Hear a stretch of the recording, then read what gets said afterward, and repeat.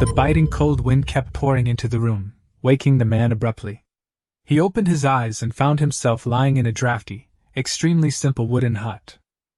At this moment, his palms felt heavy, his right hand holding an ancient book with a gilded cover and mysterious patterns.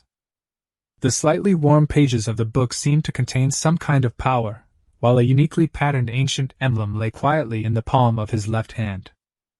The situation before him immediately gave Yangchen a sense of foreboding. He forced himself to stand up and quickly walked out of the building, which could barely be called a hut, to check the surroundings.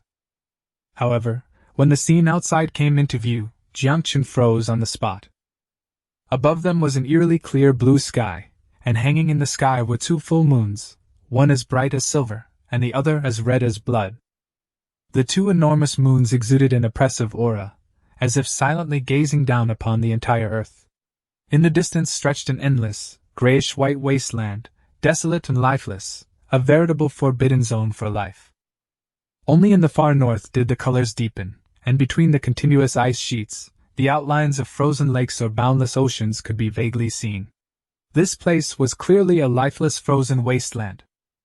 Above this land, a pale blue light shield completely enveloped the surrounding area, covering an area roughly the size of 2 football fields. Yangchen's hut was located right in the center of the light barrier. Otherwise, the surrounding area was so desolate it was almost despairing. Apart from solid ice and frozen ground, there wasn't even a blade of grass or a stone to be found. The unfamiliar surroundings filled Yangchen with confusion. What on earth was going on? He was sleeping in his familiar bedroom, so how did he end up in this weird place when he woke up?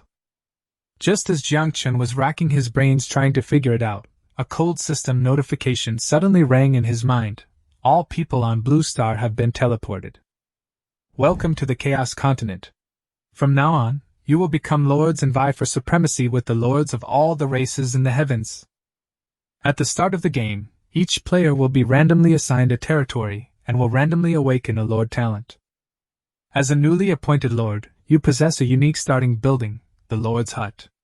Gathering resources, recruiting troops, contracting heroes, expanding your territory, and conquering all directions, this is your only way to survive. In addition, the Lord's Book in your hands has core functions such as a built-in shop, regional chat, and cross-lord trading, which are the foundation for your survival in the Chaos Continent. The badge in each person's hand is an emblem for switching factions, allowing them to change their initial faction once. On this vast, boundless, and chaotic continent with its broken rules, countless ancient opportunities and secret realms are hidden, while deadly dangers and deadly traps lurk. You will embark on this brutal path of conquest as a mortal lord, overcoming all obstacles until you uncover the secrets of immortality, and even ascend to godhood. As a new lord, you will have a 7-day protection period. Before the protection period ends, your territory will be completely safe, and any attacks or invasions will be ineffective. Please be sure to leave the protected area as soon as possible to gather resources, develop your territory, and increase your strength. 7 days later, the protection period will automatically expire, and a life or death trial for lords will begin as scheduled. Those who succeed will receive generous rewards, while those who fail will be completely eliminated, their souls scattered. Talent draws are now being conducted for all lords. Drawing in progress. Congratulations! You have drawn an A-rank Lord Talent Extraordinary Luck, which increases the probability of obtaining high-level or higher rewards when opening treasure chests by 10%. These unbelievable pieces of information flooded into Yangchen's mind, constantly assaulting his consciousness. He never imagined that he would be transported to a dangerous and unfamiliar world, and have to participate in a brutal lord elimination game. But his initial territory was so desolate, and his awakened talent was the kind that depended on luck. Perhaps in the later stages of the game, this will become an overpowered ability, but right now, Yangchen is even having trouble surviving the first day. Even with a 7-day protection period, on this resource-depleted ice field, they would still end up freezing to death or starving to death. Thinking of this, Yangchen felt a wave of despair wash over him. He returned dejectedly to his dilapidated lord's hut, looking at the faction-switching emblem on his left palm. Perhaps this was his only chance to survive. Yangchen immediately chose to activate the emblem, and the next second, an attribute panel automatically appeared in front of him. Faction Change Crest Effect allows you to unconditionally change your faction once. Currently selectable factions: Orc, Dwarf, Elf, Abyss, Undead. Initial default faction: Human. After switching factions, you will automatically receive the starting buildings of the corresponding race and be able to summon the basic units of that faction. Each of the 5 factions has its own strengths and weaknesses, but considering the uncertain future and the current desolate icy wasteland, they are all united. Yangchen stared at the faction-switching emblem in his hand, his thoughts racing. Choosing humans meant needing food, choosing orcs also required food, and there was a possibility of being counter-attacked by their unit. Elves and dwarves rely on resources and the environment, but the icy plains where he lived had nothing. As for the Abyss faction, they could suffer a backlash at any moment, and might not even know how they died. In comparison, the Undead are currently the most cost-effective option. Undead don't need to eat, sleep, or rest. They can work 24 hours a day without interruption, and there are no issues with low morale or loyalty betrayal. The only drawback is its weak initial strength, but for Yangchen, who is currently penniless and in dire straits, this is simply the perfect starting unit. Having made his decision, Yangchen no longer hesitated. He gripped the faction-switching emblem tightly and commanded in a deep voice. Switch faction Undead. A sudden burst of cold, deathly gray-black mist erupted from the emblem, quickly coiling around Yangchen's arm before entering his body. A faint sound, as if the rules of heaven and earth were vibrating, emanated from the space between them. The Book of Lords in his hand also instantly changed from gold to a dark bone color. At that very moment, a crisp and clear system notification, completely different from the previous one, suddenly rang out deep within Yangchen's mind. Ding detected that the host has completed the faction's switch. The All Things Enhancement system has officially awakened. Points can be used to upgrade all items, including buildings, weapons, armor, tools, and materials, but not living creatures. Points can be obtained by defeating monsters or recycling resources. Current remaining points 0. Yangchen was slightly taken aback, then an overwhelming joy welled up inside him. The despair that had previously shrouded his heart also quickly dissipated at that moment. At that moment, he finally saw hope for long-term survival and rapid rise in this dangerous world. The next second, a complete plan quickly formed in Yangchen's mind. He needed to use the system to overcome the immediate survival crisis. They then built their territory and continuously summoned undead, evolving them into their highest form, ultimately creating an undead army that struck fear into the hearts of all. He intends to lead this massive army to contend with all races for supremacy, defeat all lords, incorporate all their territories into his own domain, and continuously expand his power. Step by step, he became the strongest lord, created a vast empire, and ultimately became the sole ruler of the Chaos Continent. After calming himself down, Yangchen quickly browsed the system rules. The system's function was as straightforward as its name. By consuming points, everything could be strengthened. The quality improvement ladder is very clear: white-green, 100 points, green-blue, 1,000 points, blue-purple, 10,000 points. Purple-orange, 100,000 points.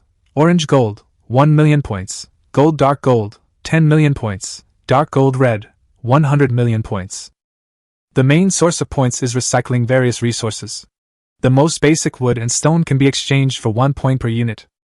The exchange rate for iron ore and metal ores is higher, and various rare materials and special resources can also be exchanged. When Yangchen scrolled to the bottom of the interface, he even saw an outrageously ridiculous recycling entry: Divinity. 1 unit equals 100 million points. Yangchen's lips twitched involuntarily. He was already capable of killing gods. Why would he be short of 100 million points? But then I thought about it again. 100 million points is just enough to upgrade a near-divine artifact into a true divine artifact. So, it doesn't seem like such a bad deal? This system is less of an enhancement system and more of a super recycling machine. But there is one crucial point: the system only looks at the elemental energy contained within the materials, and does not care about the specific form of the materials. An ordinary iron ingot and iron forged into fine armor yield the same number of points when recycled. A vast space for maneuver instantly unfolded before Yangchen's eyes. They buy up discarded weapons and old armor at low prices and then sell them to the system to exchange for points. Sometimes, the price of the finished product is even cheaper than the raw materials. The mechanism of this system is truly bizarre and peculiar. But looking at it from another angle, as long as he gathers 100 million units of wood or stone, he can use the system to enhance a divine artifact. If word gets out, the lords of the top powers on the Chaos Continent would probably fight tooth and nail to complete this deal with him. In other words, Yangchen now possesses a path to heaven where he can exchange basic resources for divine artifacts. Right now, he has 0 points and 0 resources. No matter how powerful the system is, it can't solve his current predicament. On this frozen tundra, there is nothing but solid ice and soil, but the system clearly states that neither soil nor ice will be recycled. Yangchen coughed lightly and, as if making a routine inquiry, tentatively asked, "System, is there a newbie gift pack?" Even the most exploitative system wouldn't swallow up the most basic newbie benefits, would it? The system remained silent for several seconds, like a machine that had been lagging for a long time, before finally and reluctantly beeping. "Newbie gift pack detected. Open now!" Yangchen said without hesitation. "Open!" The newbie gift pack has been opened, granting one-click enhancement X1. Yangchen was slightly taken aback at first, then his eyes suddenly lit up. He immediately checked the detailed description of this special item. One-click enhancement X1 effect. Directly enhance any selected item to God level. Yangchen quickly calmed down and then proposed a more prudent solution. "Since we can't enhance living things, how about enhancing my lord talent?" No matter how powerful a divine artifact is, it is ultimately just an external object. A common man is innocent, but possessing a treasure is a crime. With Yangchen's current strength, if he were to wield a divine artifact, it would only bring him mortal danger. But the Lord's talent is different. It is a power engraved deep in his soul that no one can take away. Lord talent detected. Extraordinary luck, rank A. Confirm use of one-click enhancement, execute? Yes. Yangchen made a decisive choice. One-click enhancement successful. Gain the unique God tier Lord talent, Guidance of Fate. Guidance of Fate God tier.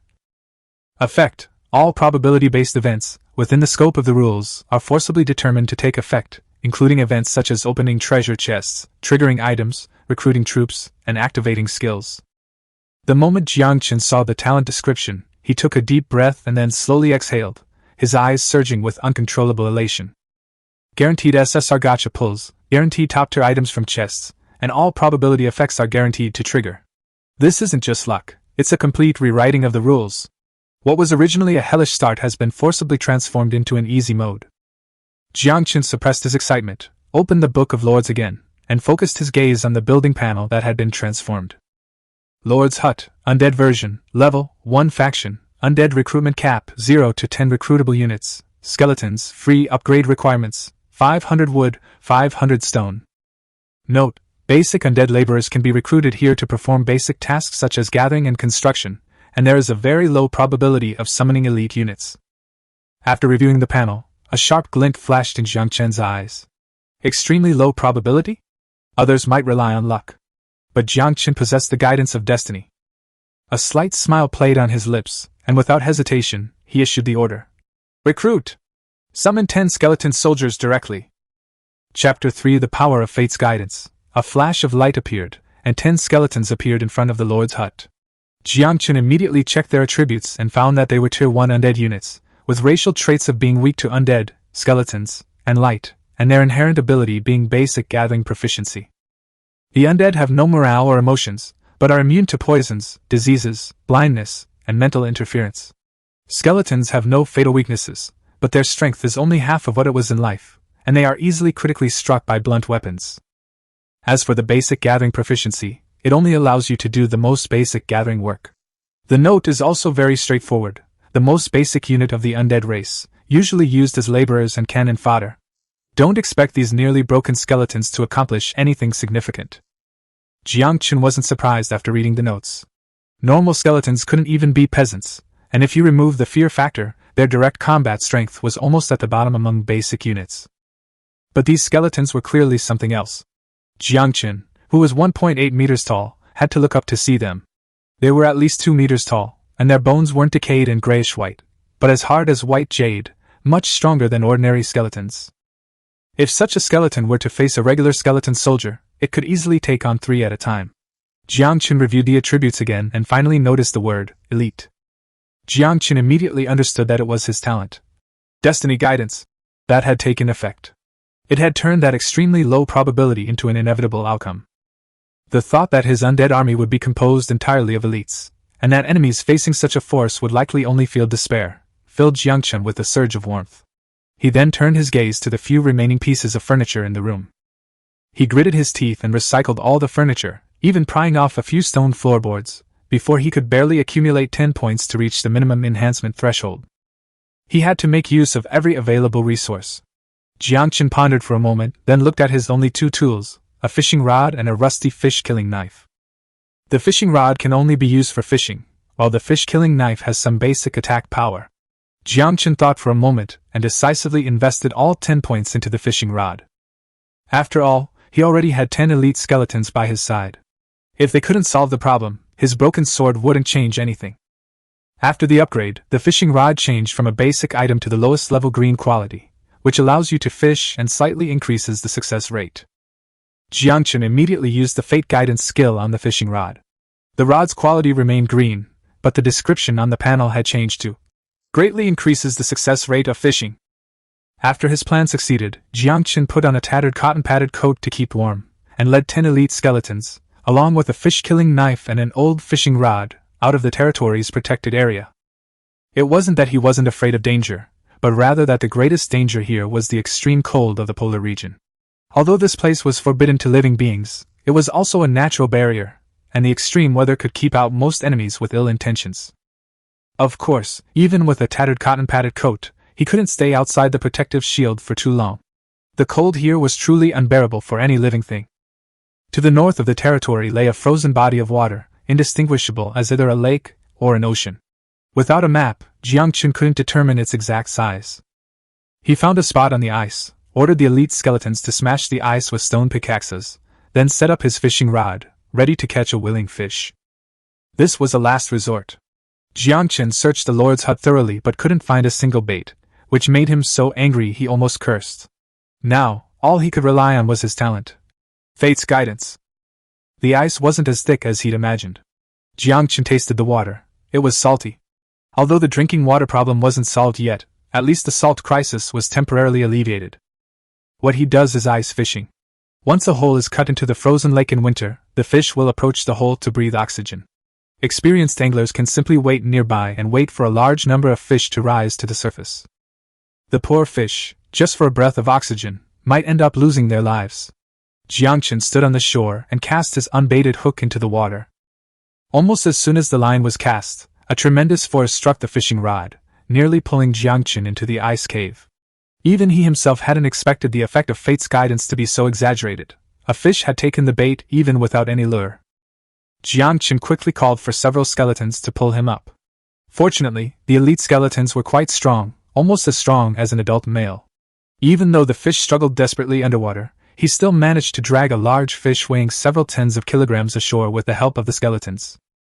Yangchen stared in shock at the fish thrashing about on the ice. Either this cod was overdeveloped, or the wild animals in this world were simply larger than those in his original world, more than twice the size. Size was power. If even ordinary creatures at the bottom of the food chain could grow this large, Yangchen couldn't even imagine how terrifying the extraordinary creatures must be.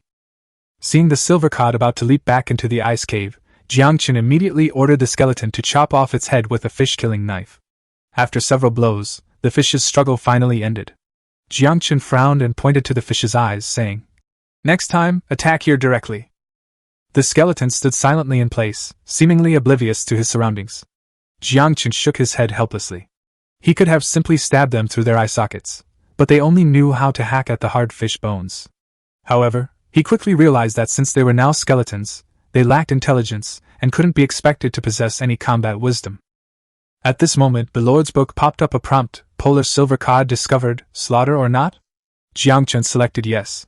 The silver cod, which was more than a meter long, on the ice was quickly broken down into various ingredients, the bones and meat separated, the fish meat texture was clear, and the knife skills were comparable to those of a top sashimi chef. After slaughtering the fish, he received 20 portions of fish meat, 1 portion of fish bones, and 1 portion of fish entrails. Yangchen weighed them in his hand. The fish meat was roughly 1 unit per kilogram, while the fish bones and entrails were sold individually. Just as Yangchen finished slaughtering the silver cod, the World Channel suddenly displayed 3 consecutive announcements. Congratulations to Lord Yangchen on his first kill. You are rewarded with a bronze treasure chest.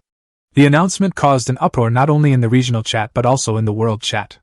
Some exclaimed in surprise, "Who is Yangchen? He's already hunting!" Others regretted not sending farmers to hunt if they had known there was a reward for the first kill. Others immediately countered, saying that the wild animals in this world are generally larger than those in the original world. Even a rabbit in the wild is bigger than a husky, so it's hard to say who would hunt whom in a fight. Still others were worried about the wild animals outside their gates and didn't even dare to leave their protective shields. So everyone started speculating that Yangchen must be no ordinary person. He might be a hunter or a special forces soldier, otherwise he couldn't possibly have such skills. But the topic quickly veered off course. Someone said sourly that Yangchen was just SOSO, and if they had gone out earlier, they might have been able to hunt prey as well. Others were eyeing the rewards, pressing for details about what was inside the bronze treasure chest, and even tagging Yangchen directly in the chat, urging him to share. When Yangchen didn't respond, some made sarcastic remarks, saying the rewards were probably nothing special, otherwise he would have already boasted about them. Finally, some even suggested that since everyone was going through a tough time, Yangchen should share the rewards and prey, and only by working together could they overcome the difficulties. Chapter 4: Mastering the Extraordinary, Changing Class to Necromancer. At first, the world chat was only discussing Yangchen's identity, but soon, sarcastic remarks began to emerge.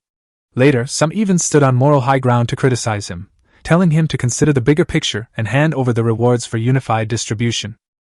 Some even started recommending so-called prestigious individuals, claiming that spoils should be centrally managed. On the surface, these statements seemed absurdly stupid, but Yangchen knew in his heart that not all of them were truly stupid. Some people are just trying to use moral blackmail to try and profit from others. They'd rather get something than lose nothing. Even if someone is willing to give something, they won't see the person as kind, they'll just think they're easy to bully. As for the other group, they are simply echoing others' opinions, fueled by jealousy, and can't stand seeing others get good things. The law of the jungle is the most fundamental rule in any world. Yangchen had absolutely no interest in these words. The world announcement had indeed surprised him somewhat, but that was all. Even if others knew which region he was in, whether they could find him was another matter entirely. He glanced at the world chat, too lazy even to get angry. Getting upset over complete strangers would only hurt him. He quickly turned his attention back to the reward, checking the bronze treasure chest. Bronze treasure chest, guaranteed to yield a green quality item upon opening, with a 10% chance of obtaining a blue quality item and a 1% chance of obtaining a purple quality item. Upon seeing this description, Yangchen merely scoffed. 1%? For him, that was practically a guaranteed drop. He immediately activated his fate guidance talent and opened the treasure chest. The next second, a dazzling purple light burst forth from the chest. Open the bronze treasure chest to obtain Evil Moon, purple, Graveyard Building Blueprint blue, Job Change Scroll green, Stone Axe Crafting Blueprint white, Soul Crystal X20, Undead Gold Coins X248. Looking at this pile of rewards, Yangchen almost burst out laughing. The harvest was even greater than he had expected. The guidance of fate was truly absurd, as if probability simply did not exist in its presence. Among the treasures, the highest quality was a purple single-edged sword called Evil Moon. Yangchen casually tested it. The blade was light, and with a light stroke, it could cut through thick blocks of ice, truly worthy of being a purple weapon. Evil Moon, purple, damage, level 4 durability, 120 characteristics, sharp, bleeding, light. The notes also suggest that even if a purple weapon is kept in a territory, it is enough to be a family heirloom. If it is exposed casually, it may attract unnecessary covetousness. However, for Yangchen, this sword was just missing a use: killing fish. He gave Xiaoyu to a skeleton to handle the live fish. After the fish were killed, Yangchen would then butcher them. The only problem is that only Yangchen can use the Lord's talent, Fate Guidance. He can only cast his fishing rod first, and while waiting for the next fish to bite, he can continue to check the other rewards.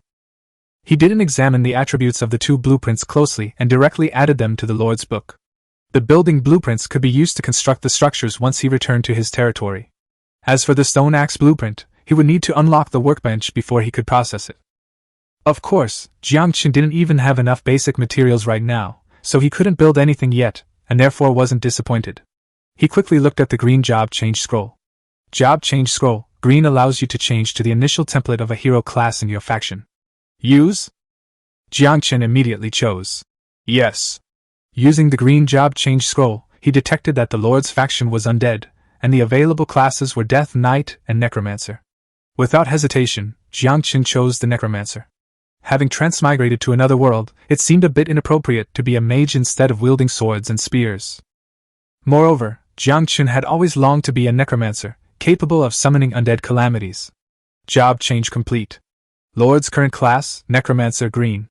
Learn basic skills, Summon Skeleton, Meditation, Magic Missile, Bone Explosion. Summon Skeleton, Green requires Bone Medium. Summon second-tier skeleton soldiers to fight. Meditation, Green increases mana regeneration speed. Immobilization is prohibited during meditation. Mana Missile, Green summons a colorless mana missile. Power level 2, attack range 10 meters. Bone Explosion, Green commands subordinate skeleton units to self-destruct. Power level 2, blast radius 5 meters. This magic-based stat sheet is pretty good. Although all 4 skills are green tier, from now on, Yangchen is a true necromancer. Even without summoning, he can use magic missiles when encountering enemies alone. Moreover, the transparent magic missiles are well concealed, and with a bit of luck, they could inflict a heavy loss on the enemy. Yangchen immediately ordered the idle skeletons to place the fish bones in front of him and attempt to use the skeleton summoning technique. Summoning skeletons with fish bones sounds bizarre, but in this world of extraordinary powers, it's actually possible. The essence of summoning magic is more like sacrifice. By offering a medium, one obtains the power of otherworldly creatures, allowing them to descend into the mortal realm to aid in battle. While casting his skill, Yangchen didn't forget to activate Destiny Guidance. Soon, he felt a slight mental fatigue, a sign of dwindling magic power. As his magic power dissipated, the fish bones on the ground rapidly melted into a lump of black mud. The mud slowly rose, eventually solidifying into a skeleton soldier wielding a bone blade. Yangchen checked its attributes. Skeleton Soldier, Tier 2, Faction, Undead Race Characteristics, Undead, Skeleton, Light Weakness Inherent Ability, Basic Combat Proficiency. The undead characteristics make it devoid of morale and emotion, and immune to poison, disease, blindness, and mind control. The skeleton's body has no fatal weaknesses, but its strength is only half of what it was in life, and it is vulnerable to critical hits from blunt weapons. Light magic deals additional damage to it. Basic combat proficiency grants it fundamental combat abilities, and its bone blade poses a threat even to living creatures. The note was quite straightforward. Skeleton soldiers were merely the most basic cannon fodder of the undead race. Before they could form a significant force, don't expect these crumbling skeletons to accomplish anything substantial. Yangchen was momentarily speechless. This attribute was somewhat awkward. Because it recruits through skills rather than buildings, elite units are impossible to obtain. There's no probability of them appearing. However, the guidance of fate seems to have worked. The most basic skeleton summoning technique, which normally hovers between Tier 1 and Tier 2, resulted in a Tier 2 skeleton being summoned using only a fishbone, which is considered incredibly lucky. However, this Tier 2 skeleton still looks weak and frail, with blackened bones and a short stature, far inferior to a Tier 1 elite skeleton. Without the bone blade enhancement, Yangchen even doubted whether it could defeat a Tier 1 elite skeleton. More importantly, there was the mana consumption. Yangchen estimated that he could only summon skeletons a maximum of 20 times consecutively before his mana was completely depleted. This is clearly not a good choice. After all, this is the real world, and no one can say for sure what the consequences of running out of magic will be. The dizziness I felt just now was the most direct reminder of that. Chapter 5 Online Trading. If the after effect of running out of magic power is unconsciousness, in this freezing weather, it's practically a death sentence. Yangchen wrapped his tattered cotton coat tighter around himself, and quickly set out the rules. As long as there is no danger nearby, stop using it when your magic power drops to 2/3 and switch to meditation to recover. Since meditation doesn't consume magic power and has no cooldown, you can continue once you've fully recovered. He ordered the newly summoned skeleton soldiers to carry the processed fish back to the Lord's hut. On average, a fishing rod can catch a silver cod every minute. The real time-consuming part isn't waiting for the fish to bite, but rather pulling it out of the water. Guided by fate, the hook reacted almost immediately upon entering the water. However, the silver cod struggled fiercely, making it difficult to pull it ashore. Fortunately, the old fishing rod was sturdy enough. Perhaps because it had been upgraded to green quality, it hadn't broken. Yangchen ordered the skeletons to gather the killed fish and then slaughter them all at once. After slaughtering, he obtained 60 fish meat, 3 fish bones, and 3 fish entrails. With the fish bones, he continued to use the skeletons to summon more. And so, the number of skeleton soldiers gradually increased, and the harvest became faster and faster. Once he sensed that the magic power within his body had dropped to the preset range, he stopped summoning and focused all his energy back on fishing. Meanwhile, in the world chat, those who had been shouting for so long gradually lost their momentum when Yangchen remained silent. After all, each person only had one chance to speak in the world chat, and with no one responding, the buzz quickly died down. More and more clever people have begun to follow Yangchen's example and go hunting. Clearly, this is a farming lord game. A temporary lead doesn't guarantee a permanent one. Moreover, they also need to solve the food problem. Starting items like faction-changing emblems are too scarce, and most lords' troops need to eat. Many farmers spent half a day cutting down trees and digging for stones, but they didn't even have a bite to eat, and their loyalty began to drop visibly. This panicked many lords, as the rules had stated from the beginning that loyalty below 50 might lead to defection, and below 30 might even result in the lord turning on his own. Let alone betraying their lord, the mere act of defection is an outcome that those lords with only 10 peasants under their command but lofty ambitions cannot accept. As the channel's popularity waned, Yangchen was also nearing his limit. His body temperature was steadily dropping, and he had a premonition that if he stayed any longer, he might truly freeze to death in this awful place. More importantly, he hadn't eaten anything for half a day, and his stomach was growling with hunger. Looking at the small mountain of fish meat and entrails piled up beside him, Yangchen opened the Lord's book. The channel was already filled with cries of despair, almost all pleading for others to sell food. Some said their peasants' loyalty was declining, they were slacking off, and they were begging for help from a big spender to sell some food. Immediately someone mocked, saying that no one had any surplus grain these days. Another person had just picked some wild fruit in the forest, but instead of eating it themselves, they fed it all to the farmers to maintain their loyalty. The channel was in an uproar. Some people were playing the victim, some were showing off, some were making empty promises, and some were even shouting that whoever gave them 100 units of food would be given a company general manager position upon returning to Earth. Seeing the large number of requests to buy food, Yangchen knew his opportunity had arrived. He went to the trading interface and immediately listed 5,000 units of polar silver cod meat. Polar silver cod meat costs 5,000 units. Each unit requires 50 units of wood, 50 units of stone, and 20 units of iron ore. Other resources, items, and blueprints can be obtained via private message. Currently, most lords are struggling to find food, so Yangchen has set prices very high.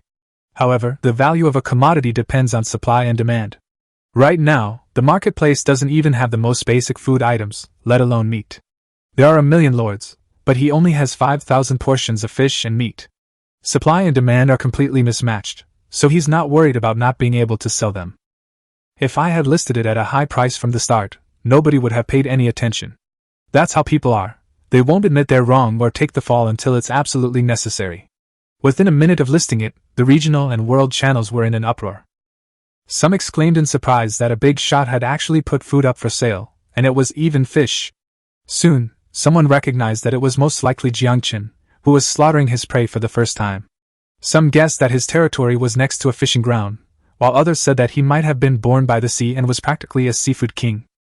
But many more people were focused on the price, complaining that it was too expensive. Some said they didn't want to be ripped off because the resources were collected by farmers with great effort. Others asked for a lower price, saying that everyone is human and everyone has difficult times, so they could help each other in the future. Soon, the comments in the channel became increasingly outrageous. Although some people stood up to say a few fair words, more people started to play the victim and try to lower the price. In the end, some even resorted to moral blackmail, demanding that Yangchen give away the supplies for free and help everyone get through the crisis together. Even more outrageous, these voices gained the upper hand over time and began to flood the screen. No matter the world, there will always be plenty of people who want to get something for free. Yangchen remained unmoved. It didn't matter, he could wait. Even the most ordinary food was still a necessity. Now it was just a matter of who would give up first. As he flipped through the Book of Lords, he pondered how to cook the fish. He had previously exchanged everything he could for points to upgrade his fishing rod. Now, he didn't even have a pot, let alone a tinderbox. The fish looked very fresh. Eating it raw probably wouldn't be out of the question, but Yangchen instinctively abhorred raw meat. In a short period of time, his Lord's book received hundreds of thousands of friend requests. But the vast majority of them were just people playing the victim and pretending to be poor, trying to take advantage of him. Some even said that they should ask Yangchen to give him face and send him 1,000 units of food, promising to repay him handsomely in the future. Yangchen cleared all the junk messages with a single click, leaving only a few private messages containing keywords related to the items he needed. One of them messaged him. "Hey bro, I have a blueprint here. How much food can I get for it?" Yangchen glanced at the lord's name. It was Dong Fu, and the profile picture was of a young man about his age. He vaguely remembered this person. It seemed this was the unfortunate fellow who had initially complained about wolves the size of rhinos circling around his territory. The blueprints sent by the other party appeared quickly. Workbench blueprint, green workbench, green wood 20, stone 20, iron ore 10, wooden spear blueprint, white wood 2.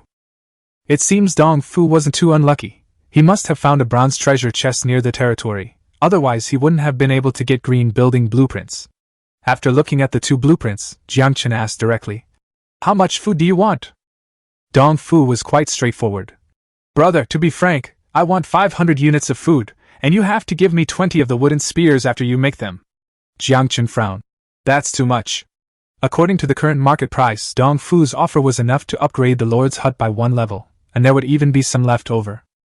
Yangchen didn't think a workbench blueprint was worth so many resources. As for the accompanying wooden spear blueprint, it was basically just sharpening wood. The blueprint only sped up the production process. Yangchen didn't think it was that valuable.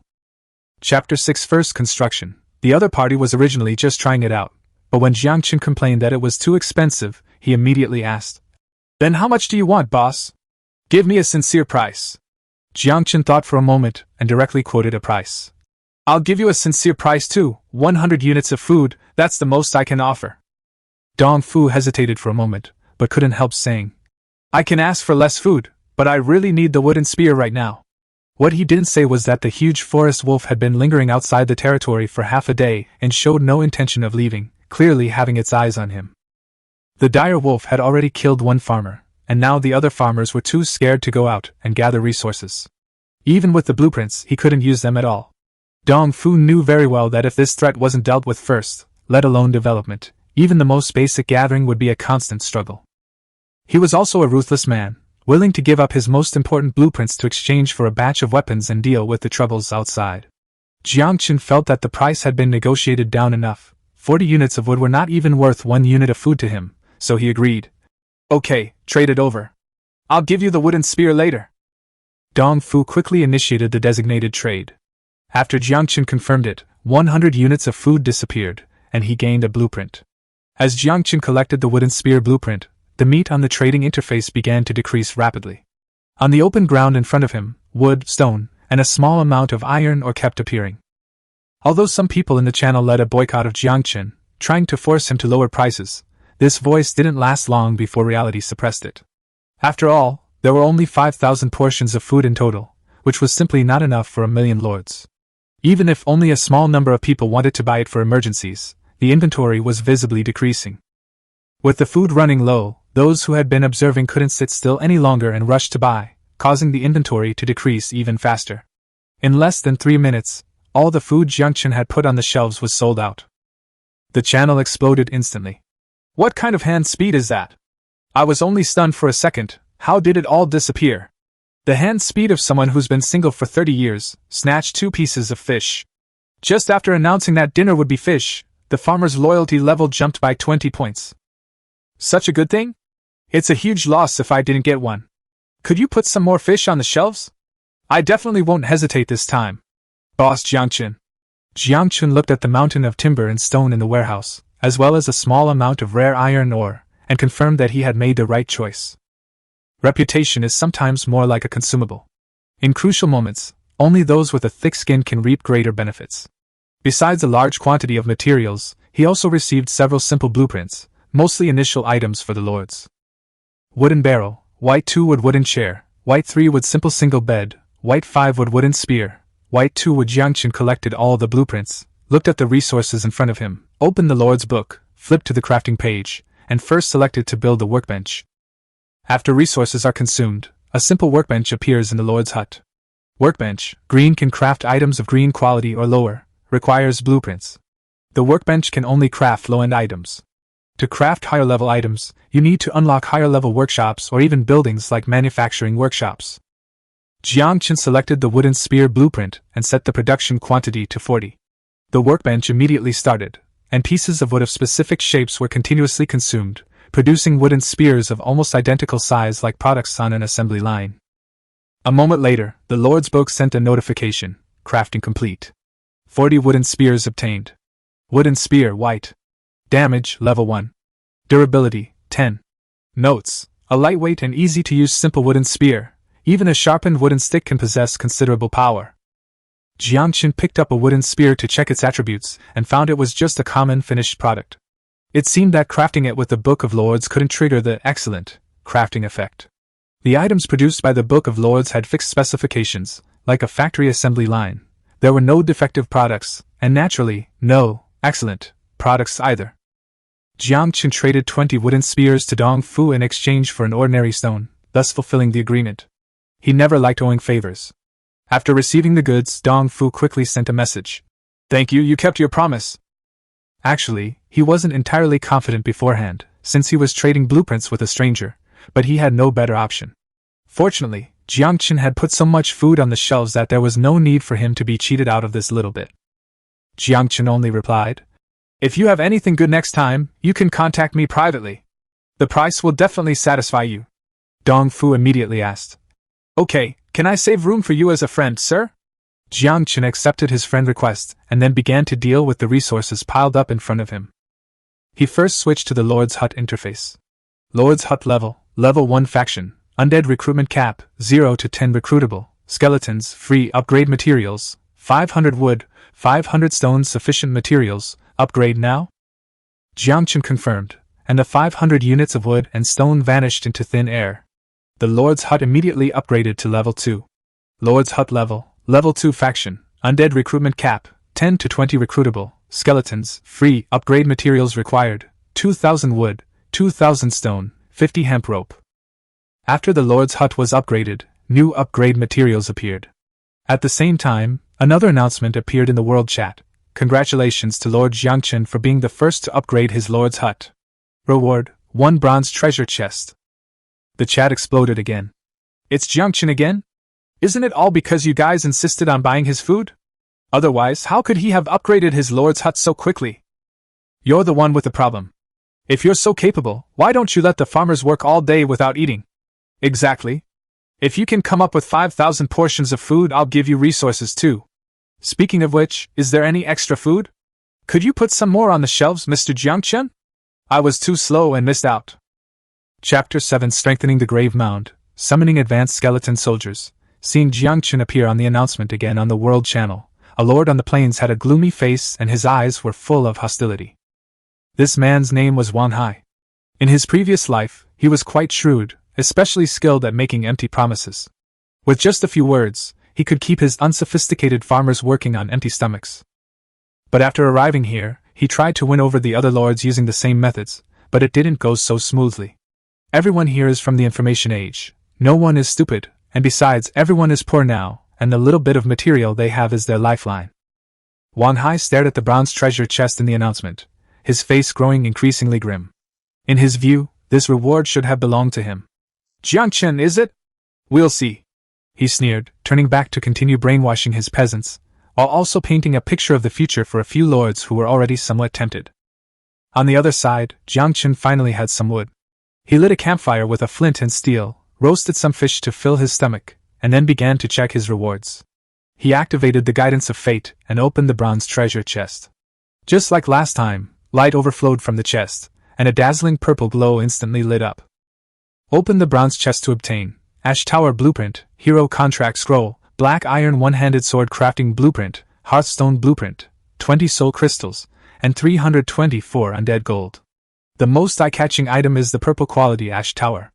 This undead faction building can be linked to the Lord's skill, Descent, allowing the Lord to remotely control his troops. The effect is indeed powerful, even worthy of being called a Lord's life-saving skill. The problem is also straightforward. The construction materials are outrageous. Stone, wood, and bone are just the basics. It also requires hemp rope, iron ingots, copper ingots, ash stone, and even death gems. Let alone something like death gems that he's never even heard of. Yangchen doesn't even have the blueprint for hemp rope yet. As for the iron and copper ingots, they were clearly products of ore refining, so there was no point in even considering them in the short term. Yangchen checked them again, and could only put the blueprints into the Lord's book for now. In comparison, he was more concerned about the blue quality hero contract scroll. This scroll allows you to contract a hero of blue quality or lower to join your territory, and a contracted hero cannot disobey the Lord's will. Simply put, it's an enhanced version of the enslavement scroll. Having experienced the previous battles, Yangchen understood the value of heroes. While combat-oriented heroes may not be able to take on 1,000 men single-handedly, achieving 100 kills is certainly not difficult. More importantly, the significance of heroes extends beyond combat. Different types of heroes may possess unique abilities that drive the development of their territories. In other words, heroes represent the true foundation of a faction. Just like Yangchen himself, he almost single-handedly maintained the entirety of his territory's troops using only his necromancer abilities. Afterwards, Yangchen went to the edge of his territory, opened the Book of Lords, and prepared to build a barracks.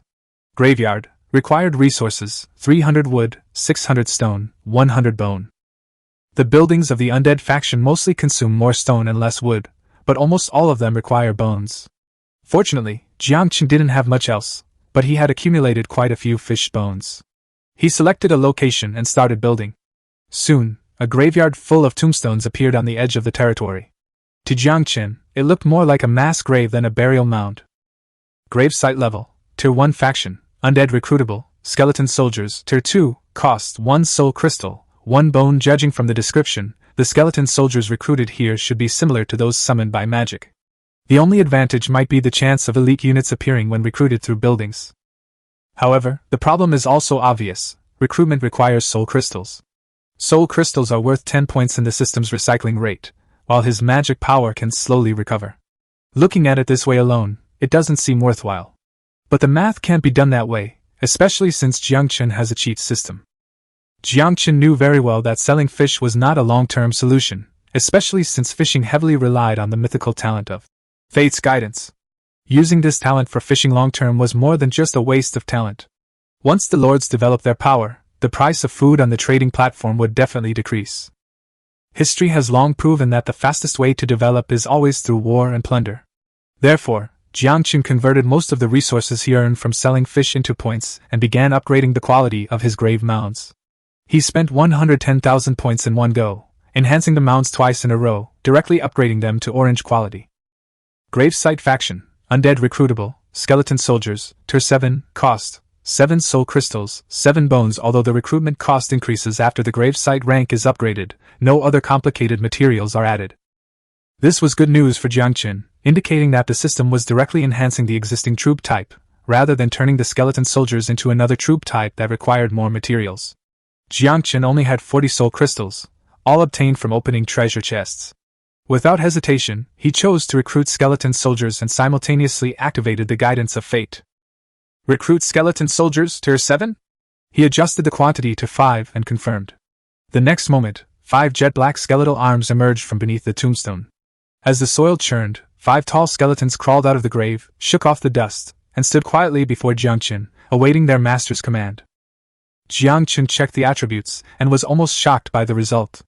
Skeleton soldier, Tier 7, elite. These skeletons not only possess racial characteristics such as undead, skeleton, and weakness to light, but also master skills such as hard bones, rapid marching, and heavy strength. The undead are devoid of morale and emotion, and are immune to toxins, diseases, blindness, and mental interference. Skeletons have no fatal weaknesses, but possess only half the strength they had in life and are easily struck by blunt force. Light magic deals extra damage to them, but their hardened bones make their bones as tough as steel. Rapid marching increases their speed by 30%, and their heavy weight grants them astonishing destructive power. Even more outrageous, they also come with intermediate swordsmanship and intermediate combat proficiency. The notes clearly state that 7th-tier skeletons are high-ranking units among the undead race's skeletons.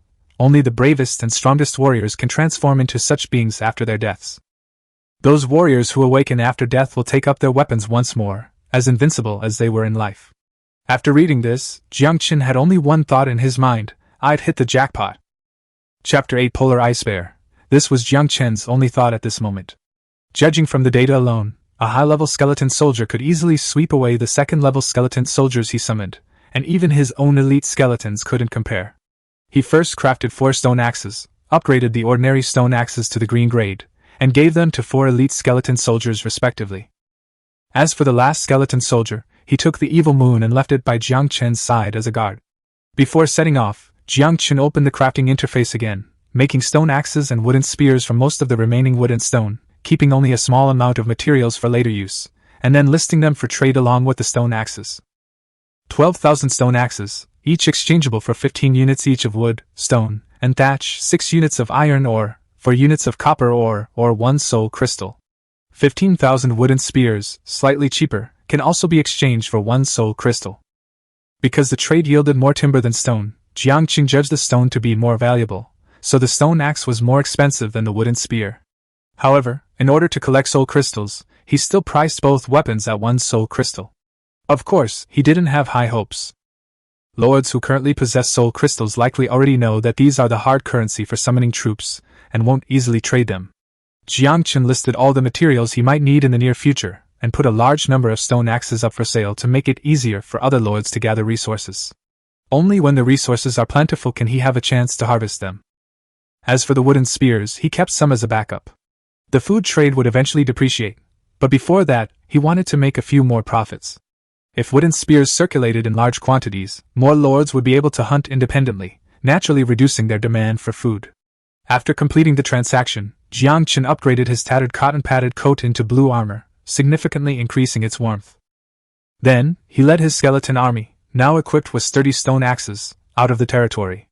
5 elite 7th-tier skeleton soldiers, along with over 200 ordinary skeleton soldiers, marched in a grand procession onto the icy plains. Only after truly entering this white wasteland did Yangchen understand what a forbidden zone for life meant. He headed south, determined to clear out the dangerous areas around his territory as quickly as possible. At least near his own land, he couldn't allow any powerful creatures to remain. The scattered skeleton soldiers quickly discovered signs of life. By the time Yangchen arrived with his main force, a group of polar bears had already crushed several skeleton soldiers. These polar bears are level 6 monsters, nearly the size of rhinoceroses, and difficult to kill with ordinary attacks. Their thick fur and layer of fat make them almost impervious to the slashes of ordinary skeleton soldiers. One of the bears saw Yangchen and immediately roared and charged. It clearly possessed some intelligence, directly targeting the only living person in the group. Yangchen coldly watched the ice bear pounce on all fours. With a thought, 2 skeletons rushed out from the side, grabbing the bear's head tightly. The next moment, he raised his hand and activated a skill, Bone Explosion. The 2 skeletons exploded with a deafening roar. The power of Bone Explosion was linked to the skill level and the skeleton's level. This explosion wasn't fatal. It only charred the ice bear's head, briefly stunning it. Yangchen had been waiting for this moment. The 7th-tier skeleton soldier wielding the evil moon immediately rushed forward, its level 4 sharp blade piercing through the ice bear's eye socket and directly into its brain.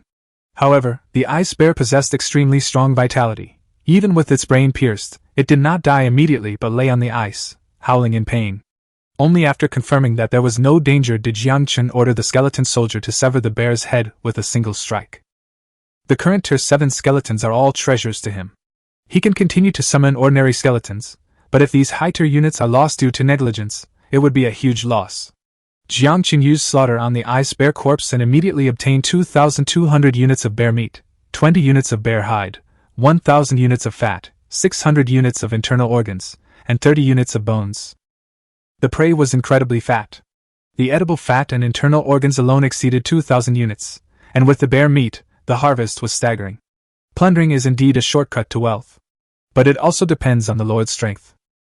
On the surface, Yangchen only lost less than 10 cannon fodder skeletons, but without the bone burst spell to create an opportunity and a level 4 sharp weapon, he would never have been able to kill the adult ice bear so easily.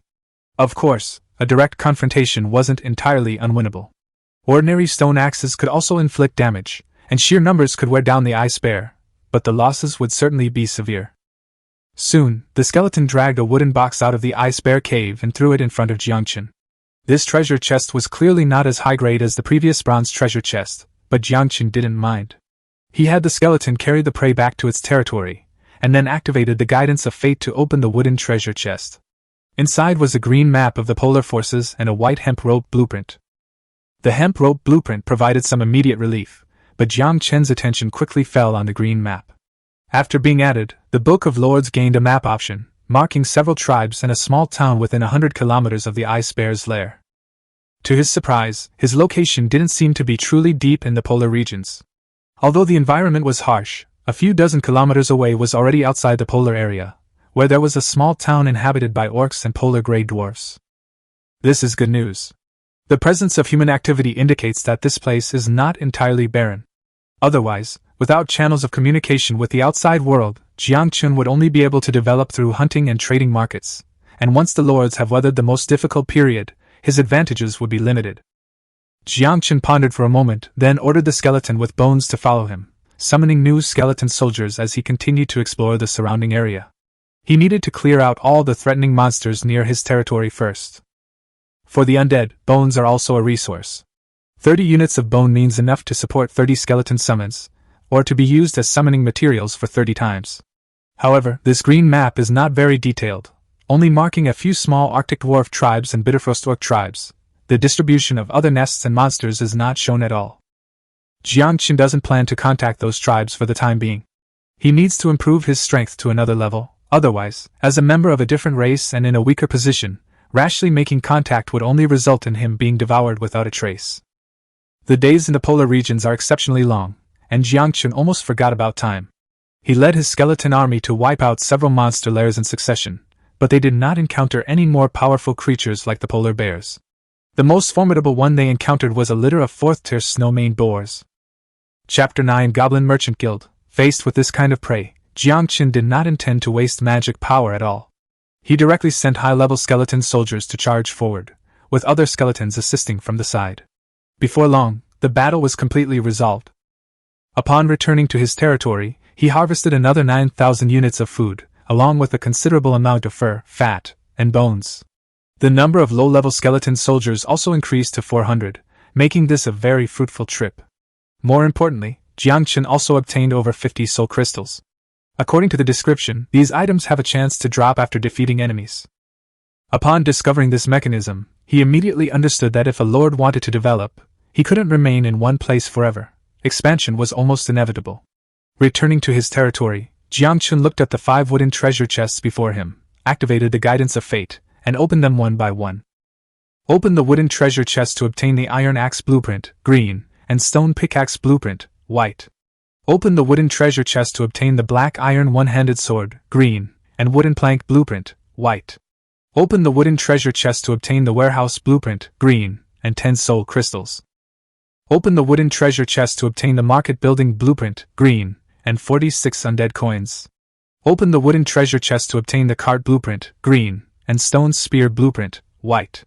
Yangchen collected all the blueprints, and did not study those that obviously required iron or furs, but focused his attention on the market building blueprint. Market, green blueprint required materials, 200 stone, 500 wood, 20 hemp rope. This is a green building that requires hemp rope. During Yangchen's hunting trip, all the stone axes he had previously listed had sold out. After all, sharpening your axe doesn't delay your woodcutting, and the price wasn't outrageous, so many lords would buy a few to improve their gathering efficiency. A large amount of resources were piled up in front of the lord's hut, including thatch needed to make hemp rope. Yangchen opened the lord's book and entered the crafting page. Hemp rope, white thatch too. He immediately set the quantity to the maximum, crafting 400 pieces. The large amount of thatch disappeared instantly, replaced by piles of hemp rope. Afterwards, Yangchen decided to upgrade the lord's hut to see if he could get new rewards. Lord's hut level, Tier 2 faction, undead recruitment cap, 10 to 20 recruitable, skeletons, free upgrade materials required, 2,000 wood, 2,000 stone, 50 hemp rope upgrade. Yangchen confirmed, and a large amount of supplies disappeared. An upgrade progress bar appeared above the lord's hut. The lord's hut was upgrading, with 4 minutes and 59 seconds remaining. Seeing the notification, he understood that upgrading territory buildings wasn't instantaneous, and the later it went, the longer it would likely take. While waiting, Yangchen began constructing other buildings. Warehouse, green 800 wood, 200 stone, 80 hemp rope. He selected yes to build, and a wooden warehouse quickly appeared not far from the lord's hut. After checking the attributes, Yangchen discovered that the warehouse could extend the storage time of supplies, so he ordered the skeletons to move all the materials that were haphazardly piled up in the square into it. Not long after, the lord's hut was also upgraded, and its name changed accordingly. Lord's hut level, Tier 3 faction, undead recruitment cap, 20 to 40 recruitable, skeletons, free, upgrade materials required 3,000 wood, 5,000 stone, 400 hemp rope, 100 stone bricks. The upgrade requirements have increased again. Although there are no troublesome materials like iron or copper ingots for the time being, stone bricks have become a necessity. Yangchen still hasn't seen the relevant blueprints, so the next upgrade to the Lord's cabin will have to be postponed. To his dismay, there was no world announcement or reward this time. It seems that upgrading Lord buildings ahead of time doesn't always trigger extra benefits. Exploration games without guides really do require you to discover everything yourself. Yangchen summoned 20 Tier 1 elite skeletons as usual. No one would complain about having too many free troops, especially since undead don't need to eat or drink, nor do they need to worry about housing. A warehouse could easily hold hundreds of skeletons. Although there were no rewards for upgrading, Yangchen quickly turned his attention to another building blueprint. This was the focus of this construction. Market, greenwood 500, stone 500, rope 120, build or not? After he confirmed, a spacious building appeared some distance from the Lord's cabin. Judging from its appearance, it didn't resemble an ordinary market. It looked more like a courtyard, surrounded by several small wooden buildings. Before Yangchen could even check its functions, the Lord's Book's notification sounded. The market is now complete.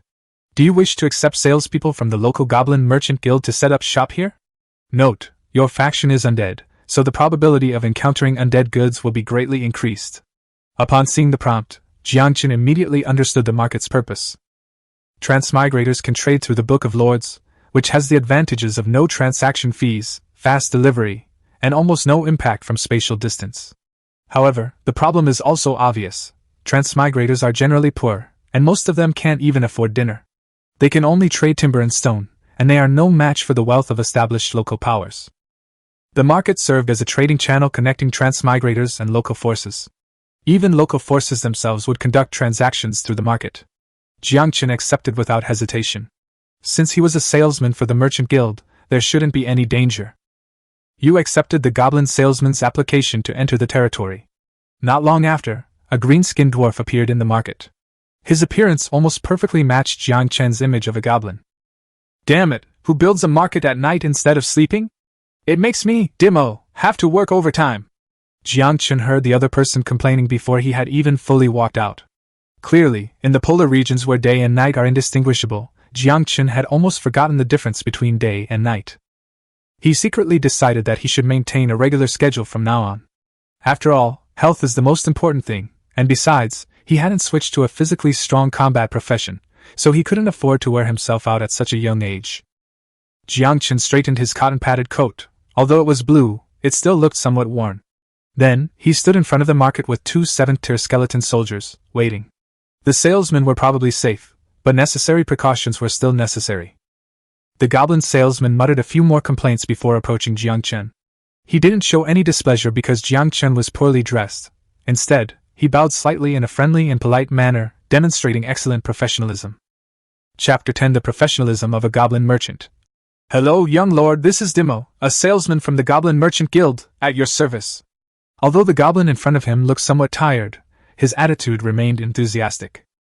The goblin merchant salespeople are all professionally trained and would never be rude to a customer just because they are poorly dressed. After all, you never know if someone might become a major client in the future. Besides, how many people who own territory and can build a market are truly poor? Even if the person was truly penniless, Dimo believed that with his silver tongue, he could still persuade them to sell everything they owned to buy the goods.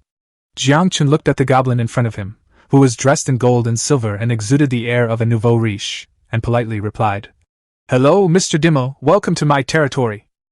It's my pleasure. Dimo nodded with a smile, but his gaze quickly fell on the skeleton soldier beside Yangchen. He hesitated for a moment before asking the question that had been bothering him. As a merchant I shouldn't ask, but why do you have undead guards by your side?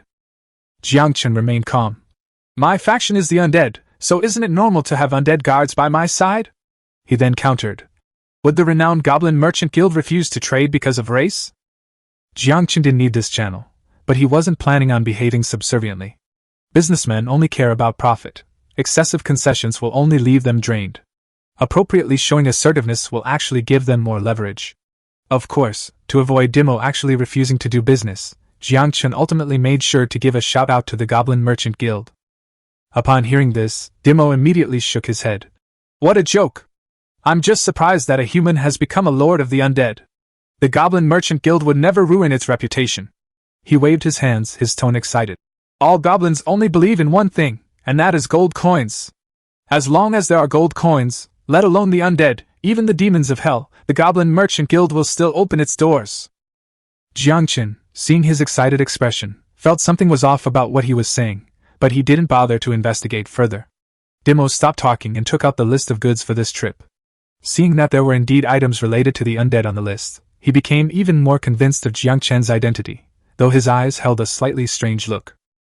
He had seen many elderly people nearing the end of their lives who turned to the undead in pursuit of immortality, but he had rarely seen a young lord like Yangchen willingly embark on the path of the undead.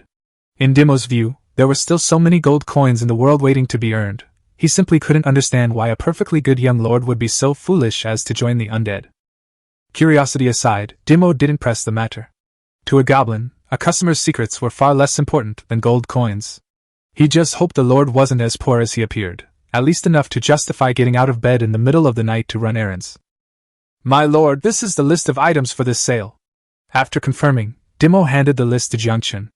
Yangchen took it and saw that there were 5 items in total. Round log shield blueprint, white, price, 5 gold coins.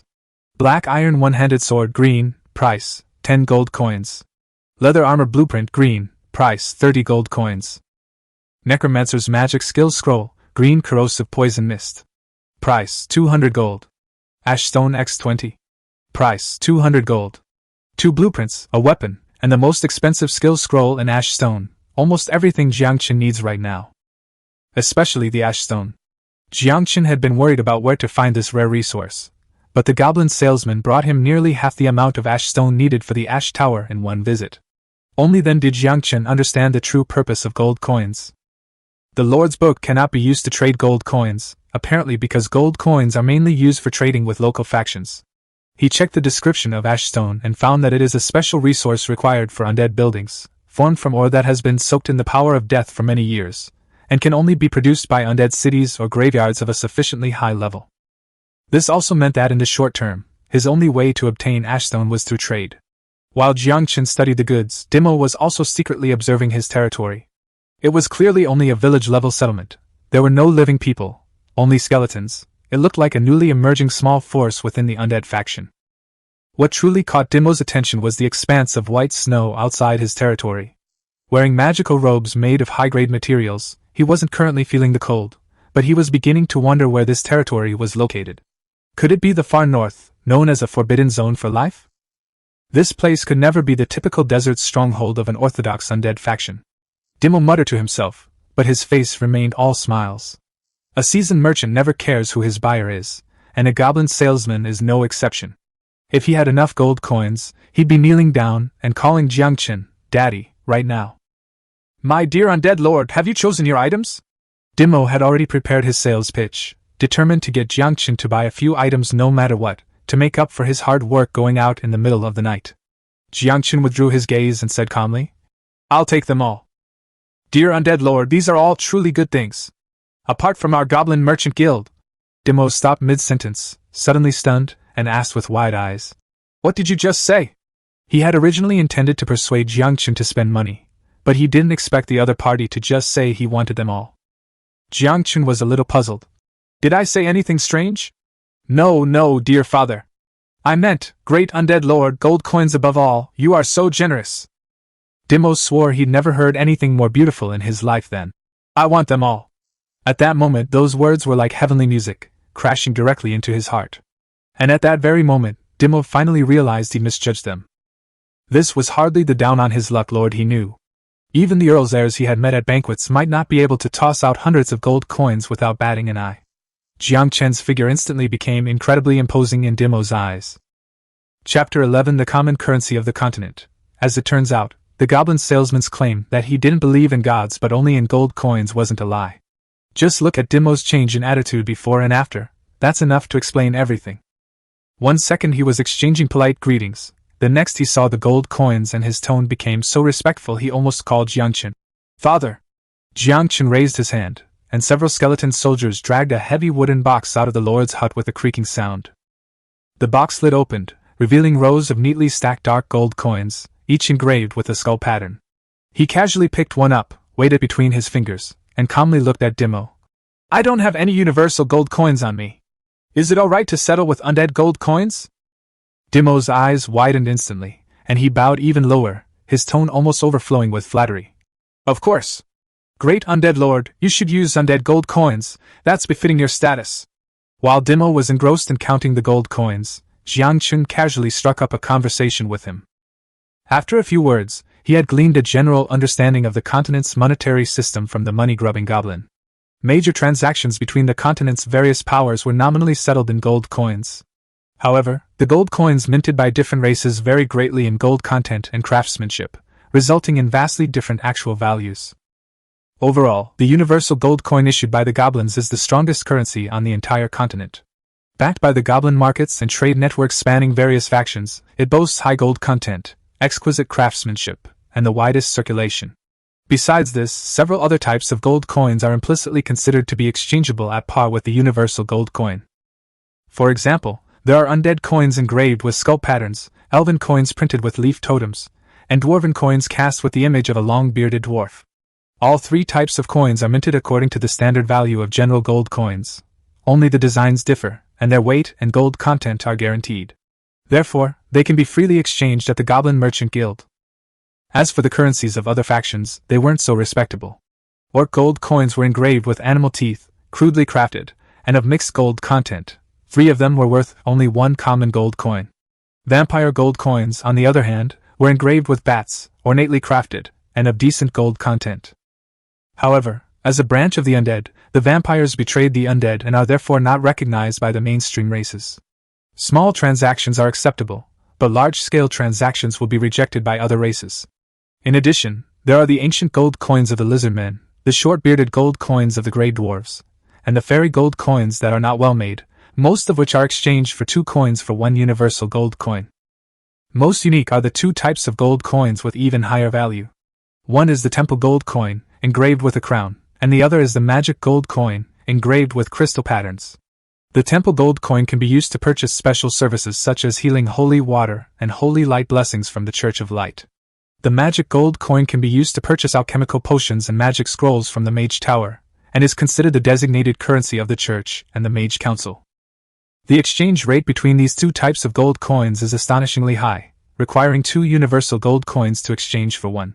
The 2 major powers don't completely reject other gold coins. For large transactions by major powers, they acknowledge the purchasing power of universal gold coins. However, for individual purchases or small transactions, individual investors must use the gold coins specified by them. Unfortunately, the Church controls healing, and the Mage Tower controls magic. No matter how dissatisfied the major powers are, they can only grit their teeth and accept these rules. Fortunately, both sides have exercised restraint and haven't recklessly printed currency to disrupt the market. Otherwise, this exchange system would have been torn apart by the combined forces of these powers long ago. Yangchen listened and simply chuckled lightly. To put it bluntly, it's just about exploiting retail investors and bullying the weak while fearing the strong. Dimo's hand, which was counting gold coins, suddenly stopped. He looked up and stared at Yangchen for a long time, his eyes filled with a strange yet admiring gaze. After a moment, he said with utmost seriousness, "My dear, great undead lord, every word you say is full of philosophical wisdom. You wouldn't happen to be a goblin in human skin, would you?" Yangchen was taken aback at first, then couldn't help but burst into laughter. He wasn't annoyed at all, on the contrary, he found it quite pleasant. He knew very well that in the minds of goblins, a goblin in human skin wasn't a mockery, but rather the highest form of recognition for their race. Soon, all 445 undead gold coins were counted. Dimo finished counting with trembling hands, then put all the coins into his spatial bag, his beady eyes practically gleaming with gold. The transaction was complete. Yangchen successfully received all the supplies from this deal. Ash stones, blueprints, scrolls, everything was there. Dimo was trembling with excitement. The sleepiness he felt on the way there had vanished. He just wanted to go back immediately and count those gold coins one last time that night. But just as he turned around, about to step into the portal, Yangchen gently grabbed his wrist. "Lord, is there anything else you require?" Dimo instantly suppressed his impatience, bowing even lower, his tone so respectful it was almost dripping with humility. Even the most greedy goblin understands that patience is more important than gold in front of a wealthy patron. Yangchen looked at him and asked directly, "When will the next shipment arrive?" This is a crucial issue, directly impacting the territory's future development speed. Although this transaction nearly depleted Yangchen's current currency reserves, he wasn't bothered at all. Gold coins were meaningless to him in themselves. Only by spending them and exchanging them for resources and strength could he survive longer in this world. Besides, Yangchen hadn't forgotten that in 6 days he would face his first Lord assessment. Even more critically, the territory's protective shield would completely dissipate in 6 days. At that time, the polar cold, capable of freezing one's soul, would sweep in without reservation. If he couldn't develop his territory to a sufficient size within these few days, he would either die in the assessment, or be frozen into a polar ice sculpture. Compared to those lords who were still leisurely developing their lands, Yangchen's sense of urgency was already ingrained in his bones. Chapter 12: The Mist of Corrosion. "My dear lord, you are truly Dimo's most respected patron." Dimo's face was full of excitement, yet tinged with regret. "It's just a pity that the next transaction will probably have to wait 7 days.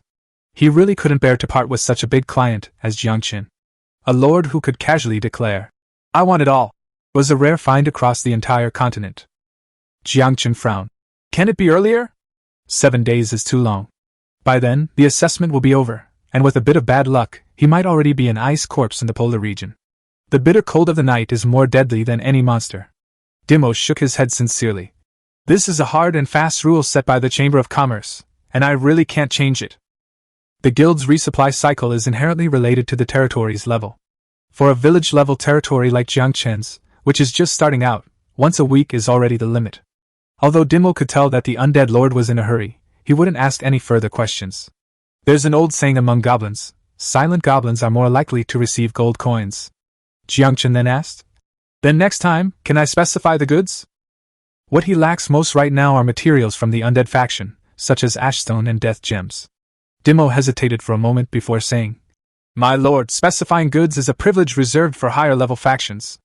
He told Yangchen that once the spending threshold is reached and the territory expands, the Merchant Guild will gift him higher-level market blueprints. At that time, not only will he be able to specify goods, but he can also directly teleport to the goblin-built commercial capital through the market to make purchases. Dimo spoke with longing, describing it as the most prosperous city in the world, where all major powers had shops, offering everything from rare resources and forbidden magic to divine weapons. He believed Yangchen would have a chance to carve out a place for himself there someday. In Dimo's view, while Yangchen was generous, he was still far from being a true commercial giant.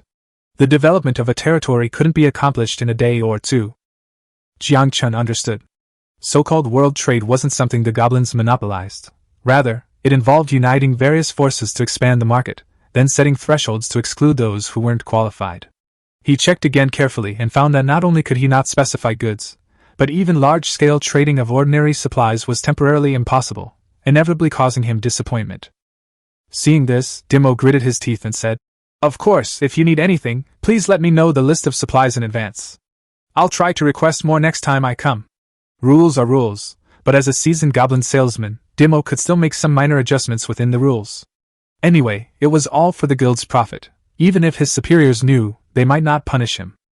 Yangchen's eyes lit up, and he immediately said, "I need the undead factions building blueprints, ashstone, death gems, and soul crystals. I'll take as many of these as you can get." After saying that, he added, "Money is no object." Although he didn't have any money on hand right now, that didn't stop him from making a big promise to Dimo first. Sure enough, Dimo's eyes lit up upon hearing this, and he quickly assured him, "Don't worry, sir, what you requested will definitely appear on the next trade list." In his eyes, Yangchen was practically a generous undead noble. This trip had definitely been worthwhile. After seeing Dimo off, Yangchen immediately collected all the blueprints he had obtained, and then tore open the skill scroll. "Learn skill scroll, corrosive mist, green?" A faint light dispersed, and the scroll turned to ashes. A pale green icon appeared on Yangchen's skill panel, the corrosive mist. Instead of rushing to study skills, he opened the Book of Lords and entered the public channel. It was already late at night, but most of these transmigrated lords were used to staying up late, and the channel was still buzzing with activity. The screen was filled with complaints about insufficient food, troops starving, and urging others to put food up for sale. After a day of struggle, a few lords had managed to acquire food and listed on the trading platform, but the prices were outrageously high, with some trading for 100 units of resources for a single piece of food, making it unaffordable for most. Clearly, with Yangchen leading the way, many wanted to emulate his get-rich-quick scheme.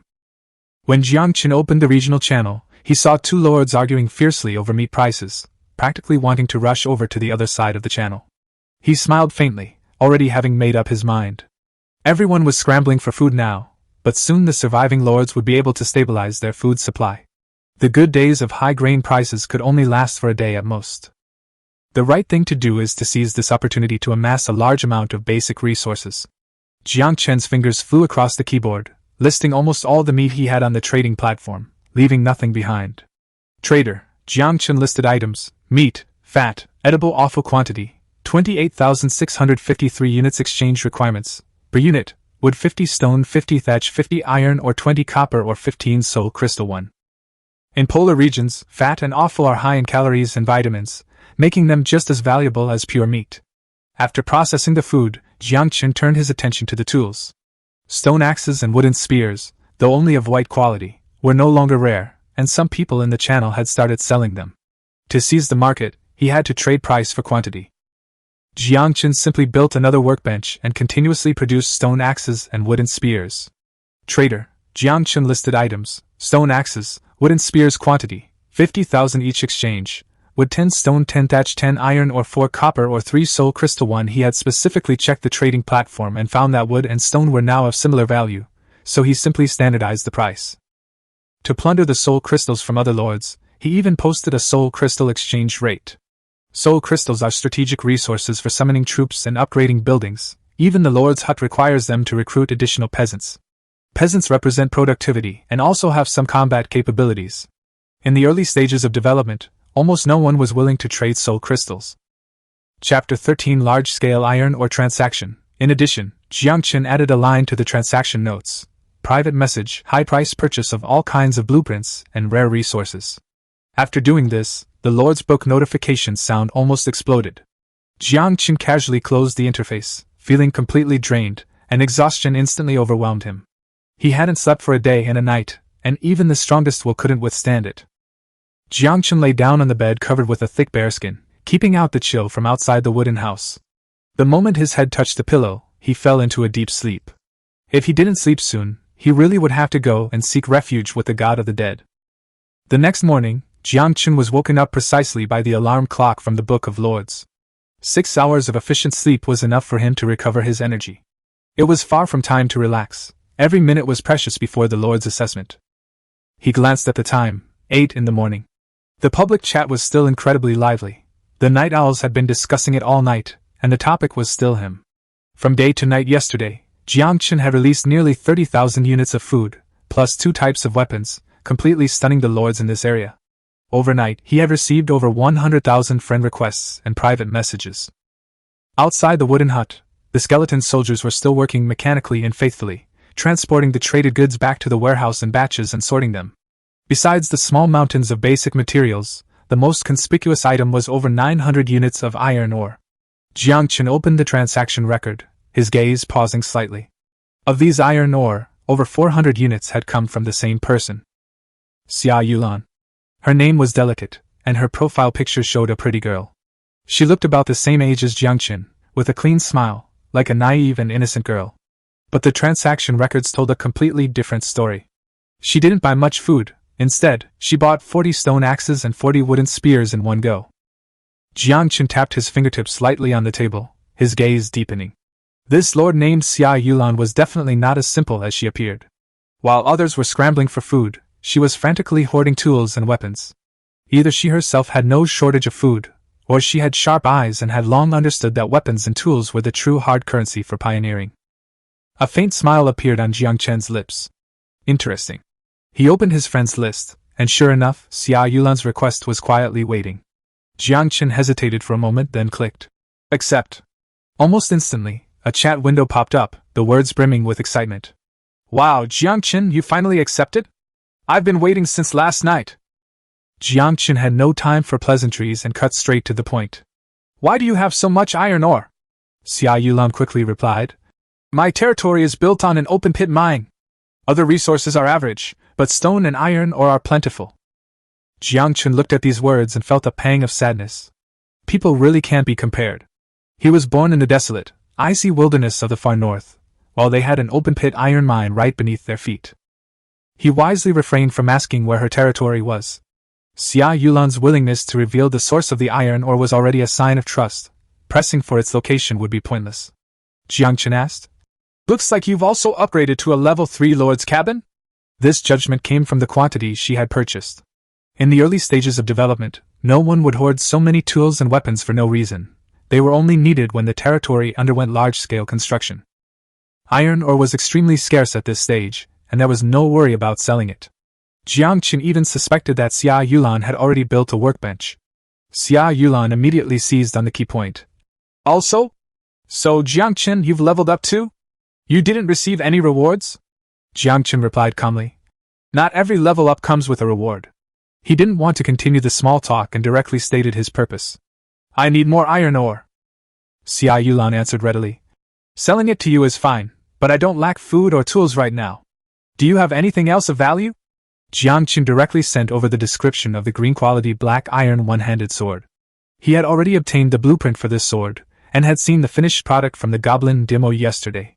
It wasn't expensive to make, it only required iron ore, wood, and a workbench.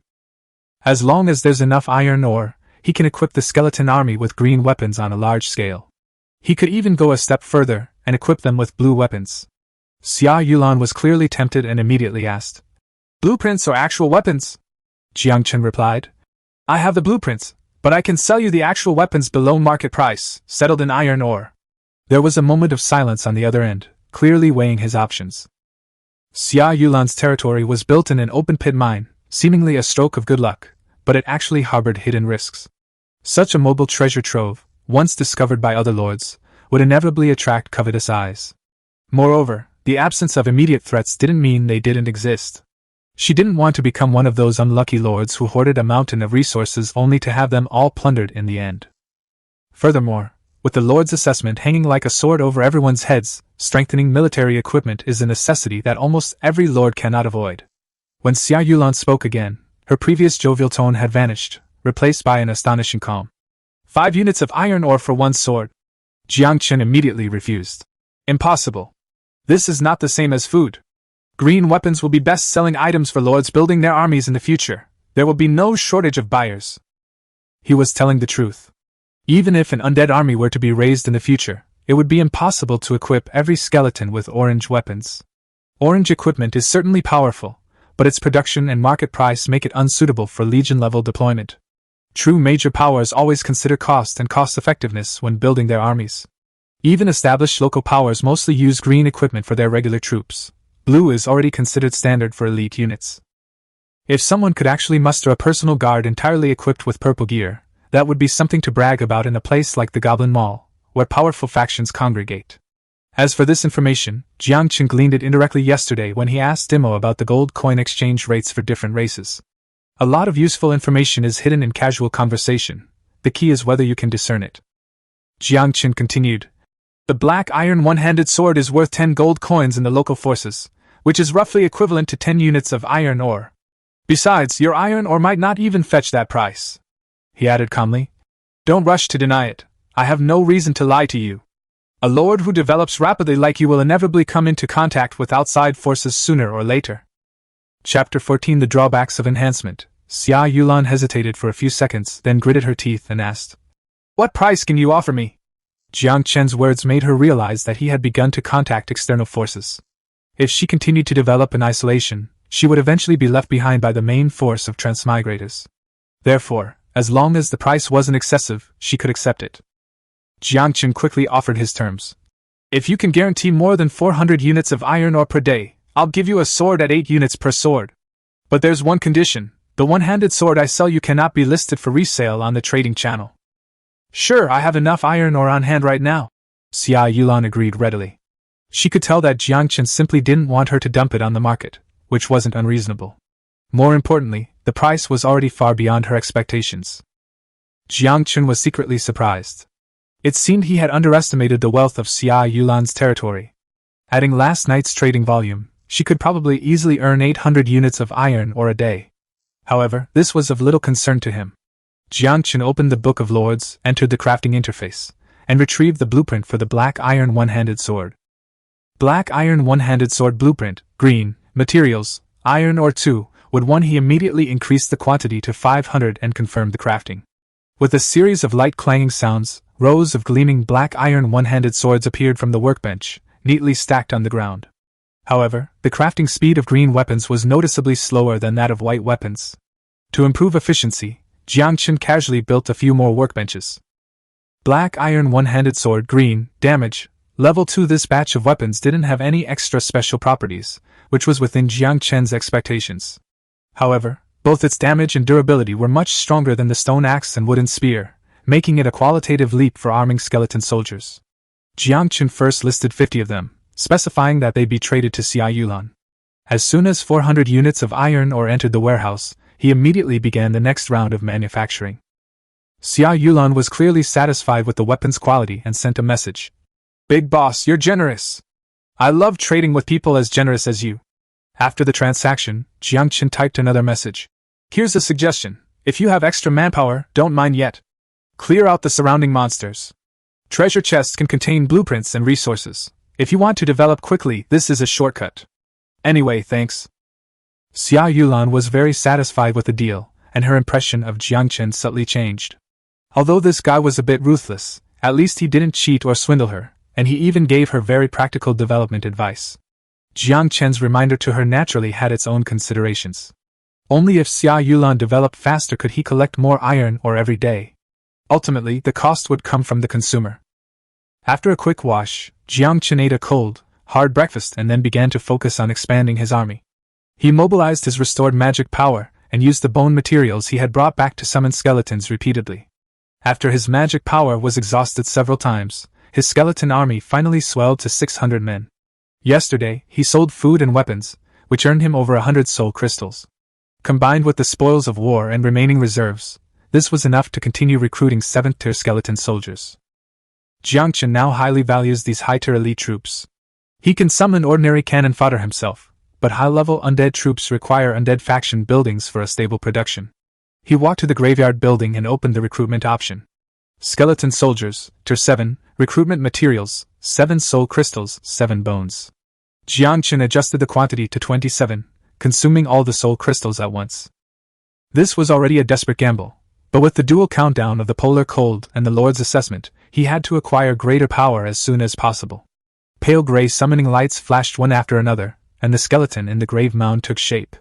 30 elite 7th-tier skeleton soldiers, their joints gleaming coldly, stood in neat rows, their empty eye sockets flickering with ghostly blue soul fire, solemnly standing in the center of the territory. Yangchen then opened the item enhancement panel.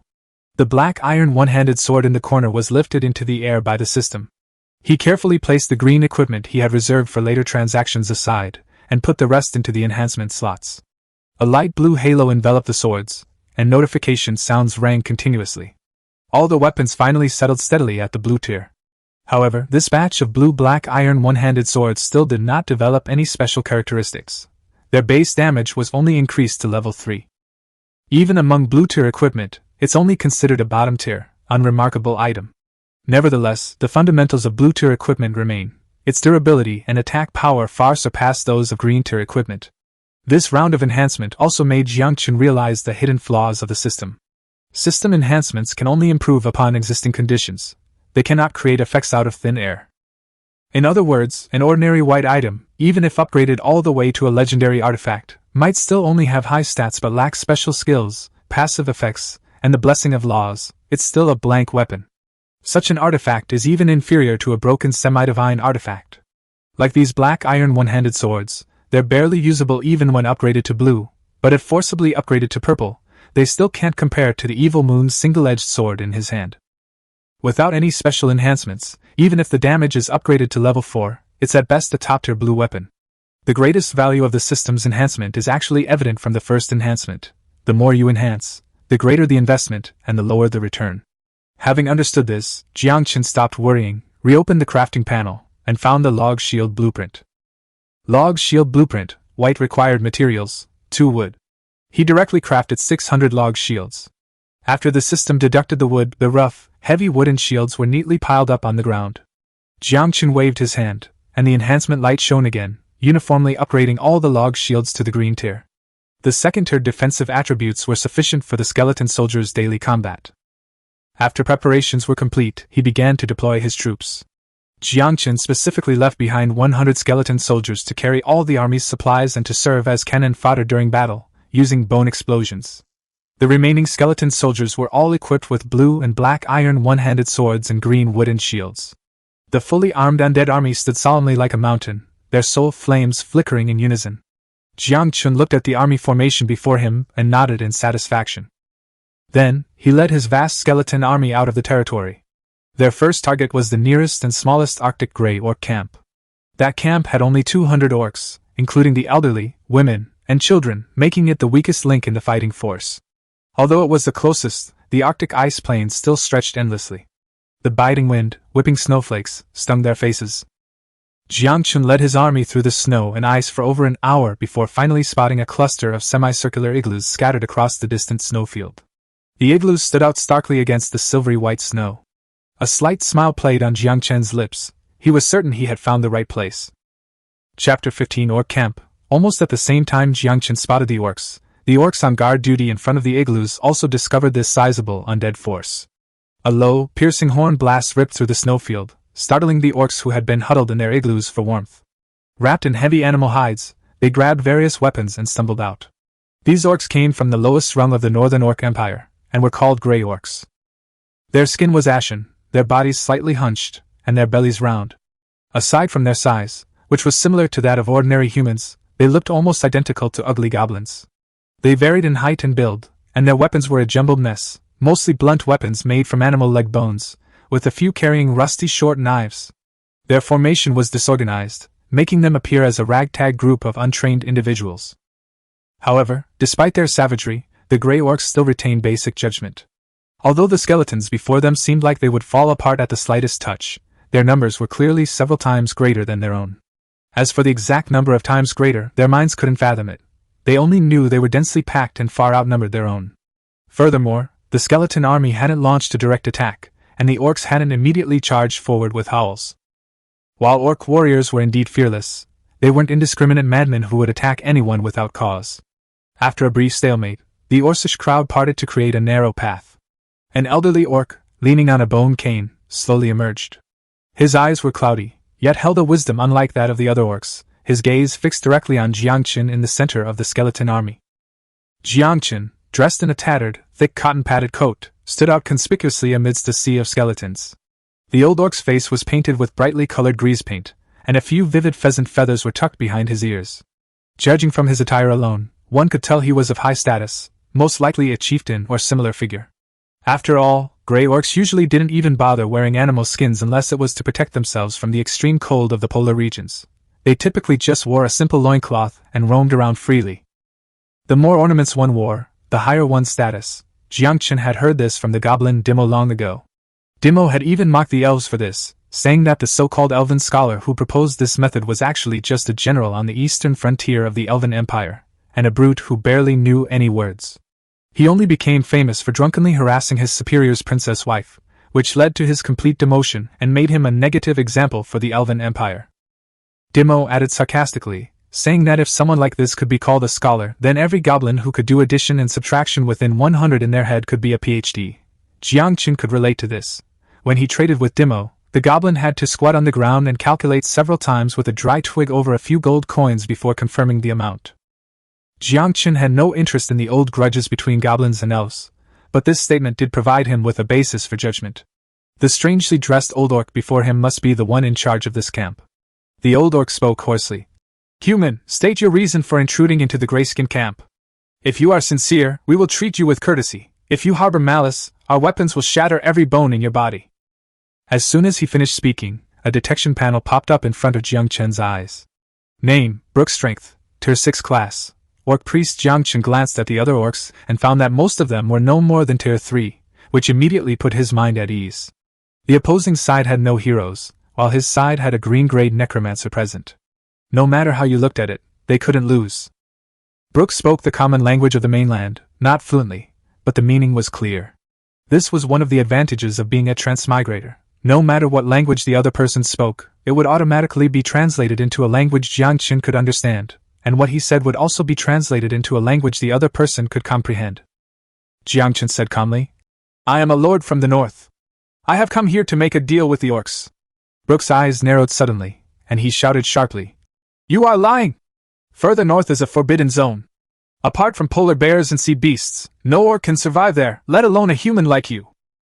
Yangchen remained calm, his expression unchanged, without showing any anger. "My territory is indeed further north, but that's not important. I am a necromancer who has been cultivating here in seclusion, and we can make a mutually beneficial deal. If you don't accept my goodwill, I can continue south to Blackrock City." Blackrock City is the largest city in the far north, located on the edge of the polar regions and the northern wastelands. Although it remains cold there, the seasons are distinct, and a small amount of cold-resistant winter wheat can be grown.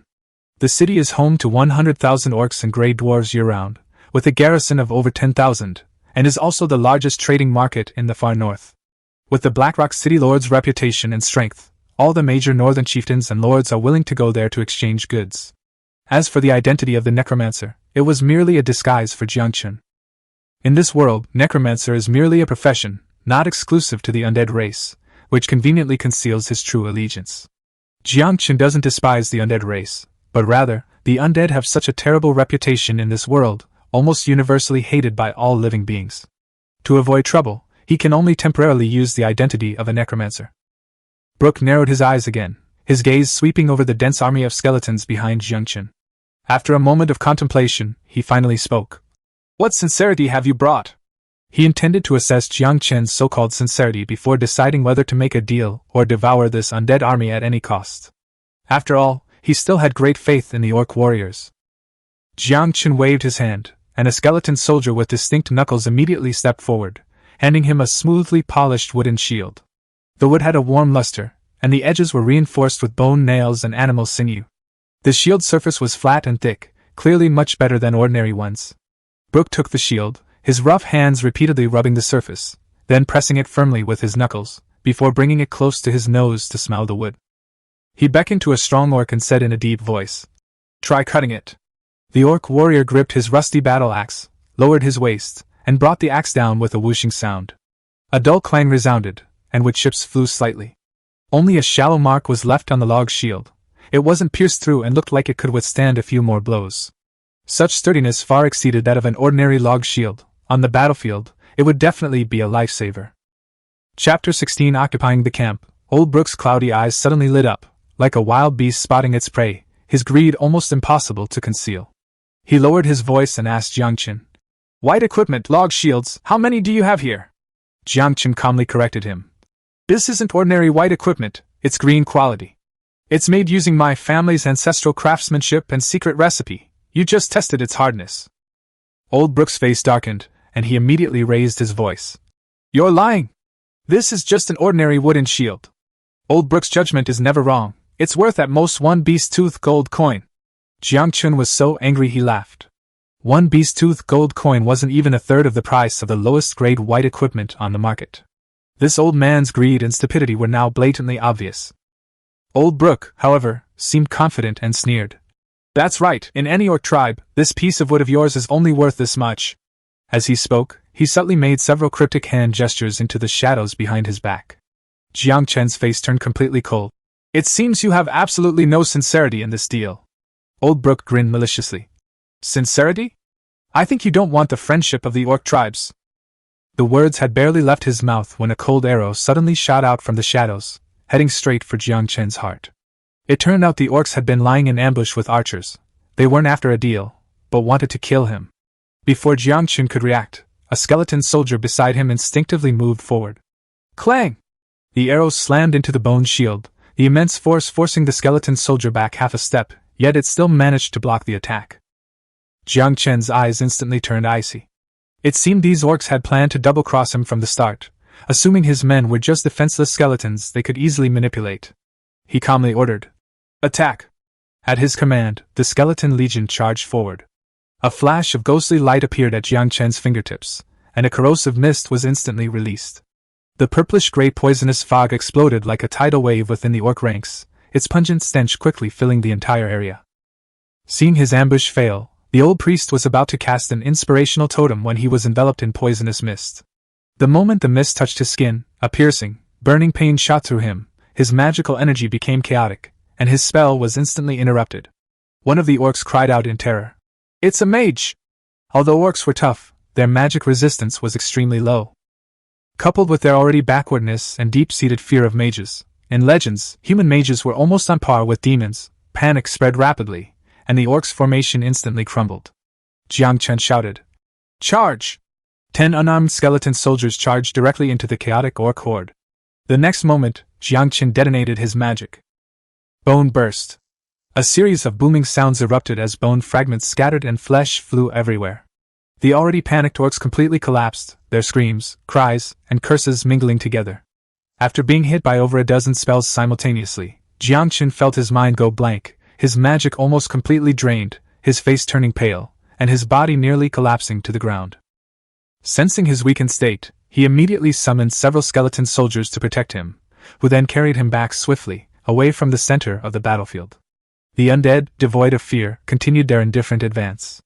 The orcs, bombarded repeatedly by bone explosions, had already lost their morale and began to scatter and flee for their lives. Defeated, the orcs were like lambs to the slaughter before the elite skeleton soldiers. 20 high-ranking elite skeletons, wielding blue-quality weapons, led the charge. Their sharp blades easily tore through the simple leather armor. This was no longer a battle, but a crushing massacre. The battle ended faster than anyone could have imagined. Yangchen lost fewer than 50 ordinary skeletons, yet he had almost completely wiped out this small orc tribe. Old Brook lay in a pool of blood, his eyes wide open, dying with unresolved grievances. Even in his dying moments, he couldn't understand how the supposedly weak and feeble skeleton soldiers could be so powerful. Only after the corrosive mist had completely dissipated did Yangchen return to the battlefield. His expression was not good, not because of the fatal sneak attack just now, but because the corrosive mist, though powerful, could not distinguish between friend and foe, and was very unfriendly to both living beings and corpses. Unless absolutely necessary, it's best to avoid using this ability, which can disfigure corpses beyond recognition, as much as possible. Yangchen sat cross-legged, closed his eyes, and meditated, quickly absorbing the energy of heaven and earth to restore his magic power. At the same time, he ordered, "Clean up the battlefield, and sort and collect all the supplies." Before long, the skeleton soldiers neatly piled the spoils of war in front of him. 296 soul crystals, 321 animal hides, 8,750 units of frozen animal meat, 286 orc weapons, 785 gold coins from animal teeth, 5 baskets of fresh fruit, 10 bags of salt, and several hundred units each of stone and wood. Seeing these items, Yangchen immediately understood why Old Brook, despite being outnumbered, dared to launch a sneak attack. Besides looking down on skeletons, these orcs driven to the North Pole were truly desperate for money. The entire camp lacked even a decent map of their territory or a basic recipe blueprint, and gold coins were pitifully scarce. Ultimately, they were like the barefoot who have nothing to lose, willing to gamble everything and devour this piece of fat meat in one gulp. Besides supplies, over 200 orc corpses lay on the battlefield. To the undead lord, corpses were resources in themselves. While not every unit dropped soul crystals upon killing, higher-level units had a significantly higher drop rate, and in greater quantities. However, these intelligent beings could not be slaughtered. Although orcs had a tradition of eating humans, the Book of Lords did not contain the option to kill orcs. Looking at those grotesque, lifeless faces, Yangchen felt a pang of unease. He couldn't very well leave the corpses piled up in the backyard of his territory, so that every time he summoned skeletons, he would be faced with these unseeing, dead faces. Although the weather was cold, the bodies wouldn't decompose quickly, but the psychological hurdle was unbearable. He suppressed his discomfort, and walked towards the largest animal hide tent in the center of the camp. This must be the old priest's residence. As Yangchen stepped into the tent, the Book of Lords issued a notification: capturable building detected, or camp, level 3, choose to capture abandon? Capture, gain complete control of the camp. Abandon, recover 50% of the building's resources. A tribe of just over 200 people, and they've already reached level 3? Yangchen thought about it, and ultimately decided to occupy it. This area is vast and sparsely populated. Having an outpost means having an extra escape route and a wider field of vision. Chapter 17 Silver Treasure Chest Reward. Yangchen stood in the center of the ravaged orc camp, looking at the 2 treasure chests in front of him, his heart pounding faster than ever. One chest, pure white with a faint silver sheen, was a silver treasure chest awarded by the system for the first successful breach of an enemy camp. The other, gleaming with an ancient blue light, was a bronze treasure chest found in the orc camp. Two faint lights intertwined under the dim sky. Yangchen was overwhelmed with mixed feelings and cursed inwardly. Sure enough, in this perilous transmigrated world, only by clearing away obstacles could he continuously accumulate capital and make his power grow bigger and bigger. He rubbed his hands together, pointed his fingertips into the air, and summoned his innate skill, Guidance of Fate. After taking a deep breath, he decided to try his luck with the bronze treasure chest first. The silver treasure chest was of a higher grade, so he would save it for last. With the crisp sound of the treasure chest opening, a rich aura of treasure wafted out, and a large number of items poured out of the chest. Immediately afterwards, a bright purple light flashed. A 1% drop rate becomes 100% with the blessing of destiny. Then blue, green, and white lights flashed in succession, making Yangchen feel pleased. As long as he continued to open treasure chests, his strength would inevitably grow stronger. Open the bronze chest to obtain Mana Spring Blueprint, purple, Burial Ground Blueprint, blue, Light Crossbow Blueprint, green, Iron Pickaxe Blueprint, white, 20 soul crystals, and 198 undead coins. Yangchen raised his hand to collect all the blueprints, his gaze immediately falling on the purple Magic Source Blueprint, and he quickly checked the detailed information. Magic Source Blueprint, purple, requirements, 2,000 stone, 500 wood, 500 stone bricks, 200 planks, 100 hemp rope, 5 natural gems, 1 magic essence. Yangchen shook his head helplessly after just one glance. Basic resources were fine, but natural gems and magic essence sounded like rare materials that were difficult to obtain at this stage. Nowadays, all the transmigrators on the server are holding on to these things tightly, and even if they're starving and eating tree bark, they won't easily trade them. Even if he wanted to build it, he simply couldn't gather all the materials. Yangchen had originally thought that he might be able to exchange some scarce resources with the orcs, but these barbaric orcs only had invasion and slaughter in their minds and had no concept of trade. As soon as they met, they brandished their weapons and attacked. They even tried to ambush Yangchen. Since that was the case, he had no choice but to reluctantly annihilate the entire group of orcs, and then bring all their resources under his control. Just as Yangchen was sighing, his gaze fell on the blue map of the burial site. The next second, a system notification ignited hope in his eyes. Burial site map, blue, requirements, 800 stone, 500 wood, 150 hemp rope. Note: this is a special building for the undead race to collect corpses. It can automatically separate and store bones and flesh, slowing down decay and permanently preserving resources.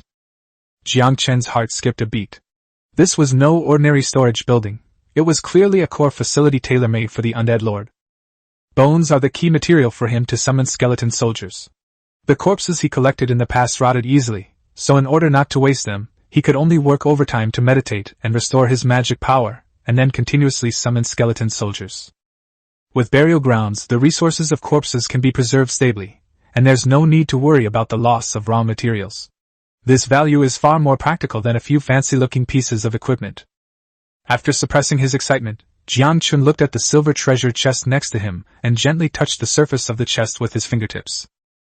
In an instant, a dazzling golden light erupted, causing him to instinctively squint.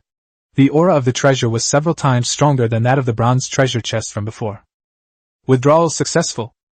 Open the silver treasure chest to obtain Shining Amulet, orange, Archer's Graveyard, purple, Class Advancement Scroll, blue, Iron Axe Blueprint, green, Card Blueprint, white, 100 soul crystals, 20 ash stones, and 659 undead gold. Yangchen stored the blueprint in his spatial storage and, almost without hesitation, took out the blue glowing career advancement scroll and selected to use it. Tip: please specify the class you want to upgrade. Yangchen currently only has the Necromancer class. After clicking, he immediately felt his mind clear up, and the magic power he had consumed in the battle seemed to have been restored.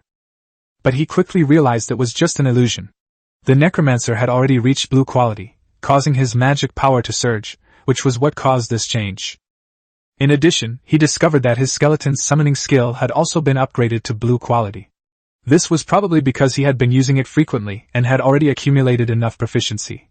The class advancement scroll had simply opened that door. This shows that time travelers can enhance their power not only through treasure chests. With continuous study and practice, they may also master even stronger extraordinary abilities. For Yangchen, this was undoubtedly an unexpected bonus. Skeleton summoning was the foundation of his livelihood and the foundation for developing his power. Without this skill, he simply wouldn't be able to raise such a large army of undead. Although skeletons are just cannon fodder on the battlefield, they can still play a significant role when equipped with high-quality weapons and shields. Immediately afterward, he picked up the radiant amulet. Orange light flowed in his palm, and the moment the attribute panel unfolded, Yangchen couldn't help but gasp. Shining amulet, orange type accessory. Skills, magic shield, magic essence, hostility detection, purification. Magic shield, automatically generates a level 4 defensive magic shield when attacked, blocking all damage. Magic essence, increases the wearer's magic recovery efficiency by 50%. Hostility detection, automatically detects all units within a 5-meter radius that are hostile to the host. Purification, automatically purifies negative status effects and strongly resists mental magic invasion. In this world, accessories of the same quality are far more valuable than weapons. They are small, easy to hide, and can save lives in life or death situations. Yangchen could even imagine that if he had been wearing this amulet during the battle, the sneak-attacking arrow wouldn't have even touched the hem of his clothes. He immediately put the amulet close to his chest, the cool touch reassuring him considerably. If he had enough points, he would have loved to immediately enhance this orange amulet and maximize its life-saving capabilities. Mages are inherently fragile, and this amulet will greatly enhance their survivability. Then, Yangchen pulled up the most inconspicuous plank card blueprint. The white grade requirement was extremely low, only 10 units of wood. He directly selected a quantity of 50, and the wood in his lord's space was rapidly consumed. 50 simple yet practical plank carts instantly appeared in the camp. Chapter 18 Clues to Natural Gems. Yangchen ordered the skeletons to sort and load the spoils onto the carts, not even leaving the orc corpses behind. Then, pointing to the items inside the animal hide tent, he instructed the high-ranking skeleton beside him. This stove, the animal hide carpet, and the bone utensils in the corner, don't leave anything behind, take it all. At this moment, Yangchen was like a storm sweeping through the camp, taking away all usable supplies. In the end, he even personally dismantled the huge animal skin tent, rolled it up, and carried it onto a cart. His territory is currently lacking in everything. Even blunt weapons crafted from orc leg bones can be traded for some wood and stone on the trade channel. The items may seem insignificant, but when accumulated, they become a valuable resource. This orc camp itself wasn't particularly valuable, especially after its labor force and fighting strength had been wiped out.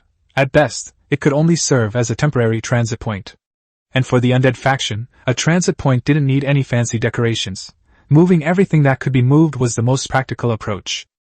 The snowstorms of the far north, a symbol of death for most, became Yangchen's natural barrier. Without sufficient logistical support, getting lost here would almost certainly mean certain death. Yangchen led his skeleton army, pulling dozens of carts laden with spoils, back to the undead territory in a grand procession. After settling his troops in, he had the high-ranking skeletons continue clearing out the surrounding monsters and collecting resources. Yangchen prepared to have lunch and rest for a while. But just as he finished setting out the undead rations, the Lord's book on his wrist suddenly lit up with a pale blue light, and a message from a friend popped up. The person who sent the message was Dong Fu, who hadn't contacted him for a whole day. Yangchen had previously thought highly of this person. The other party had once traded blueprints for weapons with him, acted decisively, and was considered a transmigrator with some brains. But Dong Fu remained silent for a day, and Yangchen was almost convinced that he had failed in his hunt and died in the mouth of wild beasts. Unexpectedly, at this moment, the other party sent a message. "Boss, I have a new blueprint here, Iron Arrow Green." Yangchen's eyes lit up slightly. This was exactly what he needed right now. He had obtained a blueprint for a light crossbow when he opened the bronze treasure chest, but he hadn't been able to manufacture it because he lacked the necessary arrows.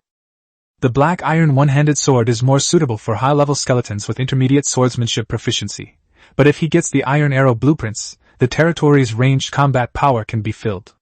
As for the archer's graveyard, he can't build it yet, but the gap in ranged firepower will have to be filled sooner or later. Yangchen tapped the Book of Lords and replied, "What do you want to exchange? All the weapons I can sell are already listed in the trade channel." He had previously posted information about trading blueprints. One green blueprint can usually be exchanged for 20 white quality weapons, which is currently considered a fair price. Dong Fu's reply was very direct. "Let's not beat around the bush, boss, you have iron weapons, right?" "I need iron weapons."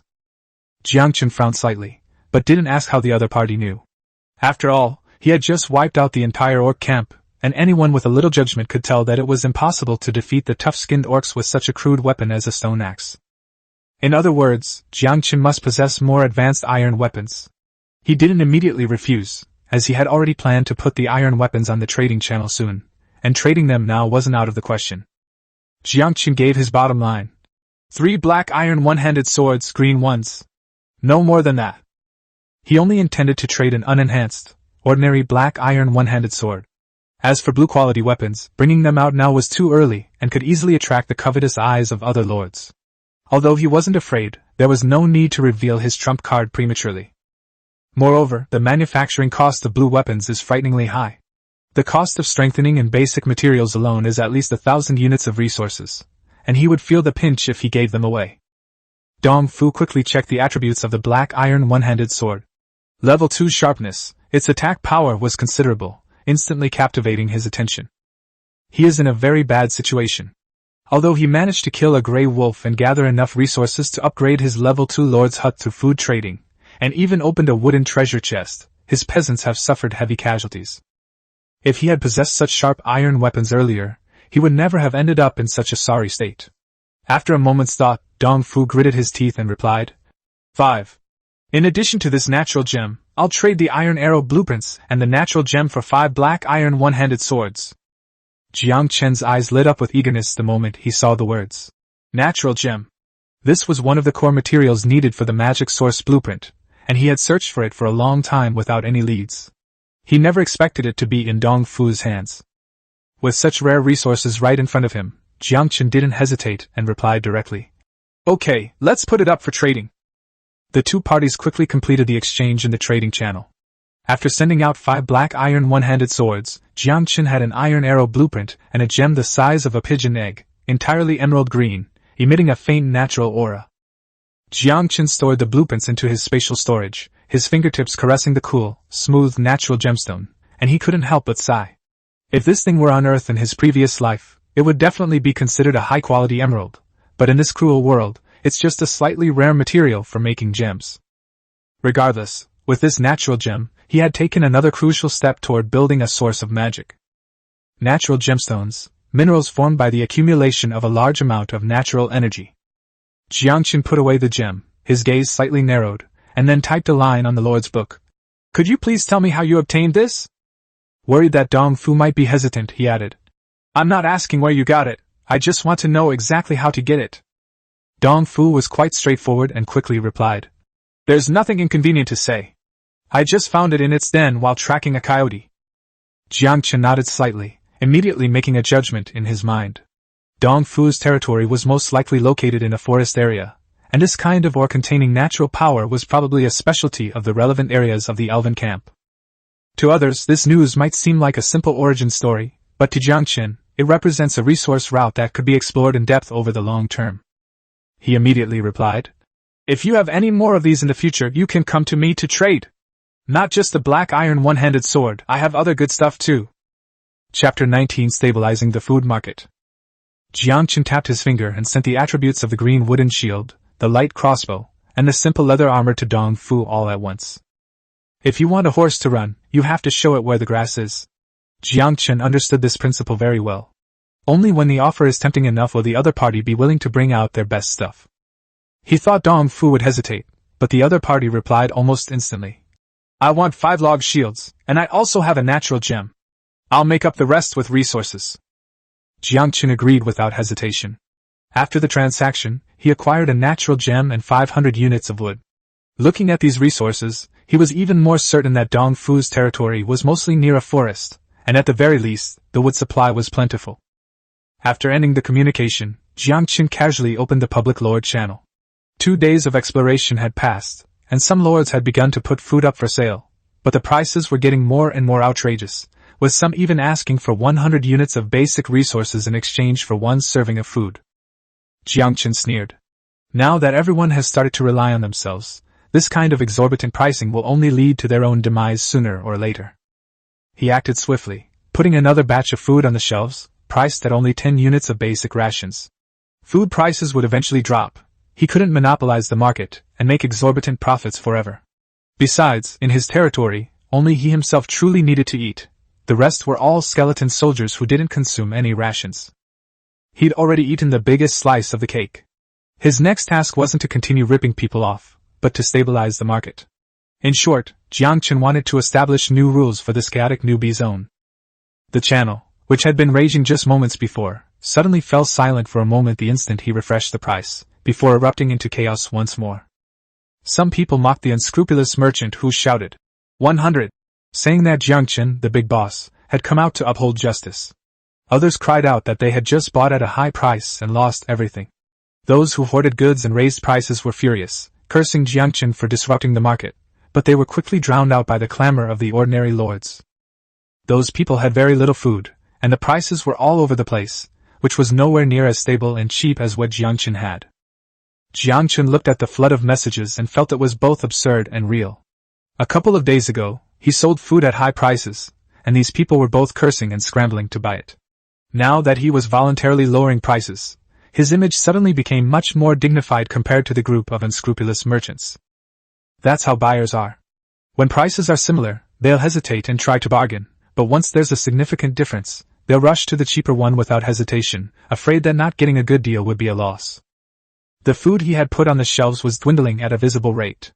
Even lords who still had food reserves were frantically placing orders, hoping to resell it when prices went back up. Yangchen found it laughable. Impossible. Once these people have tasted the sweetness of low prices, even if they're starving and forced to eat tree bark, they won't easily accept exorbitantly priced food again. They'll just wait for him to put it back on the shelves. People can be quite pragmatic sometimes. They might be willing to take advantage of others, but they absolutely cannot tolerate being taken advantage of. Therefore, Yangchen knew very well that reputation could still be useful in crucial moments, even if only one or two people were willing to speak up for him. After turning off the noisy channel, Yangchen reopened the Book of Lords and his gaze fell on the workbench. White wooden spears and log shields only require wood, while iron axes and pickaxes require both iron ore and wood. With wood plentiful, Yangchen immediately maximized his production of wooden spears and log shields, making 5,000 of each. Iron ore was limited, so he could only make 200 iron axes and pickaxes each. To speed up the production process, he also built several more workbenches. Soon, 5,000 wooden spears, 5,000 log shields, 200 iron axes, and 200 iron pickaxes were all completed. Yangchen put all the equipment up for sale at once. Wooden spears and log shields were priced uniformly, and 10 units of wood, stone, or thatch could be exchanged for 1 soul crystal. The profit margin wasn't high, only about 5 times, so it was more suitable to focus on volume for now. Iron axes and pickaxes involve scarce iron ore, and he only accepts iron ore transactions, 5 units of iron ore per item. This price isn't exorbitant, considering that iron tools significantly improve the efficiency of logging and quarrying, benefiting both parties. Yangchen understood perfectly well that white blueprints were something everyone would get later on, unlike early game food which was a critical weakness. There was no need to offend people over this. If the price was too high, people would rather wait a little longer than be ripped off. Finally, he produced real hard currency. A batch of log shields, green quality black iron one-handed swords, weapons seized from the orc camp, and bone blades discarded by skeleton soldiers. As for the broken bone clubs, he kept them to use as materials for summoning skeletons. Soon, a new trade list appeared in the channel. Over 200 orc white weapons could be exchanged for over 600 bone blades, iron ore, copper ore, or soul crystals.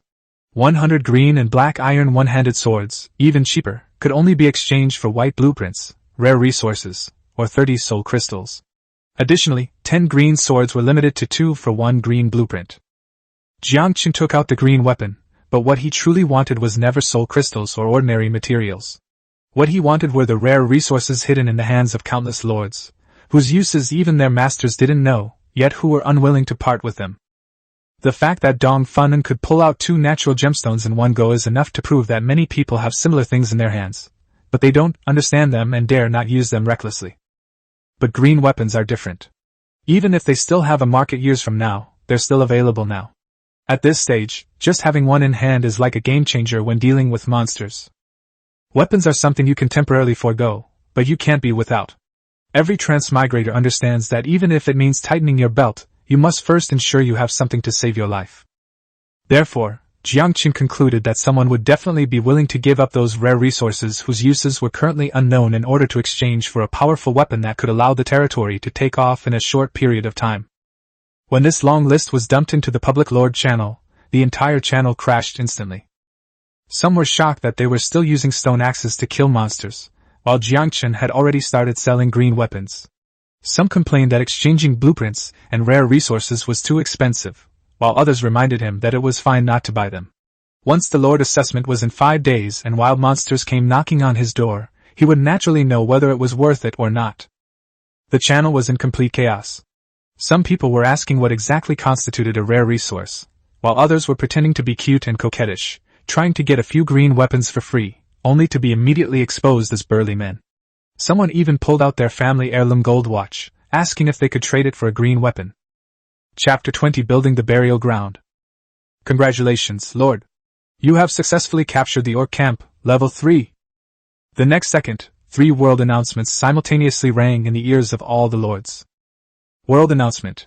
Congratulations to Lord Yangchen for becoming the first lord in the entire region to occupy an enemy faction with more than 100 members. Reward, Silver Treasure Chest X1. The same announcement was displayed 3 times in a row, crashing into the world chat like a thunderclap. Yangchen's name appeared before everyone's eyes once again. The channel instantly erupted. Someone screamed in despair. It's Yangchen again! What kind of cheat did he use? Someone else, still outwitting the wild rabbit, was completely stunned to hear that he had wiped out the Orc camp. Many people believe that he must have gotten amazing gear from the bronze treasure chest earlier, otherwise he couldn't have developed so quickly. Others veered off topic, asking for food, saying their farmers were starving and their eyes were glazing over.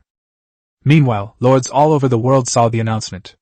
On the barren mountain, Xia Yulan was leading farmers to corner a wild boar when she saw the news, her face filled with bitterness. She's still clearing the area around her territory, trying to establish a safe zone. But Yangchen has already taken the initiative and even occupied a camp of over 100 orcs. This speed of development is simply outrageous. In the primeval forest, Dong Fu, shirtless, carrying a blood-dripping wooden spear, led several wounded farmers back. Behind him dragged a huge grey wolf, and in his hand clutched a wooden treasure chest he had just opened. He had been full of confidence, but all his joy vanished the moment he saw the world announcement. His face turned pale, and in the end, all he could do was let out a long sigh. It's Yangchen again. Why does he get all the good things? Dong Fu was unwilling and couldn't understand it. He believed himself to be a top-tier talent, destined to be the protagonist, but now he was far behind Yangchen. He was especially envious of the silver treasure chest among the rewards, almost to the point of madness. In his mind, those things should have belonged to him. As expected, the world chat channel quickly went off topic again, flooded with jokes, banter, and idle chatter. Meanwhile, the number of weapons and armor in the trade section was rapidly decreasing. The black iron one-handed sword that Yangchen displayed remained untouched. Yangchen wasn't in a hurry at all. Instead, a faint smile flashed in his eyes. He knew very well that it wouldn't be long before someone couldn't resist coming to his door. Currently, he is the only one in the entire Transmigrator area who possesses green-quality weapons. This is a unique, monopolistic supply. Others have absolutely no choice. Keep in mind that even opening a bronze treasure chest only offers a 10% chance of getting a green equipment blueprint. Given the current strength of most lords, those who can obtain a bronze treasure chest without taking damage are already considered top tier. Even if someone were incredibly lucky and found a green weapon blueprint in a wooden treasure chest, Yangchen wouldn't care. He was a descendant of the Wind Spirit Moon Shadow sect, capable of producing even blue-quality weapons. Once others are finally able to manufacture green weapons, he can simply continue releasing blue weapons and armor. By then, he will still control the high-end market. Not to mention, his ability to mass-produce high-quality equipment is far beyond what other lords can match. This feeling of firmly controlling the market makes Yangchen feel quite pleased. No wonder capitalists love monopolies. Thinking of this, Yangchen had already reached the edge of the territory, raised his hand to open the Book of Lords, and brought up the building blueprints that he had prepared in advance. Burial site map, blue required resources 800 stone, 500 wood, 150 hemp rope. Is construction confirmed? Yangchen directly selected. Confirm.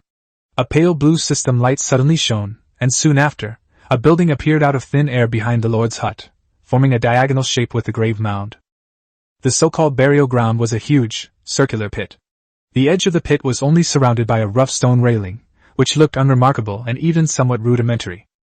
Despite its strange appearance, the Lord's book has already popped up a notification. Burial ground, blue, completed.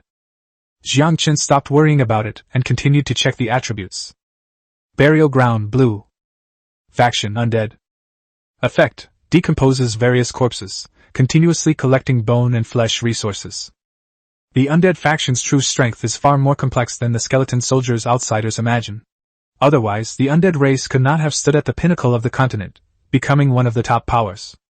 Besides the skeleton soldiers, who are of average combat strength and only supported by bones, the undead also include the living dead, who are covered in flesh and blood, are powerful but slow-moving, and the rotting corpses, which rot over time and have extremely strong overall combat strength. The recruitment of these latter two types of troops is inseparable from scarce flesh and blood resources. Their combat power is far superior to that of basic skeleton soldiers.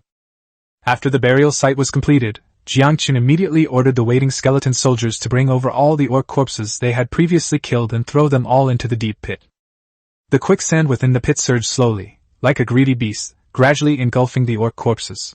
At the same time, two new resource bars, bones and flesh, appeared on Yangchen's Lord's book screen. This means that from now on, he will no longer need to carry around a bunch of bones to summon skeletons. He can simply use the Book of Lords to access bone resources at any time. This is both convenient and discreet, and it's less likely to be mistaken for an evil faction by other forces. No wonder the burial grounds are considered the core resource building of the undead race.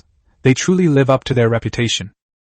However, after roughly estimating the speed of decomposing the corpses and collecting flesh and blood, Yangchen still frowned slightly. Even with blue-quality burial grounds, the conversion rate was still too slow for him to be satisfied with. In the case of an ordinary undead force, the most common solution to this problem would be to build more burial grounds to increase efficiency. But Yangchen is different. He has his own system. Without hesitation, he directly reclaimed the large amount of basic resources stockpiled within his territory, converting them into points. Then, he focused his gaze on the burial ground, tapped twice with his fingertips, and triggered 2 consecutive enhancements. The light surged and then quickly subsided. The originally simple pit instantly became deep and solemn, with intricate patterns appearing on the stone railings, and the atmosphere of the entire burial ground was completely different. Chapter 21: The Castle in the Arctic. Burial site, orange. Faction, undead. Effect: rapidly decomposes corpses, greatly increasing the efficiency of collecting bone and flesh resources. After upgrading to orange quality, the decomposition speed of the burial grounds indeed increased dramatically. On average, it could completely digest an orc corpse in about 10 seconds, which was incredibly efficient. Yangchen nodded in satisfaction, then opened the Book of Lords again and pulled out the highest grade building blueprint in his hand, the purple quality Archer's Graveyard. Archer's Graveyard Blueprint, purple required resources 5,000 stone, 3,000 wood, 500 hemp rope, 30 ash stone. Of these materials, only ash stone is a rare resource. Yangchen put a lot of effort into collecting this batch of ash stone, originally intending to build the ash tower. But now that he had unexpectedly acquired the Archer's Graveyard blueprints, he immediately changed his plans. Since the ash tower was still short of a large number of iron and copper ingots, which couldn't be gathered in a short time, he might as well invest his resources and combat power first. In the far north, the blizzards and frigid temperatures serve as a natural barrier. Defensive structures can be added later. Right now, upgrading troop strength is the most practical approach. However, the moment Yangchen clicked to confirm the construction, the Book of Lords popped up a cold message. The Lord's hut was detected to be level 4, which does not meet the level 5 standard, and therefore purple quality buildings cannot be constructed.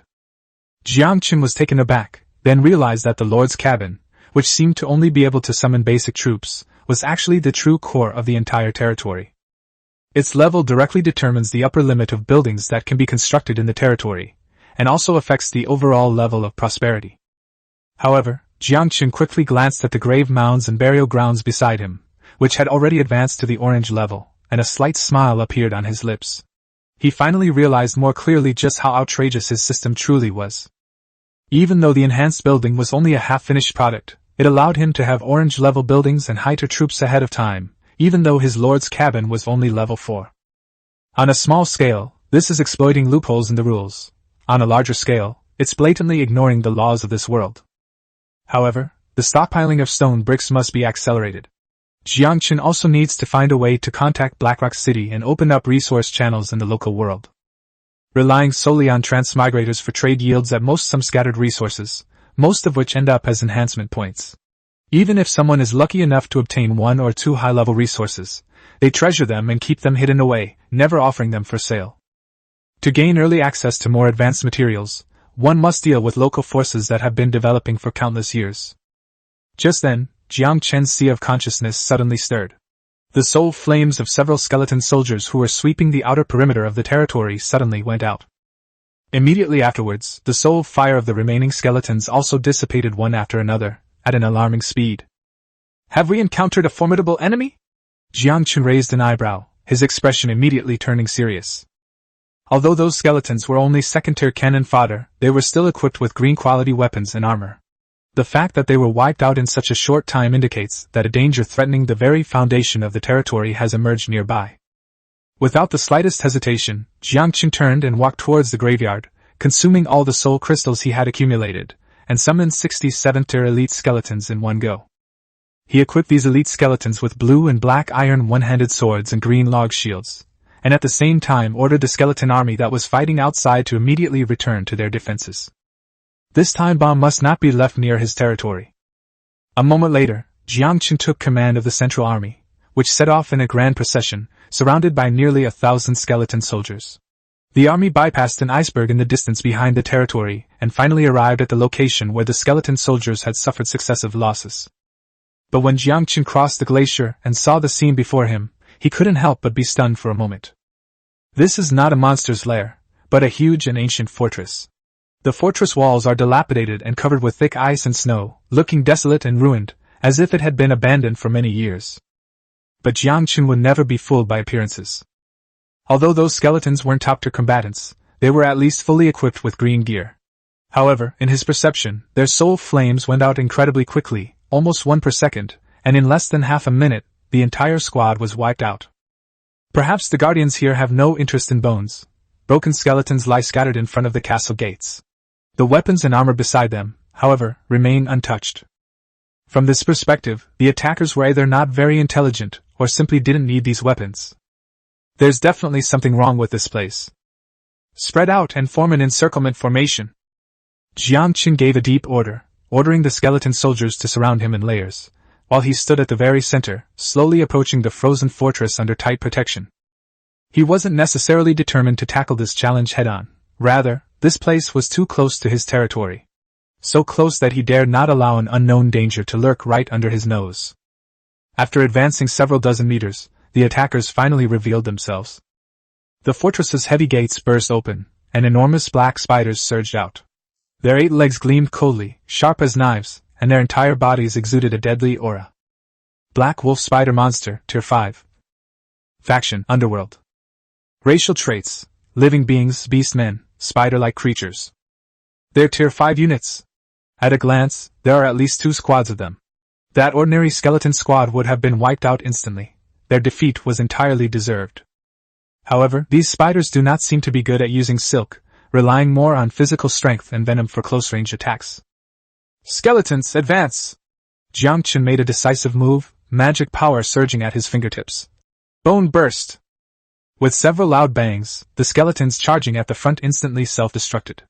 Fragments of bones scattered like sharp bullets, disrupting the black spider monster's charge. Even though these spider-like creatures weren't very intelligent, the sudden explosion forced them to stop, throwing their formation into chaos. All troops attack! Yangchen gave the order and simultaneously released corrosive mist to coordinate with the skeleton army in launching an encirclement, an annihilation operation. Since wearing the shining amulet, he no longer worries about accidentally injuring himself with his skills, and he has become much less hesitant to use them. To his surprise, the corrosive mist had little effect on the black tarantula monsters. It seemed these spider monsters were inherently poisonous, and possessed considerable resistance to poison-based magic. Left with no other option, Yangchen had to switch to using magic missiles for long-range support. However, his accuracy was rather poor. Several missiles grazed the heads of the skeleton soldiers and nearly hit his own men. Yangchen's lips twitched, feeling secretly annoyed. Once this crisis is resolved, he must practice his magical accuracy. While developing his territory is important, his own strength must not be neglected. Chapter 22 10th Tier Overlord, Shadow Spider Queen. The battle ended quickly, but it was also exceptionally fierce. The black tarantula monster's combat power far surpasses that of orcs of the same level. Its 8 spider legs, gleaming with a cold light, sweep out and easily smash ordinary skeletons into pieces. However, Yangchen's side had an overwhelming numerical advantage, with 60 elite 7th tier skeletons providing cover.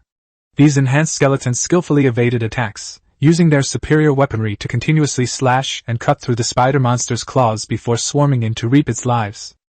A fierce battle ended, with nearly 100 ordinary skeletons reduced to skeletal remains, and even several 7th tier elites perished. Yangchen looked at the shattered bones scattered on the ground, his expression slightly grim. Such losses would drive an ordinary transmigrated lord to madness with heartache. Of course, this is on the premise that they can actually summon that many tier 2 units. Yangchen coldly ordered, "Continue the advance and kill every living thing inside." The cannon fodder skeletons once again surged into the ice fortress. This time, there was no resistance along the way, as if the spider monsters that had just rushed out were the entirety of the fortress's defenses. Yangchen then ordered the skeletons to clean up the battlefield. Half of the army scrambled through the frost-covered hall, quickly gathering everything usable and placing it before him. Besides a bronze treasure chest lying quietly in the corner, he also obtained 8 beast tooth stones, 68 soul crystals, and a batch of rusty iron swords and armor. Scattered on the ground were many long-decayed bones, their surfaces intact and smooth, without any signs of tearing or gnawing. Clearly, these dead had not been eaten by the spider monster. Yangchen wasn't in a hurry. He'd already made a profit from just one floor, with a bronze treasure chest already in hand. Beast fawn stones should be an exclusive material for black wolf spider monsters. Although these monsters are classified as beastmen, they belong to the underworld faction and are not on the same side as the surface orcs. The system simply classifies them as belonging to the same faction. Judging from the skeletons remaining in the castle, the black tarantula monsters were most likely invaders who later occupied the place. As for the armored skeletons, whether they belonged to the original owners of the fortress or were unfortunate explorers from even earlier times, it is currently impossible to determine. Finding nothing further on the first floor, Yangchen led his team to continue upwards. As soon as I stepped onto the second floor, a thick, foul stench hit me. The place had been completely transformed into a spider's nest. The walls, ceiling, and floor were all covered in spider webs, and dozens of spider eggs, each the size of a wash basin and gleaming with a ghostly green light, were scattered in the shadows of a corner. Yangchen ordered without hesitation, "Smash all the spider eggs, leave none alive." He didn't want to be surrounded from behind by these newborn monsters halfway through his exploration. The skeleton soldier immediately raised his black iron one-handed sword and plunged it fiercely into the spider eggs, stirring them up, and thick green liquid splattered all over the ground. Yangchen retreated to the edge of the corridor, where 10 elite skeletons formed a ring around him. When nearly half of the spider eggs were destroyed, a piercing, furious roar suddenly came from the depths of the corridor, and the entire ice fortress seemed to tremble slightly. The next moment, a giant spider queen, nearly twice the size of an ordinary spider monster, violently burst through the door. Its 8 fist-sized compound eyes were blood-red, and its killing intent was almost tangible. Shadow Spider Queen, Tier 10. Underworld faction, spider-like creature, possessing 3 skills: venomous silk spit, death charge, and spider reproduction. 10th rank. Yangchen's heart sank. Just looking at the size of this spider queen lying on the ground, it was nearly twice as tall as a 7th-tier elite skeleton, and the oppressive aura was enough to make ordinary troops collapse on the spot. Going a step further, it will become a hero-level unit. And this kind of creature is clearly more dangerous than an ordinary hero. Without hesitation, Yangchen directly consumed 100,000 points to forcibly upgrade the evil moon weapon in the hand of the nearest skeleton to orange quality. He said coldly, "Go! Kill her!" The undead know no fear. The command was given, and countless skeletons, brandishing swords and blades, fearlessly pounced on the Spider Queen. The Spider Queen lived up to her reputation as a 10th-tier overlord. With a casual sweep of her powerful forelegs, the dozen or so skeletons charging at the forefront instantly shattered into pieces. Yangchen's heart bled at the sight. This battle was destined to come at a heavy price. The corridor terrain is unsuitable for a siege. If it were on a plain, a swarm of skeletons would inflict far greater damage on the Spider Queen. But now, being able to attack from only one direction gives the massive Spider Queen a significant advantage. However, Yangchen's greatest source of confidence is still his sheer numbers. One group dies, and another skeleton immediately takes its place. No matter how strong the Spider Queen is, she is quickly overwhelmed by the layers upon layers of skeletons. Yangchen seized the opportunity, no longer caring about accidentally injuring anyone, and directly launched the bone explosion technique at the two elite skeletons that were entangled in the Spider Queen's legs.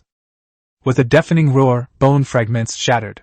The detonation of the elite unit was significantly more powerful. The Spider Queen's leg was blasted into a bloody mess, and although it wasn't severed, she was severely injured. The elite skeleton wielding the orange evil moon seized the opportunity, leaped into the air, and slashed down with all its might at the wound. Only at this moment did Yangchen truly realize how terrifying a level 5 orange weapon was. The sharp sword light easily severed the Spider Queen's thick forelimbs, and her massive body instantly lost its balance, tilting violently to one side.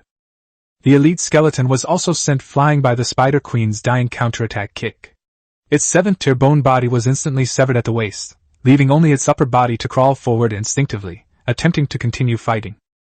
Yangchen immediately pointed to another intact 7th-tier elite skeleton. "You, pick up the evil moon and continue!" While ordinary weapons could wound the Shadow Spider Queen, they were far less lethal than this orange weapon. The elite skeleton who had been targeted immediately picked up the evil moon and charged back into the fray. Even the most ferocious 10th-tier Spider Queen cannot withstand the continuous strain from the undead calamity. When her second forelimb was severed by evil moon, the Spider Queen completely lost her balance and collapsed to the ground with a painful scream. The fearless skeleton soldiers swarmed forward instantly, raining down various weapons and hacking the Shadow Spider Queen into a mangled mess of flesh. Only after confirming that the Spider Queen had completely stopped showing signs of life did Yangchen slowly walk to the corpse. He paid a heavy price for this Tier 10 boss, sacrificing nearly 200 ordinary skeletons and 6 Tier 7 elites.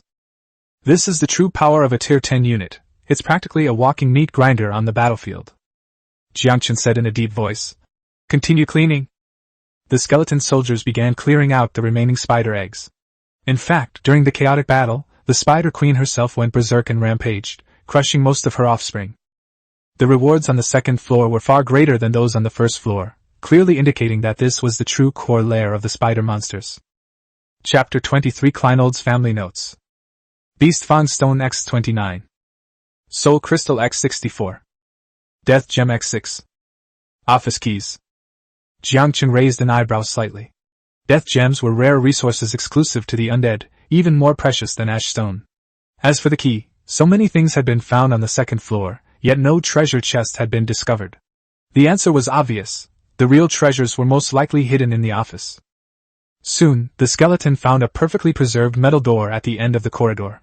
Perhaps the spider monster had no interest in such mechanisms, or perhaps it simply didn't know how to use the key. The door showed no signs of damage whatsoever.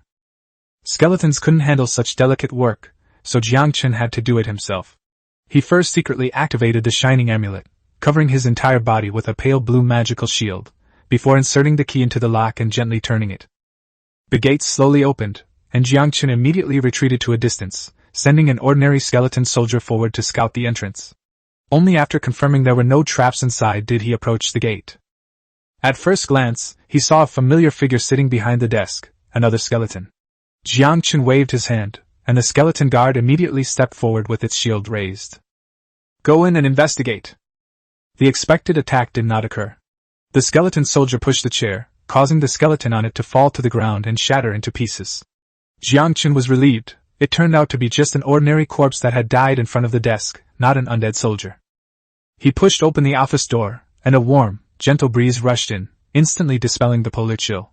The walls were inlaid with rows of fist-sized bright yellow crystals, which constantly emitted a soft heat, making the whole room cozy and warm. Item: Sunstone. Category: Special Building Materials. Note: Can be used in the construction of special buildings, providing both natural heating and low-light illumination, especially valuable in extremely cold environments. Yangchen reached out and touched it. The crystal was warm but not hot to the touch, like a constant hand warmer in his palm. In this frigid environment, its value was self-evident. He looked around the long-unused office. Directly opposite the door stood a heavy solid wood desk and a high-backed chair, while floor-to-ceiling wooden bookshelves lined both walls. The bookshelves were densely packed with books. Although the pages were yellowed, there was no mold, insect damage, or tearing. This discovery brought a gleam of joy to Jiangchen's eyes. To him, these books were more valuable than gold and silver. It wasn't that he had suddenly fallen in love with reading, but rather that these classic texts contained the most fundamental and essential knowledge of this other world. Even now, Yangchen's knowledge of this world remains limited.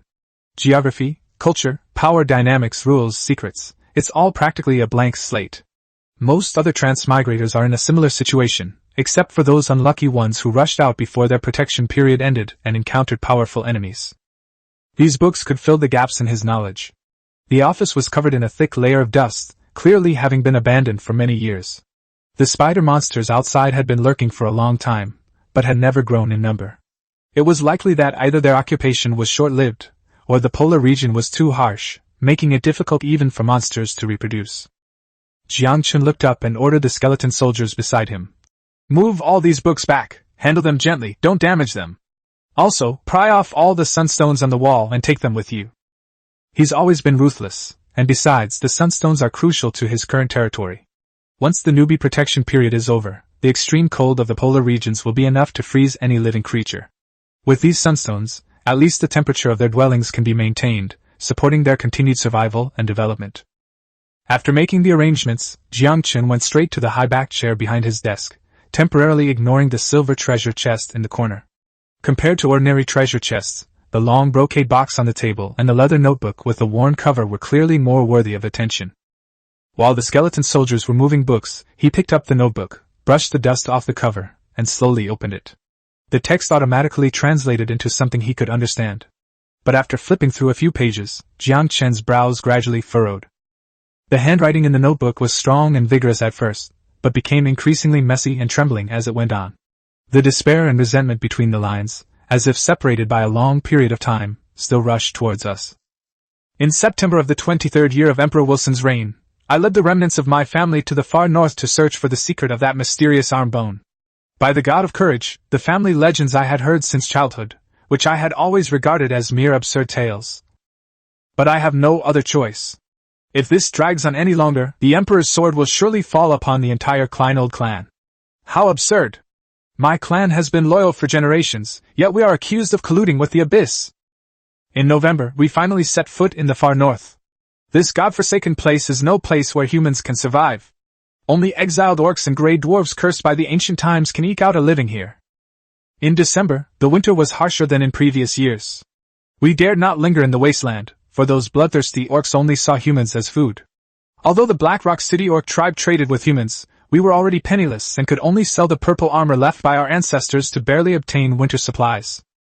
In January of the 24th year of Emperor Wilson's reign, devastating news arrived. All of our family's properties in the Holy Alliance had been wiped out by the Church of Light. Those hypocritical charlatans, who coveted the power of the Abyss, now want our clan to be their scapegoats. The Emperor must have known the truth, yet he tacitly approved of everything. In the founding war, my ancestors of Kleinold fought and bled on the battlefield. Were those loyal bones ultimately just meaningless sacrifices? In February, our whereabouts were discovered by the Emperor and the Church, and the Royal Guard and the Inquisition pursued us to the far north. Were they so wary of us because they feared the family legend would come true? But I searched the far north for that legendary golden hero and almost began to doubt that it was all just the fantasy of my ancestors. In March, the supply lines were cut off for 2 days, and then a once-in-a-century blizzard struck. Building this castle exhausted the last of our family's resources, but the legendary arm bone is still nowhere to be found. I'm even starting to believe that there is no puppet here that can revive the family, and that it's all a lie. In April, the food supplies were completely exhausted, but the blizzards continued unabated. None of the clansmen sent out to search for food returned alive. Everyone fell into despair and no longer believed the nonsense about reviving the puppets and restoring the clan. What exactly is the ice and snow goddess mocking? It's already spring, yet the blizzard is still raging, showing no signs of abating. Chapter 24 The Imposter Noble. We are trapped in this ancient castle, and our people have begun to riot. From the depths of the blizzard, the spirits of the dead, who had been lurking underground, have emerged. O God of courage, why have you abandoned your loyal followers? I have locked myself in my study. My time is drawing near. If any descendant of Kleiner sees this notebook, remember this, completely forget that baseless legend, preserve yourselves, and do not repeat the same mistake. The diary entry ends abruptly here, with a dried ink stain remaining next to the last line. It's quite possible that the skeleton died after writing this sentence, leaving such a mark from the quill pen. Yangchen quickly flipped through the entire notebook, and only when the last few lines of messy handwriting caught his eye did he slowly close the book. He didn't know exactly how much time had passed since the reign of Emperor Wilson. Perhaps only by consulting history books could he determine the era of the notebook's owner. But Yangchen had already realized that the Klenold family was a complete tragedy. This loyal and virtuous family was framed and made scapegoats in a power struggle. In search of a glimmer of hope, the patriarch led his remaining troops to the far north, chasing the legendary Hope, only to be trapped and die in an ancient castle in a blizzard, resulting in the destruction of his family and the loss of his life. The old man guarded his family's honor his entire life, only to be met with despair in the end. Yangchen didn't feel much sympathy for the Klenold family. In his view, it wasn't surprising that a political pawn that had lost its usefulness, or even just a scapegoat, ended up like this. But as he lightly tapped the cover of the notebook, he knew very well that the value of this notebook was far greater than he had imagined. The first half records the family's glory, lineage, and the power structure of the Holy Alliance and human kingdoms, giving him his first basic understanding of human civilization in this world. The information about Blackrock City is particularly important. The notes mention that the orcs of Blackrock City will accept humans and other races for trade, which removes Yangchen's biggest concern. As long as this rule remains in place, he can continue to deal with Blackrock City and exchange it for urgently needed supplies for his territory. After all, a city that built its fortune on trade will not easily refuse a high-quality supplier. The latter part of the account of the blizzard in the far north set off alarm bells in Yangchen's mind. His territory was too close to the castle. If the blizzard continued to spread, his territory would inevitably be destroyed. Warmth, wind protection, and supplies all needed to be arranged in advance. What bothered him even more was the phrase in the notes. The spirits of the dead emerged from the underground amidst the blizzard. If this wasn't a hallucination the old man had before his death, nor a metaphor for a desperate situation, then it meant that an unknown undead force lurked in the far north. For Yangchen, this was a new threat he had never been aware of before. After sorting through all the information, Yangchen had a clear idea of the direction to take next. Without further delay, he reached out and opened the long brocade box on the table. The box was lined with dark red velvet, and in the center lay a section of right arm bone. The bone was neither jade nor gold, and its surface had a faint metallic sheen, giving it an ancient and mysterious appearance. The system notification sounded the instant Yangchen's fingertips touched his arm bone. Congratulations, host! You have obtained clues about the puppeteer, 1 to 3. Collect all 3 clues, and there is a chance to invite a golden hero to your territory. Yangchen's pupils contracted sharply, and his heart was filled with turmoil. It turns out the legend the Klenold family was chasing was actually true. This seemingly ordinary metal arm bone was actually connected to the secret of the golden hero. Moreover, this is only one of 3 clues. Once all 3 are collected, there is a chance to have a gold hero join the territory. Yangchen had previously learned about the hero ranks. The system clearly stated that dark gold level heroes had reached the demigod level, while gold level heroes were the top rank below demigods, truly the strongest individuals standing at the pinnacle of the continent. If the Klenold family had truly been able to enlist such an expert back then, even if they were merely framed and implicated, or even if they were genuinely connected to the Abyss, the Emperor and the Church of Light would likely have chosen to turn a blind eye. No one would risk offending a top-tier powerhouse below the demigod level for a mere, dispensable substitute piece. So-called political maneuvering is essentially about balance and exchange. When the cost exceeds the expected limit, then it's not worth continuing. The Klenold family, from beginning to end, was merely the most unfortunate and innocent victim on the power chessboard. Discard a piece and find a new replacement. Who would risk offending an unapproachable power just to sacrifice a pawn? Thinking of this, Yangchen looked at the arm bone in the brocade box, his gaze growing increasingly deep. This arm bone not only carries the blood and tears of the Klenold family, but for him, it is also an extremely precious opportunity on his path to future rise. Besides the arm bone, the brocade box also contained an exquisitely crafted ring. The ring is crafted from an unknown dark gold alloy with intricate patterns. The front is engraved with the head of a golden wolf, its head held high and roaring. The mane is clearly defined, and the fangs are menacing. It is clearly not an ordinary ornament, but the legitimate emblem of an ancient family.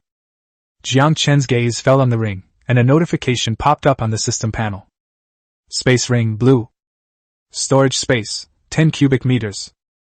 Note, this is a family heirloom of the Klenold family, a symbol of their past glory.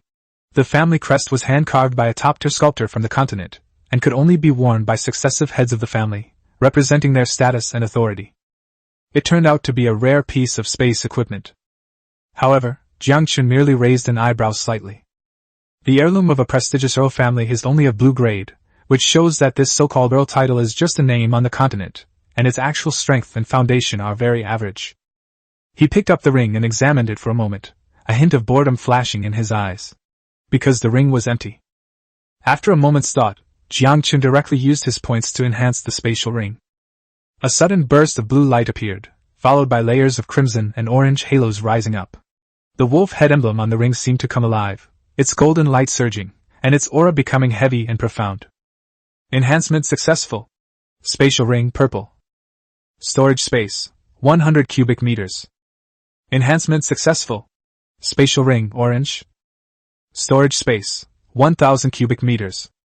Seeing that there was finally enough storage space, Yangchen put the ring on the middle finger of his left hand with satisfaction. The cool touch against his skin, and a subtle feeling of connection with the space instantly surged into his mind. He did this, of course, not just for the convenience of storage. According to previous notes, the Kleinold family line had long since died out, and no heirs remained in the world. An unclaimed ancient count's identity is undoubtedly the best protection for a transmigrator in this strange, alien world. Chapter 25 Blackrock City.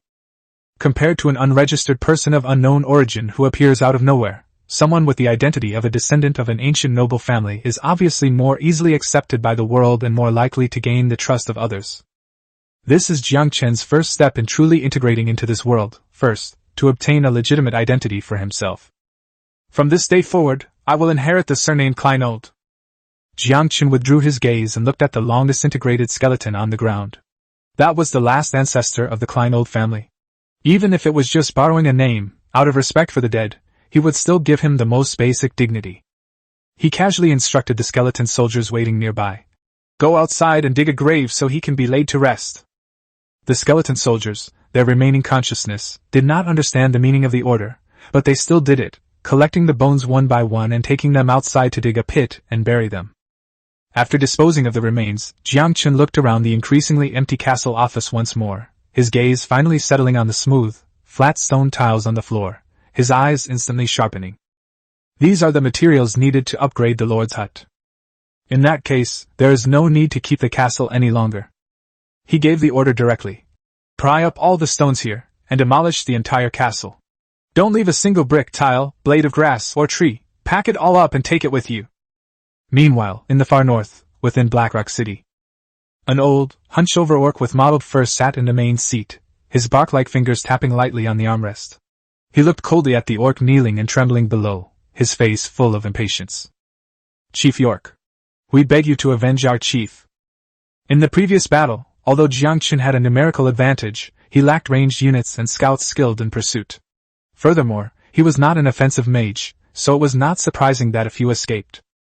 The orc who had escaped back was the old orc's son. He wasn't particularly strong, but he was still a representative of a small tribe. The person he was crying to was none other than York, the orc hero and the true ruler of Blackrock City. York's bloodline is impure, yet he possesses the strength of a 6-tier purple hero.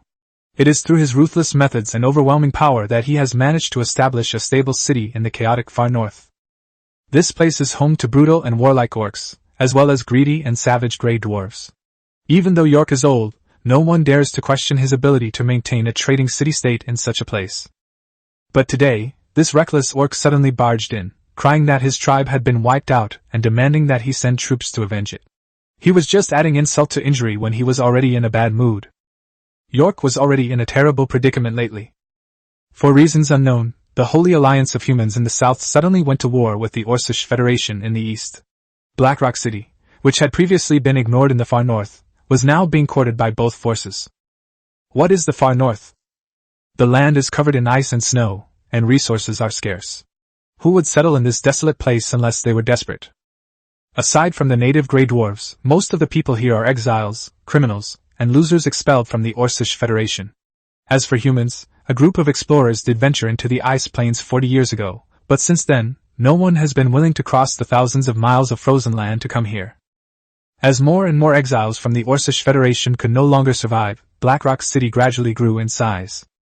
Thanks to the goblins who travel around trading in a small amount of winter wheat that can grow in cold regions, the city's permanent population has exceeded 10,000, and there are more than 2,000 regular warriors. With Blackrock City's existing resources, as long as there are enough weapons, almost every orc and grey dwarf can fight on the battlefield, making it easy to expand the army. With York, a purple tier hero, in command, Blackrock City has long been a force to be reckoned with in the far north. Even if they can't fight on the front lines, serving as cannon fodder is enough to make both sides envious. The envoy from the Orcish Federation was extremely arrogant, demanding the entire army of Blackrock City be mobilized to fight a deadly battle against the Holy Alliance of mankind. In contrast, the Holy Alliance envoys were much more polite, at least outwardly not showing any contempt for the orcs. Their purpose was also straightforward, to invite York to join forces in a raid on the orc frontline camp, and they offered a series of seemingly tempting promises. York lived for over 60 years. Though the hero lived a long life, to the orc he was already very old. Having witnessed too many conspiracies and hypocrites in his life, he knew better than anyone that neither side was good. The Orcish Federation has never considered them, these exiles, as its own. Even if York is a purple hero, he's just a pawn on the battlefield. The Blackrock army will only be pushed to the front lines and wiped out. Humans may appear respectful, but they are calculating at heart. York was willing to risk his life to guarantee that if he were to attack the orcs, the human alliance would immediately withdraw its defenses, sell Blackrock City completely, and leave them to bear the wrath of the Orcish Federation alone. Agreeing to either side would lead to a dead end. Maintaining neutrality doesn't guarantee survival. In the eyes of those in power, there is no true neutrality.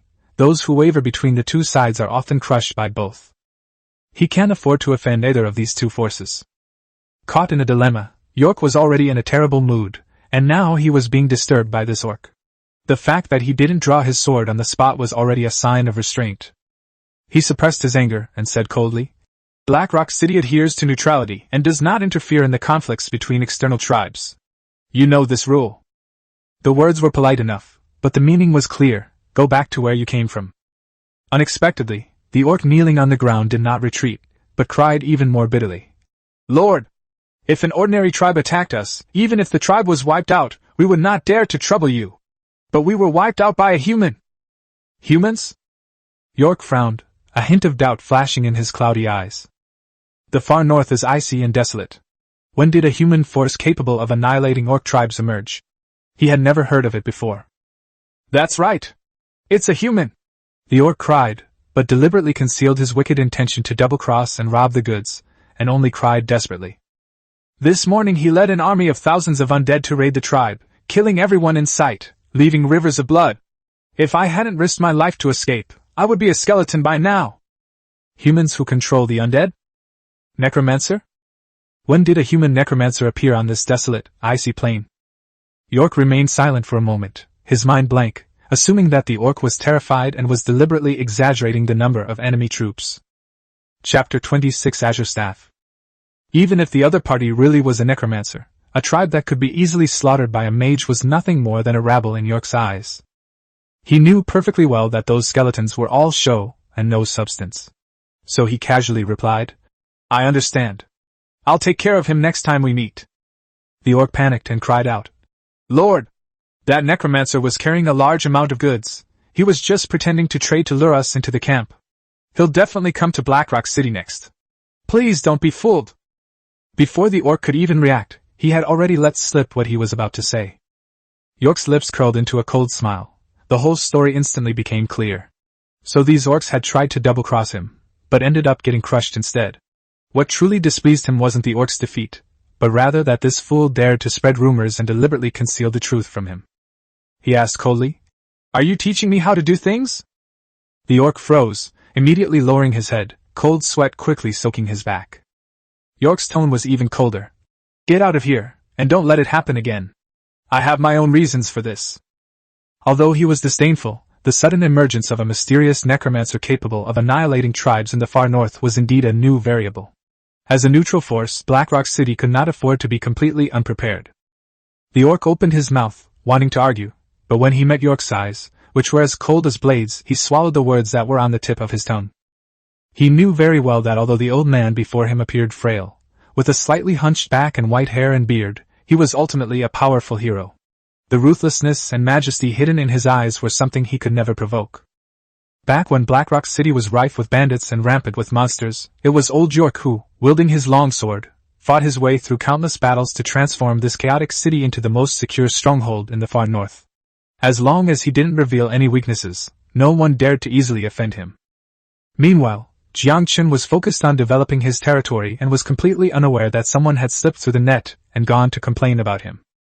After collecting exactly 100 standard stone bricks, Yangchen did not delay and immediately led his elite team back to the main city. As for the main force, he left them behind to continue dismantling the buildings. That fortress was a defensive stronghold built by the Kleinold family in the frigid far north, using all the resources of the clan. It used far more than 100 stone bricks, including many high-grade building materials and even resources of the same quality as sunstone. These stones, timbers, and components will be the hard currency for the territory's development in the future. Right now, the blueprints for mass production of stone bricks are still pending, so naturally, the more resources the better. Dismantle as much as you can. Upon returning to the main city, Yangchen immediately opened the Lord's panel, where pale blue holographic text floated before his eyes. Lord's Lodge. Level 3. Faction Undead. Recruitment limit, 20 to 40. Available units, skeletons free. Upgrade materials required 3,000 wood, 5,000 stone, 400 hemp rope, 100 stone bricks. Upgrade? Yangchen answered without hesitation. Yes. The moment the words were spoken, the panel refreshed instantly. Lord's hut is being upgraded, time remaining, 9 minutes and 59 seconds. The upgrade time has been extended to 10 minutes, and Yangchen raised an eyebrow slightly. It seems that the higher the building level, the longer the upgrade time will be. Future development must be planned in advance. While waiting, he didn't sit idle. He directly ordered the skeleton soldiers to throw all the spider monster corpses they had hunted into the burial ground, converting them into bone and flesh resources needed for the territory. Unfortunately, these spiders are poisonous and cannot be eaten. Otherwise, these large creatures alone could fetch a good price on the marketplace. After disposing of the corpse, Yangchen turned his attention to the 2 treasure chests he had acquired, preparing to open them. The guidance of fate could only guarantee a golden light, but it couldn't determine what high-level item it would contain, so he still harbored some anticipation. After activating the guidance of fate, Yangchen took a deep breath and first opened a bronze treasure chest to try his luck. Open the bronze chest to obtain Azure Staff, purple, Leatherworks blueprint, blue, Iron Shield blueprint, green, Wooden Cup blueprint, white, 20 soul crystals, and 269 undead coins. As the light faded, several items hovered silently in the air. Yangchen's eyes immediately fell on the staff that gleamed with a pale blue light. Azure Staff, purple. Type Staff. Effects: Magic Penetration, Breath of Nature, Magic Flow. Magic Penetration increases magic power by 20%. Range Casting, casting range increased by 10%. Mana Flow increases mana regeneration speed by 20%. Yangchen raised his hand, grasped the staff, and gently waved it. The staff immediately emanated a warm, magical energy, and felt quite pleasant to the touch. This is a universal staff with no faction restrictions and no magic attribute requirement. Although it's not the undead specialization equipment he most desires, its stats are solid, making it very practical for him at this stage. He glanced at the territory's trading channel. Today's trading volume was noticeably lower than yesterday. While all the crafted weapons had been sold, the blueprints and rare materials remained unanswered. Yangchen wasn't in a hurry.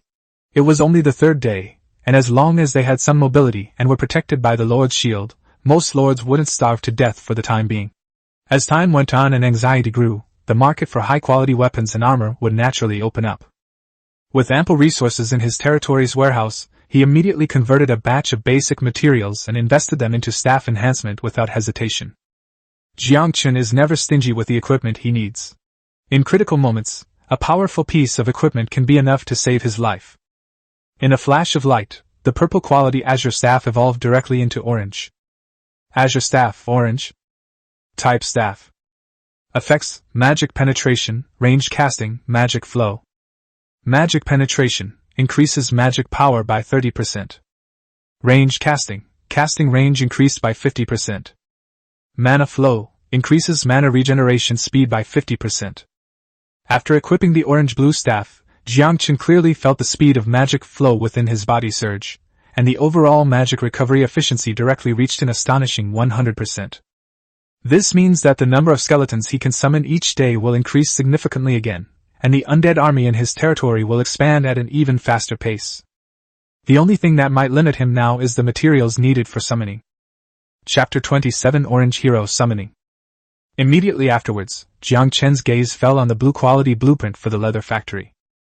Leather factory blueprint: stone 500, wood 500, hemp rope 400, iron ore 200.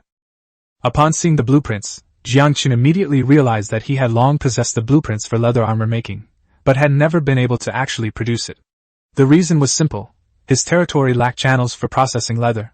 Only now did he understand that animal hides could not be directly turned into leather. They had to undergo specialized processing. Leather processing produces a pungent odor, so Yangchen did not build it near the main city. Instead, he chose a location on the edge of the territory, far away from barracks and core buildings, and specially designated an industrial zone to avoid affecting the layout of the main city. After confirming that there were enough materials, he immediately ordered construction to begin. Should it be built? Yes. Pale blue light patterns spread across the ground, and wood and stone were quickly piled up to form a simple processing plant that soon appeared on the edge of the territory. Tannery blue. Type: processing building. Effect: basic units can process fur into leather upon entering. Remaining workstations 0 to 20. Yangchen immediately deployed 20 idle skeleton soldiers to the leather factory, and also sent in a large quantity of furs that had been stockpiled in the warehouse. Soon, the processing progress appeared in the Lord's book. The blue leatherworks could only produce 10 hides of leather per hour. This speed is too slow. Yangchen frowned slightly. Although the skeleton soldiers didn't need rest and could work continuously, the construction efficiency itself was too low to keep up with the needs of the territory's development. So he directly invested resources to upgrade the leather factory from blue quality to purple. The progress bar instantly sped up, and production increased from 10 sheets per hour to 100 sheets per hour, a tenfold increase in efficiency. After a quick calculation, Yangchen decided not to upgrade to orange rank. His current fur reserves in his territory weren't much. Aside from some he obtained from hunting wild monsters, the rest mostly came from the ore camp. At the rate the purple leather factory is operating at, the existing pelts will be completely used up by tomorrow morning. The undead units have a clear advantage. On production lines that don't require complex decision-making, they can work 24/7. However, as a lord, Yangchen can't just focus on speed. Resource utilization and cost control are equally important, and blindly upgrading will only lead to waste. As for the blueprints for the iron shield and the wooden cup, they were just basic items, which he casually put into his inventory. After counting the soul crystals and undead coins, he also put them all into the territory's treasury. The only thing that he regrets is that he has never gotten any top-tier rare resources like gems since he started opening the boxes. His luck is not bad, but it's not incredible. Suppressing his regret, Yangchen picked up the remaining silver treasure chest and gently opened it. The next second, a dazzling golden light suddenly burst forth, shooting straight into the sky. Open the silver treasure chest to receive: orange hero summoning scroll, moon shadow robe, purple, spatial teleportation scroll, blue, iron spear blueprint, green, 20 ash stones, 50 soul crystals, and 548 undead gold. Yangchen's gaze instantly swept past the other rewards, fixing on the scroll that emitted a golden-orange light. His heart skipped a beat. His intuition told him that he had really hit the jackpot this time. Orange hero summoning scroll randomly summons an orange tier hero who can be persuaded to serve you. Orange hero. Yangchen's breathing quickened. He had seen it in the notes left behind by the Kleinold family. The family elder, who hadn't even left his name, had spent his entire life searching for a gold-rank hero to ensure the continuation of the family line. But that person ultimately died tragically on the icy plains, gaining nothing in the end. What Yangchen held in his hand was a genuine orange tier hero summoning scroll. While it couldn't compare to the legendary gold tier scroll, it was still among the top tier, a powerful force that countless lords dreamed of possessing. Use it immediately. Without the slightest hesitation, Yangchen tore open the scroll. The scroll transformed into golden flames, exploding before him and tearing open a deep spatial portal. Behind the portal, a slightly petite and youthful figure slowly emerged. Once the figure solidified completely, the flames went out, and the spatial portal vanished without a trace. Standing before Yangchen was a little girl who looked no more than 10 years old. She was eerily quiet, with delicate and lovely features, and fair and smooth skin that shone with a strange, glazed luster. It didn't resemble the flesh and blood of a living person, but rather some kind of meticulously crafted creation. She stared quietly at Yangchen, her eyes empty yet exquisite, exuding an indescribable strangeness. Just then, the Book of Lords popped up the full hero panel. Automaton Siska, Orange Tier 4. Faction None. Occupation, Alchemist. Racial traits, Undead, Puppet, Artificial Soul. Skills, Alchemy Gold, Fire Magic Purple. Inherent skill, Intermediate Combat Mastery. Undead creatures, this species transcends the cycle of birth and death, and is immune to all negative states such as toxins, diseases, blindness, and mental interference. Dolls, discarded parts can be replaced at will, or the dolls themselves can be upgraded and modified, with no lifespan limit.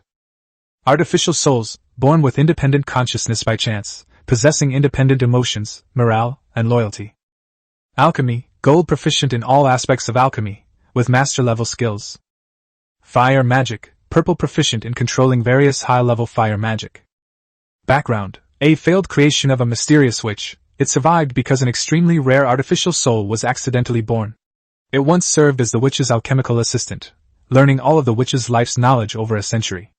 After the witch disappeared, it sealed itself in the alchemical laboratory, slumbering, awaiting awakening.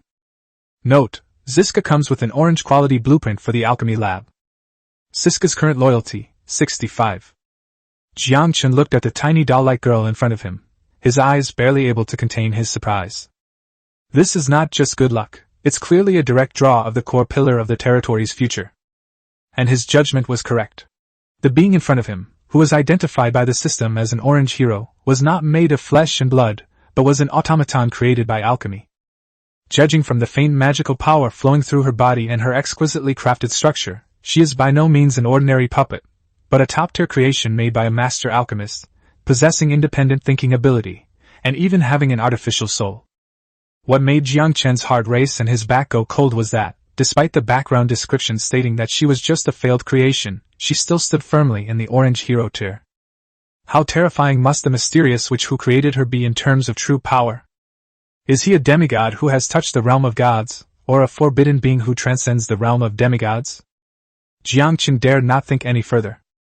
Because if this thought lingered for even a second longer, it made his scalp tingle. Chapter 28 Automaton Siska. The most important thing right now is not to figure out how deep the witch is, but to do everything possible to keep the little doll in front of us in check and to please her. The Lord's book clearly states, Automaton Siska, current loyalty 65. This value means she could turn against him at any time, even abandoning him, her summoner, at a crucial moment. In other words, in Siska's eyes, Yangchen, the summoner, was probably no different from an ordinary person, and wouldn't naturally gain any special feelings just because he awakened her. Fortunately, he hadn't fallen below the 30-point threshold for rebellion, otherwise he would be thinking about saving his own life first. Despite her petite and cute appearance, and the fact that her skills are mostly in research, alchemy, and support, making her seem completely unsuitable for combat, Yangchen dared not underestimate her in the slightest. She was an orange-tier hero. Even if she wasn't good at head-on combat, she was definitely not someone he, a mediocre blue-tier necromancer, could afford to mess with.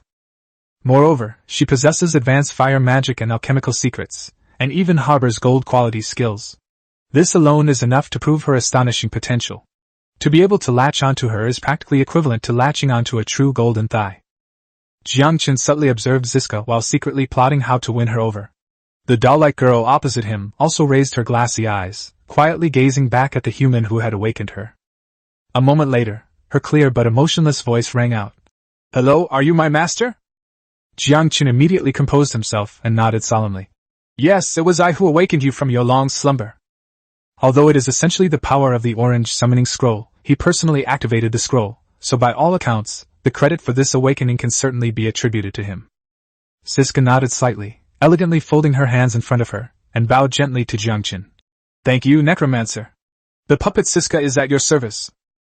System notification, Automaton Siska's loyalty plus 10, current loyalty, 75.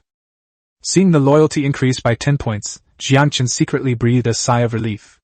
It seemed this puppet wasn't entirely unreasonable. At least it wouldn't betray him upon first meeting. The heroes summoned by the scroll were reliable enough, without the absurd situation of attacking their master upon appearance. Just then, the Book of Lords popped up a new notification. The Lord's hut had been completed. Yangchen then said, "Siska, let me show you around my territory." Siska didn't object and quietly followed behind him. As Yangchen walked, he said gently, "Feel free to ask if you need anything. The territory is still in its initial development stage, and with a strong person like you joining, the development speed will definitely be much faster." Siska's face remained expressionless, as calm as a still lake. After a few seconds of silence, she finally spoke. "If possible, I hope the Lord can build me an alchemy laboratory.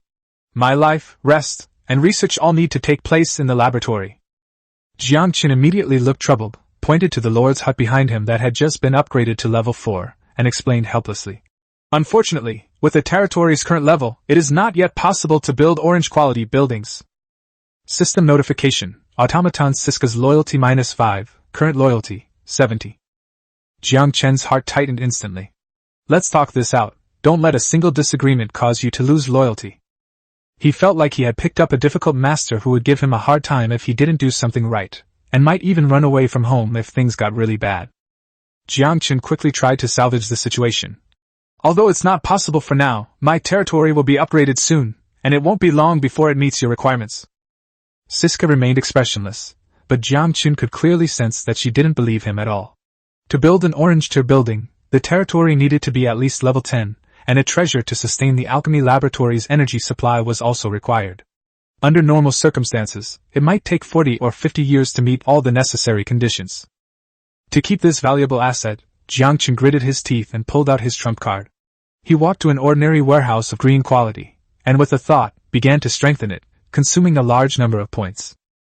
The next instant, the green light surged, and purple mist filled the air. The originally ordinary green warehouse jumped directly to purple quality, and its storage space increased several times over. Siska's glassy eyes flickered slightly, finally revealing obvious doubt. "Strange, the main city clearly hasn't reached level 5 yet, so why can the building levels be directly upgraded?" Yangchen simply laid it all out. "This is my special ability. It allows me to forcibly upgrade buildings regardless of the main city's level." To further convince him, he led Siska to 2 striking orange buildings in the territory, pointing to the grave mounds and burial grounds, and said, "These 2 were also upgraded directly by me. As long as you can produce the simplified alchemy laboratory blueprints, I can upgrade them to orange after I build them. In the future, they can even be upgraded to gold, or even higher." System notification. Automaton Siska's loyalty +10, current loyalty, 80. Loyalty increased again, but Yangchen felt a chill run down his spine. Was this system's loyalty assessment really reliable?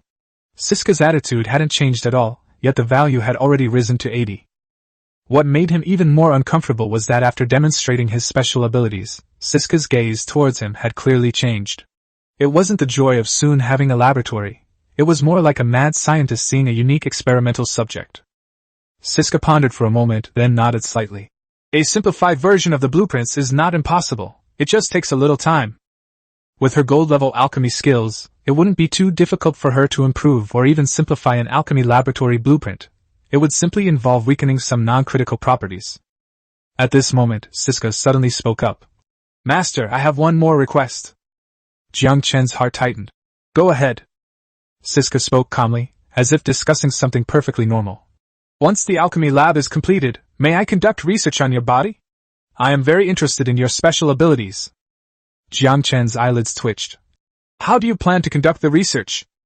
Siska thought for a moment. "Perhaps cutting off an arm, or removing a kidney or something?" Yangchen's scalp tingled instantly, and he said firmly, "Absolutely not." System notification. Automaton Siska's loyalty -5, current loyalty, 75. Loyalty levels started fluctuating wildly again, but Yangchen was determined not to compromise this time. He realized that Siska seemed to genuinely know how to manipulate him using loyalty, and this kind of behavior absolutely could not be brought into the workplace. Seeing Yangchen's resolute attitude, Siska did not continue to lower his loyalty, but earnestly suggested, "I can replace the master's limbs with more functional and powerful puppet prosthetics, which are more practical than the original flesh and blood body." "No need!" Yangchen refused outright. Seeing the fleeting disappointment in Siska's eyes, and considering her fluctuating loyalty, Yangchen finally backed down. "I can give you some blood or hair for research, but you absolutely cannot cause me any physical harm, not even the slightest bit." He stared at Siska, his tone serious. This is the bottom line, and it's an order. System notification, automaton Siska's loyalty +5, current loyalty, 80. Yangchen finally understood. This puppet was not just a simple artificial soul. Its intelligence and cunning were in no way inferior to those of a normal human, and it was even more ruthless and obsessive. However, with a loyalty rating of 80, it's already above the safety line, so at least there's no need to worry about her tying me to the operating table in the middle of the night for dissection and research. Afterwards, Yangchen took Siska back to the level 4 Lord's cabin. The upgraded cabin had an extra empty room, which was just enough to temporarily house Siska, and the materials needed for the upgrade had also been refreshed. Lord's Lodge. Level 4. Faction Undead. Recruitment limit, 40 to 80. Available units, skeletons free.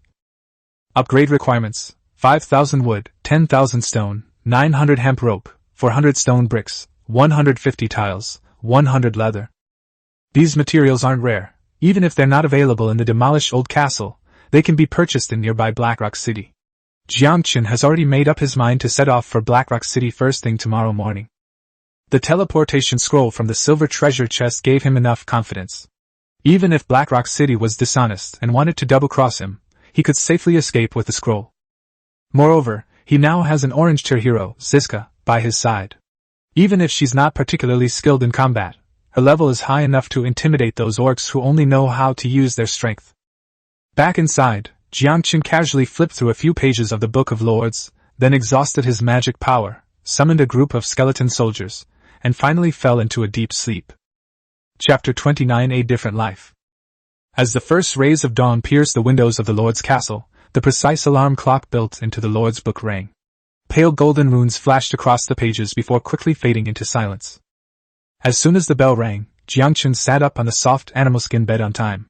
He rubbed his sleepy eyes, his gaze habitually sweeping to the center of the hall, but his heart suddenly skipped a beat.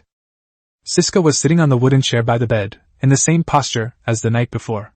Her blank, deep eyes stared straight at him, her porcelain skin gleaming like cold jade in the morning light. She sat there quietly, without any breathing, movement, or sound. Yangchen instinctively pressed his hand to his chest, feeling a sense of unease at the sight. Waking up early in the morning to find a doll sitting by the bed staring at her, and probably having been staring all night, would be unsettling for anyone. If Yangchen hadn't already figured out her eccentric personality, he probably would have been truly startled. Yangchen suppressed his strange feeling and asked helplessly, "Siska, don't you need to rest?" The girl slowly raised her eyelashes, her voice clear and calm. "Master's question is strange. I am an automaton, I don't need to rest. Rather than resting, it's more accurate to say that I am resting when I'm not working." Yangchen was speechless for a moment. Indeed, the cognitive logic of different races couldn't be judged by common sense. He coughed lightly, returning to the main topic, and asked her about the progress of simplifying the alchemy lab blueprints last night. Siska mechanically reported, "Work completed 32%. The task of simplifying the alchemy laboratory blueprints is expected to be completed in 25 hours. Yangchen pondered for a moment, and earnestly instructed her that when simplifying the lab, all its functions must be retained, and only the overall performance could be reduced. No single function could be omitted. There are limits to enhancing abilities. You can't just create new functions out of thin air. He can accept a weakened version of the alchemy lab, but he cannot accept an emasculated alchemy lab." Siska merely tilted her head slightly. It was unclear whether she had actually heard him. Yangchen watched helplessly, said nothing more, got up and went out of the Lord's hut to wash up quickly. The cool water splashed across his cheeks, dispelling the last trace of drowsiness. He then went into the makeshift kitchen, lit a fire, boiled water, and chopped ingredients, quickly preparing a steaming breakfast. The aroma of wheat pancakes and meat broth filled the hall. Since Siska didn't need to eat, Yangchen naturally only prepared one serving. He sat down at the long table with his plate, slowly eating while browsing information on the Lord's trading channel. But after only a couple of bites, he felt the gaze fixed on him. Siska had somehow moved to the edge of the table, remaining motionless and staring intently at him as he ate. His gaze was so focused and direct, as if he were observing a rare specimen. Yangchen even slowed down his chewing, and his appetite vanished instantly. Sometimes he really wondered if Siska walked without making a sound. Yangchen looked up helplessly. "How about I get you something to eat?" Siska tilted her head and replied seriously. "Master is saying strange things." Siska is just an ordinary automaton and doesn't need to eat. Yangchen couldn't help but ask. Then why are you staring at me like that? Siska paused for a moment, then honestly admitted. Siska is observing a very rare experimental host. Yangchen silently rolled her eyes. She definitely meant to say, experimental subject. Absolutely. Judging from Siska's behavior, which lacks any common sense and is filled with dangerous intuition, the witch who created her must have been a crazy and dangerous person. However, the witch's extraordinary talent is undeniable. Siska doesn't resemble a cold machine. Rather, she seems like the creation of a mad scientist, demonstrating the sheer power of her methods. At this moment, Siska suddenly spoke up. Siska senses that the master is thinking of something impolite. Yangchen replied expressionlessly. That's just your imagination. After saying that, he turned his attention back to the trading channel. It has been 4 days since I transmigrated to this lord world. Most of the surviving lords have barely adapted to the cruel rules. Food prices have dropped again and again, and now a basic ration can only be exchanged for 5 units of basic resources. Some lords who have developed their forces faster have already started listing the lowest quality white weapons, though in very small quantities. In contrast, the green weapons Yangchen listed are still selling poorly, with almost no one interested. Soul crystals, on the other hand, were in high demand because they could enhance troop strength. As for blueprints, after much effort, he only managed to obtain a few useless white household item blueprints, and he didn't even see a trace of rare resources. Yangchen sneered inwardly. They really wouldn't give up until they were pushed to the limit. Once the Lord's assessment officially begins, won't these people be going bankrupt, frantically scrambling for weapons and soul crystals? They could have taken advantage of the current low prices to stockpile resources and accelerate development, but instead, they chose to wait until they were driven to the brink before buying at high prices. Such short-sightedness makes their slow development unsurprising. After hastily finishing his breakfast, Yangchen turned and went to the burial grounds behind the castle. Cold tombstones were neatly arranged, and countless skeletons lay dormant beneath the soil. He activated the guiding fate, directly increasing the number of summons to the limit that the soul crystals in his hand could support, a total of 126. Consuming 882 soul crystals and 882 bones, successfully summoned 126 elite skeleton soldiers, Tier 7. A pale blue summoning light suddenly shone. The next second, hundreds of pale, skeletal arms burst from the ground, carrying the scent of damp earth and decay, and emerged from beneath the tombstone. The bones clattered together with a clicking sound, and one after another, tall and imposing elite skeletons slowly rose to their feet, shaking off the dust from their shoulders. Ghostly blue soul flames burned in their empty eye sockets, perfectly synchronized and exuding an awe-inspiring presence. Yangchen looked at the army of skeletons before him, a look of satisfaction flashing in his eyes. For the first time, the number of his elite skeletons had finally surpassed 100. If you include the ordinary skeleton soldiers he summoned earlier, his forces already exceed 1,200 units. Among novice lords, this is already an absolutely top-tier combat force. Without delay, Yangchen immediately retrieved the leather armor blueprint from the Lord's book. Leather armor blueprint, green leather X2, hemp rope X1.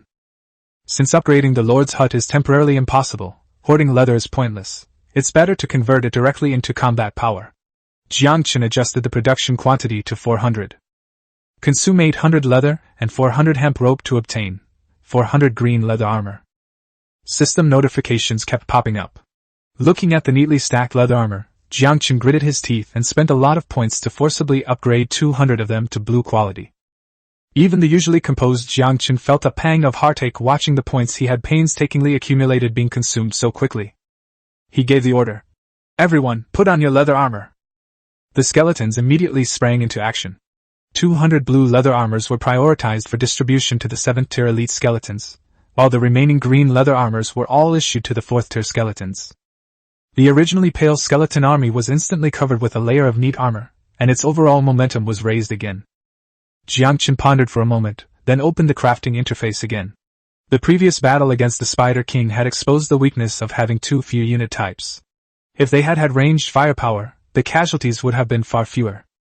Light hand crossbow, green wood X3, hemp rope X1, leather X1. He made 100 of them directly. Obtained 100 light crossbows, green. Then came the arrows. 10 iron arrows, white 1 iron ore 2 wood. Yangchen increased the quantity to 100. Obtained 1,000 iron arrows, white. Seeing this result, Yangchen finally breathed a sigh of relief. Fortunately, arrow making wasn't too demanding. 1 unit of material could produce 10 arrows, which was barely enough. He upgraded all the crossbows to blue again, increasing their range and power, and then distributed them to the elite skeleton soldiers, equipping each with 10 arrows. Elite skeleton soldiers aren't limited to swords and blades. With their innate combat proficiency, they can quickly master any weapon, excelling in both ranged and melee combat. After processing the troop equipment, Yangchen began crafting weapons for trading. He had previously sold a large quantity of equipment through the channel, and with Xia Yulan's contributions, his iron ore reserves were already vast, enough to support large-scale production. Consuming 5,000 iron ore and 2,500 wood, you will obtain 2,500 black iron one-handed sword green. Consumes 5,000 wood, obtains 2,500 log shields. Yangchen listed 1,500 black iron one-handed swords on the trading channel, noting that he would only exchange them for iron ore, blueprints, and rare materials like logs, while he would exchange them for wood specifically for round shields. After doing all this, he ignored the impending information bombardment and switched the Lord's Book to Do Not Disturb mode. But as soon as he turned around, a cold gaze suddenly pressed against him. Siska was standing behind him, still staring intently at the Book of Lords in his hand. Yangchen was so startled that his hand trembled, and he almost threw the Book of Lords away. He said helplessly, "Next time you should make some noise when you walk, and also, don't suddenly appear behind me and scare me." Yangchen made a firm decision in his heart. He had to build Siska's alchemy laboratory as soon as possible. If he continued to be watched by her without warning, he would eventually develop a mental illness from fear. Siska showed no reaction to this, and her loyalty remained unchanged, clearly indicating that she didn't take his words to heart at all. Chapter 30 Orc City Blackrock City. "What are you looking at?" Yangchen asked, regaining his composure. Logically speaking, the natives should not be able to see the contents of the Lord's Book, let alone use it. This is an ironclad rule of this world. Siska answered directly. "My master's special ability." Yangchen didn't explain. The concepts of time travel and a Lord system were inherently unfounded, especially since Siska hadn't fully gained his trust yet. Her fluctuating loyalty already spoke volumes. But the next second, Siska suddenly stretched out her slender finger and pointed to the Book of Lords in his hand, her tone unusually persistent. "I want this." Yangchen was taken aback, then glared at her. "This isn't a toy, it's my personal prop. Even if I gave it to you, you wouldn't be able to use it." Siska tilted her delicate little face up, her eyes pure yet stubborn, like a little girl who had her eye on a favorite toy and was determined to get it. Yangchen felt a headache coming on from her stare and could only reluctantly compromise. "I'll get you one next time I have the chance. There's never a shortage of enemies among time travelers. If I encounter other lords later, I can kill them and seize their Lord's Book, which I can use to appease Siska and boost her favor in the process." As for the book in his hand, he would never hand it over. Yangchen knew very well that Siska didn't just want a toy. She would most likely take the Book of Lords and dissect it for research. At this moment, several intelligent skeletons had already loaded all the weapons to be traded onto a cart, ready to transport them to Blackrock City. Yangchen had already decided that he would not sell any enhanced equipment to either local forces or other transmigrated lords for the time being. The lessons of the Orcish tribes were still fresh in his mind. He would never give a potential enemy the opportunity to arm himself. Yangchen gestured for Siska to get in the car, but as soon as he turned his head, he noticed that the girl's gaze was fixed on the weapon in the hand of the elite skeleton soldier next to her. It was a strangely shaped scimitar with a dark red sheen on its blade, the evil moon. Yangchen's expression was strange. He wouldn't be surprised if Siska wanted the azure staff, since she possessed fire magic and the staff could enhance her combat power. But she specifically chose a single-edged sword for close combat. Yangchen even felt that she was like a child, wanting everything that looked good. "You want this?" Yangchen asked. Siska nodded emphatically, her gaze fixed on him, her expression clearly saying, "I won't leave until you give it to me." Having already refused once, refusing again would be unreasonable. Yangchen sighed, feeling that he hadn't just picked up a genius alchemist, but rather a little tyrant he couldn't afford to offend. Siska looked petite and slender, not at all like a warrior, but Yangchen knew that she was by no means a weakling. She possesses intermediate combat proficiency, and coupled with an automaton body forged from magic and alchemy, even Yangchen couldn't gauge just how powerful she would become when she truly unleashed her power. After a moment's thought, he decided to consider the feelings of his heroes. It was reasonable for an orange-quality hero to request an orange-quality weapon of the same level. Give the evil moon to Siska, and you can exchange it for a black iron one-handed sword. Upon receiving the order, the armored elite skeleton soldier did not hesitate at all, immediately handing the evil moon, which emitted a cold orange light, to Siska, and then picked up a common blue-quality black iron one-handed sword. System notification: Automaton Siska's loyalty +1, current loyalty, 81. Yangchen raised an eyebrow, only able to console himself that at least his loyalty had increased. But a genuine orange-tier weapon only earns a tiny bit of loyalty, which is ridiculously slow. On the rest of the journey, Siska indeed behaved much better, no longer throwing tantrums, and simply sat quietly on the edge of the cart, like a silent and beautiful ice sculpture. However, her eyes remained fixed on Xiaoyu, her pupils flashing with different colors of light, clearly analyzing the structure of this orange weapon. It seems that what she wants is not just a high-quality weapon, but to figure out what's so special about this obviously upgraded orange equipment. The skeleton soldiers served as both guards and pack animals, pulling carts across the vast ice plains at high speed. The undead truly lived up to their reputation as top-tier workhorses across all realms. They showed no fatigue, no pain, and never complained. Their joints pounded the snow with a rhythmic, cold crack, their speed never faltering. Yangchen sat in the center of the cart, holding the Lord's book that emitted a faint glow to calibrate the course and prevent the skeleton army from getting lost in the boundless ice plains. He didn't rest during the journey, meditating to restore his magic power while continuing to summon new skeleton soldiers. Over the past few days, he had developed a habit of never wasting any free time. As soon as his magic power recovered a little, he would immediately engage in summoning, as if constantly accumulating chips in a desperate situation. Guided precisely by the Book of Lords, after a full 3 hours of travel, the imposing and rugged outline of Blackrock City finally appeared on the distant horizon. But just as Yangchen got a clear look at the city, the orc scouts on the city walls spotted the massive undead army. They were instantly terrified and immediately grabbed the horn and blew it with all their might. Wah! A mournful horn pierced the silence of the icy plains, and the massive gates of Blackrock City slammed shut amidst the rumble of gears and chains, instantly plunging the heavy city walls into a state of readiness. This cannot be blamed on the orcs overreacting. In the minds of all living beings on this continent, the undead are the natural opposite of all things, representing filth, death, and destruction, and their reputation is almost no better than that of the demons of the abyss. Now, thousands of skeletons are surging towards the city like a white tide, a sight that would send chills down the spines of any race. Yangchen did not allow the army to continue advancing, lest he provoke the orcs. He raised his hand to signal the entire army to halt, and only led Ziska and 10 elite skeleton soldiers forward. He gently adjusted the magnificent and profound mage robe he was wearing. This was a purple-quality equipment obtained from opening a treasure chest, which not only came with spell penetration, spell amplification, and enhanced meditation efficiency, but also had level 3 spell defense. With the added effect of the shining amulet, Yangchen's surrounding protection was now perfectly in place. Chapter 31 Purple Hero, Barbarian Fong York. In a location where both sides could hear clearly and it was safe enough, Yangchen stopped, picked up a makeshift megaphone, and shouted to the orcs on the Blackrock City Tower. He said his name was Yangchen Kleinold, a lord from the far north, and that he had come to Blackrock City not for war, but with friendship and sincerity. A commotion erupted on the city wall, a cacophony of whispers and the clatter of armor. A moment later, a short, stout, sturdy gray dwarf peered out from behind the battlements and roared in a loud voice. "You're lying! The far north is a death trap. There's no way any living thing could survive there." He then pointed at the skeleton beside Yangchen and angrily questioned, "How do you explain these undead? You are clearly a lackey of the undead forces." Yangchen remained calm, showing no sign of anger. He explained that he was a descendant of the ancient Kleinold family, whose ancestors had ventured deep into the far north to establish a secret territory to escape disaster, where they had lived in seclusion for generations. Thanks to the books left by the Kleinold family, Yangchen now has a basic understanding of this world and is no longer as ignorant as he was when he first arrived.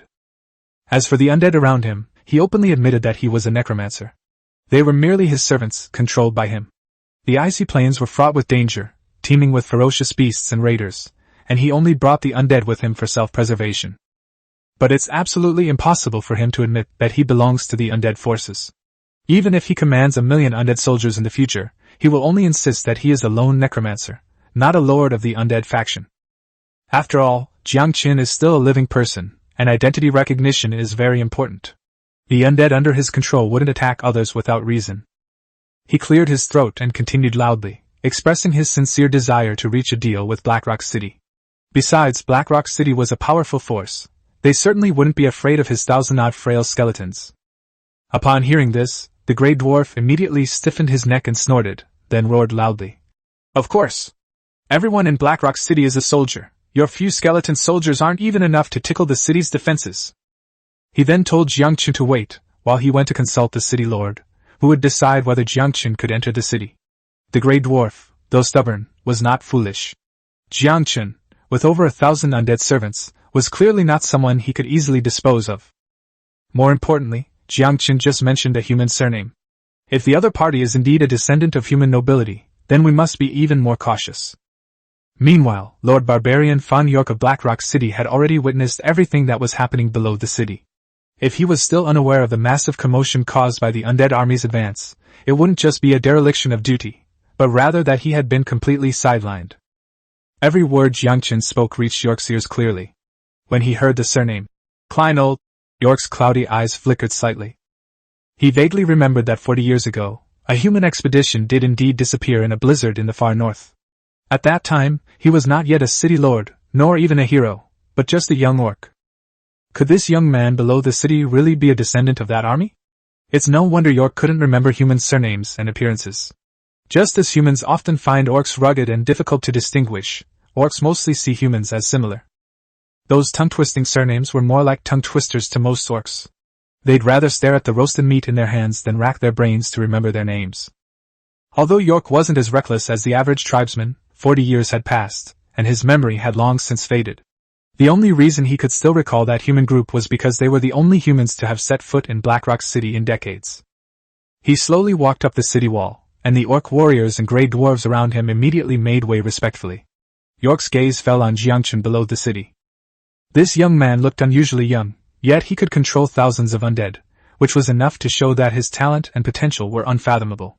York immediately thought of the orcs under his command crying about the destruction of their tribe yesterday, and thought that this man was most likely responsible. Commanding such a large number of undead to wipe out a small tribe would indeed be a piece of cake. After a moment of silence, York's deep voice came from the city wall. I can allow you to enter the city, but your undead servants are not to step into the city gates. Yangchen frowned almost imperceptibly, and said that he had a lot of goods with him, and that he and his maid could not carry them all by themselves. York's gaze was sharp, yet his tone carried the credibility of a city lord. He would send his men to help with the transport, and swear on the honor of Blackrock City that Yangchen would not suffer any injustice or sabotage, but the undead army must remain outside the city on standby. Yangchen pondered for a moment, then finally nodded. The undead were indeed unwelcome wherever they went. Even though he had presented himself as an independent necromancer, he was still restricted in many ways. However, he wasn't worried about his own safety. Not only was there the powerful Siska hidden by his side, but he also had an emergency teleportation scroll concealed in his possession, enough to ensure his safe escape in case of danger. With a creak, the heavy black stone city gates slowly opened a crack. A squad of orc soldiers, wielding giant axes and looking wary, stepped out, their eyes fixed on Yangchen and Ziska, as if guarding against two ferocious beasts that might suddenly attack. Yangchen did nothing that might arouse suspicion, only having the orcs pull away the cart. Then, under their escort, he led Ziska slowly into Blackrock City. Only when he got closer did Yangchen truly see the complete information about this half-orc city lord, and the Book of Lords silently appeared in his consciousness. Wildfang York, a purple tier 3 hero, belongs to the orc faction, and its racial traits include creature, orc, and half-orc. Its skills are Orc Lord, Commercial Prosperity, and Berserk, while its inherent skills are Advanced Combat Mastery and Advanced Battle Axe Mastery. Orcs are naturally physically powerful, with a 30% increase in strength. Half-orcs are more intelligent than pure-blooded orcs, but their lifespan and strength are reduced by 20%. Orc Lords can reduce the probability of city riots, and increase the morale of both orcs and half-orcs. Commercial Prosperity can increase territory revenue, while Berserk mode is triggered after injury, causing sanity to decrease and strength to surge. The more severe the injury, the more terrifying the increase. The note also notes that York's combat strength has declined due to his advanced age. But never provoke an orc hero who wields a berserk power. Once enraged, even they themselves will fear. Yangchen immediately understood. Barbarian Fawn York was a standard lord-type hero, with skills leaning towards command, governance, and city-state development. Even so, his combat prowess should not be underestimated. Orc heroes are never weak. Moreover, he is the Lord of Blackrock City, a true top figure in his faction. Chapter 32 Selling Weapons. Barbarian Tooth York merely glanced at the weapons and shields neatly stacked on the cart, his murky eyes showing no greed whatsoever. He spoke in a deep voice, with the dignity befitting a city lord. Blackrock City allows trade among any race and faction, but private duels are strictly prohibited within the city. Violators will be killed on the spot. All goods sold must be subject to a 10% transaction tax. If there are no problems, I'll take you to the market. Yangchen naturally had no objections. He was there to do business, and he understood the principle of making money through harmony better than anyone else. He smiled and said he hoped this transaction would be the beginning of mutual trust, and that they could cooperate for a long time and make big money together. Upon hearing the words, "Make big money," York's tense expression finally eased a bit. Everyone who ventures out is ultimately seeking wealth. Double-crossing will only ruin their future. York prefers cash on delivery to those who break the rules. Following the rules and maintaining credibility opens doors to bigger deals in the future. As for the orc's accusation from the previously wiped-out tribe, York could only sneer. The goblin Demo had said that goblins, like dragons, valued gold more than their offspring. York now only wanted to add that merchants value gold more than their ancestors. As long as Yangchen's value far exceeded that of the complaining orc, he would guarantee Yangchen's safety in Blackrock City. At York's instruction, several orc soldiers led Yangchen and his group to a spot in the market with a wide view and a large flow of people. Before long, Yangchen was surrounded by curious orcs and grey dwarfs. Blackrock City hadn't seen humans for decades, and this was the first time most of the younger generation had ever seen humans in person. Furthermore, news of the Undead army pressing in had likely already spread throughout the city, making everyone both curious and wary of the goods brought by this mysterious human. Many people even wondered to themselves, could the necromancer have brought bones or rotten flesh?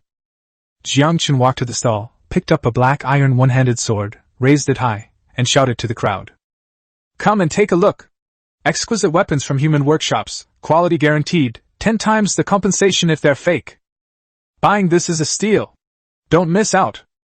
The shout was loud and catchy, and even York, who was observing from a distance, was stunned for a moment, let alone the orcs and grey dwarves who had never seen such a scene before. Is this how you shout to sell something?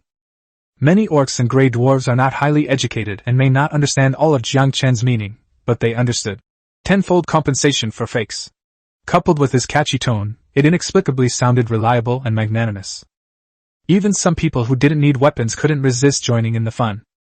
Soon, a burly orc pushed through the crowd, picked up a black iron one-handed sword, and swung it a few times casually. A dull whistling sound rang out, and his eyes lit up. How much is this? Yangchen had already found out the market prices from the Goblin Merchant Guild and quoted prices directly. 10 gold coins for a black iron one-handed sword, 1 gold coin for a log shield. The orc instinctively asked. Beast tooth gold? Yangchen smiled slightly. This friend is really joking. Of course, it's the gold coin that's universally used in mainland China. The orc's expression immediately turned troubled. 10 general gold coins would cost the full 30 of their commonly used beast tooth gold coins. He couldn't help but complain. You're so dark. Yangchen's expression remained unchanged. This is the market price, as you all know. Moreover, these are green quality weapons. Where else in the entire Blackrock City can you buy so many good items at once? The orcs behind him were already urging him on, saying that if he wasn't going to buy it, he shouldn't be blocking the way. The sharpness and sturdiness of the sword in front of him had just been tested by the burly orc himself, and it was indeed no ordinary item. He gritted his teeth and finally said, Fine. Give me 10 swords and 20 shields, pay with beast fawn gold. Yangchen smiled and told him to go to the side to pay the bill. Siska immediately stepped forward to pack the food, her petite figure moving with astonishing speed. Yangchen was in charge of collecting the money, while Siska tied the weapons and shields together with thick hemp rope and handed them to the orcs. Orcs have always revered bravery, and their tribal way of life means they engage in almost no farming or production. For them, besides hunting, raiding is the primary way to obtain resources. All year round, they are either fighting or on their way to battle. Therefore, weapons, shields, and slaves are always the best-selling hard currency in the orc market. Yangchen had an idea and shouted again. Those with blueprints and rare resources can also exchange them. The price is absolutely fair. As soon as he finished speaking, orcs crowded forward and carefully pulled out a yellowed blueprint. Look at this, how many weapons can you exchange it for? Yangchen glanced at the information that popped up in the Book of Lords. White wall. Drawings not included. He immediately replied. A green quality weapon. Really? It's been changed. The orc was overjoyed. He had thought that a white blueprint would at most be exchanged for a few tattered wooden shields, but he never expected to be able to exchange it for a good sword that could be used on the battlefield. Yangchen's offer was significantly higher than the market price. This was because he wasn't just after immediate profits. Collecting more blueprints was also part of his plan. These local forces have far more blueprints in their hands than the transmigrators, and they are not as stingy as the transmigrators, who even hold onto the white blueprints tightly. As long as the price is high enough, there's no need to worry about people bringing out their most treasured items. The orc added, Give me another 30 black iron one-handed swords, paid in universal gold. Yangchen gave the other person a deep look. Being able to casually produce blueprints and possess so many universal gold coins clearly indicated they weren't from an ordinary small tribe. But that was none of his concern. He was only concerned with collecting the money and delivering the goods. Siska silently packed up the weapons, her movements so swift and efficient that they didn't resemble those of a petite doll. Yangchen suddenly remembered something and loudly reminded them again. Friends who want to exchange blueprints, please do so as soon as possible. Duplicate blueprints will not be accepted. At this shout, those who were still hesitating immediately rushed forward, afraid of being beaten to it by others. Orc leather boots blueprint, white. Animal hide glove pattern, white. Animal hide saddle blueprint, white. Simple animal hide tent blueprint, white. Most of the blueprints were white, and they were mostly for everyday items. Yangchen hadn't seen a single blueprint for weapons or armor, which he was hoping for. But he still accepted them all, and the price was quite good. Even if he didn't need them for the time being, they would still expand his blueprint library, and he could sell them on the Transmigrator channel later and make a fortune. Chapter 33: A Bountiful Harvest of Blueprints. Just then, a disheveled gray dwarf, covered in coal dust and oil stains, finally squeezed to the front of the stall and slammed a blueprint on the table. He stared at Yangchen and asked, Human kid, take a look at this, how much is it worth? Yangchen glanced down at it, his eyes narrowing slightly. It was a blueprint for a green-quality steelmaking furnace, capable of refining iron and copper ingots, the most basic and crucial element of the territory's industrial system. Grey dwarves and dwarves share a common origin, yet they are sworn enemies. Most dwarves have long beards, while grey dwarves take pride in their shaved chins. However, Yangchen doesn't care about these racial feuds. He only cared whether the other party could bring enough profit. So Yangchen looked up and said, 10 green weapons. If you have any other green blueprints, that price applies too. This price already exceeds the value of the blueprints themselves, but strategic blueprints cannot be judged solely by their immediate worth. More importantly, Yangchen had a feeling that this grey dwarf possessed more than one blueprint. The grey dwarf's eyes lit up instantly. Really? I have more! After saying that, he pulled out 3 more blueprints from his pocket. Yangchen had only been testing him casually, but he hadn't expected to actually get something out of him. The drawings for metal parts, black iron or shovels, and mining sites are all crucial industrial infrastructure for the territory at this stage. These blueprints, though not weapons, might be more valuable than weapons themselves. Yangchen didn't hesitate and nodded directly to Siska. Give him 40 green weapons. The grey dwarf immediately beamed, picked up the packed weapons, and exclaimed, Human boy, you're so generous! We grey dwarves love straightforward friends like you! After saying that, he excitedly squeezed into the crowd and quickly disappeared into the depths of the market. Yangchen watched his retreating figure, a slight smile playing on his lips. This trip to Blackstone City was definitely the right one. Next, orcs and grey dwarves kept crowding forward, pulling out blueprints and rare resources from their pockets and animal skin bags, vying to exchange them with Yangchen. Yangchen hadn't expected that these seemingly barbaric races would have so many valuable items hoarded. He accepted almost everything offered, collecting blueprints until his fingers were numb. If he had known that trade was a quick and stable way to make money, why would he have risked his life fighting on the ice plains? He would have been better off bringing his weapons to Blackrock City to set up a stall earlier. In contrast, the Goblin Merchant Guild not only discriminates against customers but also restricts the amount of trade, which is really annoying. Free trade is much more suitable for the rapid development of a territory in the early stages. The weapon was far more popular than expected. In addition to the blueprints, Yangchen also acquired a large number of scattered but valuable resources. Most of them were beast teeth stones commonly used by orc tribes, but he also obtained a few warm and translucent natural gemstones, as well as ash stones that looked like burning embers. What caught his eye the most was that someone had produced magic essence. This was one of the core materials for building a magic source, extremely rare, and the resource Yangchen most wanted right now. Without the slightest hesitation, Yangchen immediately traded 10 green weapons for the blueprint, the price matching the green blueprint. The orc was overjoyed and looked at Yangchen much more favorably. Just as the other person was about to leave, Yangchen suddenly called out to him. "Do you still have any of this?" This was the first time Yangchen had proactively called out to guests, and many people around immediately looked over. The orc also realized that Yangchen was clearly very interested in the magic essence. He didn't answer directly, but instead asked, "What price can you offer?" Yangchen simply said, "I'll be back at the market in a few days, bringing different goods. If you still have any magic essence, it'll still be the same price as today." The orc pondered for a moment, then nodded in agreement. "Okay, I'll go back and see if I can still get some." After he left, others took out blueprints and resources to trade. Business was booming to the point of being out of control. In less than half an hour, the weapons on the cart were all sold out. Black iron one-handed swords sold especially fast. Orcs clearly preferred to charge in with swords and hack their enemies to pieces rather than defend with shields. Orcs are inherently warlike and fond of fighting, and weapons have always been a form of hard currency among the various tribes.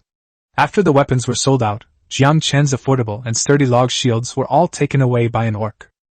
When Yangchen tallied his spoils, he was somewhat taken aback.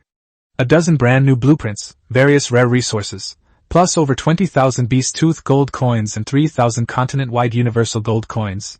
This trip had been incredibly profitable. His net worth multiplied several times over in that instant, transforming him from a poor lord on the icy plains into a wealthy arms dealer. Yangchen sorted the gold coins and put them into his spatial ring. Just as he was about to call Siska to leave, a tall orc figure blocked his way. Yangchen raised an eyebrow, but before he could speak, the orc guard said in a respectful yet unquestionable tone, "Sir, the total value of the goods you traded at the Black Rock City market today is equivalent to 12,000 universal gold coins. According to the city lord's rules, you need to pay 10% tax, which is 1,200 universal gold coins." Yangchen was immediately displeased upon hearing this. It wasn't that he couldn't accept paying taxes. Black Rock City provided such a large trading platform, so collecting taxes was normal. What truly dissatisfied him was the tax calculation method. He frowned and said, "The goods I sold directly were less than 10,000 gold coins, the rest were all bartered. Why should they be taxed as well?" The orc guard had clearly dealt with similar questions before, calmly explaining, "If you directly purchase resources with gold coins, we will not tax you.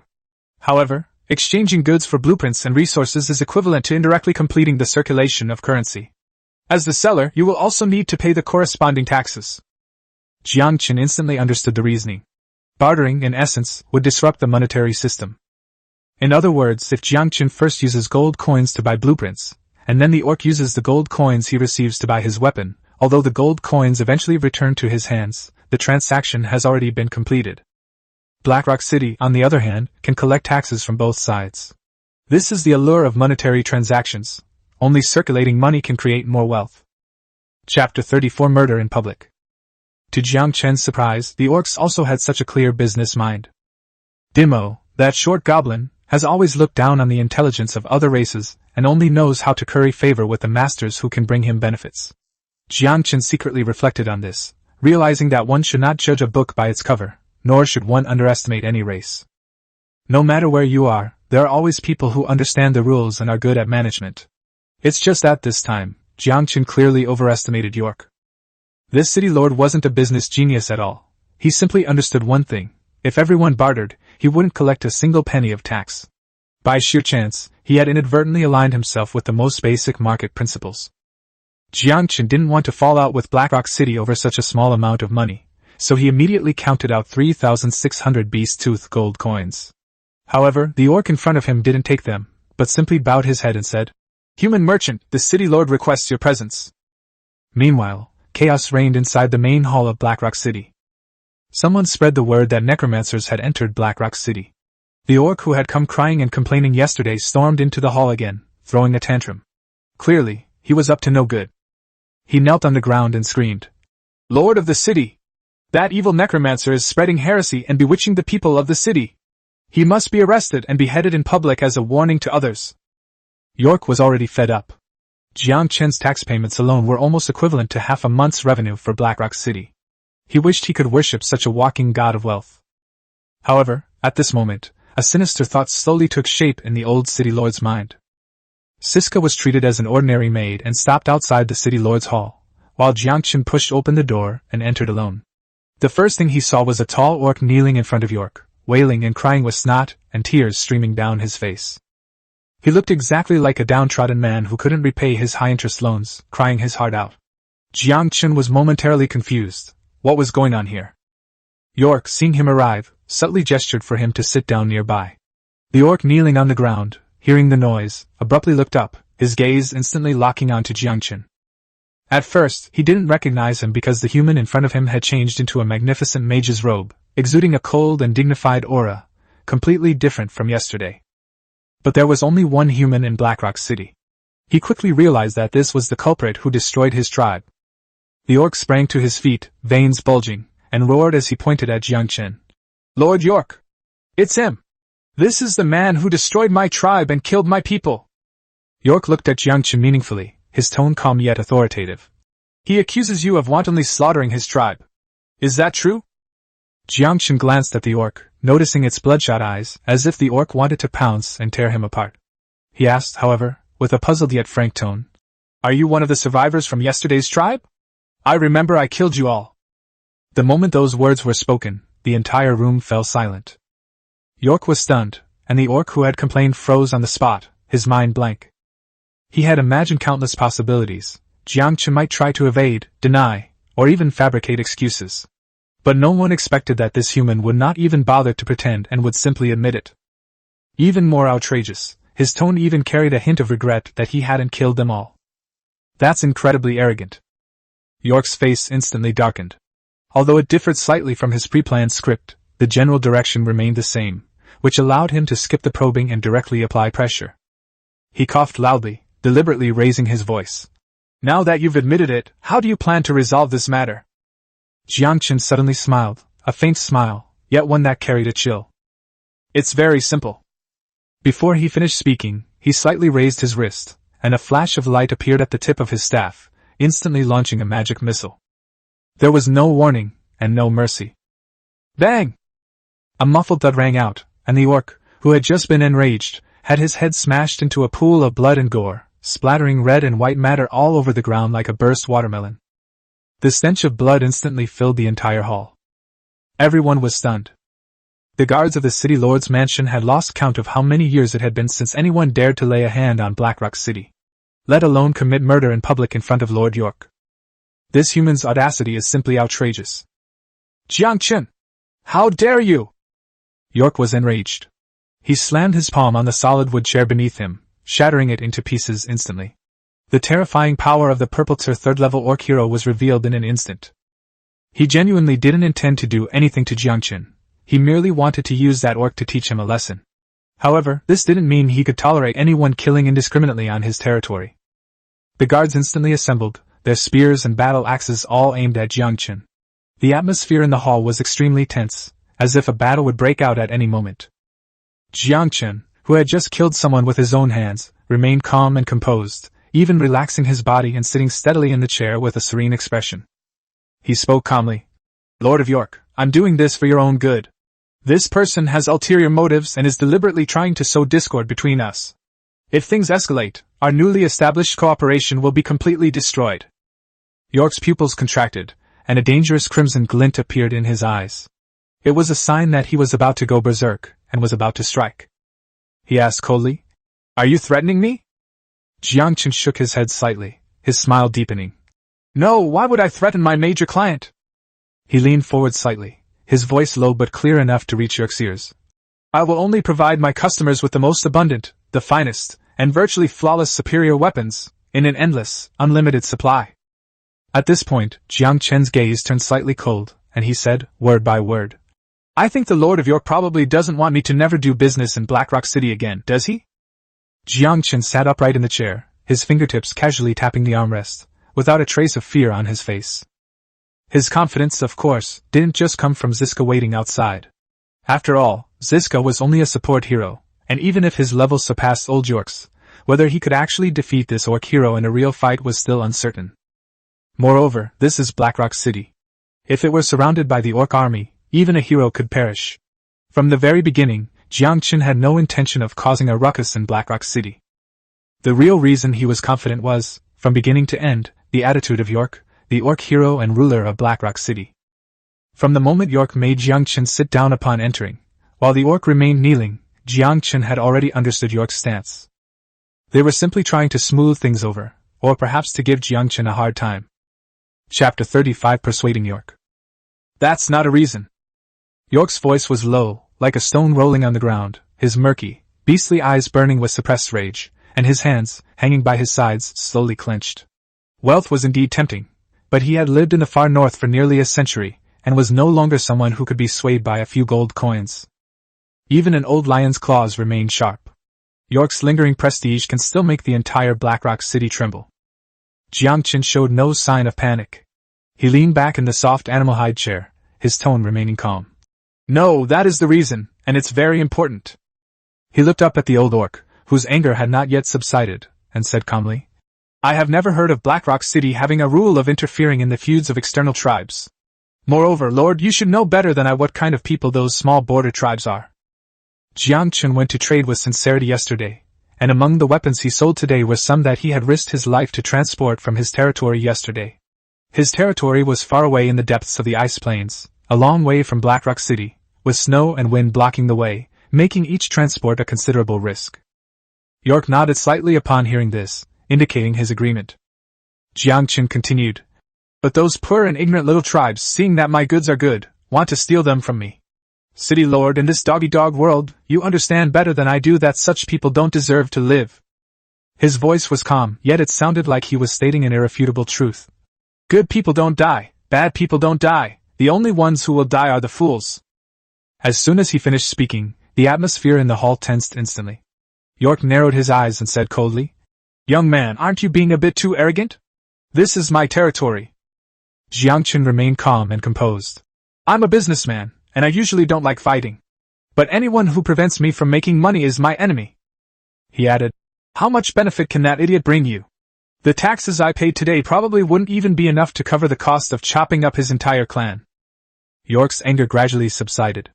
His furrowed brows relaxed slightly, and his gaze towards Yangchen softened, revealing more approval than anger. Yangchen was right. York already despised those useless people who came to complain, and he looked down on stupid fools even more. As for that little tribe that provoked Yangchen, it had both traits. Its death was its own fault. Even at this moment, York felt that the human youth before him made a lot of sense. As expected of a descendant of the legendary nobility, he certainly had some insight. York opened his mouth, wanting to address Yangchen by his noble surname, but after a long pause, he couldn't recall the complete name. Yangchen spoke up at the opportune moment. Kleinold. Yangchen Kleinold. I come from the ancient Kleinold family. Okay, Kleinold. York struggled to pronounce it, the awkward syllables making him uncomfortable, and finally gave up. Can I just call you Yangchen? Yangchen smiled slightly and nodded politely. Of course, it's my honor. He had learned aristocratic etiquette from the Kleinold family's library. Nobles usually addressed each other by their surnames. Calling someone by their first name, unless provocative, indicated a close relationship. Judging from York's current attitude, he clearly didn't intend to kill him. York relaxed considerably when he saw that Yangchen had agreed. He then pointed to the orc corpse on the ground, its head blown open and its flesh mangled, and asked in a deep voice. Yangchen, how do you plan to handle this matter? Yangchen glanced at him indifferently. He's nothing but a clown. Apart from your personal guards, there are no outsiders here. As long as we handle this cleanly, not a single rumor will spread, and your palace will not be tarnished. York hesitated for a moment, then waved his rough, large hand. Two heavily armored orc guards immediately stepped forward, one lifting the body by the shoulder and the other by the foot, and quickly dragged it away.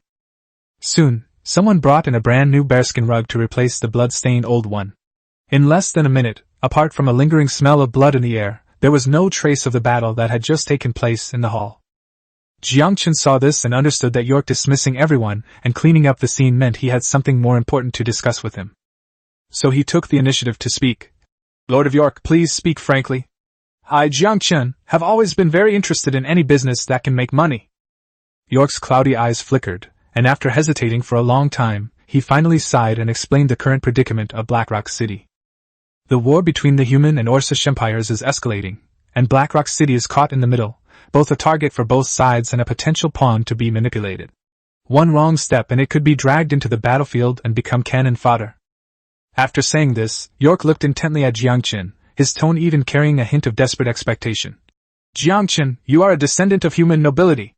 Could you please step forward and persuade the humans not to make things difficult for Blackrock City? Fearing that Yangchen would refuse, he quickly added. As long as the matter is accomplished, I am willing to offer 50,000 beast tooth gold coins as a reward. After listening, Yangchen shook his head helplessly, a bitter smile appearing on his lips. York frowned immediately. You don't want to make this money? Yangchen sighed softly. It's not that I don't want to, but I'm truly powerless to do it. He knew his own background better than anyone else. The so-called descendant of Earl Kleinold was nothing more than a carefully fabricated identity, good only for fooling the unsophisticated barbarians of the icy plains. But to actually use this identity to deal with the human empire would be tantamount to suicide. The Kleinold family has long been wiped out, their territory has been confiscated by the Holy Alliance, and they have enemies everywhere. He currently holds only a noble title and possesses only the gold coins he recently earned from trading. In essence, he's just an empty shell, all show and no substance. Unless he acquires sufficient power in the future, the title of noble descendant will not truly be firmly held by him. Yangchen was silent for a moment, then lowered his voice. Lord York, you may not know why my family migrated to the barren Arctic plains. York paused, then seemed to suddenly realize something. The far north ice plains were a harsh environment, barely enough for any living creature. He had struggled for decades to establish himself on the edge of the ice plains. Why would the Kleinold family, as a human noble family, willingly venture into such a desperate situation? Chapter 36 Yangchen's Ambition. We are nobles banished by the Holy Alliance. In the human realm, the Kleinold family is a sinner for all time. As soon as Yangchen finished speaking, the expectation in York's eyes vanished instantly. His initial thought of using Yangchen to maneuver among the humans completely disappeared. York didn't distance himself from Yangchen, on the contrary he grew closer. So what if he was exiled? The orcs, half-orcs, and grey dwarves in Blackrock City, weren't they all races abandoned by their homeland? Everyone was banding together to survive in this desolate place, and Yangchen's plight made York feel a sense of shared misfortune. Brother Yangchen! York changed his form of address and asked urgently. Do you have any ideas? Blackrock City must not be drawn into the battlefield between the two empires. He was truly frustrated. What did the war between humans and orcs have to do with Blackrock City? Why were they dragged into it too? A glint of light flashed in Yangchen's eyes, and he said smoothly. There is a way. Strengthen the defenses of Blackrock City and turn this city into an impregnable fortress. Seeing York frown, he continued to explain. What you're worried about is nothing more than humans or orcs sending troops to retaliate after the war. But after the war, no matter who wins, both sides will be severely weakened and will inevitably retreat to their respective territories to recuperate. At that time, even if they wanted to retaliate, they would not be able to send a large army to the border. York nodded, but his brow remained furrowed with worry. Even a small force is not enough to stop Blackrock City. The two great races have deep foundations, and our small city is probably not even qualified to be a pawn. Yangchen countered. If you were the enemy commander and saw a heavily fortified Blackstone city, as tough as a hedgehog, what would you do? York almost blurted out. Of course we won't fight head-on. Losing troops to take a poorly located city with little benefit would only make us look bad when we get back. The best way is to cut our losses and withdraw. That's right. Yangchen tapped the table lightly, his tone confident. When the time comes, we'll offer some benefits, give them face and advantages, and they'll most likely back down. After the war is over, who would want to die for nothing? That's right. How come I didn't think of that? York slapped his thigh, the worry in his eyes vanishing. The logic Yangchen had put forward wasn't complicated. It was simply about strengthening oneself, defending the city, and waiting for the situation to change. But when Yangchen explained it layer by layer, it seemed to reveal a broad perspective and profound strategy. York's gaze towards him also became completely warm and admiring. As expected of a noble descendant, even in exile, His mind is sharper than that of ordinary people. Knowledgeable and pleasing to the ear, he truly likes this human friend. Brother, your family seems to be very good at making weapons? York's attitude became more and more enthusiastic, almost as if he wanted to become sworn brothers with Yangchen on the spot. Yangchen observed this and chuckled inwardly. This subtle guidance had completely won over the Blackstone city lord. To be honest, brother, our Klein old family has been in the arms export business for 3 generations. Yangchen spoke without hesitation, completely disregarding the true lineage of the Klein old family, yet he spoke with an air of nonchalance and aristocratic composure. York's eyes lit up, and he rubbed his rough hands together, his tone becoming more urgent. Then, brother, what do you think? Actually, I came out this time to purchase supplies for my family. Yangchen took over the conversation smoothly, his tone carrying a hint of helplessness from a fallen nobleman. Our family has been living in seclusion for nearly 40 years, and the wealth we've accumulated has been almost completely depleted. The only thing we can still offer is our ancestral forging skills. We came to Blackrock City for 2 reasons. First, to purchase urgently needed supplies, and second, to reconnect with the outside world and start a small business to support our family. These words both elevated the family's craftsmanship and humbled themselves. Upon hearing this, York immediately patted his chest and assured him. No problem.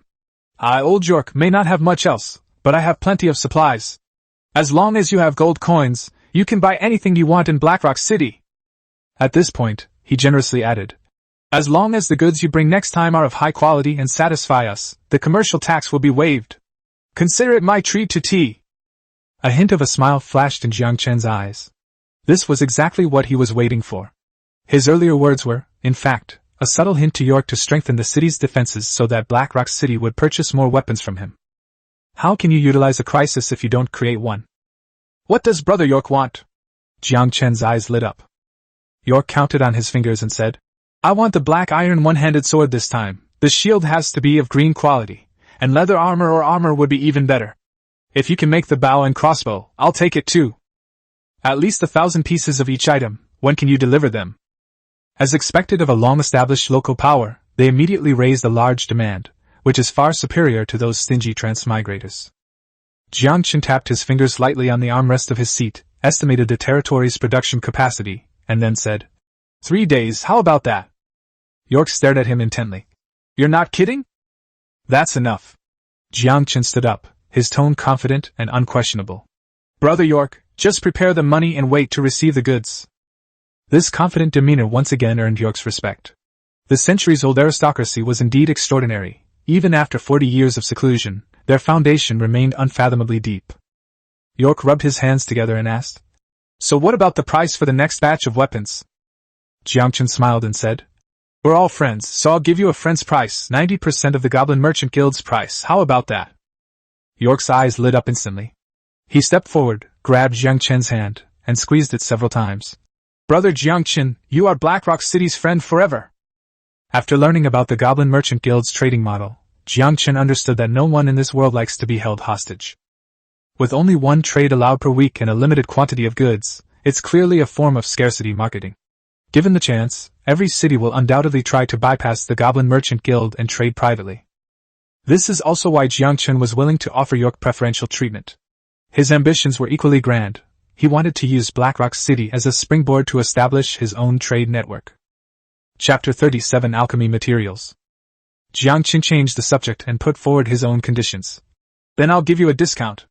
I'll buy almost anything except gold coins, furs, iron ore, copper ore, wood, and all kinds of rare resources. If possible, I'd also like to buy a lot of soul crystals. Upon hearing the words, soul crystal, York immediately frowned. The previous supplies were all manageable. Even rare resources were merely products that could be acquired around Blackrock City. But soul crystals were entirely different. Those are core strategic resources for upgrading troop types and hero ranks, and are related to the foundation of a faction. Even if a local faction possesses soul crystal mines, it mostly hoards them for its own use and rarely sells them. For ordinary soldiers to advance in rank, they mostly rely on training and combat experience. Directly strengthening them with soul crystals is simply too extravagant. However, considering that Yangchen could build a sturdy defensive system for Blackrock City, York gritted his teeth and agreed. He said in a deep voice, Sure, I can sell you 1,000 soul crystals at market price. In the goblin shop, a soul crystal is priced at 5 universal gold coins, but with frequent wars, The supply has long been insufficient, and the market price has risen to 6 or 7 coins or more, with even higher prices on the black market. York's price is already a significant concession. Even though this transaction would cost Yangchen nearly half of his profits, he still nodded solemnly, and said sincerely, "Thank you for your generosity, Lord of York." York promised that all the goods Yangchen needed would be delivered on time 3 days later. After chatting for a while, Yangchen politely declined York's invitation to have lunch with him. Subsequently, led by young York, the son of the old orc city lord, Yangchen and the silently waiting support hero Ziska left the main hall and entered the streets of Blackrock City. Orcs have always had a simple and straightforward naming system. If the father is named York, the son will be named Young York. When old York passes away or dies in battle, Young York will inherit the name and become the new Lord of York. Blackrock City is located at the border of the Ice Plains and the Northern Wastes. The climate is harsh, the land is barren, and food yields are extremely low, so food prices have always been high. However, apart from food, the city's commercial streets are very lively. The street stalls were densely packed, with animal hides, ores, and herbs displayed everywhere. The shouts and bargaining mingled together, creating a strong sense of wild, untamed life. Because Yangchen and York had a good talk, the city lord had ordered that all of his commercial taxes be waived. With this significant saving, Yangchen could now make his purchases much more relaxed. Animal hides are plentiful in the Orcish territory. The ice plains are teeming with prey, and even the rabbit and fox people, who are not skilled in combat, can hunt with traps, so the price of furs is incredibly low. 1 beast tooth gold coin can buy 3 pieces, and if you buy in bulk, it's not difficult to get 10 pieces with 1 general gold coin. Yangchen didn't hesitate, and bought the furs he saw directly. These furs can be processed into leather, an important material for making leather armor. Soon, his extravagant purchases attracted the attention of many orcs, and he almost swept up all the furs on the market, exceeding 10,000 units. Little York watched with a constant smile. Although Yangchen was exempted from commercial taxes this time, the more he bought, the more the merchants of Blackrock City earned. This human guest was indeed generous. Following that, Yangchen bought a large quantity of iron ore and a small amount of copper ore. The north has abundant mineral resources, and the prices are not high either, so he wanted to stockpile as much as possible. As they passed an inconspicuous stall, Siska, who had been quietly following beside them, suddenly stopped and stared at the pile of green plants on the stall.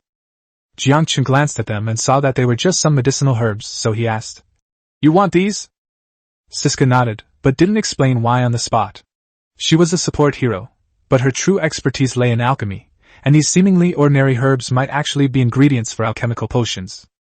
Yangchen looked at the stall owner and casually asked, "How much are these grass roots?" The old orc behind the stall immediately became displeased, patting the grass basket and saying, "Little guy, these are life-saving herbs, not just some grass roots." Yangchen smiled faintly and didn't argue. "I know. Name your price, and if it's right, I'll take them all." The old orc was stunned. Behind him was a large basket full of herbs, which he had thought he could only sell piecemeal, but this human had actually offered to buy them all. Afraid of scaring away his distinguished guest, he counted on his fingers several times before tentatively saying, 50 beast tooth gold coins, all of these are yours." Yangchen didn't even haggle. He paid directly. The old orc stared blankly at the gold coins in his hand, wondering if he had asked for too little. It was only then that Yangchen realized he had somewhat overlooked Siska's abilities. Compared to direct combat, alchemy was her forte. For the next purchase, Yangchen simply followed Siska's guidance. Along the way, he bought up all sorts of alchemical herbs and strange, unknown materials in bulk. Holding on to gold coins won't make you stronger. Only by quickly exchanging them for the resources you need can you and your territory grow faster. After spending most of their money, leaving only some emergency funds, Little York enthusiastically led the two to the city's best-reputed tavern. As soon as you push open the door, the strong aroma of wheat and roasted meat hits you, and the boisterous laughter of the orcs fills the entire tavern. Little York called out loudly, "Boss, a warrior's spirit, please!" Then he looked at Yangchen and added with a smile, "And a glass of mead for my human friend, but don't get him drunk." A burst of laughter erupted in the tavern. In the eyes of the orcs, only the extremely strong warrior's spirit was considered real alcohol. Mead was nothing more than a sweet, cloying drink that only the weak would consume. Yangchen didn't care and calmly said, "A piece of grilled pork rib and a glass of mead." He's not here to be violent. Being drunk and out of control will only make things worse. Staying sober and rational is the foundation for surviving in this world. The tavern owner, wearing an animal skin apron, worked quickly and soon brought out a large piece of roasted meat, enough to fill an adult human to the brim. The aroma of roasted meat filled the air, sizzling with oil and sprinkled with unknown spices, making it incredibly appetizing. Yangchen didn't mince words. He picked up his knife and fork, cut off a large piece, and popped it into his mouth. He ate with gusto, which earned him the approval of the surrounding orcs. To these orcs, eating meat meant taking big bites. That's what made a real man. During his meal, Yangchen glanced around casually, his gaze suddenly landing on a notice board on the tavern wall. Several yellow drawings were pinned there. Chapter 38 Steelmaking Furnace, the Foundation of Industry. A thought struck him, and the Book of Lords immediately popped up a notification, single-page map. Yangchen pointed to the two pictures on the wall, and asked the shopkeeper what they were. The shopkeeper glanced at them, continued wiping the wine glasses, and casually said that they were intelligence brought back by exploring tribes and adventure teams, recording the places they had been. But in Yangchen's eyes both maps were treasures. One was a map of the underground burial pit, and the other was a map of the cursed cave, both of which could be included in the Book of Lords. He asked directly if they sold maps. The tavern owner answered readily. 1 universal gold coin per map. The tavern also dealt in intelligence. Selling maps meant they could redraw them, making it almost a guaranteed profit. Yangchen put down his knife and fork and calmly said, "I'll take them all." After eating and drinking to their heart's content, Yangchen patted his slightly bulging belly and left Blackrock City with Siska, stepping into the misty wasteland outside the city. Behind them, the skeleton army escorted mountains of ore, animal hides, and various materials. Once he had walked far enough away and was sure no one could monitor him, Yangchen gently touched the warm, shiny spatial ring on his finger and put all the supplies inside. He secretly rejoiced, thankful that he had previously spent a great deal of resources to enhance the spatial ring to orange quality. Otherwise, such a massive amount of supplies would have severely slowed down the march. Of course, the orcs of Blackrock City must never know about this. It's not unusual for a noble descendant to possess a low-level spatial artifact, but to be able to store so many things at once is clearly extraordinary. If York knew he might possess an orange-level magical item, it would inevitably cause trouble. On the gate tower of Blackrock City, Little York leaned against the cold stone crenellations, watching Yangchen's figure disappear completely into the wind and snow. His previous friendly smile vanished instantly, replaced by a sinister glint in his eyes. At this moment, he was nowhere near the warm and cheerful older brother he had been when he took Yangchen shopping. Young York looked resentful and turned to old York beside him. "Father, why didn't you detain him? He's just a human caravan. Even if you can't keep the people, you can still plunder the supplies. It won't affect Blackrock City's reputation at all." Old York's face was weathered and ruthless. He snorted coldly, his gaze still fixed on the direction Yangchen had left in. "Do you think I don't want to? Blackrock City is already beset by internal and external troubles, and it already has enough problems. This human is definitely not an ordinary merchant. He is at least a hero-level powerhouse." Upon hearing that Yangchen might be a hero, Little York's eyes immediately cleared up considerably. Old York lowered his voice and said with apprehension, "Even if we lay a tight net, we can't guarantee that we can take down a hero-level expert. Blackrock City isn't afraid of him, but the great war between humans and orcs could break out at any moment. At this time, we can't provoke a powerful enemy whose background is unknown." More importantly, Old York didn't say it aloud. The quiet, maid-like figure beside Yangchen gave him a sense of danger, as if sharp thorns were pressed against his skin. He had experienced this feeling when he was young. That was definitely a powerful person who could threaten his life. Such a powerful and influential family, even in its decline. And that girl is clearly a hero no weaker than him. If she were just a low-level hero, that would be fine, but what if she were his equal, or even stronger? York was getting old, and naturally, he would think things to a few steps ahead. He was absolutely unwilling to engage in a deadly battle with such an enemy at this juncture. However, a sinister smile quickly crept onto his lips as he coldly said, "Wait until this war between humans and orcs is over, humph." What York truly coveted was Yangchen's technology for mass-producing high-quality weapons in the far north. If they could acquire it, Blackrock City's military strength would skyrocket, and dominating the region wouldn't be impossible. Moreover, Yangchen had publicly attacked him in the city, disregarding his authority and killing him to silence him, a debt he had already remembered. Once the time was right, he would do everything in his power to destroy Yangchen's stronghold, and seize everything Yangchen owned. York believed that a mere human, along with a group of skeletons, could never be a match for the warriors of Blackrock City. In the far north, There are no permanent enemies, nor permanent friends. Yangchen is still too young. The money he's using to buy weapons now is merely a temporary arrangement. By arming Blackstone City, Yangchen is essentially arming the enemies who will one day claim his life. On the other side, Yangchen, relying on the spiritual link between the dead, did not lose his way in the wind and snow. The skeletal soldiers, their bones stark, stood in neat rows, silently protecting him. The group traversed the frozen ground, taking another 3 hours, before finally returning to the undead territory that had remained loyal to him. At this moment, only Jiangchun and Ziska could speak in the territory, the rest were all mindless undead. In the empty territory, only the soft clatter of bones colliding and the howling of wind and snow could be heard. In the central square of the territory, piles of materials, resembling small mountains, had already accumulated. These were the fruits of the skeleton soldiers' tireless efforts, dismantling the abandoned fortress for a full day and night. Neatly arranged stone bricks, sturdy wood, tiles, and various high-grade materials were all neatly categorized and placed there. Jiangchen went straight to the industrial area on the west side of the territory. The pungent smell of tanned leather hit him in the face, and the leather factory was still filled with a strong stench. Fortunately, those working here are all mindless spirits of the dead. They don't know fatigue, nor do they care about the harsh environment. Jiangchen stood on the open ground, and the Book of Lords opened automatically, revealing information about the green steelmaking furnace blueprint.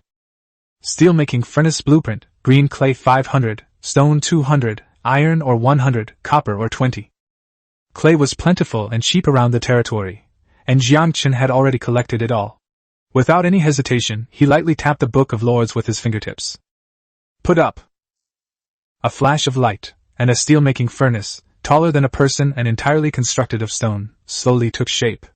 The furnace body looked rough, but it was exceptionally sturdy, capable of withstanding the high temperatures of smelting steel. Jiangchen raised his hand and placed it on the furnace, and the attributes appeared immediately. Steelmaking furnace, green. Type: functional building. This steelmaking furnace can continuously produce metal ingots simply by adding iron or copper ore and wood. Alternatively, wood can be added alone to produce high-quality charcoal. This excellent igniter, which produces no thick smoke when lit, is also of considerable value. Chapter 39, Level 5, Lord's Hall. The thought of charcoal immediately reminded Yangchen of another powerful weapon he needed to create after transmigrating. For a territory currently facing a severe shortage of iron ingots, steelmaking furnaces were the foundation of industry, and their importance was self-evident. He immediately recycled a large amount of resources and used the points to continuously upgrade the steelmaking furnace. Until the orange light faded, the steelmaking furnace was upgraded to orange quality, and its efficiency increased significantly. Jiangchen then summoned 40 skeleton soldiers and ordered them to continuously feed iron ore and wood into the furnace day and night. The furnace quickly blazed, and the forging of iron ingots officially began. He is desperately short of iron ingots. Once he has refined iron ingots, many previously stalled construction projects can be put on the construction schedule immediately. After dealing with the steel furnace, Jiangchen turned his gaze to the Lord's cabin in the core of the territory. At this time, the cabin was at level 4, belonging to the Undead faction, with a recruitment cap of 80. Upgrade materials required included wood, stone, hemp rope, stone bricks, tiles, and leather. Some of the tiles had already been obtained when the castle was dismantled, and now all the materials were gathered. The system prompted him to upgrade, and Jiangchen did not hesitate, immediately ordering the upgrade of the Lord's hut. The countdown began. This upgrade would take 15 minutes, longer than before. Jiangchen knew very well that as the territory's level increased, each subsequent upgrade would take longer and longer. But he felt mostly excited. Once the main city reached level 5, the territory would be no longer a village and would officially become a town. At that time, purple quality buildings would be unlocked, and the territory's strength would undergo a qualitative change. 15 minutes passed quickly, and a thick beam of light swept over the Lord's cabin. The originally simple wooden building expanded dramatically, more than doubling in size, and was now encased in hard stone with ancient carvings covering it, making it far more defensive and comfortable than before. If the previous upgrades were merely quantitative changes, then reaching level 5 represents a complete qualitative leap. The Lord's hut has officially transformed into the Lord's Hall. The new Lord's Hall is now level 5, belonging to the Undead faction, and the recruitment cap has been increased to 200. The next upgrade will require even more materials and introduces special undead resources such as ash stone and death gem. Jiangchen didn't dwell on the materials. He immediately summoned the free skeleton soldiers that came with the Lord's Hall, and used them all for demolition and resource gathering to further expand his territory's resources. These skeletons are not high level, but since they are summoned by buildings and influenced by fate, they can still be considered elite units and have some value. The real surprise of the level 5 Lord's Hall was unlocking the permission to build purple buildings. Yangchen arrived at the open space in the troop recruitment area and opened the Book of Lords again. He first selected the Archer's Cemetery blueprint. Construction required stone, wood, hemp rope, and ash stone, and since ash stone reserves were plentiful, Yangchen chose to build it directly. As the light surged, a solemn and orderly cemetery rose from the ground. It was completely different from the mass graves in the wilderness. Inside, stone tablets were neatly arranged, and behind them were wooden coffins, from which a rich aura of the dead constantly emanated. This archer's graveyard was initially a purple building, capable of recruiting Tier 5 skeleton archers.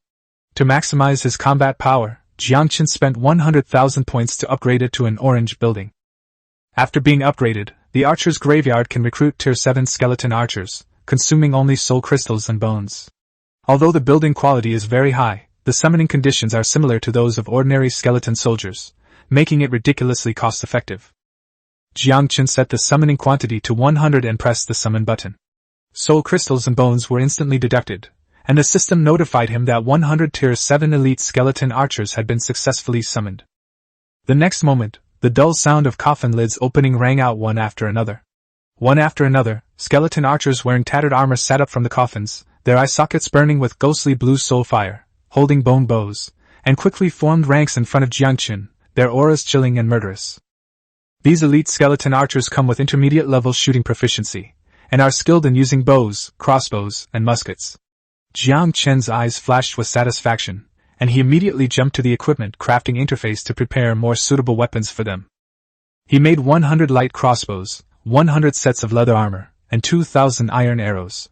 He also took out the blueprints for leather quivers that he had traded from Blackrock City, and casually made 100 quivers. In the blink of an eye, weapons, armor, and quivers filled the ground. Yangchen knew that these skeleton archers were elites summoned with soul crystals and could not be wasted like cannon fodder, so he spent points again to upgrade his light crossbow and leather armor to blue quality. He ordered in a deep voice, "Bring your equipment, 20 arrows each." Regular skeletons had used crossbows before, but lacking range skills, their accuracy was poor. In contrast, these elite skeleton archers are the truly suitable unit type for ranged firepower. Now that they have the Tier 7 elite skeleton archers, Yangchen has finally completed his ranged and anti-air combat capabilities. Even if he encounters flying units in the future, Yangchen will have the confidence to fight them head-on. While the skeleton archers were organizing their equipment, Yangchen selected an empty space next to the Lord's Hall to build another core purple building. This blueprint is called the Source of Magic. It requires stone, wood, stone bricks, planks, hemp rope, as well as natural gems and magic essence. Magic essence, in particular, is extremely rare. Yangchen only obtained one by chance in Blackrock City. Judging from the name alone, this is most likely a functional building, which might be very useful to Yangchen. So he decided to build the magic source next to the Lord's Hall for easy access. After tapping the Book of Lords, Yangchen directly chose to build a source of magic. Chapter 40: The Source of Magic. A moment later, the pale purple light curtains slowly closed beside the Lord's Hall, and a building that seemed out of place in the undead territory quietly took shape. This is the Source of Magic. It lacks the chilling atmosphere of undead architecture, instead possessing a touch of the lightness and elegance unique to the elves. The waist-high spring is made of shimmering white moonstone, with vine-like dark patterns spreading upwards along the stone wall, and 5 natural gemstones embedded at the top, emitting a soft green light. At the heart of the spring, a pool of clear water ripples quietly, with blue-purple mist floating on the surface, like a trapped nebula slowly rotating, faintly releasing a refreshing and magical fluctuation. Yangchen bent down to examine it, and the information from the Book of Lords quickly appeared before his eyes. Source of Magic Purple. Faction Elf. Type Functional Building. Effect produces Mana Spring Water. That restores mana. Production Volume 2 hours unit. Yangchen took out a small bottle and filled it with spring water, and new attributes appeared as a result. Magic Spring Water. Quality Purple. Effect: restores 10 mana per second for 20 seconds. Yangchen's pupils contracted, and he couldn't help but whisper, "Isn't this just a mana potion?" With his current magic power, he only needs to use it a dozen or so times to fully replenish it. For combat units that haven't yet reached hero level, carrying a bottle will significantly boost their combat strength. More importantly, as long as the source of magic exists, this thing can be produced stably without consuming any resources. As a lord of the undead, Yangchen possesses a special system and talent, seemingly leading to a smooth path, but he is constantly limited by his mana reserves. His basic mana allows him to summon a maximum of 20 skeleton soldiers at a time. To prepare for unexpected battles, he never dared to completely deplete his magic power. He would usually summon about 10 enemies, then stop to meditate and recover before continuing to replenish his cannon fodder. Even with the combined effects of the Shining Amulet and the Azure Staff, providing a 100% mana regeneration rate, plus the 50% boost from meditation, it still takes half an hour to fully restore mana. But a lord's daily life cannot consist of nothing more than sitting and meditating. When engaging in foreign trade, he needs to use magic to activate his spatial ring to transport supplies and explore, and he also needs to cast necromancy to support the battlefield and handle affairs in his territory, which takes up a lot of his time. Furthermore, since he wasn't an undead and had no desire to become one, he couldn't work tirelessly like a skeleton soldier, and needed to have some sleep. Due to these limitations, even with a sufficient supply of bones, he could only reliably summon a little over 500 cannon fodder skeletons each day. Over the past few days, the army has been continuously depleted in order to clear the surrounding area and expand the territory. After 5 days, the total number of skeleton soldiers in the territory, including the newly summoned elite troops, is only about 1,500. A small portion of them remained in the far north permafrost, working day and night to dismantle the frozen castle. At this rate of consumption, if no resources were to come in, Yangchen would run out of resources before even waiting for the Lord's assessment in 2 days. However, Yangchen was well aware that expansion always came with risks. If he stopped because he was afraid of the costs, he would only be left far behind by other lords. The appearance of the magic spring broke this deadlock. With a stable way to regenerate mana, he could freely summon skeletons to clear out the monsters around his territory, and then snowball his power. At this moment, the spring is still slowly accumulating water, and blue-purple mist continues to spread. It is clear that the first harvest will be ready soon. A glint flashed in Yangchen's eyes. Without the slightest hesitation, he opened the system panel and spent 100,000 points to forcibly upgrade the purple building to orange. The next moment, the moonstone spring wall became even more dazzling, the green light of the natural gemstone suddenly surged, and the blue-purple mist in the center of the spring seemed to be injected with power, its rotation speed suddenly increasing. The originally thin mist quickly condensed, becoming so dense it almost solidified. The information in the Book of Lords was instantly updated, and Yangchen couldn't help but smile as he looked at the new attributes. Source of magic orange. Faction elf. Type functional building. Effect produces high quality magic spring water. Restores 12 mana per second for 25 seconds. Production rate 20 minutes unit. Production speed increased 6-fold. Although the cost of 100,000 points was outrageous, Yangchen felt it was well worth it.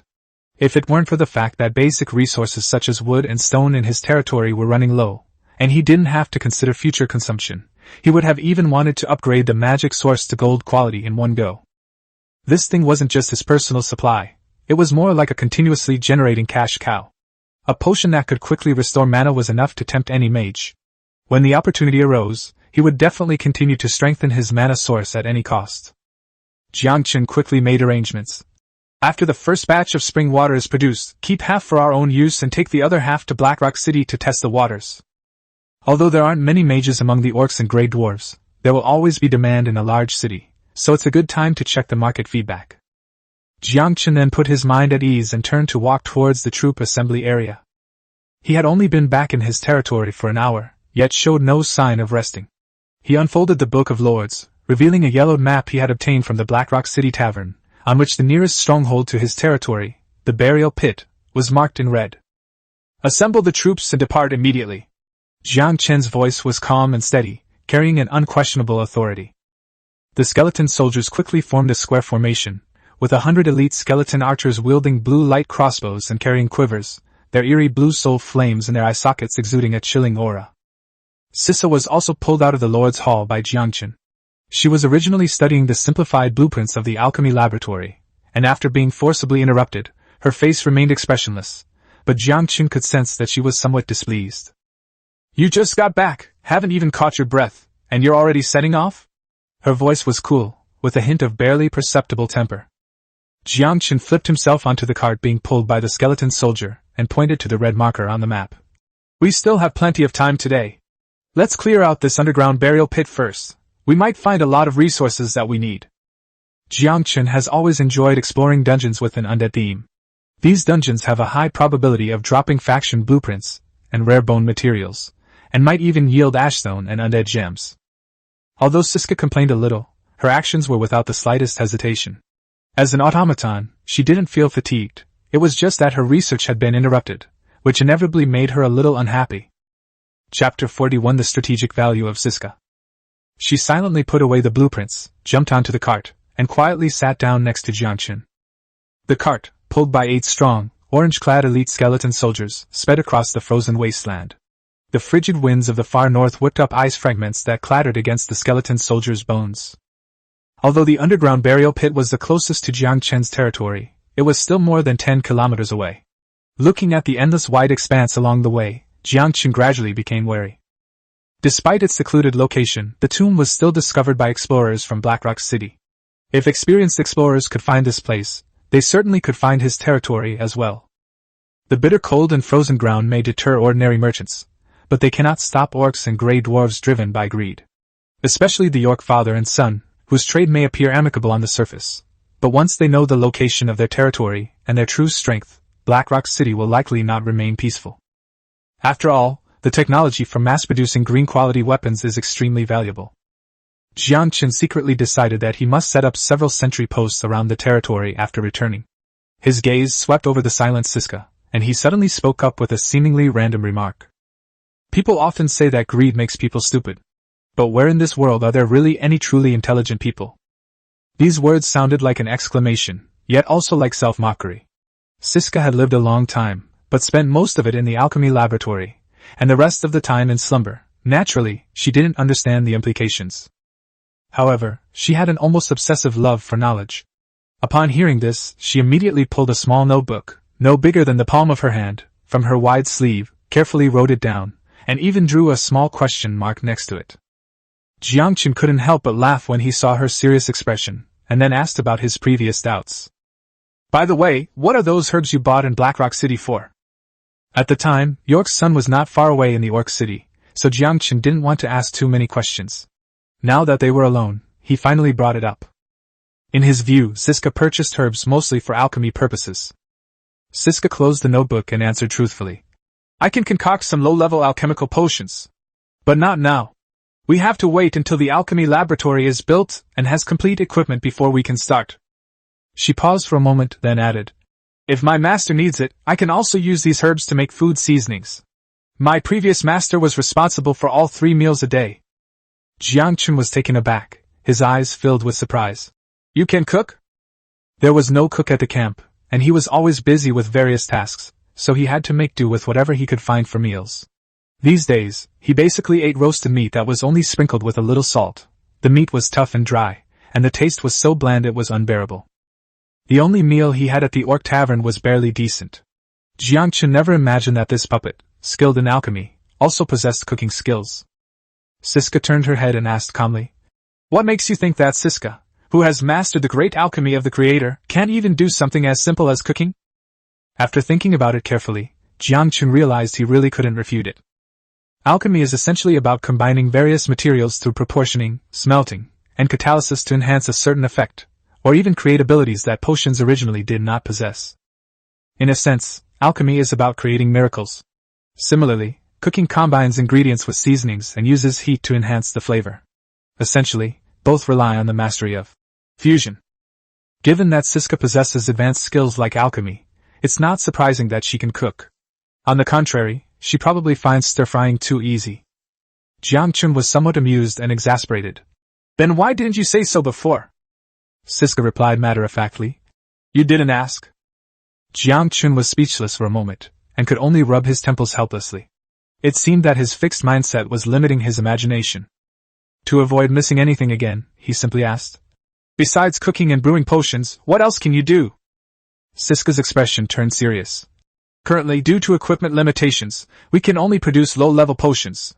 If we could build a complete alchemy laboratory, I could turn the corpses of fallen heroes into alchemical golems. These words struck Yangchen like a thunderbolt, instantly rousing him. He sat bolt upright and immediately asked, "Can enemy heroes also be included?" Siska looked at him with a puzzled expression. "I don't understand. Does Master intend to turn the heroes of his own faction into alchemical golems?" Jiangchun was speechless for a moment. Indeed, he couldn't turn his heroes into puppets for no reason. Even if they died in battle, he should still retain the most basic respect. He quickly asked the most crucial question. "What about the puppet's strength? How much weaker is it compared to when it was alive?" This answer directly determines whether it's worth the risk of developing alchemical golems as a combat power. Siska calmly stated, "Theoretically, it's possible to completely replicate a hero's combat prowess during their lifetime, but due to material limitations, the maximum effectiveness can only be achieved at around 70 to 80%. She then cautioned, "Moreover, puppets lack combat experience from their previous lives, so they will perform worse in actual combat and have no possibility of further improvement." But for Jiangchen, this was more than enough. Even with only half its combat power remaining, a hero-level creature is still a hero-level creature. It might not be advantageous against a strong enemy of the same level, but when used to crush lower-level targets, this alchemical golem, which is absolutely obedient to orders, is a complete and utter weapon of mass destruction. This is tantamount to forcibly converting the enemy's power into one's own. It was only at this moment that Jiangchen truly realized that Siska's strategic value was far greater than he had imagined. Chapter 42 Conflict with the Transmigrator.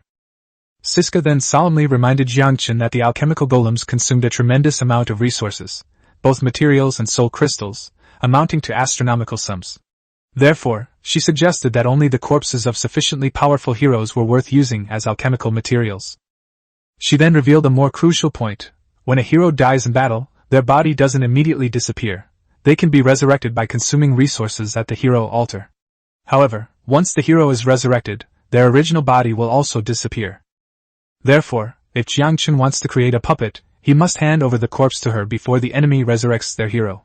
Or, to be more direct, he could also steal the enemy's hero altar. Upon hearing this, Jiangchen immediately understood why Siska's former owner, that mysterious witch, had vanished without a trace. She wasn't an alchemist at all. She was clearly a walking target of public criticism. Turning fallen heroes into puppets effectively cuts off other factions' path to resurrecting their heroes. The enemy, who intended to resurrect them at the altar, found their corpses now mere puppets, rendering resurrection utterly hopeless. This kind of thing, let alone offending anyone, is more hateful than the dead, and will inevitably arouse public outrage. That witch probably had too many enemies, which is why she had to run away halfway. As for whether she had perished, Jiangchen was less inclined to believe it. If even this supposedly failed creation, Siska, could reach orange quality, then that witch's strength was absolutely unfathomable. Such a person is unlikely to die easily. Even if she were to become an enemy of the entire continent, she would most likely be hiding in some corner, continuing her alchemical research. A burning light flashed in Jiangchen's eyes as he spoke of the alchemy golem. This was a trump card comparable to hero-level combat power. If it could be mass-produced, the combat power of his undead army would surely rise to another level. However, this kind of thing must be used with extreme caution, and must never be discovered by outsiders. Even if it is discovered, it must be silenced immediately, otherwise his fate will probably not be much better than that of the witch. Afterwards, Jiangchen carefully inquired about which low-level potions could be refined and what medicinal herbs and alchemical materials were needed. After clarifying the situation, he opened the Lord Systems trading channel, listed all the materials Siska had put up, and set generous exchange conditions, waiting for other transmigrators to come and trade. Jiangchen knew very well that there were always some extremely lucky transmigrators who could find these rare materials in the wild. Sure enough, not long after the message was posted, a private chat pop-up appeared. The other party got straight to the point, saying that he had the dragon bone grass that Jiangchen was looking to buy for a large sum of money. Jiangchen didn't stand on ceremony and simply replied, "Name your price." In his view, nonsense would only waste everyone's time to survive. After a moment of silence on the other end of the private chat, he tentatively asked, "May I ask what you need this for?" Jiangchen raised an eyebrow, immediately suppressing the words, "alchemy," from his mind. Revealing Siska's abilities too early would only attract covetousness and trouble. The most important thing now was to develop his abilities discreetly. So he simply replied, "All I can say is that this thing is useless to you right now." The other party, however, adopted a familiar tone, their greed almost undisguised. Don't be so cold. Tell me, and we can all make money together. When I went out to explore, I discovered a large patch of dragon bone grass. As long as you give me a hint, you'll definitely get your share of the profits. At worst, we can split it 50-50ths. 50-50th split? Yangchen smirked and without hesitation blocked the greedy guy, permanently adding him to the store's blacklist. Most of the materials he acquired weren't particularly rare, some could even be cultivated and mass-produced artificially. The real key was Hiska's unparalleled alchemy, which allowed him to maximize the effects of ordinary materials. Even so, under the current conditions, they can only barely refine first or second-tier potions. An ordinary alchemist, without high-level materials, wouldn't even be able to obtain a finished product. It was clearly Siska's abilities that supported everything, yet the other party thought they could just ask for half of it based on a single material. That's wishful thinking. On the other side, Zhongling stared at the message. You have been blocked by the other party. On the screen, and her face instantly darkened. Jiangchen? What a shameless fellow. With his eloquence, he had already built a small resource alliance among the nearby lords, and with the resources supplied by everyone, he upgraded his lord's hut to level 4. He had always thought he was the fastest-growing prodigy in this region. Seeing Yangchen buying up herbs on a large scale today, he wanted to take the opportunity to investigate, and incidentally, find out the true value of the dragon bone grass. If possible, he also planned to bring Yangchen into his alliance. Then, Yangchen's resources would naturally become his own. But to his surprise, Yangchen didn't buy it at all. Zhongling gritted her teeth, her eyes flashing with coldness. Yangchen, is it? Don't think you can be arrogant just because you started out early. We'll see. Although he didn't know what Yangchen's purpose was in buying the herbs, the other party's attitude was enough to make him resentful. You buy them, I'll buy them too, and at a higher price. I want to see if you'll be begging me on your knees when I monopolize the entire market for herbs. When that time comes, he will make Yangchen pay back all the humiliation he suffered today, with interest. However, Yangchen didn't even glance at Zhongling's underhanded tactics. When he saw her frantically bidding higher prices for the herbs he had listed, he only found it laughable. This person, in the end, never truly understood the world. Take dragon bone grass for example. It is indeed rarer than ordinary weeds, but it is far from scarce. You can find a patch of it anywhere you explore in the wild. Zhongling's claim of discovering a large patch of dragon bone grass is actually not rare at all. It's just that this herb has strict requirements for humidity and environment, and ordinary forces can easily mass-produce it if they are willing to put in the effort to cultivate it. If Jiangchen's territory weren't located in a barren ice field, he wouldn't need to buy so much from the channel. He could have easily obtained enough by gathering things in the wild. To attempt a monopoly without conducting market research is tantamount to not even knowing how one is going to die. Chapter 43 The Underground Tomb, The Living Mummy. Even if Zhongling poured all her savings into it, it would be a complete waste. Yangchen was even starting to look forward to seeing how furious Zhongling's face would be when she found out the truth. However, Zhongling was indeed eloquent. With just a few words, she stirred up the Lord's channel. Soon, the screen was filled with comments urging everyone not to sell the medicinal herbs to Yangchen. Some people accused Yangchen of hoarding the goods, others called him a profiteer, and still others threatened to stockpile the goods together, forcing him to reveal the secret. The malice in the channel surged like a tidal wave. Yangchen remained silent for a moment, then typed a single line. Selling or not is entirely voluntary. But I must remind you, these herbs are of ordinary value, and some are even poisonous. If you misuse them and something goes wrong, you will bear the consequences yourself. The message exploded the moment it was sent. Taunts, insults, and threats rained down on him. Everyone thought he was guilty, and some even said they'd rather let the herbs rot in their hands than sell them to him. Of course, a few rational voices reminded everyone that Yangchen had helped them when they were nearly starving. But these voices were quickly drowned out by an even stronger wave of malice. Yangchen remained expressionless, and simply closed the Book of Lords. He was too lazy to argue or get entangled.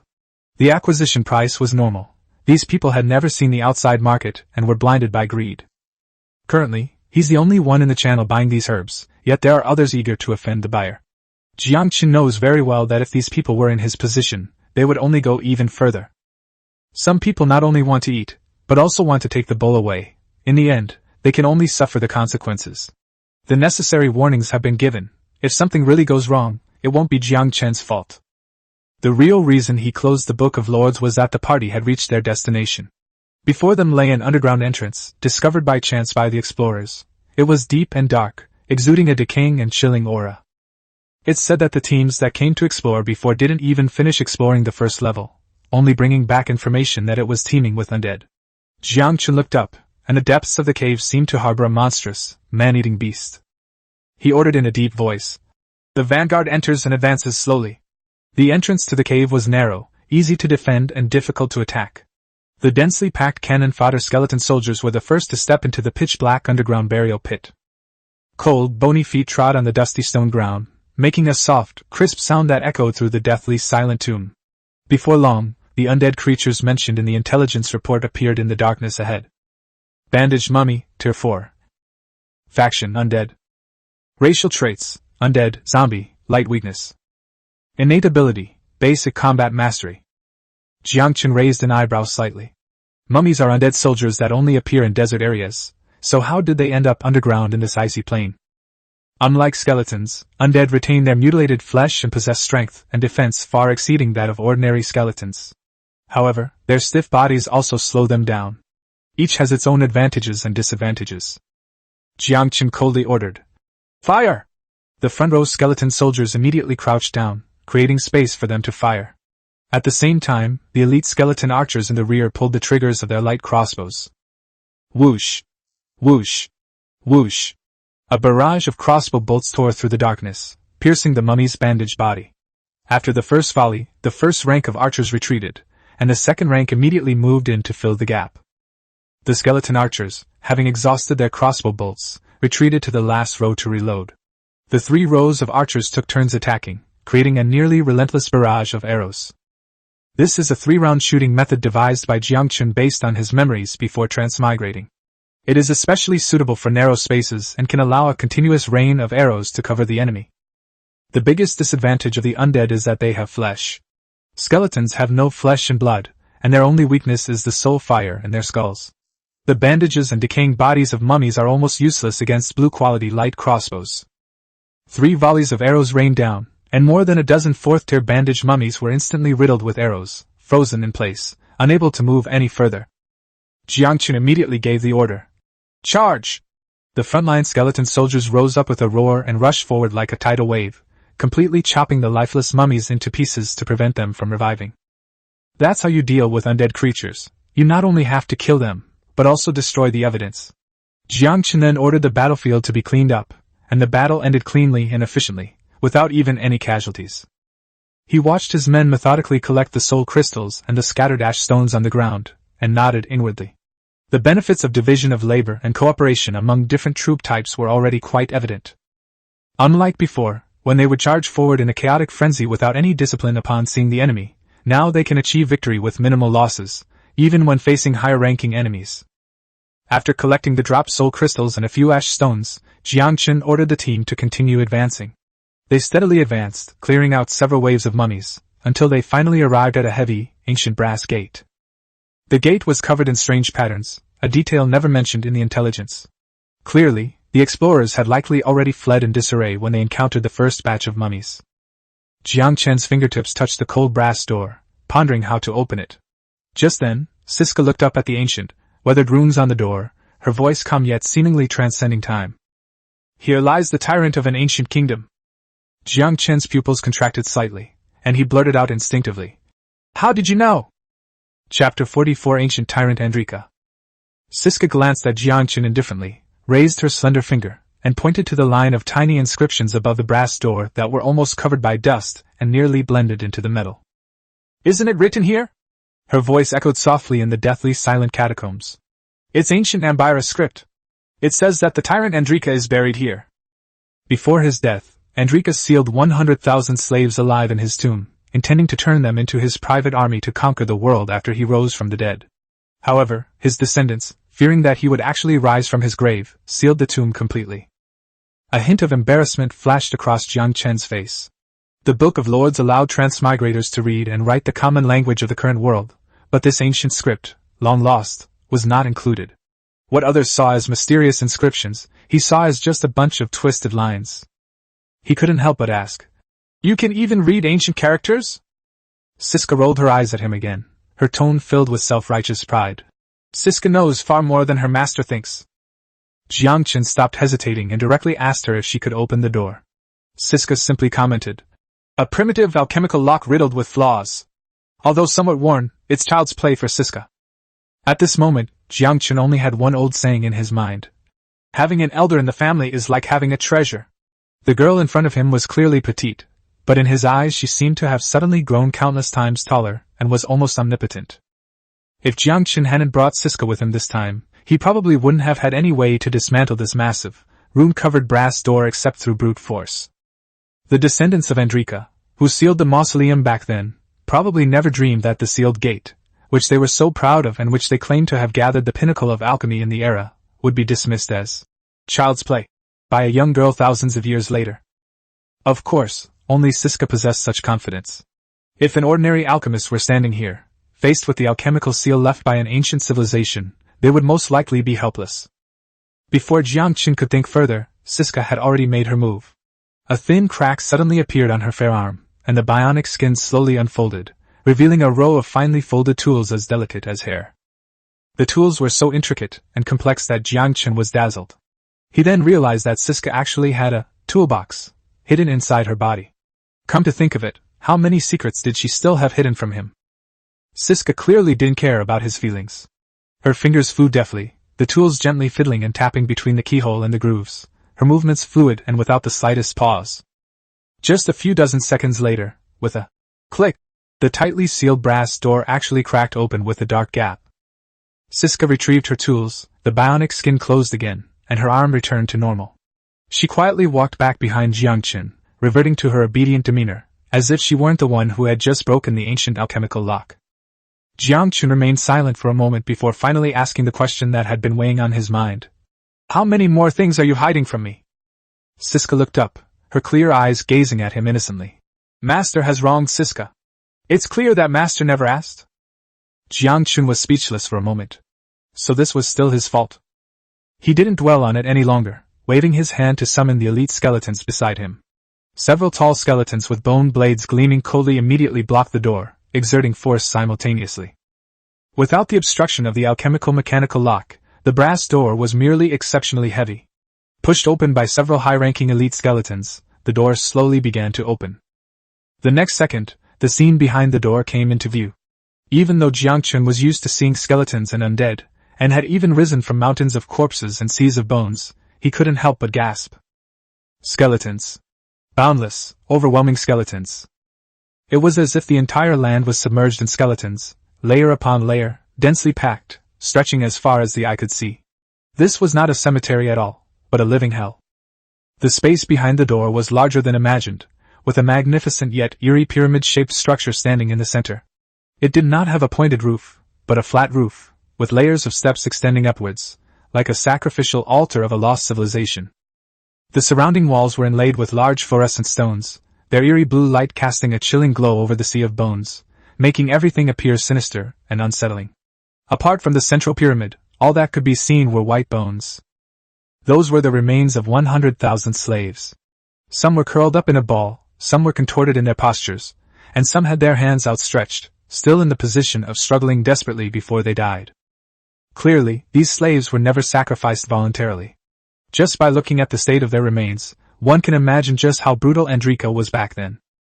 At the very top of the pyramid sits a golden coffin, entirely gilded and engraved with ferocious patterns.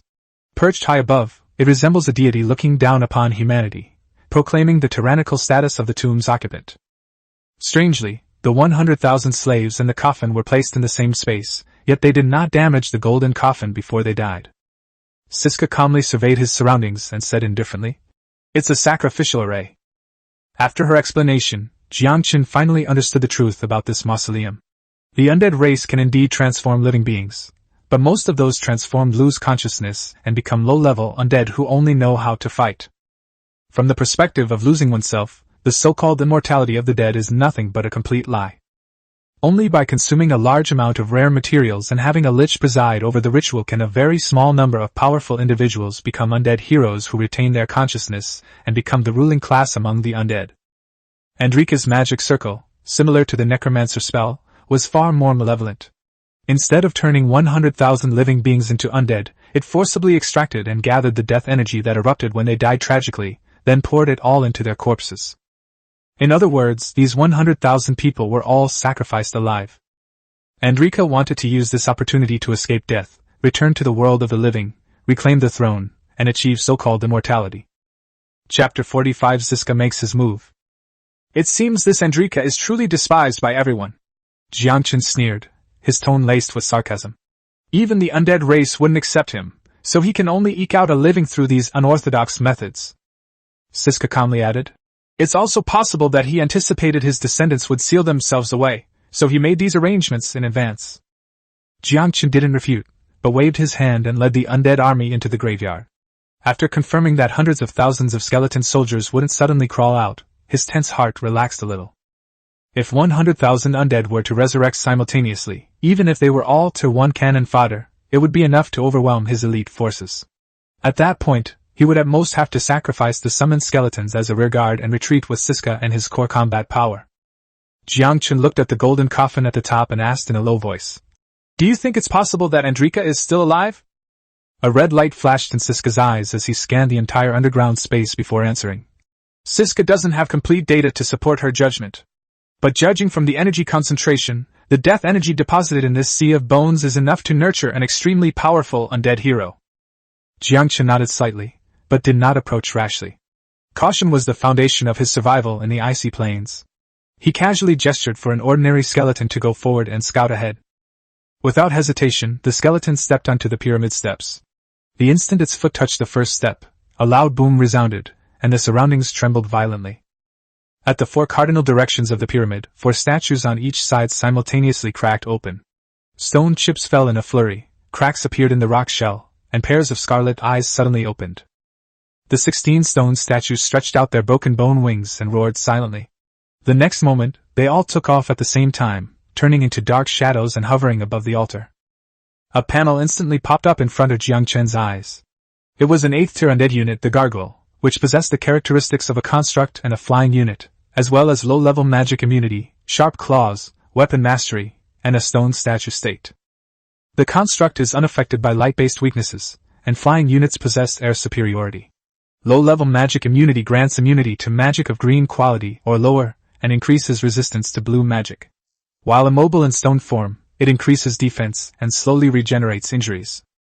Upon seeing these abilities, Yangchen was deeply shocked. So this was the true power of a genuine Tier 8 unit. He used to think that the skeleton soldiers he had personally enhanced, even if they weren't as good as the orthodox 7th tier ones, wouldn't be too far off. But now, facing the native 8th tier gargoyles, he realized just how exaggerated the gap between them was. These gargoyles possess advantages in flight, magic immunity, high defense, and regeneration. Once they unleash their full power, they can easily crush more than 20 elite 7th tier skeletons. What's more troublesome is that they are air units. Without sufficient ranged firepower, ground skeletons have a hard time dealing effective damage to them. This is completely different from the bloated Spider Queen in the Kleinold family castle. Although the Spider Queen is a Tier 10 unit, its core function is to reproduce spider monsters. It is more like a mother than a weapon on the battlefield. Given enough resources and time, a single Spider King can develop an army. The previous Spider King was forced into a direct confrontation with Yangchen only after all its subordinates were killed. But each of these gargoyles before them was a swift killing machine. Their eyes were empty, yet filled with deadly intent. Yangchen had long guessed that the Emperor's mausoleum could not be without defenses, but the level of trouble it was dealing with still exceeded his expectations. He immediately ordered, "Skeleton archers, form ranks, fire!" Dozens of skeleton archers simultaneously raised their crossbows, aimed at the gargoyles in the air, and pulled the triggers. But the gargoyles were too fast, their figures constantly changing direction in midair, and most of the arrows hit the stone wall, with only a few hitting their target. For these constructs, this damage was negligible. Yangchen's skeletons were particularly vulnerable against air units, while the gargoyles could easily shatter several skeletons with each dive. Yangchen himself wasn't exactly safe either. Unfortunately, gargoyles possess low-level magic immunity, rendering his green attack spells ineffective against them, forcing him to temporarily conserve his mana. Just as he was frowning and considering whether to retreat first and return after finding a way to deal with the air units, Ziska made her move. A bright fireball suddenly rose from her palm, its magical energy distorting the surrounding air. Instead of flying in a straight line, the fireball traced a tricky arc in midair, precisely striking a gargoyle that was about to swoop down. Boom!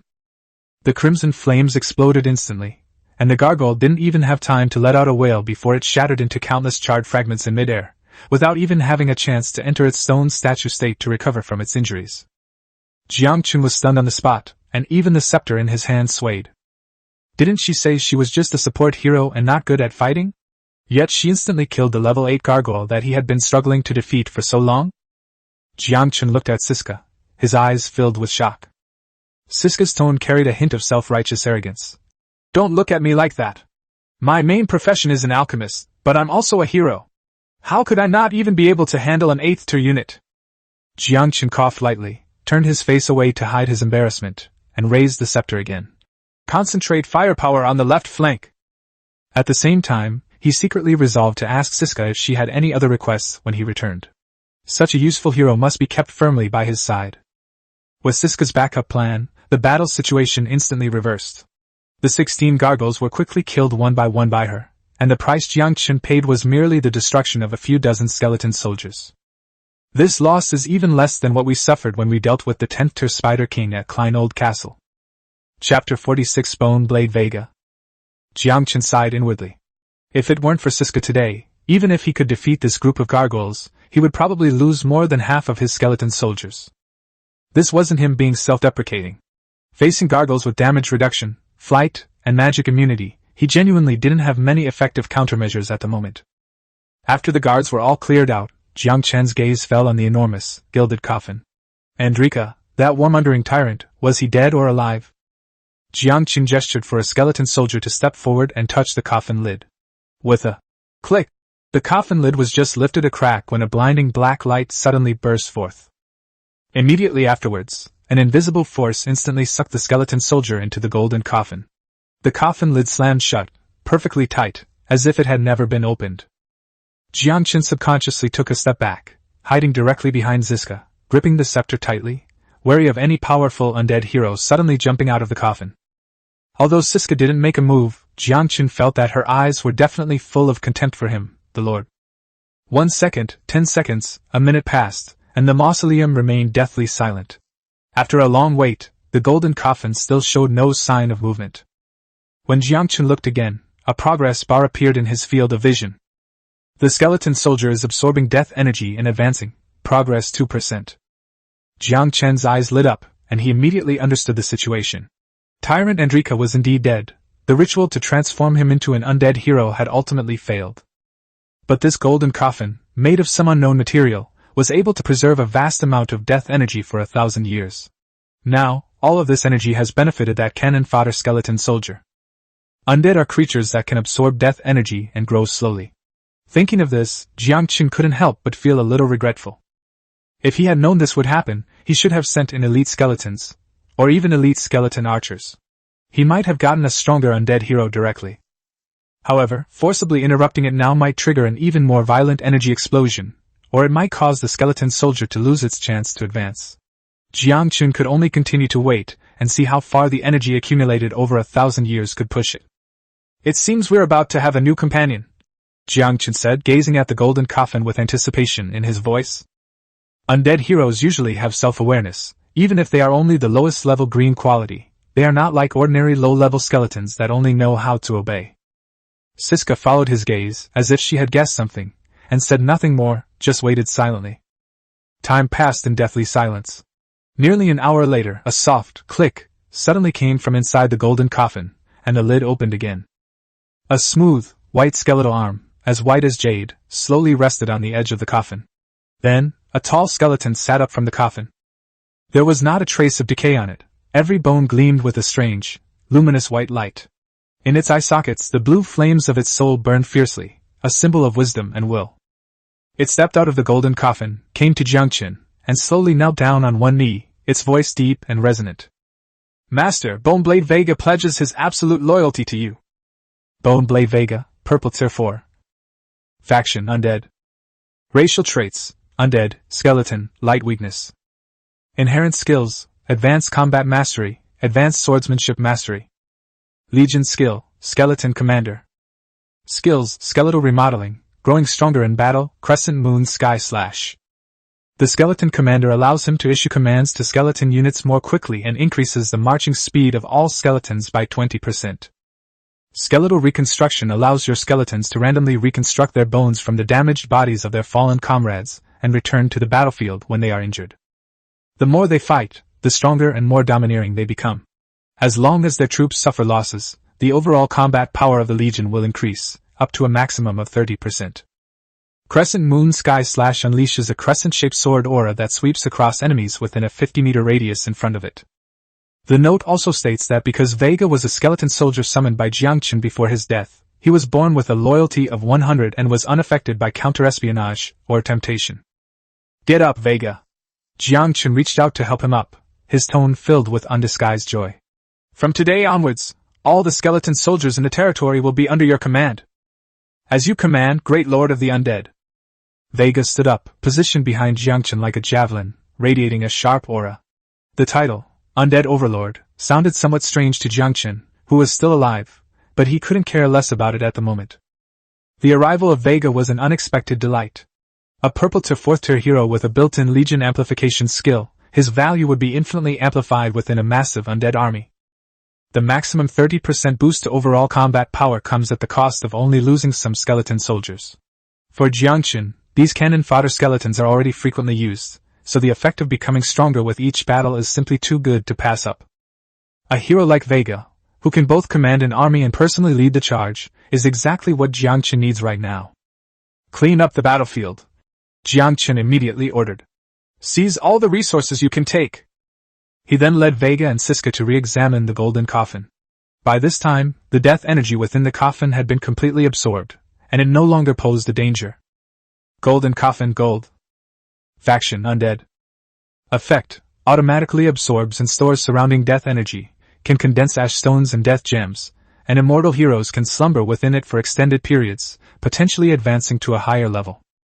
The note indicates that this is a secret treasure of the undead race, once plundered by the tyrant of the Ambira Empire.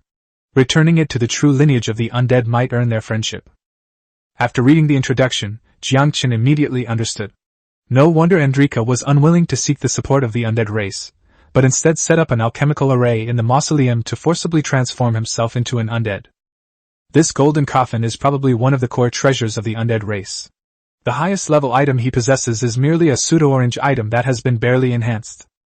Compared to this golden coffin that could advance immortal undead heroes, it was simply not on the same level.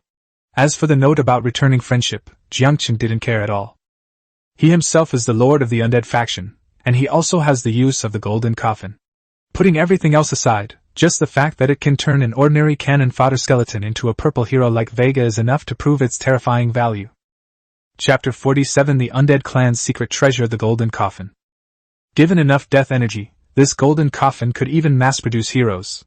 Only a fool would give away such a treasure. At the bottom of the golden coffin, Andrika's mummified corpse lay silently. His dried flesh clung tightly to his bones, bearing no trace of the tyrant's former majesty. Only the gilded armor and golden sword still gleamed with a cold, luxurious light in the dim mausoleum, as if telling the story of the Ambira Empire's hegemony 1,000 years ago. Unfortunately, he was ultimately dead and could not be resurrected. Yangchen only looked at him for a moment before turning to Siska and asking expectantly, "Can this body be made into an alchemical golem?" Andrika must have been a powerful hero in life, otherwise he could not have ruled such a vast empire.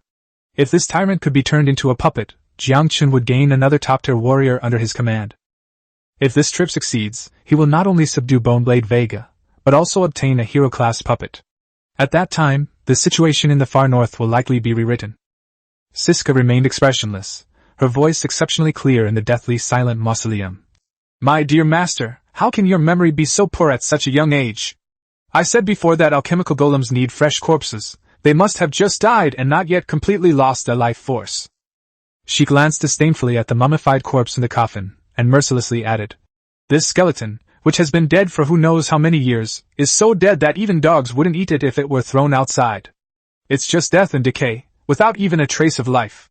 How can it be made into a puppet?" Jiangchen's expectation vanished instantly. He was always pragmatic. Since he had no use for them, he wouldn't waste his time on them. He immediately waved his hand and ordered the skeleton soldier in charge. Strip him of his golden armor, take the body back and throw it into the burial ground. Don't waste resources. This is Yangchen's code of conduct. Use everything that can be used to its fullest potential. Even a mummified corpse can play a final role in the burial ground. Several skeleton soldiers immediately stepped forward, clumsily but precisely dismantling the golden armor. Porandrika, a tyrant in life, was now being squeezed dry by Yangchen even in death. Taking the opportunity, Yangchen asked Siska. So, even undead heroes can't be made into alchemical golems? They're either skeletons or mummies, none of them have any fresh flesh and blood.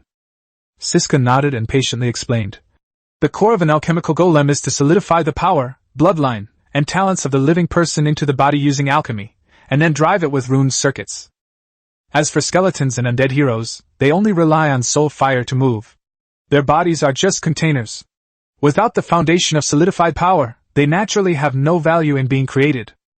Yangchen understood and stopped worrying about the puppet. His gaze fell on the golden armor and golden sword that the skeleton soldier had taken off.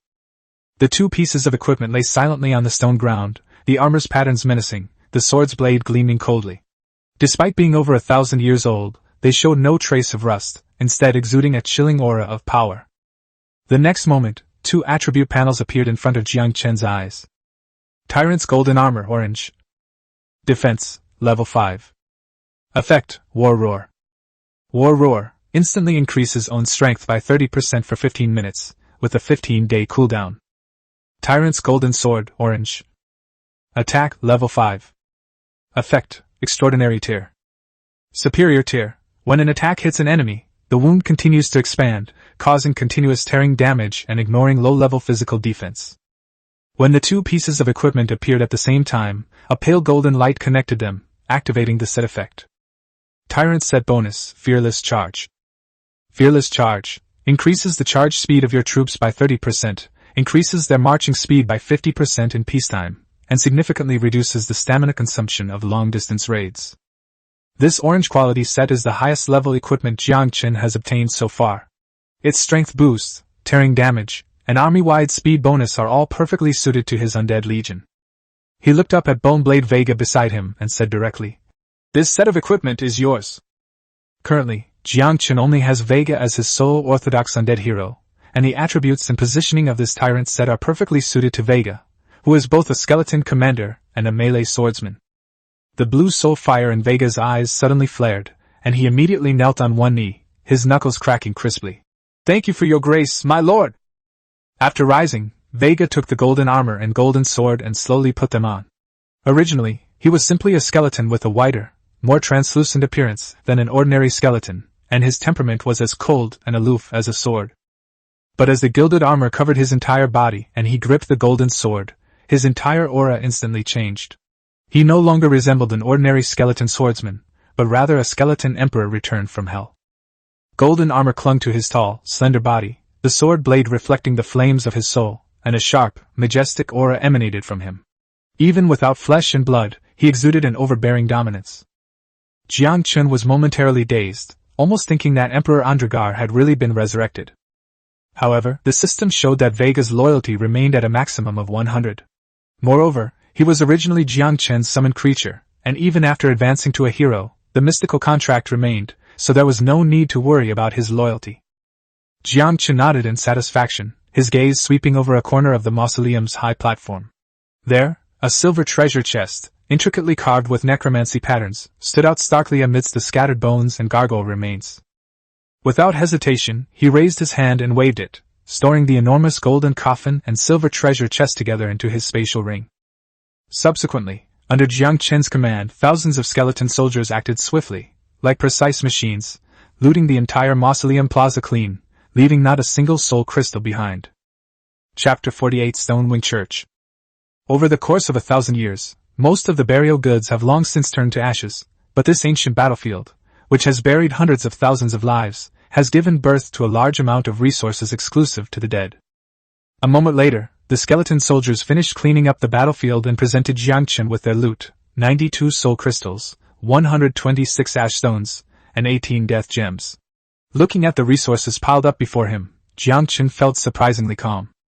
If the golden coffin hadn't absorbed the death energy, there would be even more resources here. But no amount of materials could compare to a purple-quality hero. This trip to the mausoleum had far exceeded his expectations. Yangchen stood on the high platform and looked around. For the undead faction, resources were certainly precious, but what was truly important were the countless skeletons beneath this mausoleum. The remains of these fallen warriors were his most valuable asset for expanding his undead army.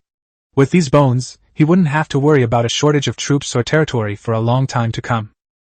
Yangchen immediately used his lord privileges, consuming a small amount of wood and stone to create hundreds of carts, and ordered all the skeleton soldiers to act as laborers, carrying the scattered and broken bones onto the carts. It's impossible to transport it all in one trip, but with a few more trips, the treasures of the dead in this mausoleum will eventually become reserves for his territory. After making the arrangements, Yangchen, along with Vega, Siska, and the neatly lined-up skeleton legion, embarked on the journey back to their territory. Thanks to the fearless charge effect of the tyrant set on Vega, the skeleton army's marching speed increased by 50% in non-combat situations. What used to be a journey of nearly 4 hours now took just over 2 hours to return to their territory.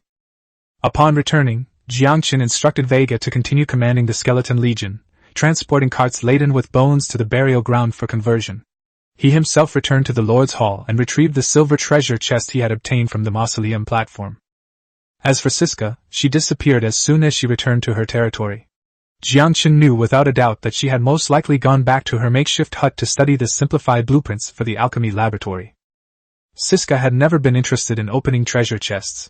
Yangchen was already used to it, and before opening one, he calmed his mind and activated his destiny guidance talent. With a soft click, the silver treasure chest slowly opened. A dazzling golden light shot out, instantly illuminating the Lord's Hall. Another cash withdrawal. Open the silver treasure chest to obtain War Amulet, orange, Stonewing Church blueprint, purple, Fine Iron Battle Axe blueprint, blue, Iron Spear blueprint, green, Death Gem 3, Soul Crystal 28, Undead Gold 367. War Charm, orange. When worn, it increases the morale of your legions by 20%. If the commander dies in battle, morale will be reduced by 50% and cannot be recovered for a short time. Yangchen glanced at the reward list, skipping over the War Amulet. Undead troops have no concept of morale, so this orange tier equipment was practically scrap metal to him. He could only sigh softly. While the guidance of fate could indeed consistently yield gold, it couldn't guarantee that every drop would be exactly what was needed. However, when Yangchen saw the second reward, his gaze instantly locked onto the blueprint that shimmered with a purple glow. Stonewing Church blueprints, purple. Yangchen's heart skipped a beat. Just by looking at the name, he was almost certain that this was the blueprint for an undead building that could summon gargoyles. The 16 gargoyles in the tomb of Emperor Anlakaran left a deep impression on him. They were incredibly fast, capable of flight, possessed low-level magic immunity and formidable attack power, and could even turn into stone to slowly heal their wounds. If it weren't for the purple hero Siska as a backup, Yangchen might have suffered a crushing defeat in that battle, even losing most of his army. It was that battle that made him truly understand that on this continent, the presence or absence of air units made a world of difference. Air superiority was of paramount importance on the battlefield. Another reason Yangchen valued gargoyles was that, although they belonged to the undead faction, they were, strictly speaking, constructs. Even if they were used in the outside world later, they wouldn't easily be directly labeled as undead. This was of great significance to his subsequent journey out of the far north and to the subsequent development of his territory. Yangchen immediately checked the construction requirements for the Stonewing Church. When he saw the required materials, the corners of his mouth couldn't help but turn up slightly. He had just managed to gather all the necessary resources from the mausoleum. Construction could begin immediately without any waiting. Stonewing Church blueprint, purple, requires 8,000 stone, 2,000 wood, 500 hemp rope, 200 iron ingots, 150 ash stone, and 10 death gems. This cost is significantly higher than that of the Ash Tower, the core building of the undead. Especially the death gems, which Yangchen currently has no reliable source other than opening treasure chests. But he didn't hesitate for a moment.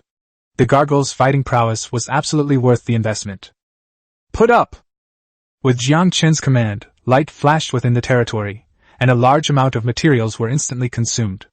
A tall, gloomy church, entirely constructed of black stone, slowly rose from the ground, situated right next to the archer's cemetery. The church's spire soared high, and its walls were covered with grotesque gargoyle reliefs. The tightly closed doors exuded a suffocating and terrifying atmosphere, perfectly blending with the overall ambience of the land of the dead. Yangchen entered the stone-winged church, where the interior space was extremely spacious.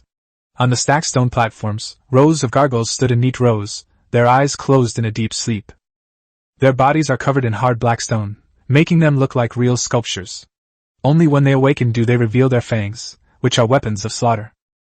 Yangchen raised his hand to check the building's attributes. Stone-winged church, purple. Faction, Undead. Available to recruit, gargoyle, tier 6. Recruitment requirements, 6 soul crystals, 12 stones, 12 bones, 1 ash stone. Yangchen wasn't surprised to see that the gargoyles were only level 6. He had long since figured out the ranking system between buildings and unit types. Only orange quality buildings can recruit tier 7 and above units. The maximum tier for purple quality buildings is tier 6. But for Yangchen right now, purple buildings are actually the most suitable. If orange blueprints were to be revealed, with his current resource reserves, he simply couldn't afford the terrifying construction costs. Low level? No problem. Yangchen smiled confidently. What he has no shortage of is the means to strengthen his position. Chapter 49 Elite Gargoyles. Yangchen immediately spent 100,000 enhancement points to upgrade the stone-winged church to orange quality. After the successful enhancement, the stone-winged church did not exhibit any negative defects, and the gargoyles he recruited were almost indistinguishable from the 8th-tier powerful enemies he encountered in the Imperial Mausoleum. Yangchen was overjoyed and immediately looked at the recruitment panel, adjusting the number to the limit that his current resources could handle. Without hesitation, he consumed the soul crystals and ash stones he had accumulated over a long period. Soul crystals were ultimately just consumables. They only had value when converted into real combat power. The next second, 72 elite gargoyles of the 8th rank were successfully summoned. With a hum, the gargoyles sleeping inside the stone-winged church simultaneously awoke, stone chips falling from their bodies as their black stone wings suddenly unfurled, bursting through the church doors and circling in the sky above their territory. A vast expanse of black shadows obscured the sky, and the whistling sound of wings cutting through the air was deafening, revealing the overwhelming presence of the Tier 8 flying unit. More importantly, under the guidance of fate, none of these gargoyles were ordinary units. They were all elite level.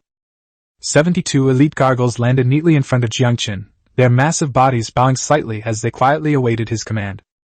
They are larger than ordinary Tier 8 gargoyles in the ancient tomb, standing over 2 meters tall, with sharper claws, and their overall combat power far exceeds that of standard Tier 8 units. The oppressive feeling emanating from this aerial legion alone surpassed that of the entire skeleton legion. Yangchen looked at them with satisfaction, then turned his attention to another blueprint that had been opened from the treasure chest. That was a blue-quality fine iron battle-axe blueprint, requiring iron ingots, wood, and leather to craft. For equipment of blue quality or higher, the main materials are often already used as crafting materials. Without architectural blueprints for steelmaking furnaces or stable iron ingot trading channels, ordinary lords would have no way of mass-producing such weapons. Yangchen directly adjusted the production quantity to 144 and confirmed the production. Soon heavy, sharp steel battle axes appeared on the workbench. The blades gleamed coldly, and their weight far exceeded that of ordinary battle axes, yet they were perfectly suited for the massive elite gargoyles to wield in pairs. The iron battle axe has a higher damage rating than the black iron one-handed sword. The two are simply not in the same league. Yangchen thought about it, and decided not to spend any more points to upgrade these battle axes to purple quality. There were too many, and his current points were not plentiful. Moreover, the blue-quality refined iron battle axes were already enough for the territory's current needs. Yangchen picked up a battle axe and casually tossed it to the elite gargoyle at the front, ordering, 2 battle axes each. Once you're equipped, immediately go patrol and guard the area around the territory. If any suspicious persons are found approaching the territory, kill them on the spot if there are fewer of them, and report back to me or Commander Vega immediately. After this period of experience, Yangchen has clearly realized that the undead territory in the far north is not as safe as it seems on the surface. Now, it's time to deploy a patrol team in the shadows. 72 elite gargoyles, each equipped with a double axe, flap their wings simultaneously, emitting a low whistle, before transforming into streaks of black shadow and hurtling toward the horizon in all directions of their territory. They will become the sharpest and most concealed aerial blades in the undead territory. These undead constructs lacked intelligence, yet they were absolutely loyal to Yangchen's orders. The far north is already fraught with danger, and the Lord's 7-day protection period is about to end, so Yangchen must prepare for the worst in advance. With gargoyles patrolling outside, he temporarily lowered his guard against the surroundings and turned to walk towards the location of the magic source. Directly in front of the Lord's Hall, a pool of blue-purple water flowed quietly. Due to the frigid climate of the far north, a thin layer of ice floated on the surface of the water, yet it remained liquid. Beside the spring, a slender figure was focused on her work, completely undistracted by Yangchen's arrival. Yangchen paused slightly, watching Ziska's retreating figure, a relaxed smile appearing on his lips. He didn't care what Ziska was doing. She was intelligent enough, and being an automaton, she wouldn't do something as absurd as stealing a drink from the source of magic. More importantly, since the establishment of the territory, Ziska's loyalty has remained at a very high level, so there is no need to worry about her threatening the territory. Someone as reliable as her should be allowed to handle things on her own. Yangchen did not linger. He turned around and returned to the main hall, sat on the chair covered with ice beast fur, and opened the trading channel of the Book of Lords. The dense information kept refreshing, with bids and offers from various lords mixed together, making it appear extremely chaotic. Yangchen quickly scanned the information about herbal medicine trades. The far north has a frigid climate, and natural herbs are scarce. To obtain the alchemical materials needed for Ziska, one can only rely on external trade. After careful selection and communication, he added dozens of different types of herbs. Although he didn't recognize most of the herbs, it didn't matter, as the all-knowing Miss Ziska was still in the territory. After completing the transaction, Yangchen summoned another batch of skeleton soldiers. This was his daily bedtime routine, to use up his accumulated magic power and expand his military strength. He then closed the trading channel, gave a light yawn, and went to bed early. The nights in the far north are bitterly cold, but the bedroom is warm and cozy. The sunstone on the wall radiates heat, making the whole room cozy, much better than a fireplace. The only problem is that Yangchen can't control the light emitted by the sunstone for the time being, and he has to cover it with a black cloth before going to sleep. Yangchen was sleeping soundly, but some people weren't having such a good time. Zhanling slumped in her lord's hut, staring intently at the mountain of herbs piled up in front of her, her face as pale as paper. His fingers gripped the hem of his clothes tightly, his knuckles turning blue from the force. Looking at the nearly depleted resources in his territory, he felt a chill run from his feet to the top of his head. To acquire this batch of herbs, he exhausted almost all his resources and even borrowed a large sum from other lords in his inner circle. But now, this batch of herbs is about to become a worthless burden in his own hands. However, people continue to list various herbs on the trading channel. It's like herbs, they're not as precious as he imagined. Chapter 50: A Belated Realization. Recalling the sight of vast fields of dragon bone grass in a valley during her exploration, Zhanling suddenly shuddered, belatedly realizing that she might have made a mistake from the very beginning. But as soon as the thought popped into his head, he immediately shook his head and forcibly suppressed it. It wasn't that he didn't want to believe it, but that he simply didn't dare to believe it. How is that possible? It's almost dark. Why is there still no movement from Yangchen's side? Zhanling's voice was hoarse as he repeatedly refreshed the trading channel, trying to find Yangchen's new trading information. But no matter how many times he scrolled, that familiar name remained at the top of the list, and the acquisition details remained unchanged. Unfortunately, Yangchen had already blocked him, making it impossible for him to contact him or know what Yangchen was doing. This fact was like a cold knife, piercing his heart. For those herbs that he thought were extremely valuable, Zhanling even bought them at a premium in the channel. But in the past few days, he has poured more and more resources into them, while the herbs seem to be a bottomless pit, with lords still continuously putting them up for sale. If that terrible guess is true, then the herbs he has stockpiled will instantly become useless. Worse still, he has already fallen behind others because he stopped developing his resources to collect herbs these past few days. In order to seize the goods, he borrowed a lot of resources. If he couldn't repay them, although the other lords didn't know the location of his territory, and couldn't come to him directly, he didn't dare to really offend them to death. Those lords who suffered losses will eventually launch a fierce attack on him in the channel. He's only been in this world for a few days. If his reputation is ruined, he'll almost certainly be ostracized by the entire transmigrator camp. Yangchen! You bastard! Zhanling slammed his fist on the table and then swept all the herbs off the table. Born into a business family and receiving an elite education from a young age, he knew better than anyone how important reputation was in the early stages of starting a business. He had made a solemn promise to buy herbs at high prices because he wanted to establish his own resource channels and, incidentally, step on Yangchen, who was already in the limelight, to rise to power. But now, it's difficult for him to stop. There aren't many people buying herbs on the market to begin with. Most are just speculators, and no one will take over such a large batch of goods from him. In Zhang Ling's view, she had been tricked by Yangchen. But in reality, Yangchen had almost forgotten who she was, and she wasn't the only one who had been blocked. Yangchen didn't even want to waste a second glance on people like her who were blinded by greed and wanted to overcharge. Cold sweat beaded on Zhang Ling's forehead. Right now, it seemed the only thing he could do was cut his losses, sell the herbs at a low price to someone else, and then have that person resell them to Yangchen. Otherwise, if he can't repay the borrowed resources, he'll quickly become a universally reviled swindler. At that point, all those people need to do is spread dirt on him in the trading channels, and his hard-earned reputation will completely collapse. Moreover, this isn't a society governed by the rule of law. He knew very well that he had essentially cut off Yangchen's source of income, and had already made a considerable enemy. If someone were to find out the location of his territory later, the consequences would only be more troublesome. And the militiamen he'd painstakingly recruited in the territory also needed to eat. He couldn't expect everyone to survive on herbs.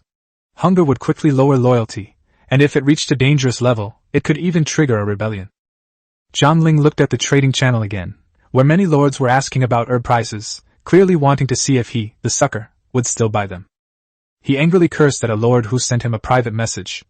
"Get lost! I'm not buying anymore! Anyone who still offers a high price for something that's everywhere is a fool!" The other party was taken aback, then revealed a hint of disdain. "If you don't want to accept it, then don't. I'll just go find Yangchen." Although Yangchen offered a lower price, there were plenty of resources listed on the trading channel, including the most sought-after weapons. Besides, they had plenty of herbs. They wouldn't lose money selling to anyone. Zhang Ling grew increasingly resentful, his teeth grinding together, his eyes bloodshot. He finally had to admit that herbs might not be rare at all. If he could find so many, they were probably everywhere else too. The thought spread through his mind like a poisonous ivy, sending chills down his spine. If Yangchen didn't lack herbs at all, then the batch he had stockpiled would have become nothing but a pile of garbage. At that time, he will not only lose all the resources he has accumulated during this period, but also be burdened with huge debts, and in the end, he will be disgraced and even die without a burial place. "Yangchen, you'll die a horrible death!" Zhang Ling roared fiercely, his voice filled with resentment and despair. He stared intently at the darkness outside the window, as if he could already see Yangchen sitting in his territory, leisurely watching him make a fool of himself. But there's nothing he can do now but keep praying in his heart, hoping that a sucker will jump out and take over, leaving him a way to survive. Yangchen, far away in the far north, was completely indifferent to all of this. After transmigrating to this world and becoming a lord, he had only one goal in mind, to continuously develop and expand his territory. As for the infighting among the transmigrators, Yangchen had no interest in paying attention to it for the time being. Because those who were most active in the fight were often the ones who were least able to see the bigger picture. The next morning, the first rays of sunlight pierced through the far northern snow and illuminated the dome of the Lord's Hall. The Lord's Book rang its alarm clock on time, breaking the silence of the territory. Yangchen suddenly opened his eyes, meditated for a moment, and made himself fully awake. He got up and pushed open the door, immediately spotting the figure beside the source of magic. Siska was still sitting there, her doll costume tinged with a faint blue glow, clearly having remained there all night. "Siska, didn't you get any rest all night?" As soon as he said it, Yangchen realized that Siska was an automaton and didn't need to sleep. He took a few steps closer, and then he could see what she was doing. Siska was holding a transparent alchemical rod and stirring the iron pot in front of her. The liquid in the pot was bubbling and swirling, shimmering with an eerie blue light, and emitting a faint scent of grass, wood, and magic. "What are you doing? Cooking?" Yangchen couldn't help but ask a question, but when his gaze fell on the pot of blue glowing soup, he hesitated noticeably. This thing doesn't look like something a human could eat at all. Chapter 51 The Sharp Tongue. Siska finally stopped what she was doing and slowly turned around. Her eyes were clear, and her face showed no signs of fatigue, only a calm that came from focused concentration. "I'm making alchemical potions. Since there's no alchemy lab available yet, I have to use this crude method." Her voice was cool and clear, yet it carried a hint of barely perceptible expectation.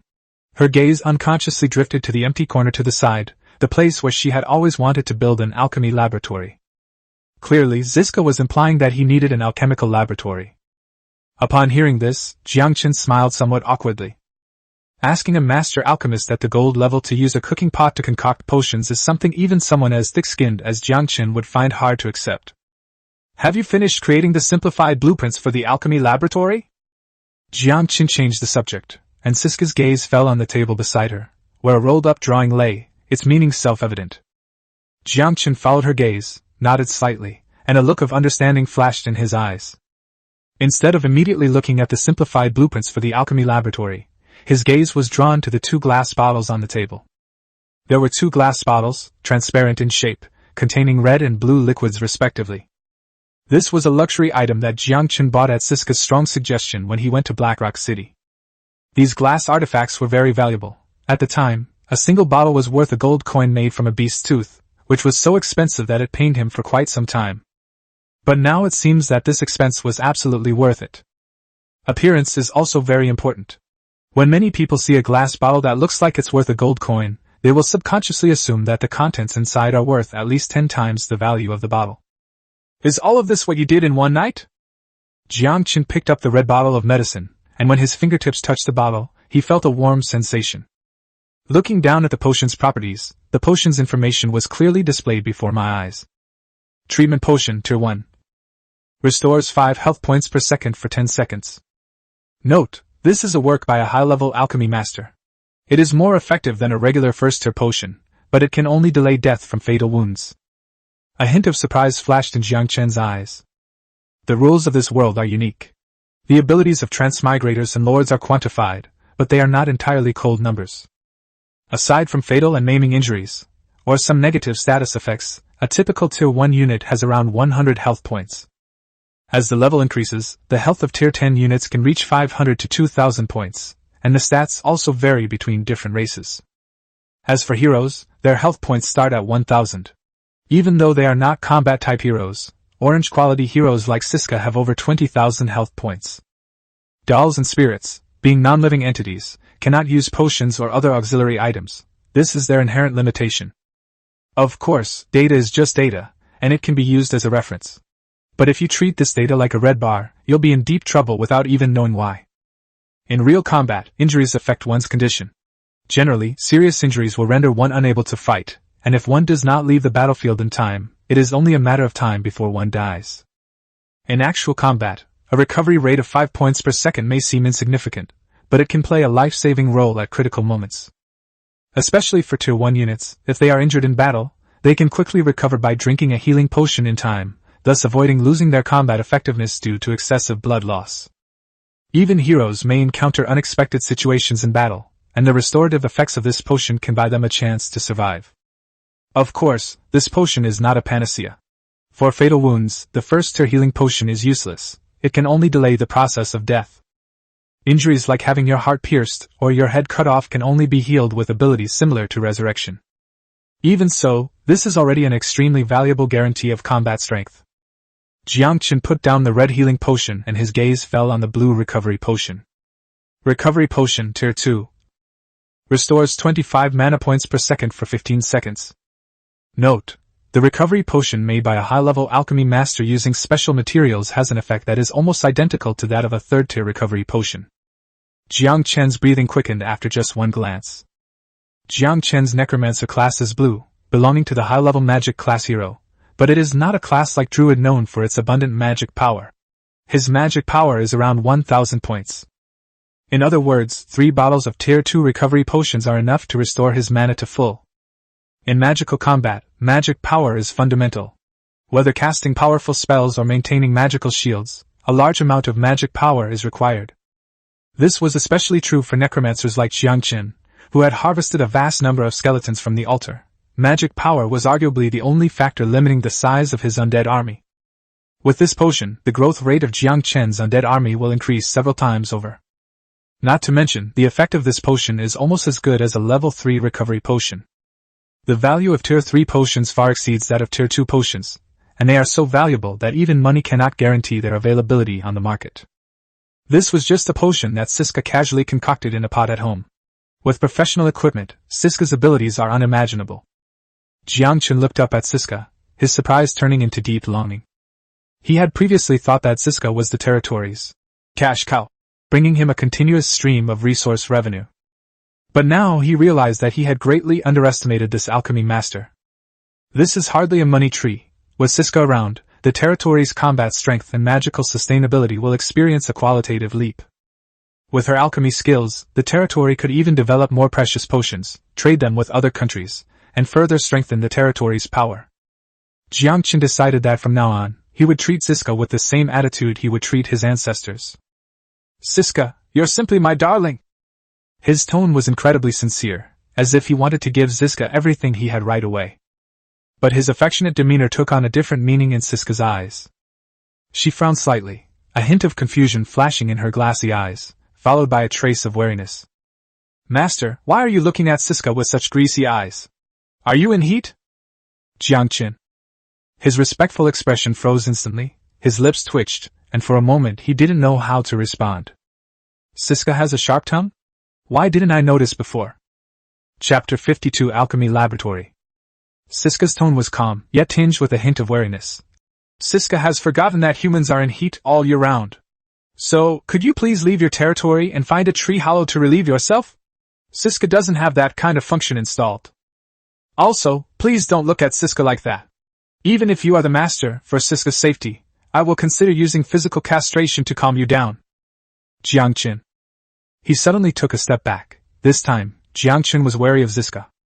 Although his loyalty hadn't decreased at all, Yangchen knew that Siska was absolutely serious, because from their first meeting, Siska had expressed great interest in Yangchen and wanted to study the structure of his body. Wait, that's not what I meant. He knew the temperament of the automaton all too well. Beneath its seemingly cold exterior lay a soul that desperately craved recognition and was also a bit arrogant and awkward. To prevent Siska's loyalty from dropping again, Yangchen quickly changed the subject. I was just wondering, Siska, how did you manage to concoct a second-tier recovery potion in such a simple way? Yangchen deliberately emphasized the word simple, then turned it into a heartfelt exclamation.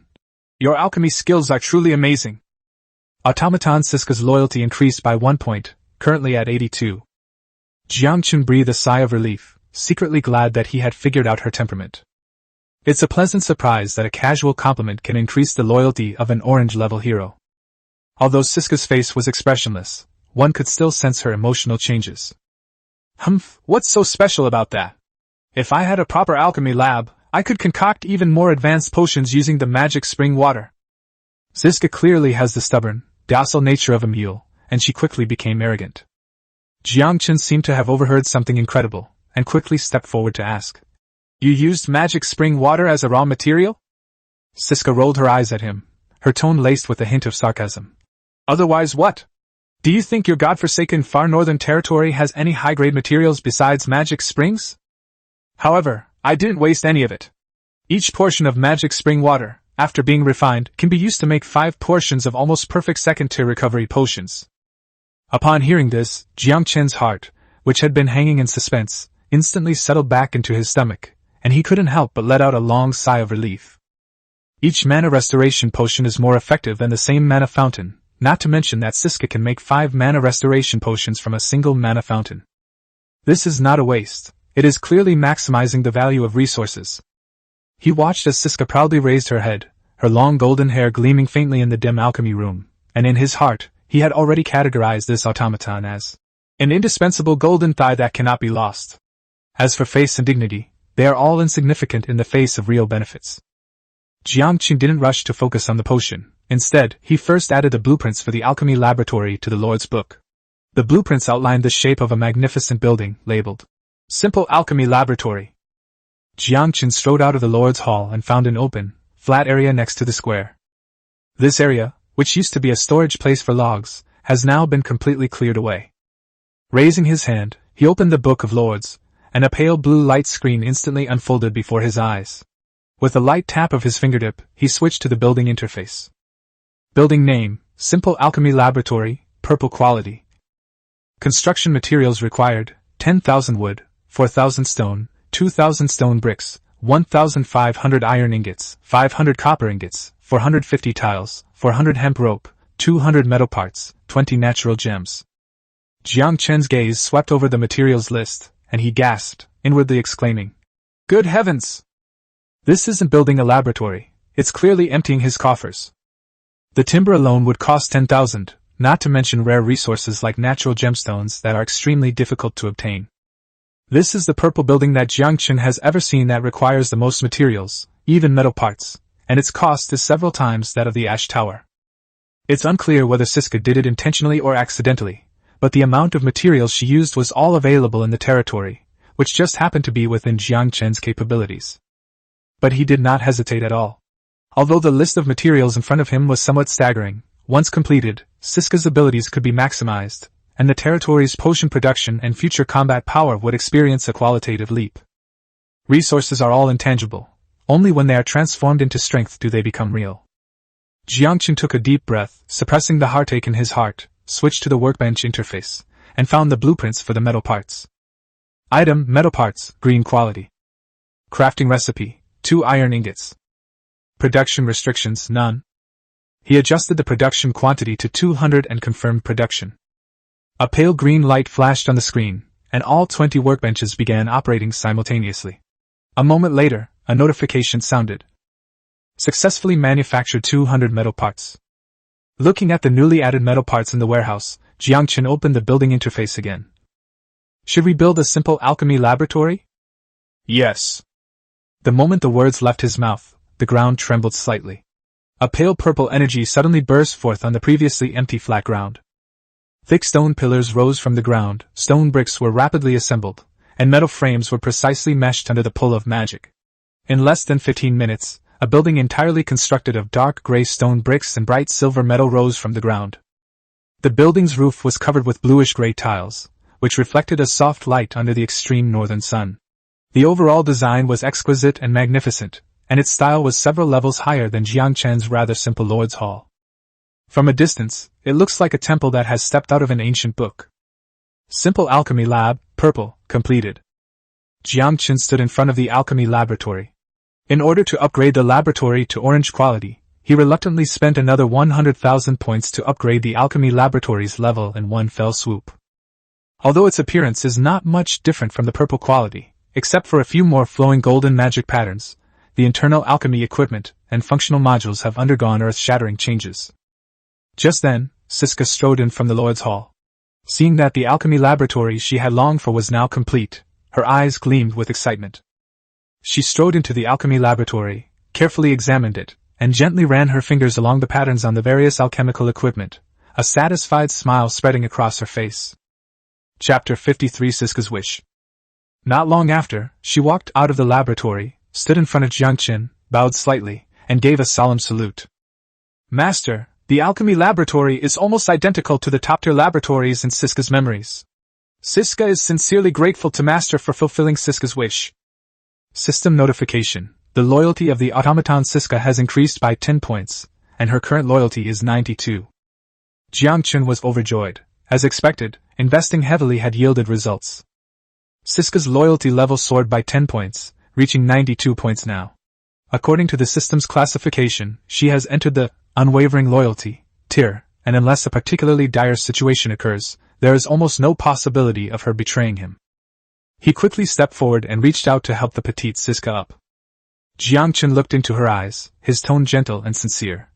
The relationship between a lord and a hero is not that of master and servant, but of equal cooperation. Besides, building this alchemy laboratory was a promise I made to you. System notification: the loyalty of the automaton Siska has increased by 1 point, and its current loyalty is 93. Yangchen raised an eyebrow slightly. It seemed that sincere words could increase loyalty a little, though not much, but better than nothing. Once loyalty exceeds 90 points, increasing it by even 1 point becomes incredibly difficult. But he wasn't in a hurry.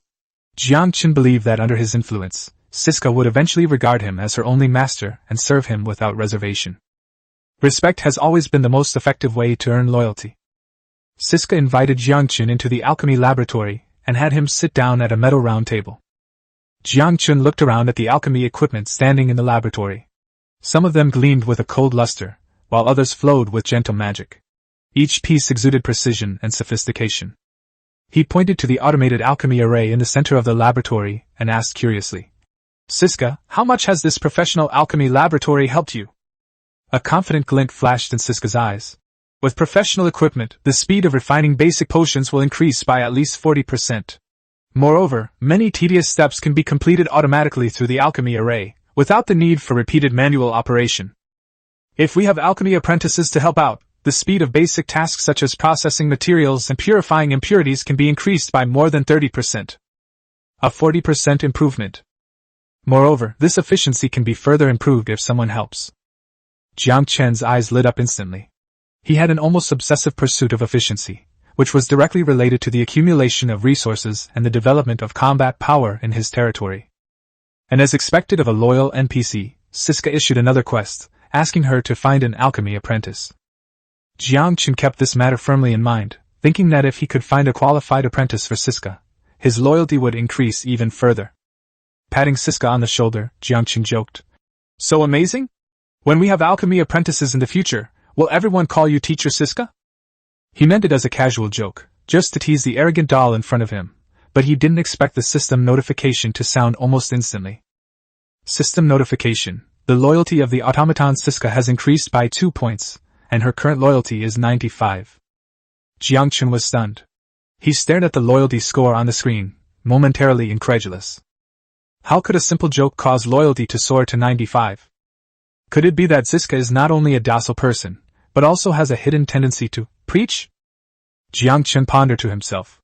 However, this didn't affect anything. On the contrary, it made him even more delighted. Heroes with weaknesses are often easier to control than perfect heroes. All he needed to do was follow Siska's preferences and fulfill her wishes, and she would be willing to go through fire and water for him. Yangchen wasn't worried about finding an alchemy apprentice. Even if people with formal alchemy training were hard to find, weren't there plenty of smart people everywhere? There is no shortage of intelligent people who are eager to change their destiny. In any case, learning alchemy under the tutelage of the alchemy master Siska is a matter of achieving twice the result with half the effort. All Yangchen needs to do is find a few clever people to recommend to Siska. Even ordinary miners and farmers, as long as they are guided by Master Siska and learn the most basic potion-making skills, can become indispensable helpers to the territory. By the way, Yangchen changed the subject, his gaze falling on the medicinal materials on the table, and asked, "What other materials do we need to prepare to refine the recovery potion? I'd like to arrange the procurement in advance." "These are all basic medicinal herbs, such as Blackstone grass, ice core flower, and edelweiss, which can be purchased from herb merchants in Blackstone City." Siska picked up the list of medicinal herbs beside her and handed it to Yangchen. "The herbs in the warehouse are enough to refine a few days' worth of Tier 2 recovery potions. However, to refine mana recovery potions of Tier 2 or higher, we will need mana spring water." Upon hearing this, Yangchen waved his hand generously and said, "From now on, the magic spring water in the territory will be under your control. Whether it's for brewing potions or conducting alchemical research, you can use it freely without any worries." After being refined by Siska, the magic spring water can exert nearly 10 times its effect, which alone has made him a fortune. Giving her these resources would not only enhance her sense of belonging to the territory but also ignite her passion. Yangchen would be a fool not to let Siska control more resources. Perhaps because she was already used to Yangchen's generosity, this time Siska's loyalty didn't surge as much as before because of a compliment. Instead, the smile in her eyes deepened. But Yangchen could tell from the slight upturn of her lips that she was genuinely happy. What tech geeks want most is a boss who generously provides resources and doesn't interfere. Yangchen listened attentively to Siska's long conversation, which ranged from the details of potion making to the future alchemy industry plans for the territory. Yangchen reluctantly got up and left when it was lunchtime. After leaving the alchemy laboratory, Yangchen arrived at the Lord's Square. In the open space in the center of the square, there was a long wooden table with dozens of bottles of second-tier recovery potions that shimmered with a pale blue light neatly stacked on it. Each bottle of medicine was sealed very tightly, with a label made by Siska himself on the bottle, indicating the medicine's effects and usage instructions. After finishing his lunch, Yangchen sat on a wooden stool next to the wooden table and took a deep breath. He picked up a bottle of recovery potion, took another deep breath, and tilted his head back to gulp it down. Then the summoning quest for the day began. Today, he will transform into a ruthless summoning machine. Chapter 54 Medicinal Herb Prices Plunge. Meanwhile, the Lord's Channel remained a scene of chaotic and wildly imaginative behavior. Countless lords complained in the channel about the troubles they were encountering in their territories. some complained that the grain production in their territories was too low and the loyalty of their troops had plummeted. Some complained that the monsters in the vicinity were too strong and that all the scouts they sent out were wiped out. And some complained that the merchants in the nearby cities were too greedy and that they were selling ordinary weapons for exorbitant prices. The Lord's channel seems to have become a channel for them to vent their emotions. The messages on the channel were scrolling by quickly, but the most eye-catching thing was not these daily complaints, but a sudden herbal medicine craze. It's unclear when it started, but messages about trading medicinal herbs began appearing frequently on the Lord's channel. People were showing off their harvested dragon bones and ice core flowers, boasting about the rarity of these herbs. Someone posted a large list of medicinal herbs for sale, advertising discounts for bulk orders. Some people even showed off their medicinal herb warehouses, flaunting the massive resources they had stockpiled. The reason for all of this can be traced back to Yangchen's earlier announcement regarding the acquisition of medicinal herbs. Initially, Yangchen purchased large quantities of various medicinal herbs at prices higher than the market price in Blackstone City. The news immediately caused a huge uproar in the Lord's channel. Many lords thought they had seized a business opportunity to get rich, and they put aside their other tasks and went to the wasteland with their tools to collect medicinal herbs. There were also some shrewd people, like the brilliant Zhang Ling, who stockpiled large quantities of medicinal herbs in advance, waiting for Jiangchen's purchase price to rise so they could make a fortune. But this morning, Yangchen suddenly issued a new announcement: the purchase price of medicinal herbs will be reduced by half. The news was like a boulder thrown into a calm lake, instantly creating ripples. Those lords who had stockpiled large quantities of medicinal herbs were instantly devastated, like eggplants wilted by frost, heartbroken and beating their chests in despair. They originally thought Yangchen would continue to buy at high prices, but unexpectedly, he suddenly lowered the price, and the medicinal herbs in their hands instantly depreciated. If they sell now, they will lose everything, but if they don't sell, these things are useless to them. Currently, among the transmigrators, the only one who seems to be able to utilize these medicinal herbs is Yangchen. For them, having these herbs is no different from having weeds. Many people complained wildly on the channel, accusing Yangchen of lacking martial ethics and exploiting his fellow villagers. Despite their complaints, in order to cut their losses, they still had to start looking for buyers on the channel, hoping to sell their medicinal herbs at a low price. Unfortunately, there's a market sell-off going on everywhere right now, and very few people are willing to follow the trend and add to their positions. After all, most time travelers don't understand the value of medicinal herbs. They come here with a bit of chunibu, adolescent delusions of grandeur, and self-righteousness, always thinking they are the chosen ones who can discover the world's unknown high-value treasures. Zhang Ling is one of them, but definitely not the only one. They believe that collecting and stockpiling medicinal herbs is their own special opportunity, but they don't know that medicinal herbs are not actually particularly scarce and can be easily collected in the wild. It's just that collecting them at specific locations is not so easy. Furthermore, Jiangchen's status as a well-known lord on the channel, coupled with his continuous large-scale acquisition of medicinal herbs, has aroused the ulterior motives of many. They believe that Yangchen is secretly monopolizing the medicinal herb market and plans to raise prices later, so they have followed suit and hoarded herbs, hoping to get a share of the profits. To put it bluntly, these people still treat medicinal herbs as an investment, wanting to profit from short selling. Little do they know that their behavior is playing with fire and could easily lead to financial ruin. In the early stages of building a power, the focus should be on boosting productivity, not on finding loopholes to create monopolies. Many time travelers have gone down the wrong path. After Yangchen lowered its price today, some people felt they had lost money and wanted to cut their losses, but they didn't want to accept Yangchen's low price. If I accept the price reduction now, wouldn't it make me look incredibly foolish? So they all started looking for someone else to take over the channel. Here's what happened. Transmigrator A friend needs some medicinal herbs. These are extremely rare. You'll miss out if you don't buy them now.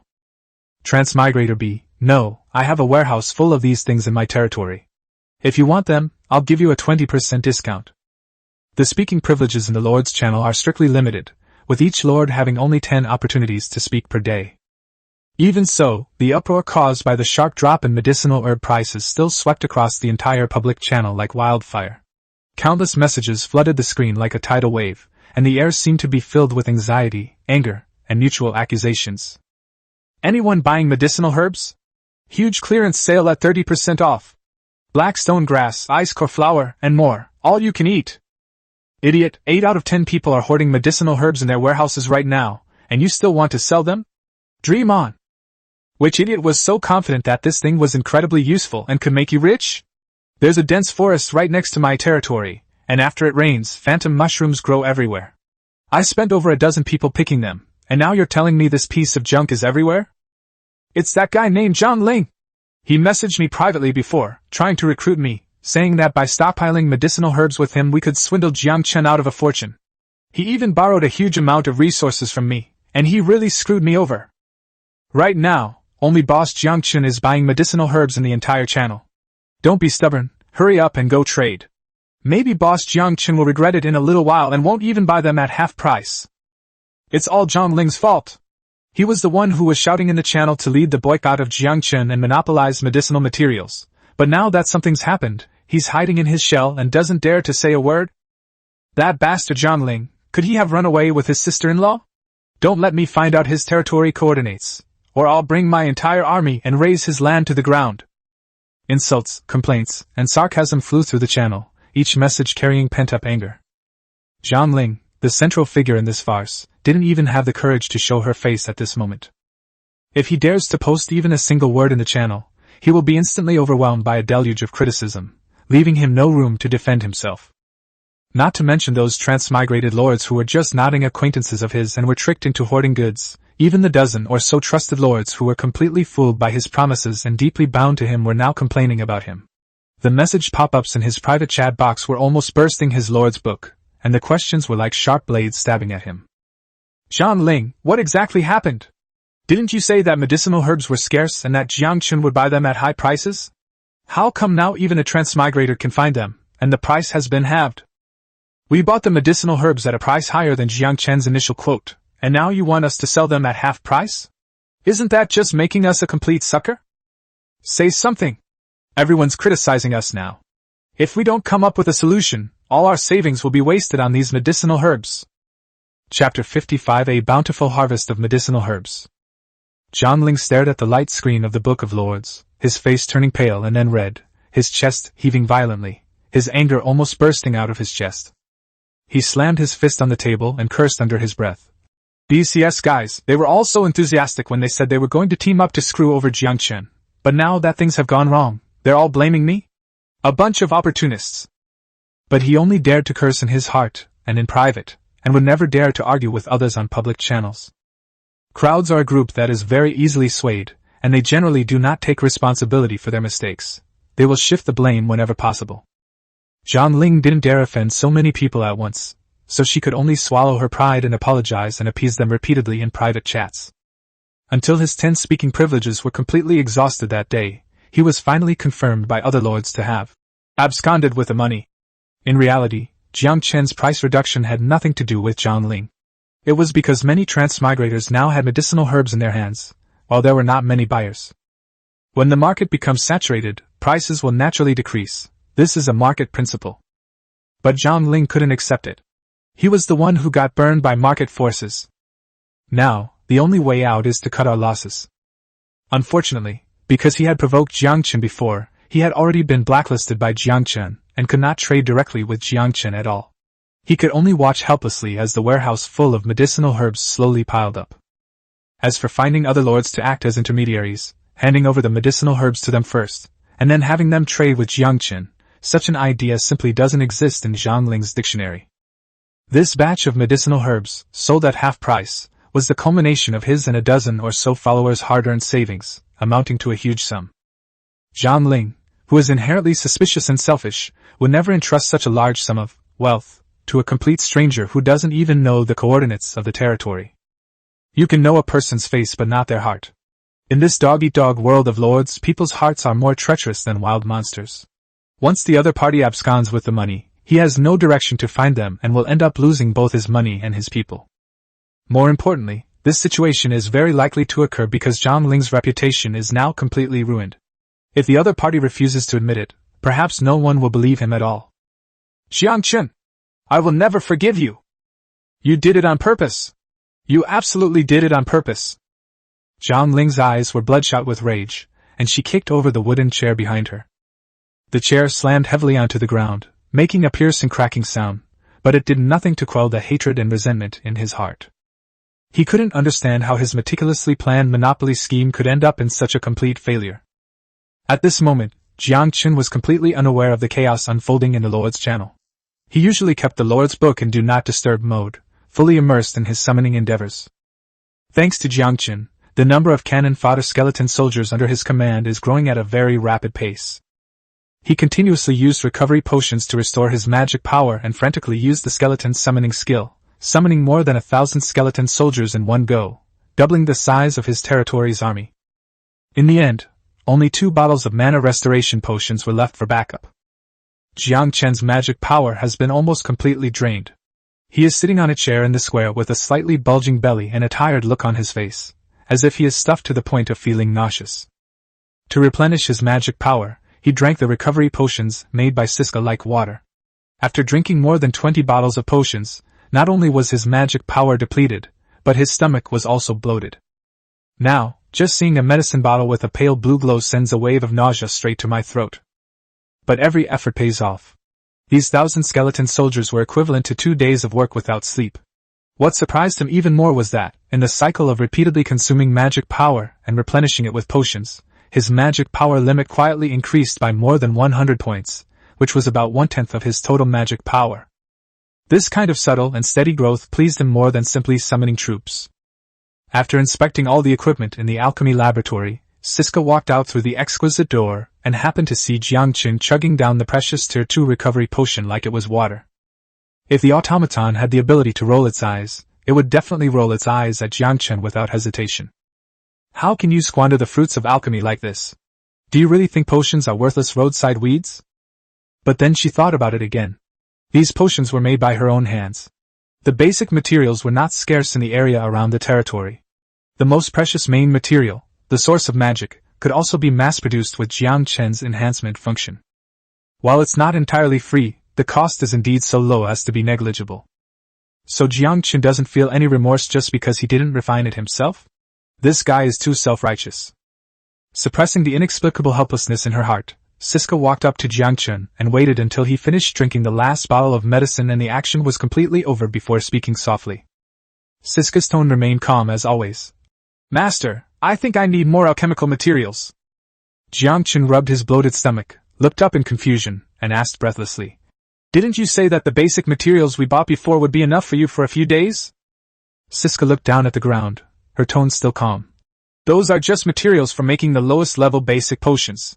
If I could obtain higher level materials, with the current equipment in the Orange Alchemy Lab, I could make any potion below level 5.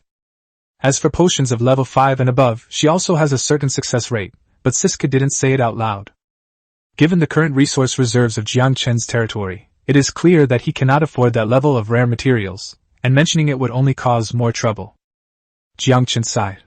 Although Siska was useful, it was also a big spender of gold coins. Composing himself, Yangchen opened the Book of Lords, his fingertip hovering over the trading interface. What materials do you need? Black epiphyllum, bitter bamboo shoots, 7-leaf orchid, moon shadow vine. Alchemy is not the same as medicine making.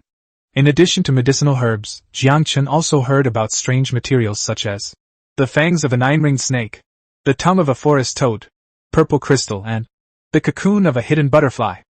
Yangchen quickly took notes with his pen, but halfway through the conversation, he suddenly jumped up from the stone bench, a look of surprise flashing across his face. Master, what happened? Siska was startled by his sudden reaction and quickly asked. It's okay, please continue, I'm listening. Yangchen hurriedly waved his hand, but his heart was still pounding wildly. Just now, a large-scale medicinal herb transaction was suddenly reported in the Lord's book. That was a completely unfamiliar lord, and Yangchen didn't have much of an impression of him, so he figured he hadn't been doing very well before. I just don't know why I suddenly have such a large reserve of medicinal herbs. Yangchen quickly figured out the source of the medicinal herbs. It was most likely Zhang Ling, who had claimed to want to split the profits 50-50 with him, but actually wanted to swindle him. Chapter 56: The End of the Business War. Of course, Yangchen wouldn't refuse to accept these medicinal herbs out of spite. After all, they were top-quality leeks, and even if they had some grudge against him, Yangchen would still let them continue to grow wildly. Yangchen also sent a message to the anonymous seller. If I tell him to behave, I might not do anything to him, but if he jumps around again, I won't be so lenient. The lord who acted as Zhang Ling's black glove was terrified upon seeing this sentence, breaking out in a cold sweat. Zhang Ling has already shown everyone the consequences of offending Yangchen. Zhang Ling's reputation is now utterly ruined, and she has suffered heavy losses, setting a bad example for everyone. Although he agreed to act as Zhang Ling's middleman, it was only because of the resources she promised. If he had known he would offend Yangchen and might even be blacklisted, he would never have taken such a risk. Fortunately, I was smart enough to stay anonymous this time, otherwise Yangchen might have mistaken me for Zhang Ling's accomplice. The lord was furious at the thought, and immediately sent a message to Zhang Ling. I'm a man of my word, so I won't take your resources this time. But remember this, I'm not done with this. You better not give me the chance, or I'll definitely kill you if I ever see you again. Before Zhang Ling could react to this inexplicable sentence, she discovered that she had also been blocked by the other party. Enraged, he slammed the Book of Lords on the ground, nearly swearing. What did he do to deserve this? Why is everyone bullying him? In the end, it was Zhang Ling alone who bore all the infamy and resentment, truly. Sacrificing herself for the benefit of others.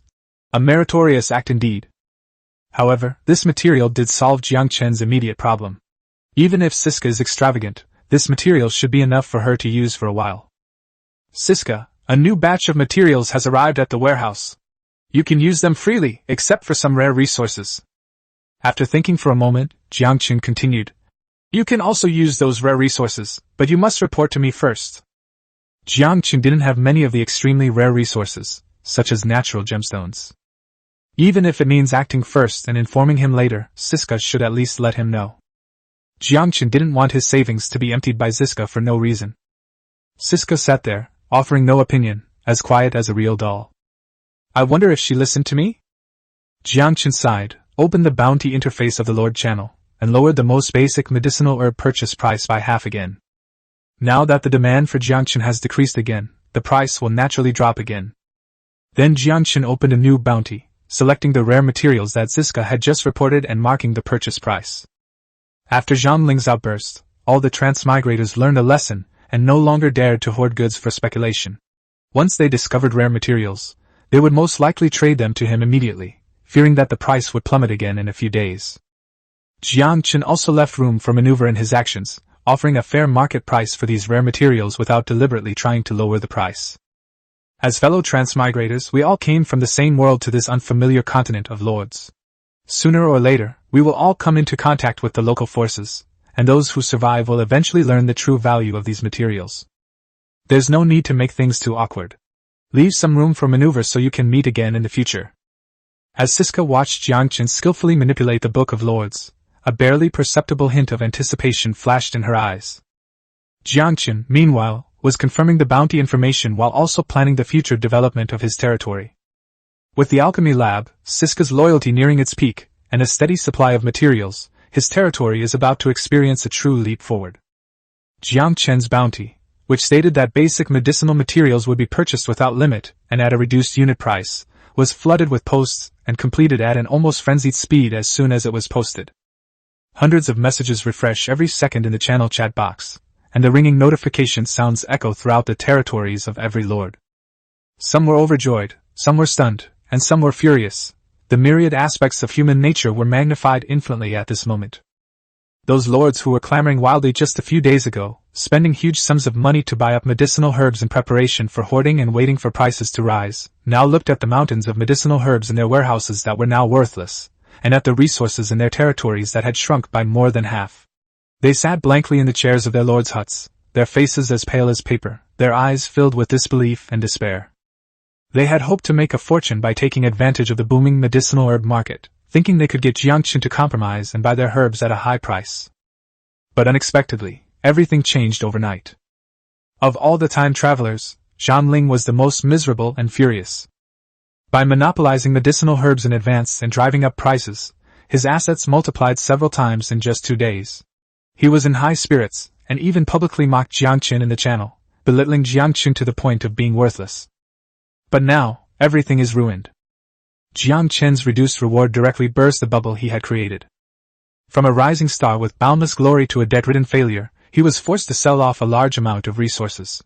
It could even be said that all his efforts during the past few days since his transmigration were in vain. Yangchen was just about to close the Lord's book, which was gleaming with a pale golden light, when a message from a pinned friend suddenly popped up. "Brother Chen, you have some impressive skills." The sender was Xia Yulan. Looking at the name that had been out of contact for 2 whole days, Yangchen raised an eyebrow slightly. He and Xia Yulan weren't exactly close friends, but they were among the few transmigrators who had established long-term, stable partnerships. 2 days ago, when he was extremely short of iron resources, Xia Yulan exchanged his basic medicine for it at a fair price, relieving his urgent need. Although the terms of their deal have been automatically fulfilled, the iron ore supply has never stopped. In fact, 1/3 of the iron ore being burned in Yangchen's steel furnace is mined from Xia Yulan's territory. Yangchen replied, "I didn't do anything. Is there anything you want?"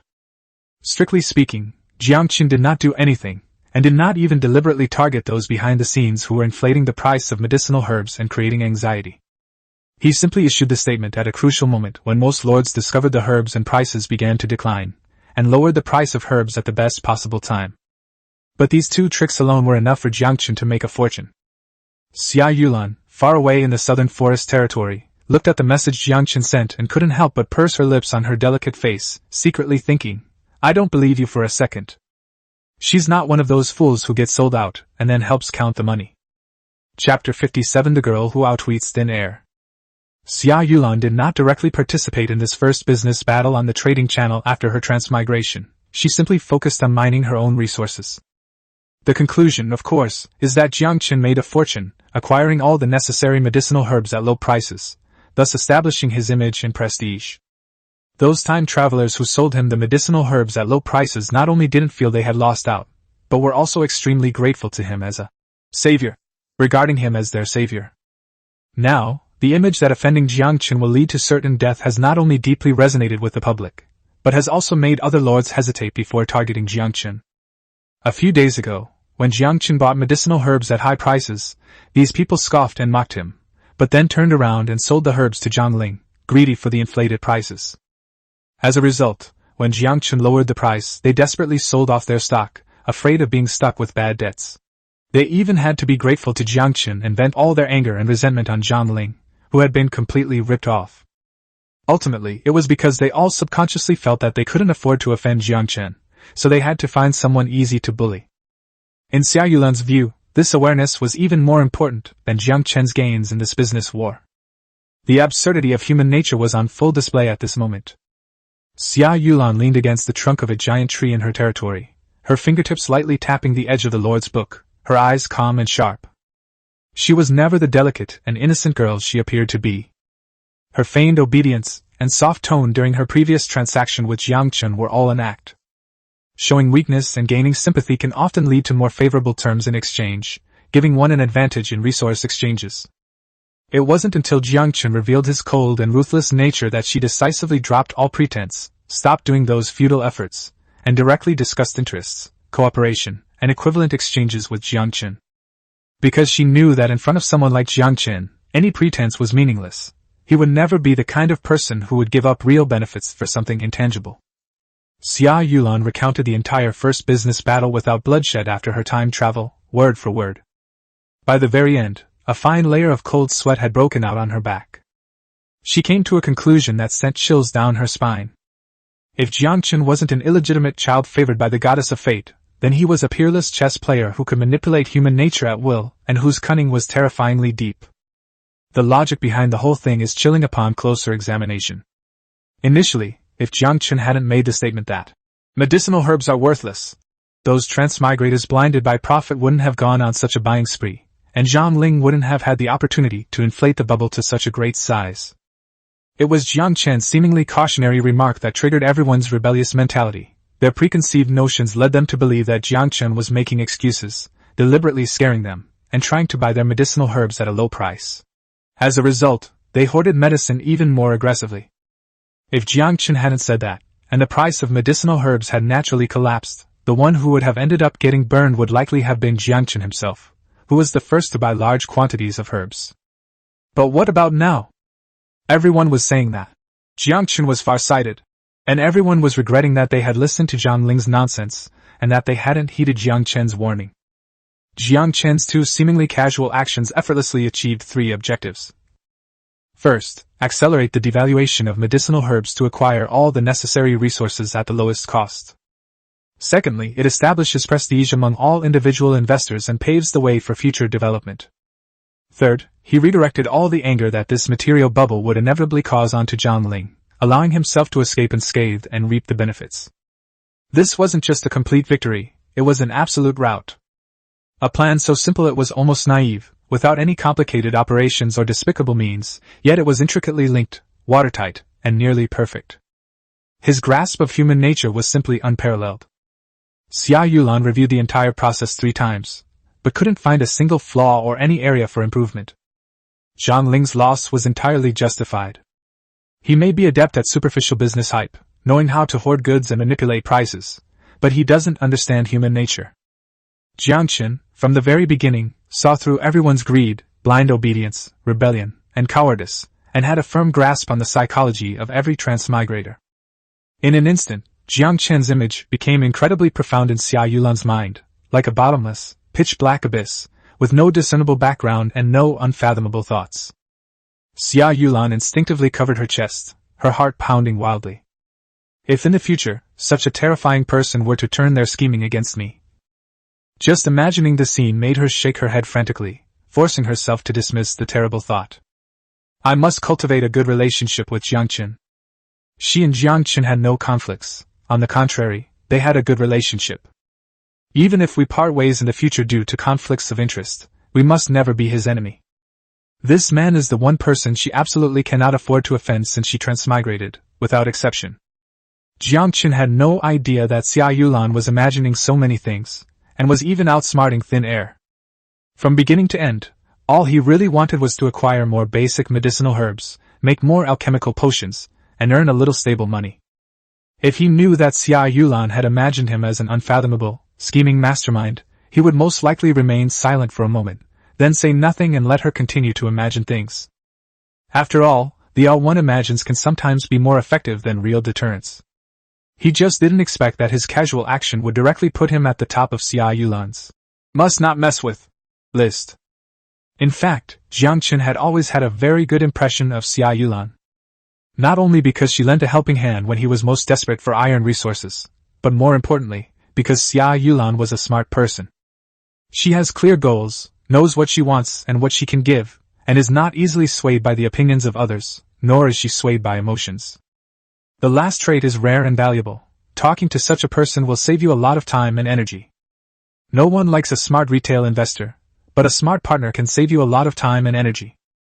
Jiangchen was well aware that Xia Yulan never visited him unless she had a specific reason. Given the limited number of speaking opportunities, no one would waste their precious speaking chances just to chat with him for a few minutes. She sent him a message first, so she must want something from him. Chapter 58 The Value of Integrity. Sure enough, after a moment of silence, Xia Yulan's message came again. Brother Chen, do you have any more advanced weapons? I mean weapons with a longer attack range, preferably something like a bow and crossbow. Jiangchen didn't reply immediately. He tapped lightly on the screen of the Book of Lords with his fingertips and asked calmly, Have you encountered any trouble? She replied quickly, and you could tell from Xia Yulan's words that there was a sense of urgency. A kobold camp has been discovered around my territory. Several of my peasants have already died in battle and are now trapped inside the protective shield with no way out. Jiangchen understood. Kobolds are not a powerful race, nor have they developed into a kingdom. They are not a mainstream race on the continent. However, they are gregarious, fierce, skilled at ambushes, and adept at using simple weapons. Most importantly, they are very prolific, which is indeed a considerable problem for small, still developing territories. Being trapped inside the protective shield and unable to go out means being unable to collect resources or upgrade buildings. Before long, the territory will come to a complete standstill due to resource depletion. After thinking for a moment, he retrieved the data for 2 green quality equipment items from his architectural blueprint library, and sent them directly to Xia Yulan. Iron spear, green, light crossbow, green, what do you think of these 2? Almost as soon as the message was sent, Xia Yulan's reply popped up without the slightest hesitation. I need 20 light crossbows, and the matching arrows. Xia Yulan remained very calm, knowing that a bow and crossbow was of little use without arrows, so she simply made a one-time request for a trade. Jiangchen paused slightly, and as a basic reminder, typed a line. Although I won't refuse, I still have to remind you that if you're not a professional soldier and just an ordinary farmer, your shooting accuracy won't be very high. I know, I've built an infantry training ground now too. Yangchen raised an eyebrow but didn't say anything more. His relationship with Xia Yulan wasn't that good yet, so there was no need to reveal every detail. Moreover, according to Xia Yulan, the kobolds were right outside the protective shield, firing through it. Even newly trained infantrymen would not have any chance of missing their targets. The difference between a crossbow and a bow is that a crossbow only requires a short period of training, and ordinary people can get the hang of it and maximize the power of the crossbow bolts. To his surprise, Xia Yulan had already built an infantry training ground. Among all the lords in the entire region, there are only a handful of people who can unlock troop buildings in such a short time, and each of them deserves the title of Big Shot in the channel. It seems that this little girl is developing much faster than he imagined. Yangchen stopped talking and went straight to the point. So, what will you offer in exchange? Soul crystals and rare materials. Upon seeing these words, Yangchen's previously calm eyes finally showed a slight ripple. The next second, when he saw the traded goods that Xia Yulan had specified to be listed, even Yangchen, who was usually calm and collected, couldn't help but fall silent. 40 units of soul crystal, 5 units of iron ore essence, 1 unit of crystal. Soul crystals are one thing, but iron ore essence is the core material for forging high-level equipment. Crystal ore is an even rarer, high-grade resource. Although Yangchen doesn't need it now, even if he hoards it as a resource, it will definitely come in handy in the future. Yangchen looked up at his polar territory, a land of ice and snow with nothing but ice and cold wind, and couldn't help but curse under his breath. Why is this little girl so lucky that she landed right next to a rare mine, and can easily trade rare materials? And all I can do is endure the northwest wind and the bitter cold in this godforsaken place? Sometimes, comparing yourself to others is truly infuriating. Yangchen suppressed his resentment, and put 20 light crossbows and 200 iron arrows on the table. Business is business, but he doesn't like to take advantage of others, especially when dealing with intelligent time travelers who have the potential to explore the outside world. Leaving room for maneuver is only beneficial for the future. Thank you so much, boss. I'll definitely come back to you if I have any rare resources next time. Xia Yulan added a heart emoji at the end of her message, clearly showing her delight. Yangchen thought for a moment, and reminded him again. Iron arrows can be exchanged for iron ore here. This promise is always valid, but I still suggest you buy some iron spears. Having a few close guards can sometimes save your life. A protective shield can only provide temporary protection, not permanent protection. Once the kobolds launch a mass charge, ranged crossbowmen will inevitably have blind spots, making melee spearmen an indispensable defensive line. This time, Xia Yulan was silent for a while, and finally said, Can we put it on the shelves? 20 units please. Yangchen casually opened the trade window, ready to check out the new exchange items she had listed. At just one glance, Yangchen was completely stunned, his pupils contracted slightly, and he was almost blinded by the light. 2 units of red flame crystal ore. No one has ever publicly sold this on the Transmigrator channel. Yangchen looked at the pile of rare materials gleaming with an alluring light, then at his own empty material warehouse, and all that remained in his mind was a frantic roar. Just how many good things is this girl hiding? These are all I have. I don't know the exact price, but they should be very rare resources. Xia Yulan sent another message, but Yangchen felt like he was in Versailles. This is a Tier 3 core alchemy material listed on the Siska list, a rare item that is valuable but unavailable.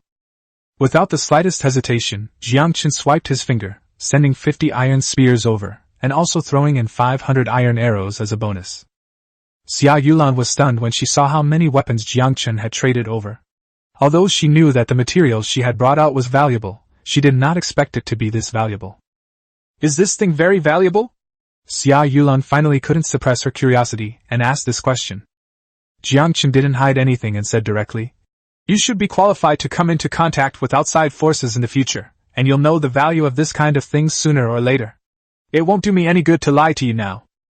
I hope this transaction will help us build some trust.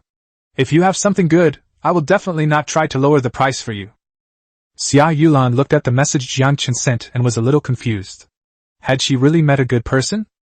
However, he realized a moment later that Yangchen had his eye on her potential and wanted to invest in her in advance, or simply to build a little trust in her. That's right, Yangchen could indeed conceal the price of these rare resources, but the price was planting a bomb that could explode at any time. Integrity may seem worthless, but people who truly achieve great things often value their integrity above all else. Chapter 59: The Lucky Girl.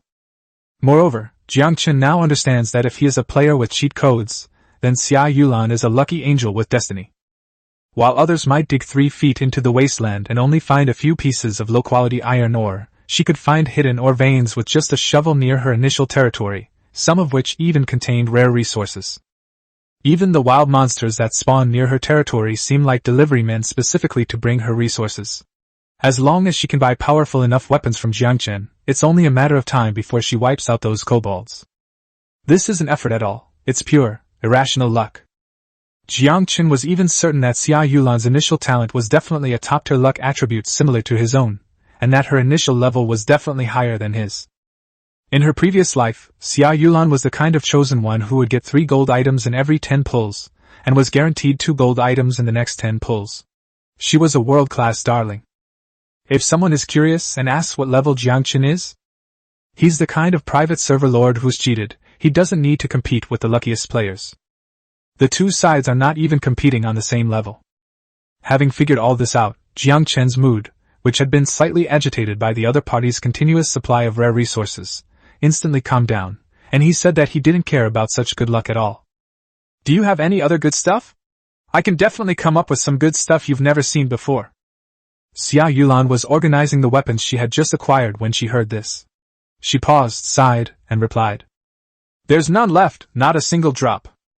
Did Yangchen think mining was something simple?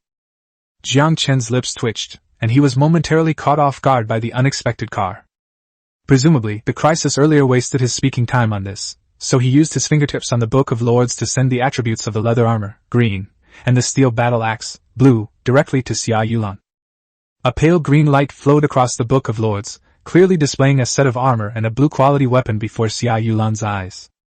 Green-quality leather armor is fine. It has a level 2 defense attribute, slight puncture resistance, and a uniform design, making it suitable for most troop types. However, the appearance of the blue-quality weapon startled Xia Yulan slightly, and the playful expression on her face vanished instantly. At this moment, she only had one thought in her mind: why is Yangchen like Doraemon? He can even take out a blue-quality weapon? From the previous light crossbows to a large number of iron spears, and now to leather armor and steel battle axes, all of them are high-quality equipment, and all of them are rare items that Yangchen has never listed on the public trading channel. Just how terrifying has Yangchen become in just a few days? Xia Yulan clenched her fingers, feeling a mix of bitterness and jealousy. Putting weapons aside, she knew all too well the value of a suit of armor. It can be said that with the protection of this set of leather armor, the survival rate of her troops can be increased by a lot. She took a deep breath, trying to make her tone sound calm. "The old price? Dream on." Yangchen interrupted her mercilessly. "Leather armor is twice as expensive as weapons. Don't rush to refuse. I'm not lying to you. Leather armor can't be made directly at a workbench. You have to build a leather processing plant first to tan wild animal hides into leather, and the output is extremely low. Nearly half of the troops under my command are still not wearing leather armor." Yangchen was telling the truth. The large number of cannon fodder troops he summoned today was about half the number of troops in his territory, and he hadn't had time to equip them yet. Those elite gargoyles are elemental constructs, and their enormous size makes it impossible for them to wear ordinary leather armor. Xia Yulan cursed Yangchen inwardly for demanding a higher price, but she also knew that Yangchen had no reason to lie about such a thing. Yangchen's earlier groundwork was now paying off, and Xia Yulan subconsciously assumed that Yangchen's prices were fair. She had long labeled Yangchen as scheming and cunning, knowing full well that this guy was meticulous in his work and would never leave such an obvious flaw. Without haggling, she swiftly placed 10 units of crimson bloodstone and 10 units of blue crystal ore on the trading board. They were all rare magical minerals, worth far more than 40 iron spears. Yangchen's eyes twitched as he looked at the pile of glittering rare ores in the trading window. It turns out I was lying when I said I didn't have a single drop. Just how much wealth does this girl have? It's all Xia Yulan's fault for talking nonsense earlier, which led him astray and filled his mind with strange thoughts. He was afraid that Xia Yulan would change her mind at any moment, so he clicked confirm almost instantly and swiped over 40 pieces of leather armor. The transaction was completed, and Yangchen was about to say something when Xia Yulan's message popped up in the Lord panel. With a hint of grievance on the verge of tears, Xia Yulan said, "I really don't have a single drop left, so please stop targeting me." Yangchen chuckled. It seemed this girl was afraid he would take advantage of her again, fearing he might tempt her with something else and empty her pockets.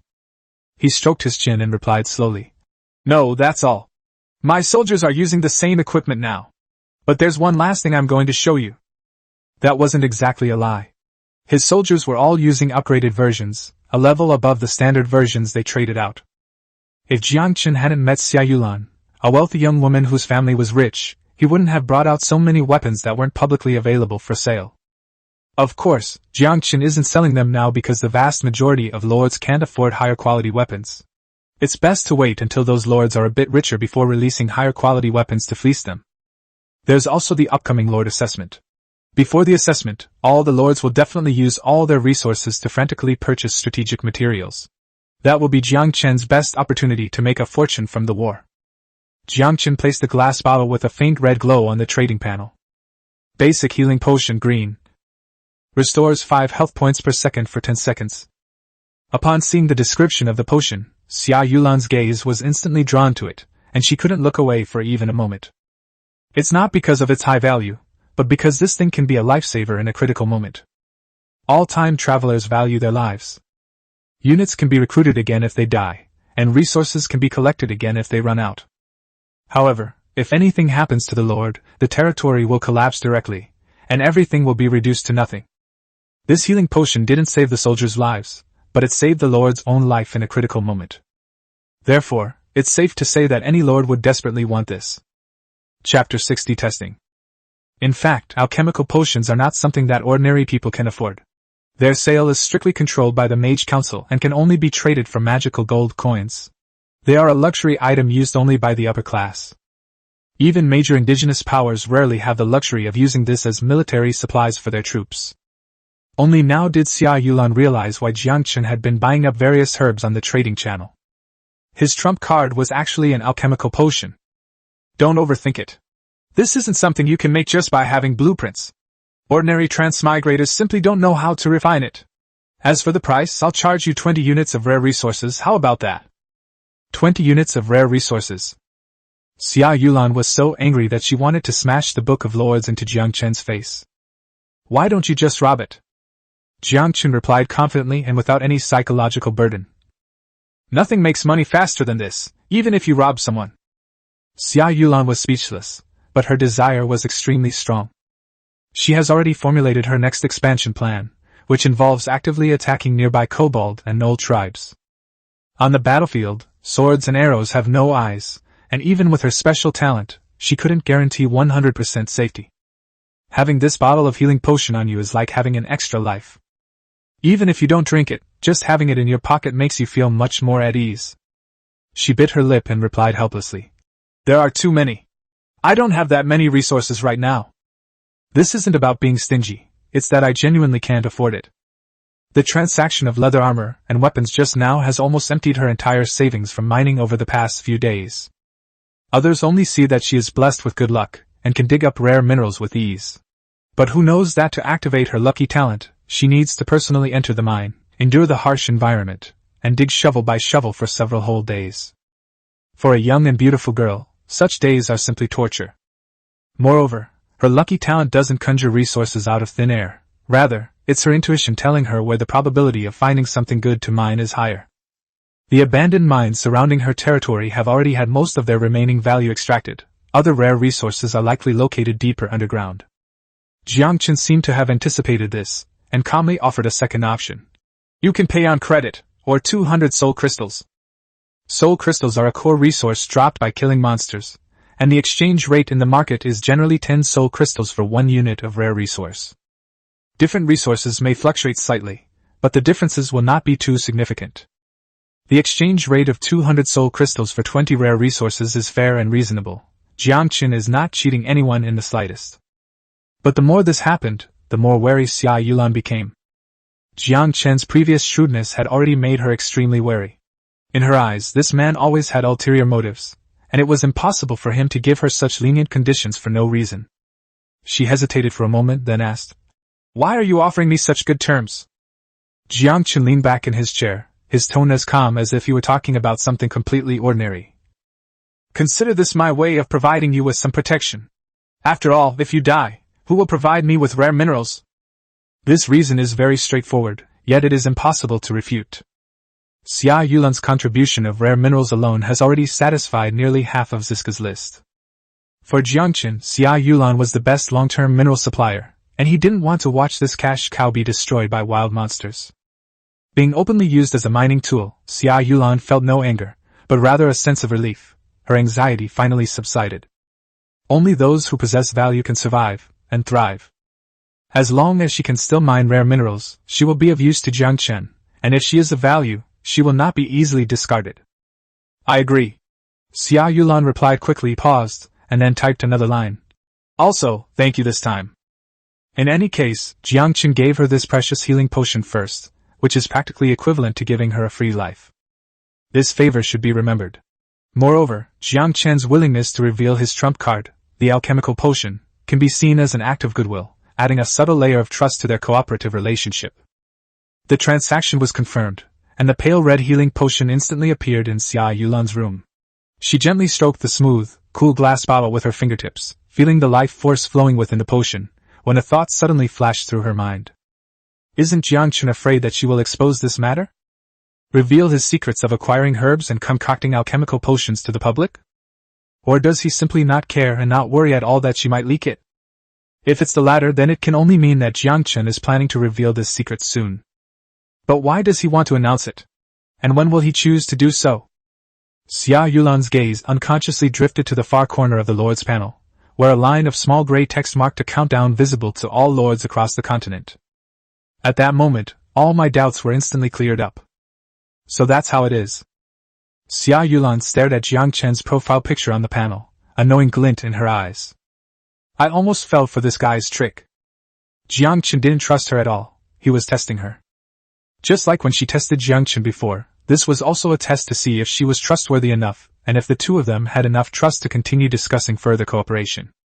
If she were truly foolish enough to reveal the secret of the healing potion, or simply refused to repay the debt, it would mean she hadn't grasped Yangchen's deeper meaning. The former couldn't understand his strategy, while the latter destroyed the very foundation of the cooperation with his own hands. In Yangchen's eyes, there was no difference between the two behaviors. Either one of them would be enough for him to completely block him. Xia Yulan sighed softly, weighing the pros and cons of the deal in her mind. Compared to the potential gains, these 20 units of rare resources are nothing at all. Consider it an investment in advance. Moreover, the price Yangchen paid was only cheap, ordinary medicinal herbs, with pitifully low costs. With a tiny investment, seeing the true colors of a potential close friend is definitely a worthwhile trade. Even if you misjudge someone, the worst outcome is just a loss of some resources. Compared to the potential betrayal you might suffer in the future, this pain is laughably minor. Xia Yulan was still a little annoyed. After so many collaborations, she was still so wary of her. Someone with paranoia like you probably wouldn't be liked by any girls, right? Despite her complaints, Xia Yulan immediately stepped out of the Lord's hut and summoned her second-tier militia. The newly recruited soldiers wore simple linen clothes and carried simple iron swords and wooden clubs.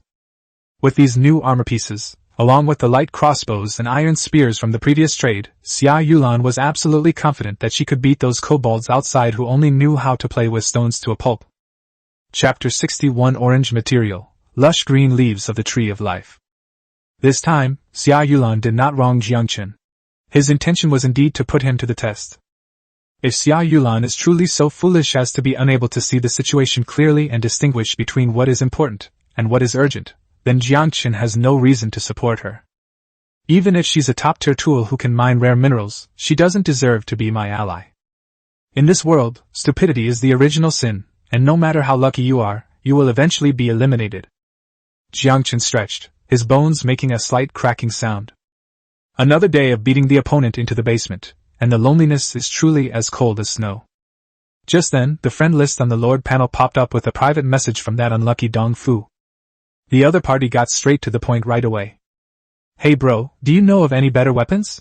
Not the ones on trading platforms. Yangchen raised an eyebrow. This Dong Fu was one of the early transmigrators he encountered. He was mediocre in talent, and not particularly lucky. However, because he had contributed the blueprints for his workbench, he was given a friend slot. After several transactions, Yangchen found that he was actually quite pragmatic. Without wasting any time, he sent over the attributes and prices of several weapons, all green-quality equipment suitable for beginners, offering excellent value for money. A few seconds later, the other party sent another message, along with a graphic card. I heard you collect rare materials, what do you think of this? Material, lush green leaves of the tree of life, orange. Yangchen's gaze suddenly froze on the screen, and his fingertips tightened sharply. Orange-grade materials. This is no joke. Right now, almost all the lords are in the very early stages, and green materials are in high demand but not readily available. Even Yangchen hasn't received many bounties. This kind of thing almost only exists in high-level ruins and treasure chests. The fact that Dong Fu was able to get orange-level materials means that he opened at least one silver treasure chest.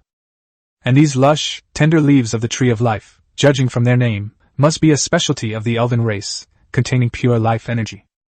This ship is really lucky. They actually managed to get that 1% chance of receiving a shipment. Yangchen sent a private message directly, his tone unusually urgent. How did you get this thing? Soon Dong Fu's reply, full of resentment, came. Didn't I just get this from a treasure chest? I finally managed to kill a whole den of brown bears and lost more than a dozen militiamen before I could barely take them down, and this is what I got from the silver treasure chest. At this point, Dong Fu got angry.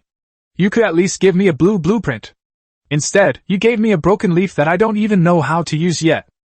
Dong Fu also knew the value of this thing.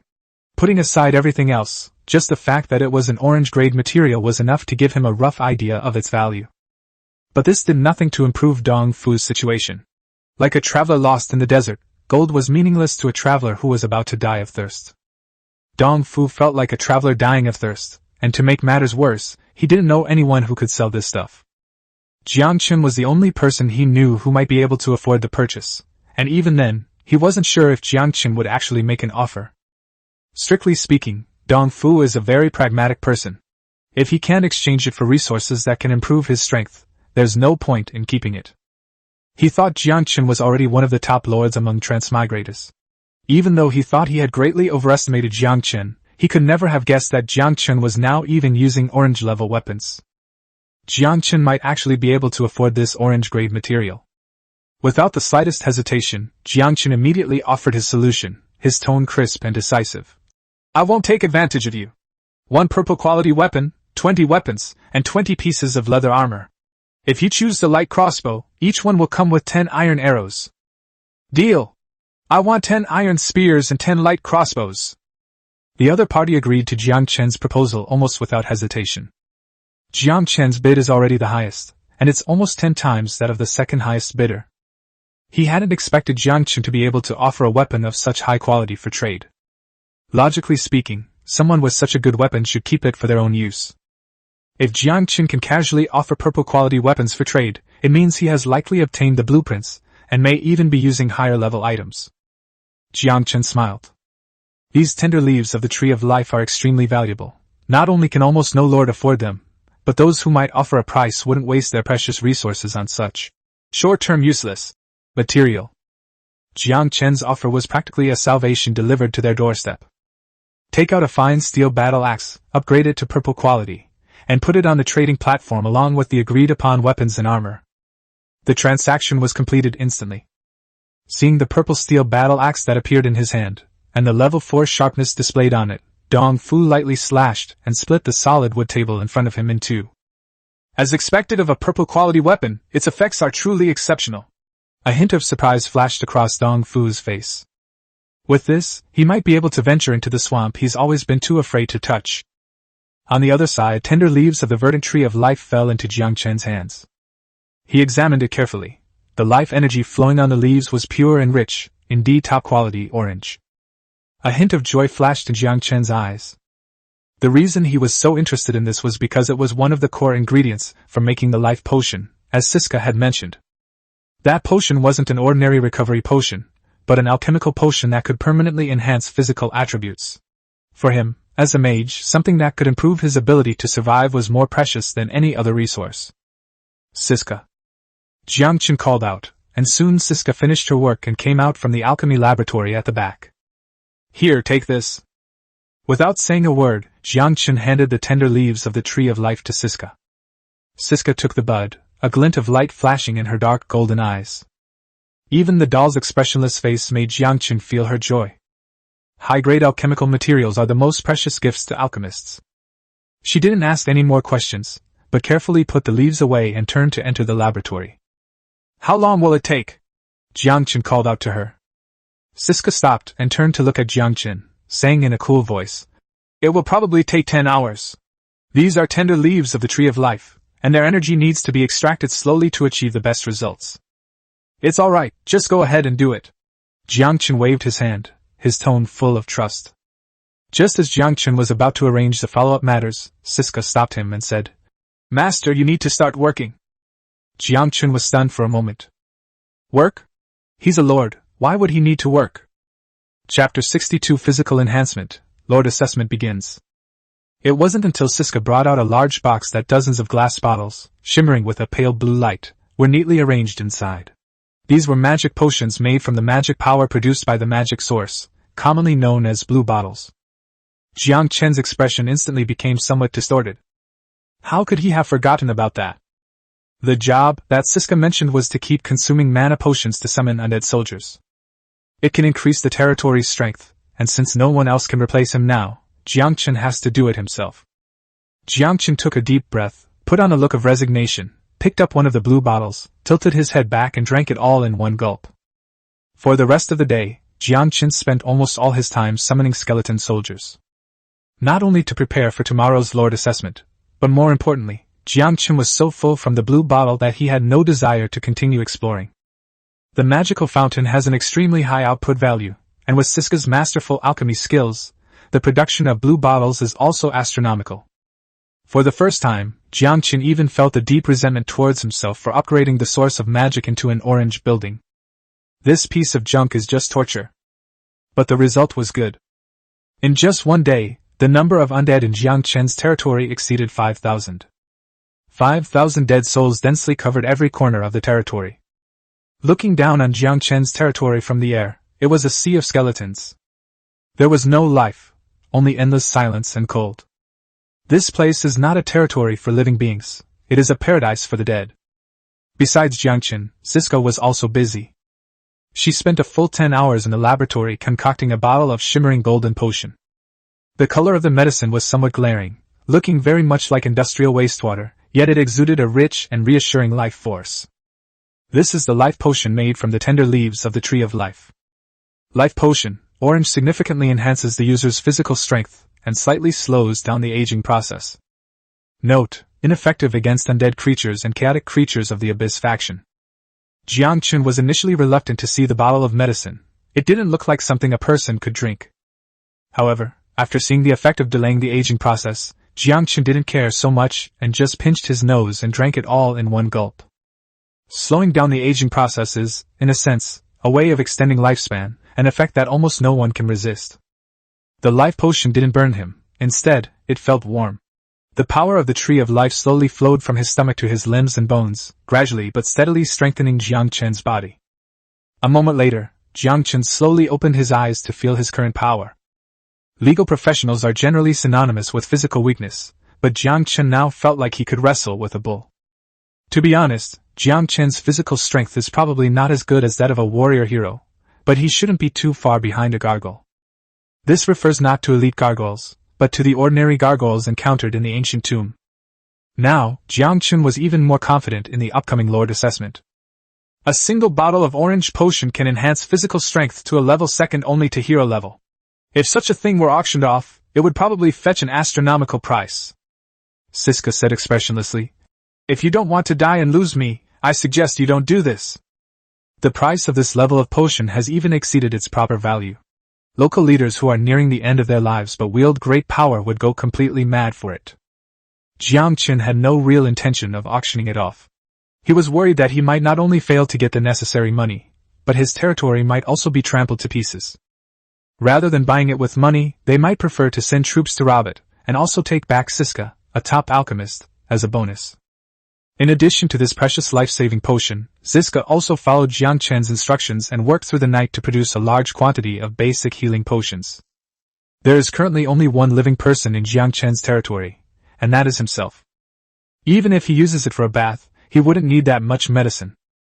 The reason for doing this was clearly to take advantage of the Lord's assessment, using various weapons to extort a large sum of money from the transmigrators on the trading channel. At that time, these life-saving medicines will become a massive amount of resources, flowing continuously into his territory. As night deepened, it soon reached midnight. A solemn and cold voice suddenly resounded in the minds of all the transmigrators, carrying an unquestionable authority.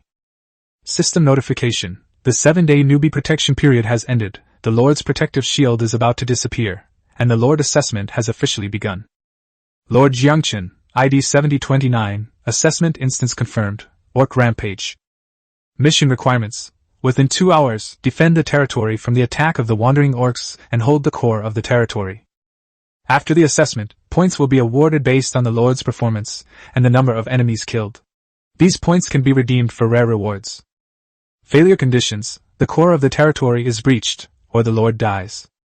Assessment countdown: 5 hours, 59 minutes, and 28 seconds. Good luck to all lords. All the time travelers were startled awake by this sudden notification. Yangchen opened his eyes, a cold glint flashing in them. The content of each lord's assessment will likely be different, but the difficulty should be roughly the same. Upon seeing the failure condition, Yangchen already knew that after today's assessment, many people would be completely eliminated by this dog-eat-dog world. They either died in battle defending their territory, or their core was breached by the orcs due to insufficient strength. Even if they are lucky enough to escape, they will probably just become ordinary people. Just then, a special notification suddenly appeared on Yangchen's Book of Lords, seemingly visible only to him. Special assessment: Lord Yangchen was detected, whose strength far exceeds the novice level, and is judged to be severely overpowered. Assessment adjustment: the basic assessment, Orc Riot, has been upgraded to the advanced assessment, Beast Chaos. Upgrade dungeon, Wild Beasts. Background: the Orcish tribe you once annihilated has now joined forces with powerful reinforcements. Meanwhile, due to unforeseen circumstances, the enemy has pinpointed the location of your territory, and will launch a devastating retaliation. Failure conditions: the core of the territory is breached, or the Lord dies. Assessment countdown: 5 hours, 59 minutes, and 28 seconds. Yangchen's expression instantly turned somewhat strange. He raised an eyebrow, a hint of amusement flashing in his eyes. The assessment can automatically increase in difficulty? This system is quite user-friendly. His territory is now far ahead of others in strength. Points are awarded based on the Lord's performance and the number of enemies killed, which means the more enemies killed, the richer the rewards. Yangchen is worried that not enough people will come, and he won't be able to gain more points. However, some of the orc tribes that were wiped out actually had survivors. Adding to the unlucky guy we met in Blackrock City, weren't there just too many fish that slipped through our net back then? Chapter 63: Harvesting Leaks. Finally, that so-called force majeure. Yangchen's gaze swept over the Book of Lords, an annoying smile appeared on his lips. You must be the one doing this behind the scenes. Do you want me to reveal my strength sooner so that the world can progress faster? Yangchen flexed his wrists, looked at the densely packed army of undead outside the city, and a bloodthirsty glint flashed in his eyes. Since you're here, I'll keep you company and have a good time. He raised his hand, pointed to the wasteland outside the city, and ordered. Siska, pass on the word, send out all the skeleton troops, and have the Gargoyle Legion on high alert. Yes, master. There was a hint of anticipation in Siska's voice.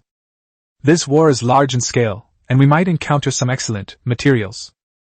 Under Yangchen's urgent command, the troops that were originally scattered throughout the territory moved instantly. Whether it was the skeleton soldiers carrying bones or the elite skeletons demolishing fortresses, they almost simultaneously put down their work and turned to run wildly toward the core of their territory. Meanwhile, people on the channel began desperately begging for all sorts of weapons and armor, pleading and begging as if their parents had died. This has caused weapon prices to rise several times over in a short period of time. More importantly, few people are willing to put their inventory on the market now. This crisis is aimed at all lords, who are all only worried about their own lack of weaponry. They are all lords who have been developing for 7 days. Even if they are doing well, they are lucky if they can equip themselves with a few small militia squads. How could they possibly have extra strength to support others? At this point, what you're selling isn't weapons, but your own life. Who doesn't cherish their own life? Yangchen watched the prices soar in the channel, a subtle smile playing on his lips. The time he had been waiting for had finally arrived. The 20 workbenches in the territory have never rested during this period, and the number of wooden spears and shields has been steadily increasing. The forging of iron spears is also progressing steadily, and some of the leather armor is being seized from orcs. These weapons were piled up in the warehouse, like a small mountain. As for the light crossbow, Yangchen simply gave up on it. It's not that we can't make them, but light crossbows rely on iron arrows, and iron resources are currently scarce. Saving iron ore is far more cost-effective than manufacturing iron arrows. Author Yangchen. Item list: Wooden Spear 18069, Wooden Shield 24670, Iron Spear 4545, Leather Armor 859. Yangchen hovered his finger over the price list, not greedily raising the price, but simply setting it at double the previous price. This price isn't exactly profiteering, but it's not much different either. In addition to putting weapons and armor on the shelves, Yangchen also put first-tier healing potions on the shelves. 109 bottles of healing potion, Tier 1. Exchange for 9,000 basic resources, 300 soul crystals, 30 rare resources, and 1 green blueprint. The exchange conditions were considered by the lords to be not sky high. But Yangchen knew that with the lord's assessment imminent, everyone was desperately trying to survive. This sky-high price is utterly insignificant compared to the cost of one's own life. Sure enough, the moment the potion was put on the shelves, the atmosphere in the Cross-Lord channel completely changed. Holy crap! Yangchen has put weapons up for sale. And healing potions too? The wooden spear is twice as expensive as usual? It's never been this price before. Can you make it cheaper? If you think it's too expensive, keep it to buy your coffin. Anyway, I managed to snatch 10 iron spears. These things are definitely not comparable to wooden spears. Stop fighting! Stop fighting! I just clicked in, and there's already half a wooden spear left? My hands can't keep up. The public channel immediately erupted in chaos. Sometimes people are just really cheap. They won't take out their meager savings unless it's a critical moment. Clearly, if they had released it earlier, they could not only have enjoyed a cheaper price, but they could even have used the weapon to develop themselves. Anyone with common sense can do the math, but human greed makes them keep it to themselves. Smart people like Xia Yulan and Dong Fu had long anticipated that prices might surge at this moment. Therefore, they all contacted Yangchen early on, offering their most prized possessions in exchange for weapons and equipment. However, some people have also noticed the recovery potion. Compared to weapons that can arm themselves, this kind of thing is more valuable in the eyes of some lords. The healing potion requires 9,000 basic resources? Why don't you just rob it? Are you out of your mind upstairs? The assessment is coming up soon, and without weapons or potions, if you die, you won't even have a chance to grab anything. I'll switch. I never imagined that while we were still living a primitive, hunter-gatherer lifestyle, Yangchen was already dabbling in alchemy? Could you make this treatment cheaper? Saving a life is a great act of merit. I don't care, I want this thing. It'll be good to boost the morale of the troops. The channel was filled with arguments. Some complained about the price, some were scrambling to buy it, and others were quietly calculating the exchange costs. However, almost all the lords were doing the same thing, trying every possible way to monetize their resources in order to survive the lord assessment. Yangchen leaned against the watchtower on the second floor of the lord's hall, looking calmly at the messages constantly flashing on the lord's book in his hand. He knew this was just the beginning. It was already late at night, but none of the lords felt sleepy at all. Some lords, relying on the blueprints they had previously acquired, wanted to follow Yangchen's example and make a fortune from the war, raising the prices of their weapons to exorbitant levels. But their prices were only slightly higher than Yangchen's, and someone said, "At your price, I might as well buy from boss Yangchen. At least he's reliable," which shut them down. Left with no other choice, they were forced to lower their prices, even below Yangchen's, in order to barely sell the weapons and equipment. For this reason, many lords secretly resented Yangchen, feeling that he had cut off their source of wealth. Yangchen ignored these grudges, tapped his fingers on the screen, and sent a message. Everyone is having a hard time. It's okay to raise prices at this time, but don't go too far. Let more people survive. These few words carry an undeniable weight. After all, Yangchen is currently recognized as the best transmigrator in the Crosslord channel. His strength is evident simply from the fact that he can produce enough weapons and medicines to arm 10,000 people. The moment he opened his mouth, the channel's tone instantly changed. What is vision? This is vision! Those who are raising prices should take note. Yangchen is so generous. If there were more lords like him, we would definitely pass the assessment. Fan Tianxiong, you sold me weapons for twice the price of others, give me my money back. Otherwise, I'm not letting this go. Get lost. You're stupid enough to complain about others being too expensive. If you're so capable, come and chop me up in my territory. Give me your coordinates if you dare. I'll settle the score with you after my assessment. The conversation quickly went off topic, escalating from weapon prices to personal grudges, with a chorus of insults, but no one dared to speak ill of Yangchen anymore.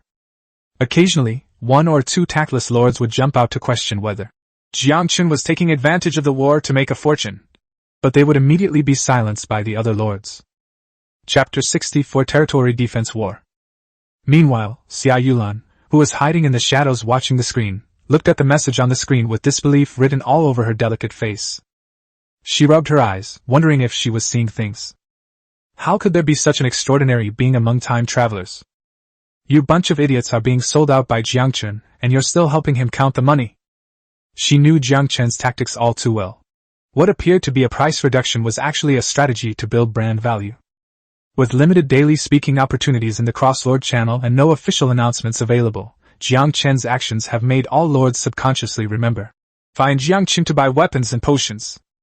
Once this assessment is over, as long as Yangchen continues to maintain a huge lead, he will be the first weapon supplier that all the lords think of. Not to mention, Yangchen now has a large amount of basic resources collected from transmigrators. As long as they are processed into finished products and put on the market, he can harvest everyone's wealth and then expand like a snowball. Before long, he will be able to monopolize the entire weapons market for transmigrators. Yangchen, you're a dangerous man indeed, able to understand the situation so clearly in just a few words. Xia Yulan's eyes were full of vigilance. It seems I need to be more careful when making deals with Yangchen in the future, otherwise I might get sold out without even realizing it. Meanwhile, Yangchen watched as the numbers for basic resources increased almost every second, but the number of soul crystals remained unchanged. Yangchen was not surprised at all. He was all too aware of the current situation. The soul crystals in the hands of each lord were extremely precious, and almost all of them were used to summon troops. Where would there be any left? Even having one more cannon fodder to take the fall is better than trading it away. As for those alchemical potions, Yangchen didn't list them out simply to make money. This is fishing. A lord who can exchange 9,000 units of basic resources for a single healing potion is definitely not an ordinary minor lord. Either their territory is extremely well developed, and they have a strong financial foundation, or they are meticulous and know how to plan ahead. Or there is another possibility, that they sought refuge with local forces. Regardless of the type, they are all worthy of close attention. They might become future partners, or they might be easy targets for exploitation. The large amount of basic resources obtained from this round of transactions can be recycled into points. All things considered, Yangchen won decisively with this move. The Berserker Horde's camp was built in a canyon deep in the ice plains, where a campfire blazed, illuminating the tall figures of the surrounding orcs. The air was thick with the stench of raw meat and the pungent smell of strong liquor. Huge spiked clubs and bone axes were stuck in the frozen ground around the camp, gleaming coldly. The orc leader, Guak, was an orc hero nearly 3 meters tall, wearing a rough fur coat stained with blood. The wind and snow seemed to have no effect on him. Even the surrounding snow was covered with a circular patch of heat from the heat emanating from Guak's body. He held a spiked club in his hand, thicker than an ordinary orc's arm, with congealed blood still dripping from its spikes. At this moment, he was staring down at a short, gray-skinned orc in front of him, his eyes fierce, as if he would tear the other person to pieces at any moment. This gray-skinned orc was called Baku. He was only waist-high to a human, and he was curled up like a frightened quail, not daring to lift his head. Baku, are you sure that human territory has a secret artifact that can control the undead? Guak's voice echoed through the canyon like muffled thunder. He grabbed Baku by the neck and lifted him up almost like a chick. Baku trembled, nodding repeatedly. Yes, Lord Gavark. That human controlled many skeleton soldiers. Those skeletons can fight and transport supplies. There's no other explanation than that they possess a secret artifact for controlling the undead. Gavark squinted, his eyes filled with doubt. It's obvious that the orcs in the mountains are not very knowledgeable, and those on the ice plains are even less so. They have no idea that heroes are either warriors or mages. In his mind, a hero should be a tall and mighty being who can send 3 orc strongmen flying with a single punch. But that human, despite his frail physique, was able to control so many skeletons, which was completely beyond his comprehension. Most of the orcs in the Berserker tribe only know brute force and have no idea that there is such a special profession as necromancer in this world. Baku knew in his heart that if he hadn't said that, he would have been crushed to death by Gavark long ago. He originally intended to head east to the Orcish Federation to report the anomalies in the far north to the border outposts, and perhaps find a place to stay. However, they accidentally wandered into the territory of the Berserker tribe on the way. In order to save their lives, they had to make up the reason that humans have a secret treasure to control the undead. He never imagined that this lie would attract the entire elite force of the Berserker tribe. Gavark looked down at the spiked club in his hand, then looked up at the distance, a smug smile playing on his lips. So what if there are a lot of skeletons? Before the elite of my Berserker tribe, those skeletons will only be smashed to pieces. After all, skeletons are notoriously weak undead, so it's not surprising that Gavark has this perception. He suddenly lifted Baku up, raising him in front of him, his eyes blazing with ferocity. Baku, listen to me. If you dare lie to me, I'll throw you into the frozen lake and let you experience what it's like to be frozen into an ice sculpture. No, no! Lord Gavark, I would never dare to lie to you. Baku was so frightened that his face was covered in tears and snot, and he begged for mercy repeatedly. The Berserker tribe is notorious for its cannibalism of prisoners of war and slaves. If he hadn't accidentally wandered into the territory of the Berserker tribe, he wouldn't have deliberately fabricated this news to save his life. However, he still had great confidence in Gwak's abilities. How could a few moving skeletons possibly be a match for a powerful orc? At this moment, Yangchen, who was in the territory, seemed to sense something. He looked up in the direction of the orcs. In the darkness of the icy plains, a faint light was flickering. They're here. Yangchen's territory stands in the middle of this desolate ice field. Although it has the cold weather and blizzards as its support, it has no terrain to cover it. The low city walls surrounding the territory stood out starkly against the vast expanse of ice. It was precisely because of this unobstructed openness that Yangchen immediately sensed the fierce and menacing aura emanating from the dark torrent that appeared on the distant horizon. Just as Yangchen discovered the orc army, composed of burly bodies, rough animal hides, and rusty weapons, also locked onto this abrupt human territory on the ice plains. Chapter 65 Three-Dimensional Warfare. Without any pre-battle warnings, the prelude to war was abruptly drawn up on this desolate, icy plain. Roar dash! A roar that shook the ice surface reverberated erupted from the front of the orc formation. That was the orc chieftain Gwak, who was nearly 3 meters tall. His body was covered with coarse, dark brown hair, and his muscles were as hard as rock. His spiked club was decorated with animal teeth and bone fragments, which gleamed coldly in the wind. This is the most primitive and barbaric way of fighting in the Orc Federation. No formation, no unit coordination, no tactics or strategies, just charging forward with brute force.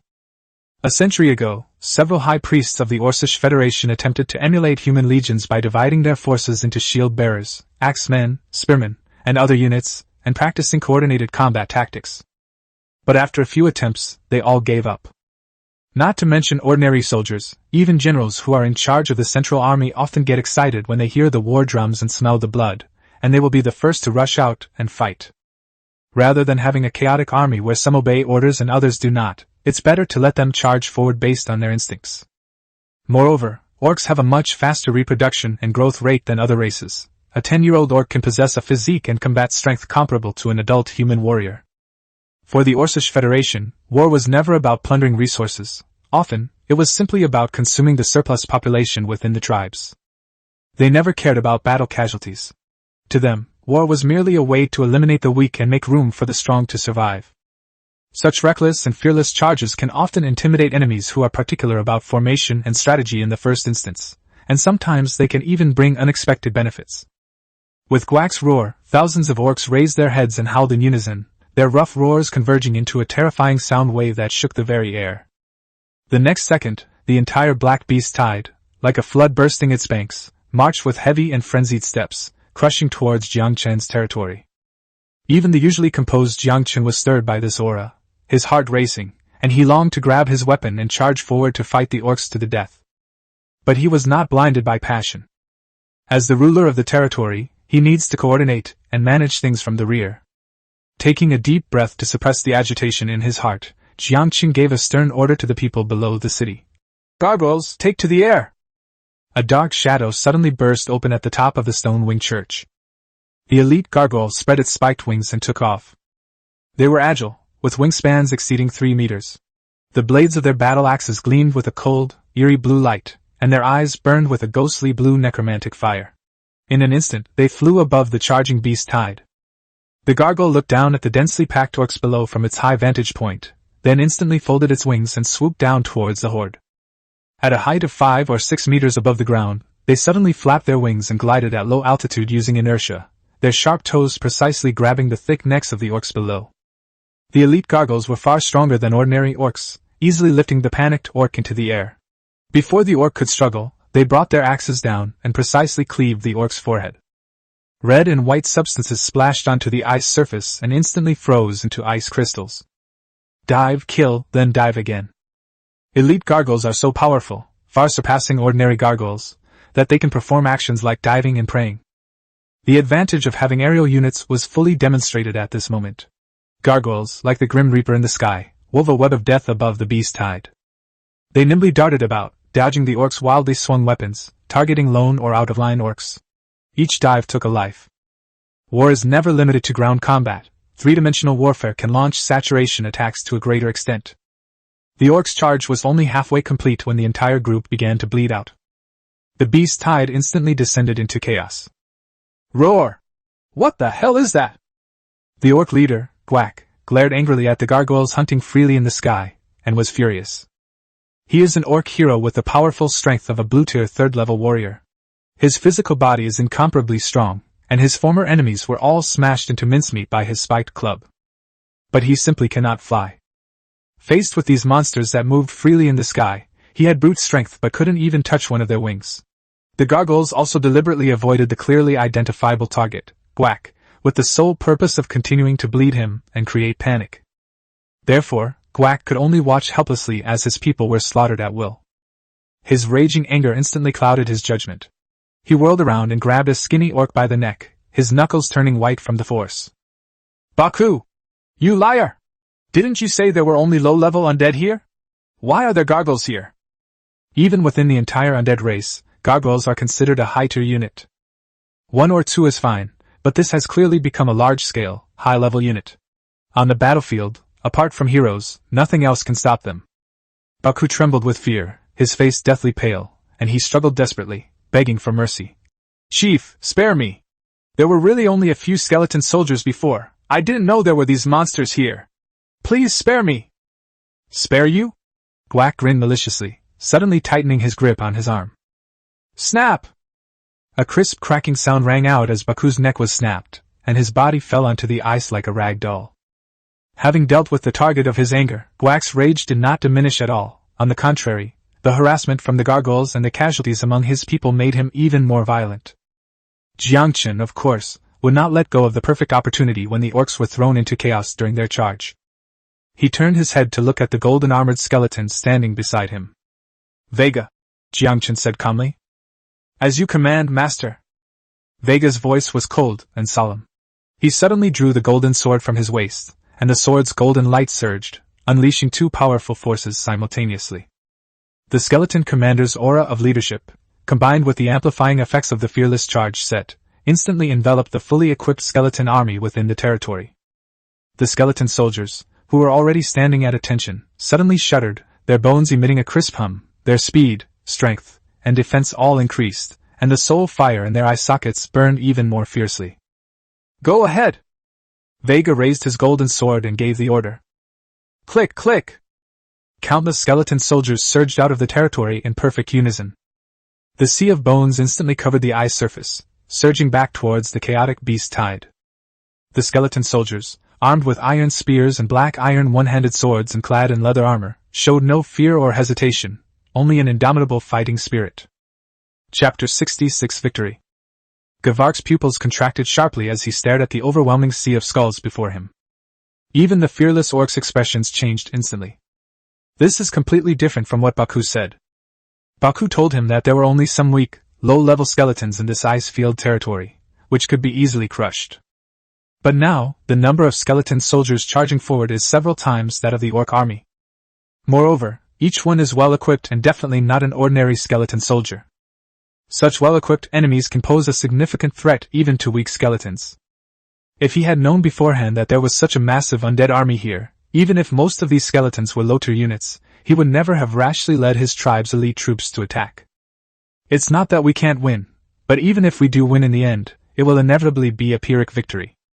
The tribe suffered heavy losses, and what awaited it was only the opportunity to be swallowed up by other orc tribes and completely wiped out. Anger, regret, and rage intertwined in Gwak's heart, driving him almost insane. If Baku were still alive, he would definitely resurrect that fraudster and tear him to pieces again. On the battlefield, the sea of skeletons collided violently with the chaotic beast tide. Orcs are far stronger than skeletons of the same level in individual combat. They have thick skin and incredible strength. The thick skin alone provides better defense than ordinary leather armor. Even with a certain increase in combat power, the first wave of skeleton soldiers who charged forward were still no match for orcs of the same level. Under the orcs' frenzied hacking, it was instantly smashed into bone fragments scattered all over the ground, the white bone fragments flying onto the ice surface, making a crisp cracking sound. But the terror of the dead lies in their endlessness and their ignorance of fear. The first batch of skeletons was destroyed, and the second and third batches immediately filled the gaps, rushing in one after another. These skeletons were not all low-tier units. They included a large number of well-equipped mid-tier skeletons, and even some high-tier elite skeletons summoned by soul crystals. These skeleton soldiers are taller and have harder bones, making them as powerful as orc warriors. The sheer number of skeletons completely overwhelmed the beast tide. The orcs were divided and surrounded, fighting each other individually, neglecting their own interests. Their originally fearless charge turned into a passive, trapped struggle. In the air, the gargoyles continued their precise hunts on lone orcs. On the ground, Yangchen was behind, his staff flashing with a ghostly green light, occasionally unleashing a bone burst spell at the densely packed orcs. A muffled explosion rang out, and each bone burst spell instantly pierced the bodies of more than a dozen orcs with shattered bone fragments, sending them crashing to the ground and howling in agony. Then the skeleton archers unleashed a barrage of fire on the chaotic orcs. Under the combined attacks, the number of orc troops dwindled at a visible rate. Even as Gwak roared and smashed the skeleton soldiers charging at him, the situation did not improve at all. He was now almost completely surrounded by white skeletons. Blood stained the pristine white ice surface, freezing into dark red ice shards in the cold wind. Corpses and broken bones piled up like mountains, and the stench of blood mingled with the chill of the icy plains, creating an unpleasant odor.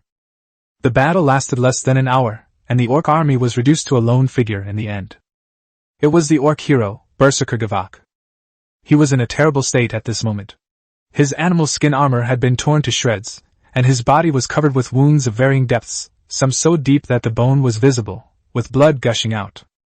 One eye was precisely gouged out by the gargoyle, blood constantly seeping from the empty eye socket. The other eye was bloodshot, filled with madness and despair. The spiked club in his hand was so heavy that he could barely lift it, but he still desperately smashed the skeleton soldiers who rushed at him fearlessly. In this battle, Yangchen's skeleton soldiers suffered more than 1,000 casualties, half of whom died under Gwak's spiked clubs. Among them were many high-level skeleton soldiers summoned by soul crystals. This blunt weapon is the perfect weapon for dealing with skeletons. Although the graveyard has been almost abandoned since the construction of the Archers' Cemetery and the Stone Wing Church. However, seeing so many elite troops smashed to pieces still made Yangchen feel a little heartbroken. At this moment, Gwak was surrounded by layers upon layers of a sea of skeletons, with countless iron spears aimed at his body, and crossbow bolts from skeleton archers on the periphery, while gargoyles hovered in the sky. It's as if they couldn't escape even if they had wings. Seeing that the situation was settled, Yangchen led Vega and Siska slowly through the skull array and walked to the center of the encirclement. Siska was petite, looking no more than 13 or 14 years old, but she held a top-quality orange-grade single-edged sword in her hand. She excitedly followed behind Yangchen, her big eyes curiously examining the orc in front of her, as if looking at a novel toy. Upon hearing footsteps, Gavark abruptly raised his head and immediately locked his gaze on Yangchen in the center of the skull. He knew that this young human was the ruler of this territory, and the culprit who had destroyed his entire tribe. Human! Guac roared with all his might, slamming his spiked club into the ice, creating a deep crater. You must be the leader here. I, the great orc hero, Berserker Gavok, challenge you to a one-on-one duel. If you're so capable, then fight me head-on. Instantly, Guac's attribute panel popped up in front of Yangchen's eyes. Berserker Gavage, Blue Tier 3. Faction Orcs.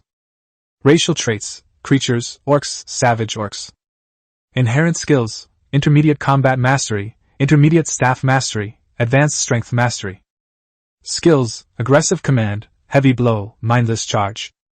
It's a genuine blue hero, several levels stronger than the lowest tier green hero. No wonder it can cause such great destruction. Hearing Guac's hysterical challenge, Yangchen scoffed and said with a hint of sarcasm, This is a battlefield, not your orc's barbaric gladiatorial arena. Besides, even among orcs, there's no tradition of the loser challenging the victor, is there? Guac's face flushed red as he roared. You cowardly human! You dare not accept my challenge, you're a coward! Yangchen didn't even have the interest to look at him again. This kind of simple-minded, muscle-bound idiot has nothing but brute force. Arguing with him is a complete waste of time. Even his provocation sounded like he was being coquettish, and Yangchen had completely lost interest in him. He didn't bother to respond further, simply turning around and waving at the skeleton archer behind him. Give him a quick death! As soon as he finished speaking, the 200 skeleton archers who had been waiting for their turn stepped forward in unison, their blue light crossbows instantly aimed at Guac in the center of the encirclement. The crossbow bolts gleamed with a chilling blue light, exuding a deadly aura. Chapter 67 Gundam Fragments. Guac's expression changed drastically, instantly shifting from rage to terror. He finally realized that the humans in front of him wouldn't talk to him about orc rules, much less give him a fair chance to fight. The fear of death overwhelmed him instantly, all his heroic pride vanished, and he immediately begged for mercy. Wait! I surrender! I'm willing to surrender! I'm a Blue Tier 3 hero, you'll definitely need my service! I swear, I will always be loyal to you. Please spare my life. Yangchen's eyes remained completely unmoved. The so-called loyalty of an enemy who is fearless on the battlefield but kneels and begs for mercy before his death is nothing more than an excuse to prolong his life. Given the chance, such a person will definitely bite back immediately. Keeping it will only bring trouble. Moreover, Guac's powerful physique makes him an excellent material for Siska to create top-tier alchemical golems. Without the slightest hesitation, Yangchen gently lowered his raised hand. Whoosh! Whoosh! Whoosh! The sound of a dense barrage of crossbow bolts piercing the air rang out instantly, and 200 bolts rained down on Guac like a storm. Guac's pupils shrank sharply as he tried to dodge, but he was surrounded by the sea of skeletons, and had nowhere to escape. The next second, his body was completely covered by crossbow bolts, his whole body riddled with arrows, like a hedgehog. He let out a final, defiant roar, his massive body crashing heavily onto the ice, splattering blood as he breathed his last. Having eliminated the biggest threat, Yangchen ordered the battlefield to be cleaned up. Vega directed the skeleton soldiers to operate methodically, retrieving scattered soul crystals, arrows, and intact weapons from the battlefield. The corpses of the orcs who died in battle were dragged to the burial pits on the edge of the territory, where they became nutrients for the growth of the undead. While shattered skeletons can be recycled to some extent, their utilization rate is less than 10% of that of normal corpses. When Siska saw the big guy's fallen body, her eyes lit up instantly, as if she had seen a toy she had always dreamed of. She ran quickly to Guac's body and directed a dozen elite skeletons to carefully remove the crossbow bolts from his body one by one. Then, under Yangchen's dumbfounded gaze, Siska gripped the evil moon blade tightly in his hand, his wrist flicking, the blade flashing. Swish, swish, swish! After a few soft sounds, the once intact orc hero's corpse was precisely dismembered into several large pieces, which were then categorized and neatly arranged on the ice. Yangchen looked at the scene before him, his lips twitching slightly, his eyes becoming incredibly strange. It was just dismantled into Gundam fragments like that. Why couldn't they take the whole thing back with them? Seemingly noticing his gaze, Siska didn't even look up, skillfully dissecting Guac with her single-edged sword while stating matter-of-factly, "This thing is too big for me to move, so of course I have to process it piece by piece. Anyway, when it's finally made into an alchemical golem, it will have to be taken apart and put back together, so it doesn't matter." Yangchen fell silent. That makes sense, but your excited and overjoyed appearance is really frightening. He finally understood why Siska, a support-type alchemist, would ask him for the orange-colored weapon, Evil Moon. It turns out the purpose wasn't to fight, but to obtain materials.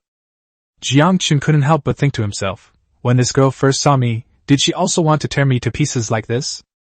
A biting, icy wind swept across the frozen plains, whipping up bits of bone and snowflakes that felt icy cold against the skin. Yangchen subconsciously tightened his mage robes, suddenly realizing that this seemingly cute little alchemist beside him was far more terrifying than the berserk orc hero from before. A moment later, Yangchen stood in the center of his territory, watching his skeleton soldiers methodically clear the battlefield. The powerful addition of the high-ranking elite gargoyles and Vega made the battle against the orcs almost a complete rout. Before the bloodstains on the ice could completely freeze, the invading enemy had been completely annihilated, leaving no room for a counterattack. In stark contrast to Yangchen's easy victory, the Lord's public channel was in complete chaos. Countless distress messages were scrolling wildly across the screen, and the despair and panic of the other lords could be felt even through the light screen. Does anyone have ranged weapons? Bows, crossbows, or slingshots will do. Those green goblins are about to tear down my walls and invade my territory. Help! Someone help me! I'm trapped in the Lord's hut, and I'm too scared to move. All I can hear outside is the sound of goblins' claws. Spears are still the best way to deal with these green dwarfs. We can use the cramped space of the house to stab them. Since they can't get in, they can only be stabbed one by one. How the hell should I know? The problem is these dwarfs actually know tactics, and they're currently tearing down the walls of my cabin like crazy. I'm about to collapse. Then there's no hope. You can just wait to die. Remember to build a wall earlier in your next life. All the farmers in my family have died, and now I'm all alone. Who can send reinforcements? Yangchen sat in the warm Lord's hall, casually swiping his finger across the Lord's light screen, idly scrolling through the messages in the channel. He could see very clearly that the attacks on the vast majority of lords were carried out by goblins, who were at the lowest level of the orc faction. These small, green-skinned creatures are swift in movement, yet extremely weak. Under normal circumstances, a human farmer can fight two head-on. As long as the lord is prepared, defending the territory is not difficult at all. In the Orcish hierarchy, goblins are like the most basic skeletons in the Undead faction, the cheapest, lowest level cannon fodder. Aside from their numerical advantage, they pose almost no threat. Just as Yangchen was browsing the posts, an urgent message from Xia Yulan popped up in the friends channel, her tone clearly urgent. Big brother, send me another 500 arrows, I need them urgently. Yangchen didn't ask any further questions and directly put 500 exquisite arrows on the trading shelf, setting the price to be exclusive to friends. He then slowly sent a message. Not going well on your end? If it's just goblins, with your development speed, holding them shouldn't be too difficult. Xia Yulan acted extremely quickly, completing the arrow transaction with 200 units of iron ore almost instantly, and her reply sounded fiery. Don't even mention it! Why is it that everyone else gets goblins, those green dwarves, while I'm getting nothing but well-equipped gnolls? And these bastards even have ranged spearmen! My defenses are about to be breached! Yangchen raised an eyebrow slightly, and thinking of his own experience, he immediately understood what was going on. It seems that this Lord assessment dynamically adjusts the enemy's strength based on the Lord's development speed and power. Chapter 68 The Tower of Ashes. Xia Yulan's early development was also quite rapid, with her resource reserves and construction progress far exceeding those of ordinary newcomers. In addition, with the extra help she received, the system naturally matched her with a stronger jackal army, causing the difficulty to skyrocket. However, this is not necessarily a bad thing. The stronger the enemy, the more points you will receive after the battle, and the more generous the rewards you can redeem after the assessment. The level of development of other transmigrators' territories can be seen from the difficulty of the assessment. Of course, at worst, Xia Yulan's side would only have a few dozen gnolls, and it would be impossible for them to have an orc army and blue heroes like Yangchen's territory. Be careful, the reward after the points are tallied won't be bad, Yangchen replied simply. I can't talk to you anymore, the gnolls are charging again. Let's talk after the assessment. Xia Yulan hurriedly ended the conversation and threw herself into the tense defense. Finally, even she, the Lord, personally took to the field, taking a light crossbow, hiding behind the fence, and firing it overhead with faith. He kept the bottle of medicine in his pocket, ready to use it at any time. There was no other way, If the opponent didn't have ranged units, she would have already stood up and started firing single shots. But now, sticking your head out could really be life-threatening. She had no intention of testing the alchemical potion Yangchen had given her on herself to see if it was effective. After finishing his conversation with Xia Yulan, Yangchen finally had some free time. After thinking it over, Yangchen put a batch of light crossbows and bolts on the market, though the prices were higher than before the war. Arms prices will rise before a war, but when war actually breaks out, arms prices will skyrocket again. Who told you not to make adequate preparations before the battle? Now that you've been slaughtered, you can't blame anyone else. Hand crossbows are much more useful than bows and arrows. Modern people can operate them almost instantly, and they are all very accurate. In the era before the advent of firearms, the crossbow was a weapon of overwhelming power. Now many lords don't even have time to shout at Yangchen to take advantage of the chaos. Seeing such a powerful weapon, they are all eager to sell their underwear to buy crossbows and bolts. With the lord's continuous fire support, many territories that were on the verge of collapse gradually regained their footing. Yangchen then turned his attention to the building selection page of the lord's book. Previously, they had been busy preparing for war and fighting, and had no time to pay attention to this kind of functional building. Now that the war has temporarily come to an end, while searching through building blueprints, he unexpectedly discovered that his earliest purple-quality building blueprint, the Ash Tower, now meets all the construction requirements. In fact, Yangchen had already collected the materials needed for construction. When the Lord's hut was transformed into the Lord's Hall, he was already able to build purple-level buildings. With the assessment imminent, all smelted iron ingots were prioritized for weapon forging, and the construction of the alchemy laboratory also consumed a massive amount of resources in order to win over Siska. In addition, due to the limited output of the steelmaking furnace, Yangchen had to temporarily shell the Ash Tower, which did not significantly increase his direct combat effectiveness. Now that there is no major crisis and resources are plentiful, it is the best time to build. On the Lord's light screen, the information of the purple blueprint clearly appeared. Ash Tower Blueprint Purple. Construction materials, 6,000 stone, 2,500 wood, 1,500 bone, 600 hemp rope, 500 iron ingots, 200 copper ingots, 50 ash stone, 5 death gems. Whether to build. Yangchen stood in the very center of the territory square and, without the slightest hesitation, directly confirmed the construction. The next second, massive amounts of resources disappeared from the warehouse, automatically stacked and pieced together under the power of system rules. A towering, pitch-black structure shrouded in a thick, ominous purple mist suddenly rose from the ground, piercing the gray sky above the icy plains. The tower is carved with layers of white skull patterns, and small bone bells hang from its corners, moving on their own without wind and emitting a faint and eerie sound. It is clear at a glance that this is a forbidden building belonging to the Undead faction, and is by no means benevolent.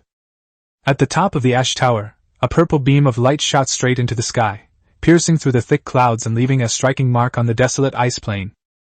In terms of sheer presence, this purple-quality tower is quite awe-inspiring, but Yangchen frowned slightly as he looked at the towering pillar of light.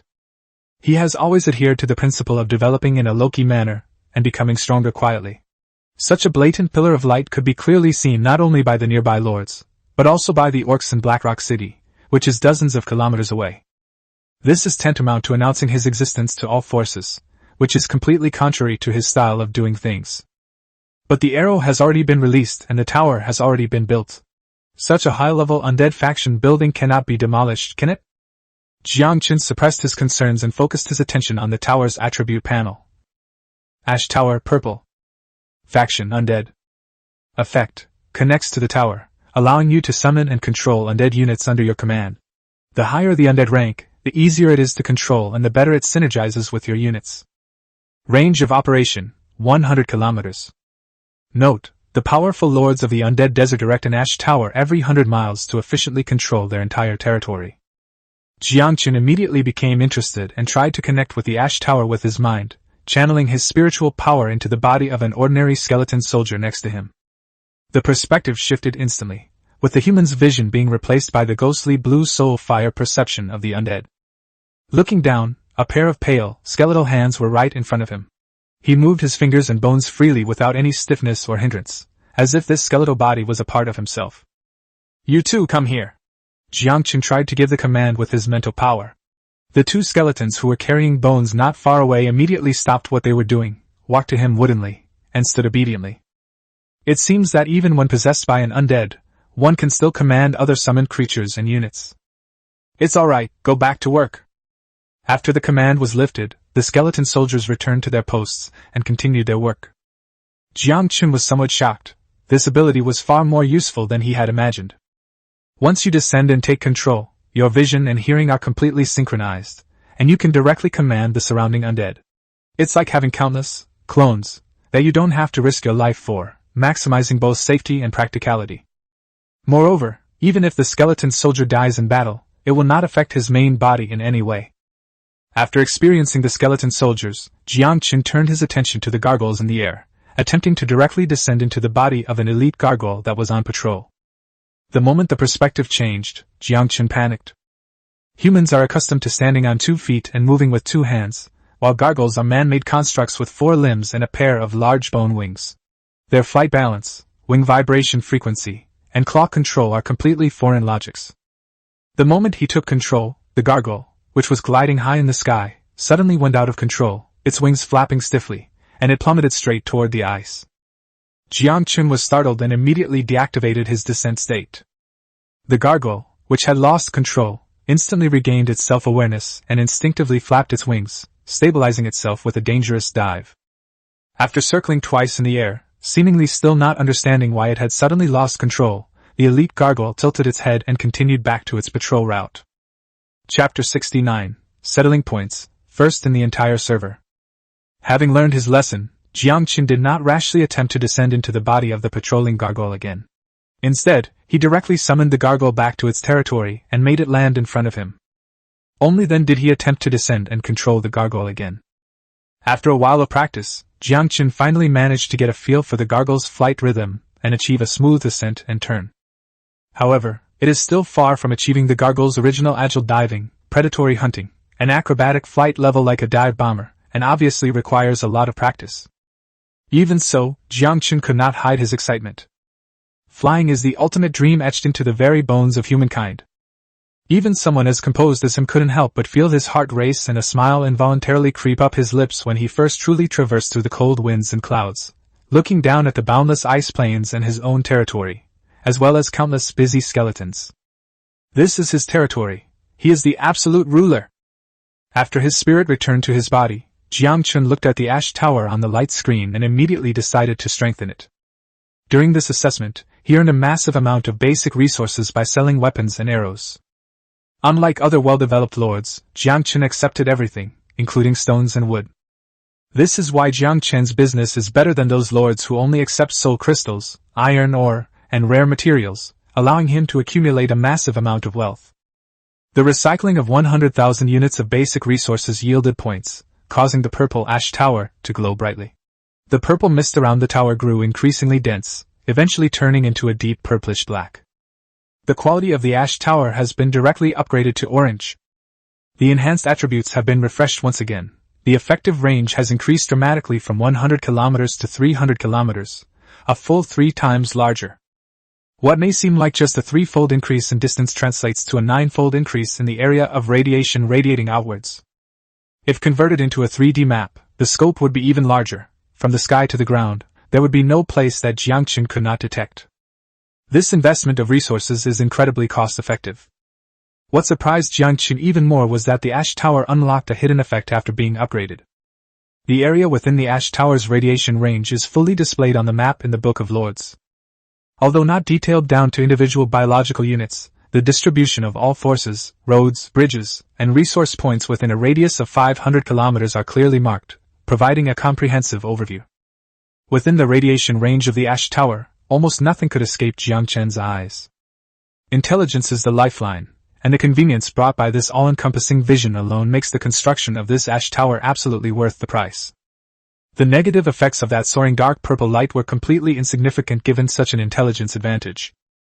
Just as Yangchen was familiarizing himself with the tower's functions, the final notification for the Lord assessment finally popped up on the screens of all the lords. All remaining enemy units, such as goblins and gnolls, were instantly teleported away, officially ending the 2-hour-long Lord assessment. The public chat channel erupted once again, with the surviving lords, having narrowly escaped death, venting their emotions through cries and screams. Finally, the time was up! All my troops were wiped out, and my territory is now just an empty shell. You're lucky if you're upstairs. My territory was completely wrecked by those green-skinned dwarfs. The wooden houses and warehouses all collapsed, and several buildings have to be rebuilt from scratch. Did I survive? Several of my friends' profile pictures have turned gray. Did they fail the test and get eliminated? He's probably already been caught and stewed by goblins. Rest in peace, brother. Don't be so weak in your next life. Anyone buying goblins' junk weapons?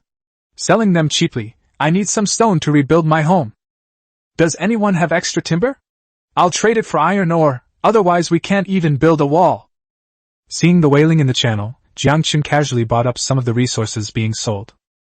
Unlike these lords who were on the verge of bankruptcy and suffered heavy losses, he not only annihilated the Orc Hero Legion and gained a large amount of soul crystals and resources, but also built and strengthened the orange quality Ash Tower, achieving a leapfrog improvement in both strength and vision.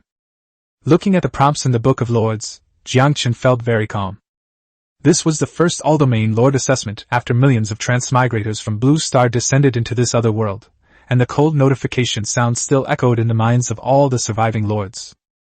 Because Yangchen added another batch of ranged weapons along the way, more than 2/3 of the lords survived. But this also means that more than 300,000 lords did not survive this first test. There was no mercy, no redemption, and no second chance. This is the true but cruel law of this world. Yangchen stood on the high platform of his lord's hall, with countless skeletons working tirelessly beneath his feet. Meanwhile, they were still continuously transporting mountains of orc corpses, contributing large amounts of flesh and bone resources to their territory. War is such a fair thing, the winner takes all, and the loser gets nothing. Just as Yangchen was feeling sentimental, the settlement of the Lord's Book was completed. Lord points are being calculated. The Lord killed 548 Tier 2 Orc Warriors, 436 Tier 3 Orc Warriors, 129 Tier 4 Orc Warriors, 94 Tier 5 Orc Warriors, 36 Tier 6 Orc Warriors, and 3 Tier 7 Orc Warriors. A total of 6,680 points were earned. A series of kill statistics would be enough to shock any newly promoted lord. Most lords would have to fight with all their might against 30 or 50 first-tier goblins, but Yangchen, single-handedly, slaughtered over 1,000 high-tier orcs. The system notifications continued, each one representing a substantial amount of points being credited to the account. The Lord has been detected to have killed the blue Tier 3 Orc hero Berserker Vark, earning the achievement, Decapitation, and 2,000 points. The Lord has been detected to have killed all enemies outside the territory's boundaries. Territory Integrity, 100%. Achievement, Breaking Army. 2,000 points earned. The time it took for the Lord to kill all invading enemies was 46 minutes and 18 seconds. Achievement, Blitzkrieg, 3,500 points earned. A total of 14,180 points were earned. Even though he had expected it, Yangchen couldn't help but smile slightly upon seeing so many points. This assessment not only awards points for defeating enemies, but also for completing hidden achievements. This shows that simply completing tasks honestly is not advisable. A large number of achievements and side quests are the main sources of rewards. Just then, an announcement suddenly appeared in everyone's Lord's Book and played 3 times in a row. Chapter 70 Heroes of the World, as numerous as carp crossing a river.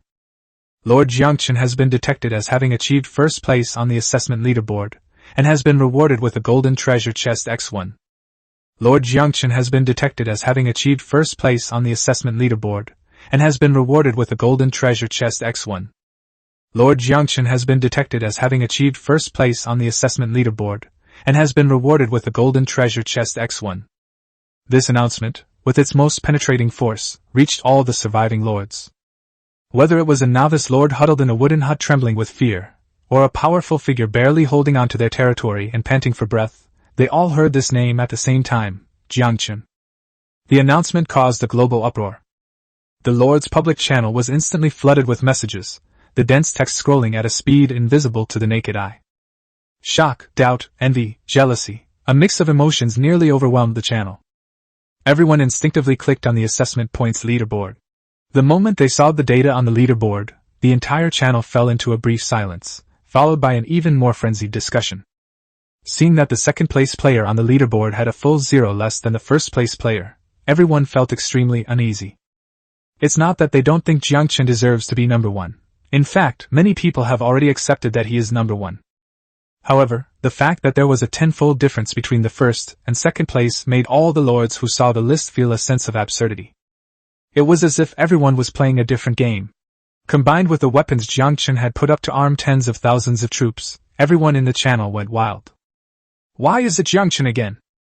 14,000 points? Are you kidding me? I killed over 100 goblins and only got 140 points. You're telling me Yangchen got over 100 times more than me? Did Yangchen wipe out a goblin tribe of 10,000 men? A 10,000 strong army? My foot! We've only been developing for a few days. Who has such a strong army? Even if they did, they couldn't afford to maintain it. But this number is really illogical. Did Yangchen discover some kind of bug to farm points? Since we've already time traveled, why worry about whether it's scientifically accurate? Could you please share how to exploit the bug, Yangchen? Yes. We're all from the same planet Earth. We're all one family, so let's be friendly and get along well. There are shameless people everywhere on the channel, with freeloaders and opportunists being the most enthusiastic, wishing Yangchen would hand over his strength and points. But that's not surprising. Those who have survived to this day are definitely not the kind of people who are thin-skinned. Yangchen glanced at the comments in the channel and couldn't be bothered to pay attention to their nonsense. Don't say that there are no bugs in the world. Even if there were, they would never be told to these parasites who only want to reap without sowing. Yangchen's achievements today, standing out among all the lords, are not due to luck or opportunism, but rather to his unique cheat code. The enhanced system is the foundation of his survival and the source of his confidence in roaming this cruel otherworld. He would never let anyone know about it. Meanwhile, in a woodland territory 1,000 miles away, Xia Yulan sat somewhat disheveled on a wooden chair, while the soldiers beside her dealt with the territory that had almost been demolished. She stared at the name at the top of the rankings with her beautiful eyes, her delicate brows furrowed, and a complex and indescribable emotion welled up in her heart. I feel emotionally exhausted, and I will never love again in this lifetime. She was well aware of just how powerful her talent was. S-rank talent, a top-tier talent that only appears once in 100,000 lords. Theoretically, among all transmigrators, only a handful of people possess talent of the same level as her. Since arriving in this other world, her development has been smooth sailing. However, there is an open-air abandoned mine near the camp, and her territory construction and troop recruitment are all far beyond what ordinary people can do. Even though she had been ripped off by Yangchen before, exchanging resources at a considerable cost, she still managed to use the rare materials she had stockpiled to exchange for various new weapons from Yangchen at a lower price than on the public channel, thus arming her team. This time, her territory encountered not weak goblins, but the more ferocious and cunning gnolls. In a way, this already affirms her abilities.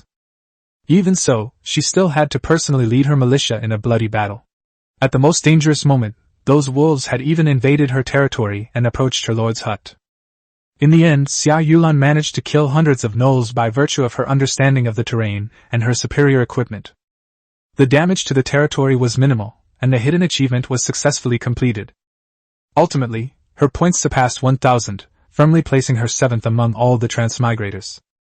This achievement places him among the very top tier of all lords, and few in the world can rival him. She thought that even if she couldn't compare to Yangchen, she should still be standing at the top of the pyramid. Seeing Yangchen's 14,000 points, Xia Yulan felt utterly powerless. They're cheating, how can you compare to them? She could guess that Yangchen's enemies were the same as hers, a high-ranking orc legion, not gnolls. But she just couldn't understand what kind of brutal war Yangchen had gone through, and how he had managed to complete the extermination in such an incredible way to obtain such terrifying points. It's easy to see that Yangchen must have obtained the hidden achievement just like her, and he definitely did it even better. She also realized that none of the lords who made it into the top 10 of the rankings were fools. Everyone could guess that Yangchen's record was extraordinary, but no one could guess just how terrifying his strength was. Xia Yulan sighed softly, the weariness in her eyes gradually turning into determination. In any case, her relationship with Yangchen was quite good, they could be considered allies. Being able to latch onto such an incredibly powerful patron is undoubtedly the best news right now. Yangchen, the assassin, also turned his attention to the top 10 names on the leaderboard. Earlier, he deliberately released information about alchemical potions on the public channel in order to filter out those lords who were secretly developing and possessed considerable strength.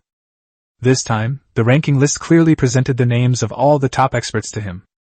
Those willing to spend a lot of money to buy alchemical potions may include cowards who are hoping for a lucky break, but none of those who can break into the top 10 in the Beast Tide assessment are weaklings. Yangchen was not surprised at all that Xia Yulan was on the list.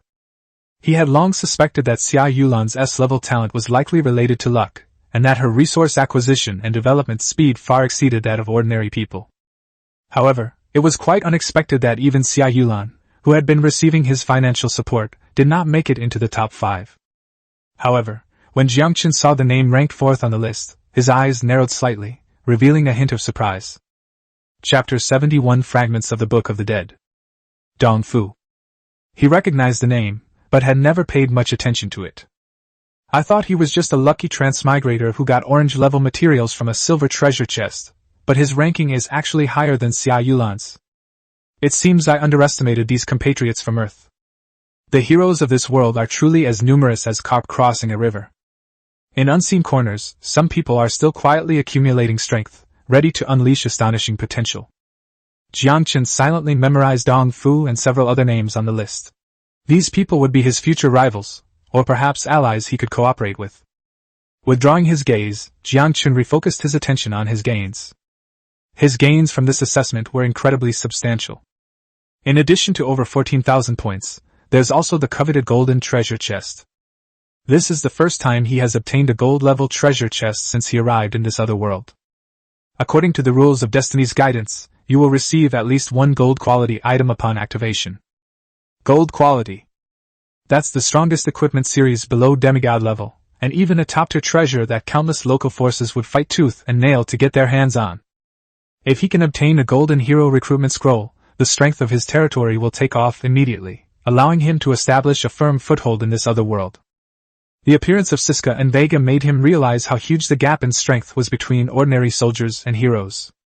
Dreaming aside, Yangchen quickly composed himself and instead of opening the golden treasure chest further, he opened the system points exchange panel.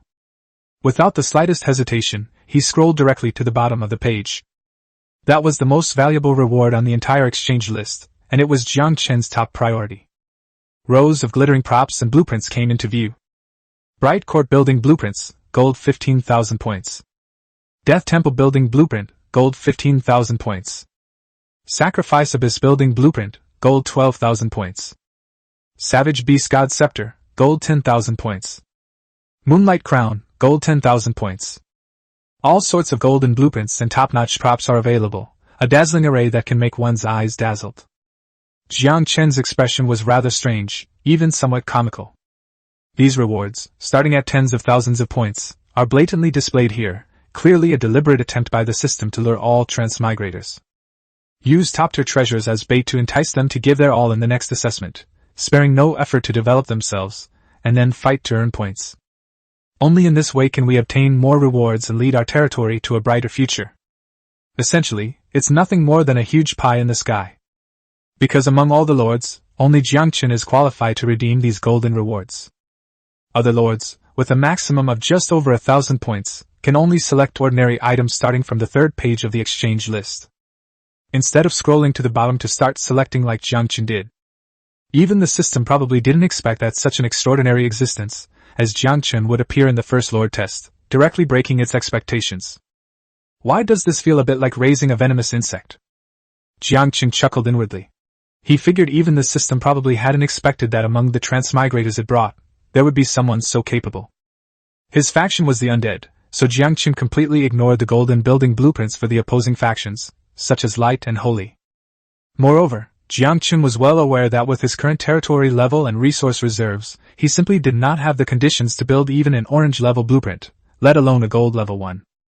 Instead of exchanging for a blueprint that might never be usable, it's better to choose a gold item that can be used immediately and directly boost your strength, or a purple troop building like the Stone Wing Church. Practicality is the top priority right now. His gaze slowly swept over a dozen golden items exclusive to the Undead faction, carefully comparing the attributes, effects, and compatibility of each item. Finally, his eyes settled on an ancient black page. Fragment of the Book of the Dead, gold 10,000 points. Effects, Necropolis, Necrosplit, Finger of Death.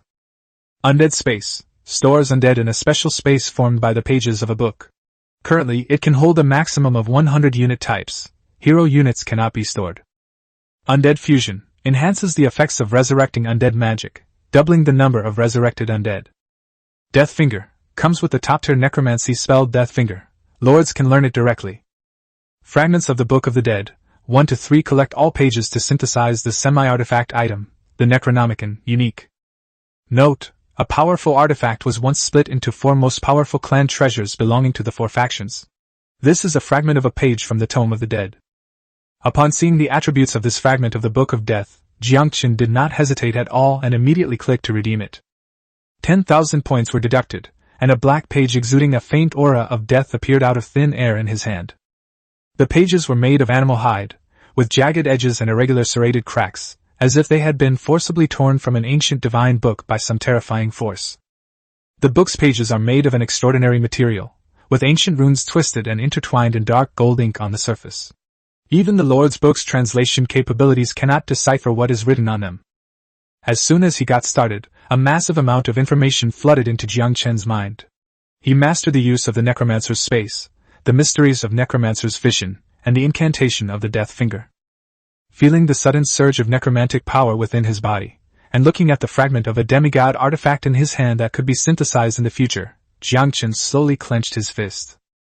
Yangchen chose to exchange for this item not only because of its several highly beneficial effects, but also because of the description in the notes. It is a fragment of a supreme artifact that has been broken apart. Even after being split into 4 parts, it still possesses the level of a semi-divine artifact. A fragment split from such a book might be more valuable than a gold-grade item. Of course, the level wasn't the only reason Yangchen chose this fragment.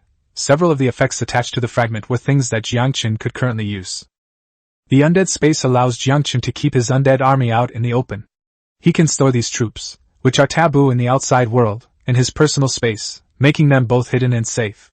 This eliminates the risk of his territory being exposed and himself being attacked because of his mage class, essentially giving the Lord's life an insurance policy. Death Finger is an even more deadly move, making it a natural nightmare for heroes with low magic resistance. With a single finger strike, souls vanish and spirits are scattered. It is a true divine skill that can instantly kill. But what Yangchen values and is most excited about is the core ability of Undead Fission. Chapter 72: The Incredible Effects of a Semi-Divine Artifact. Yangchen was almost certain that this single effect alone was enough to justify the full value of a gold-quality item. What does it mean to double the number of undead summoned? This means that he can summon an extra skeleton soldier out of thin air by consuming only 1 unit of magic power and 1 unit of bone material. The undead race's core advantage for dominating the otherworld, the terrifying troop-bursting strategy, is pushed to its extreme with the help of this skill. Others use 10 resources to support 10 soldiers, while he uses 10 resources to support 20 soldiers. This difference in ability will become increasingly significant as time goes on. Yangchen gripped the torn pages of the Book of Death tightly in his hand, his heart pounding wildly. If even a single fragment of a page is this powerful, how terrifying would its power be if all the pages were collected in the future to completely complete this semi-divine artifact? Moreover, I have a cheat code. Upon realizing this, a resolute glint flashed in Yangchen's eyes. You can't catch a wolf without risking your cub, and resources are meant to be spent once you earn them. With that in mind, Yangchen no longer hesitated and directly opened the territory warehouse, instantly recycling all the massive amounts of basic resources he had previously frantically exchanged from other transmigrators. On the system panel, the points number surged like a raging tide, eventually settling at an astonishing figure, 10 million points. But this also left the entire warehouse empty, meaning all that work had been for nothing. Without time to feel sorry for himself, Yangchen threw all those 10 million points into the torn pages of the Book of Death in his hand. Millions of points were wiped out instantly. The heartache of going from being incredibly wealthy to being back to square one overnight was so intense that Yangchen's lips twitched uncontrollably, and his breathing trembled. This was his accumulated wealth, a vast resource that countless transmigrators would fight tooth and nail for, yet it vanished in the blink of an eye. But he doesn't regret it. As long as the golden fragment can be forcibly upgraded to a dark gold semi-divine artifact, any sacrifice is worthwhile. That's a rank that surpasses even gold and is infinitely close to a true divine artifact. Even the complete Book of the Dead is only at this level.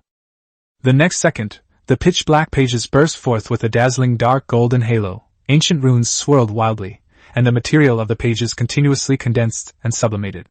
A vast, abyss-like aura of death swept across Yangchen's entire territory. Item enhancement successful. Fragment of the Book of the Dead, unique/semi-artifact. Effects: Necropolis, Necrosplit, Finger of Death. Undead space, stores undead in a special space formed by pages of a book. Currently, it can hold a maximum of 1,000 unit types. Hero units cannot be stored.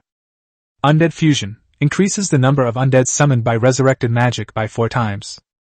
Death Finger, comes with the top-tier necromancy spell Death Finger, which lords can learn directly. 4 times. The Undead Cataclysm effect is increased to 4 times. Yangchen was so excited that his whole body was trembling, and he almost couldn't help but burst into laughter. He suppressed his elation, gathered a wisp of necromantic magic at his fingertips, and casually cast a skeleton summoning spell. Without any exaggerated phenomena, under the blessing of the Book of the Dead, 4 jet-black bone beams landed and took shape, and 4 4th-tier skeleton soldiers appeared neatly in front of him. Yangchen only consumed 1 unit of bone resources. 1 unit of consumption yields 4 times the output. This is the terrifying value of Undead Cataclysm. Follow the skeleton squad outside. Do whatever they do, Yangchen ordered in a deep voice. 4 skeleton soldiers rose to their feet and marched in unison into the distant skeleton legion, beginning to move supplies, clear the battlefield, and patrol and guard the area. Yangchen stood there, his heart still pounding wildly. At the same time, he couldn't help but start fantasizing. If I use points to enhance all the fragments of the Book of the Dead that I collect in the future, and then combine them into a complete Book of the Dead, will I be able to directly access the realm of true artifacts? He could get a divine artifact with 30 million points, which, rounded up, meant he got 70 million points from the system for free. This deal was incredibly profitable. Just then, the long-dormant Book of Lords suddenly warmed up slightly, and a pale blue notification popped up. We've discovered fragments of a unique book page-shaped artifact. Should we collect and integrate them? Yangchen raised an eyebrow, and after a moment's thought, decisively chose to confirm.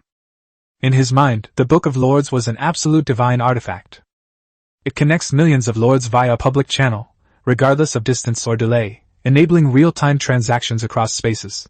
It integrates storage, control panels, quests, and settlement into one comprehensive system. With such incredible power, what else could it be but a divine artifact? Now that it can even devour fragments of semi-divine artifacts, Yangchen is even more convinced that the secrets of the Book of Lords are far deeper than he imagined.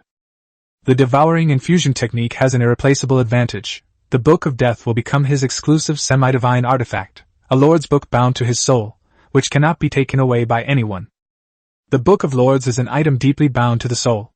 Even though lords can evolve their Book of Lords by devouring each other, Yangchen is absolutely confident. With the current strength of this group of transmigrators, none of them are qualified to be his opponent. With a flash of black light, the fragment of the Book of Death in his hand transformed into a dark stream of light, directly merging into the Book of Lords. The original rustic brown cover of the Lord's Book was instantly rendered as deep as night. Dark gold runes appeared on the cover, perfectly matching the patterns on the torn pages of the Book of the Dead, forming a seamless whole. Several new functionalities have appeared out of nowhere inside the book pages. The Undead Space Entrance, the Fission Skill Control Panel, and the Death Finger Quick Cast. Now these 2 divine artifacts have completely merged and are no longer separate. This also avoids the awkward situation of having to hold the Book of the Lord in one hand and the Book of the Death in the other during future battles. Whether you can beat your opponent or not is only a temporary win or loss, but whether your demeanor is cool enough is a lifelong matter. Yangchen looked at his skill bar, where a dark purple skill icon shaped like a skull finger bone floated silently. Death Finger, orange. This is the ability brought by the enhanced fragment of the Book of Death, which directly allowed Yangchen, who was at the blue level, to master an orange level ultimate move. The skill is extremely powerful, but correspondingly its mana consumption is also frighteningly high. With his current mana level, without mana restoration potions, he would probably be drained of mana and collapse after just 1 cast. This is essentially a trump card that cannot be used at the most crucial moment. The mage has lost all magic power, and is now a lamb to the slaughter. To put it bluntly, he himself has not yet reached the orange level, and his maximum mana and mana regeneration speed are far from meeting the requirements for using the Death Finger skill. After a moment's thought, Yangchen checked his remaining points, and used 2,000 points to exchange for a rare purple job change scroll. He then used the remaining points to buy building blueprints for making stone bricks and tiles, as well as 18 pure soul crystals.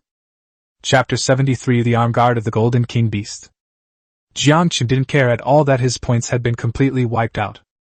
Upon obtaining the purple job change scroll, Yangchen tore it open, and purple light enveloped his entire body. The Necromancer class broke through its limitations and leaped to the purple rank. A brand new personal panel suddenly unfolds before your eyes. Yangchen. Lord's Book, Level 1, Fragment of the Semi-Divine Artifact, Book of Death. Class, Necromancer Purple. Skills, Summon Skeleton, Blue, Meditation, Green, Magic Missile, Green, Bone Burst, Green, Corrosive Mist, Green, Death Finger, Purple. Items, Moon Shadow Robe, Orange, Azure Staff, Orange, Shining Amulet, Orange, War Amulet, Orange, Golden Treasure Chest X1. Buildings, Lord's Hall, Level 5, Gravesite, Orange, Burial Ground, Orange, Leatherworks, Orange, Steelworks, Orange, Stonewing Church, Orange. Heroes, Automaton Siska, Orange Tier 6, Bone Blade Vega, Purple Tier 4. Unit Types, Elite Skeleton, Tier 7, 450, Skeleton, Tier 4, 5269, Elite Gargoyle, Tier 8, 100. If such an attribute panel were exposed on the public channel right now, it would definitely scare a large number of lords who have worked hard to develop their lords to death. Having descended into this other world for only 7 days, he already possesses several top-tier orange quality buildings, thousands of high-level skeleton legions, purple-level professions, orange quality equipment, and dark gold semi-divine artifacts. This is simply unbelievable, so outrageous that it makes one wonder if Yangchen possesses the wind spirit Moon Shadow. Because this is neither scientific nor magical, it's a monstrous speed of development that completely breaks the rules. Yangchen did not become complacent about the power of the control panel, but turned and walked towards the industrial area on the west side of the territory. He took out the 2 blue architectural blueprints he had just exchanged, one for a stone brick processing plant and the other for a ceramic tile factory. These 2 factories may seem low-grade, but they are essential for upgrading the territory to level 5 stone buildings and even higher level structures, as they specialize in producing high-specification stone bricks and terracotta tiles. From now on, he will no longer need to tear down other people's roofs or dismantle their castles when he needs building materials. A moment later, 2 buildings rose from the ground, and Yangchen began to check the requirements for these 2 resource buildings. Stone Brick Processing Plant Blue. Type Processing Building. Materials Stone. Output Stone Bricks. Available Workforce 0 to 20. Pottery Cellar Blue. Type Processing Building. Materials Clay. Output Clay Tiles. Available Workforce 0 to 20. Clay is readily available and worthless, while his warehouse is piled high with stones. Moreover, many time travelers are still making a living by selling stones and wood, so they have more than enough. Yangchen directly deployed 40 skeleton soldiers to the 2 factories to produce at full capacity, and sent out 200 ordinary skeletons to be responsible for the continuous transportation of raw materials and the collection of processed building materials. The next moment, Yangchen opened the enhancement system again and began to enhance the 2 blue quality buildings. The production of blue-level buildings is still too slow. In the future, these materials can not only be used by ourselves, but also sold to other lords. In short, there will be no shortage of sales. The 220,000 points were quickly depleted, and the 2 blue processing plants shone brightly, their quality soaring until they finally stabilized at the orange level.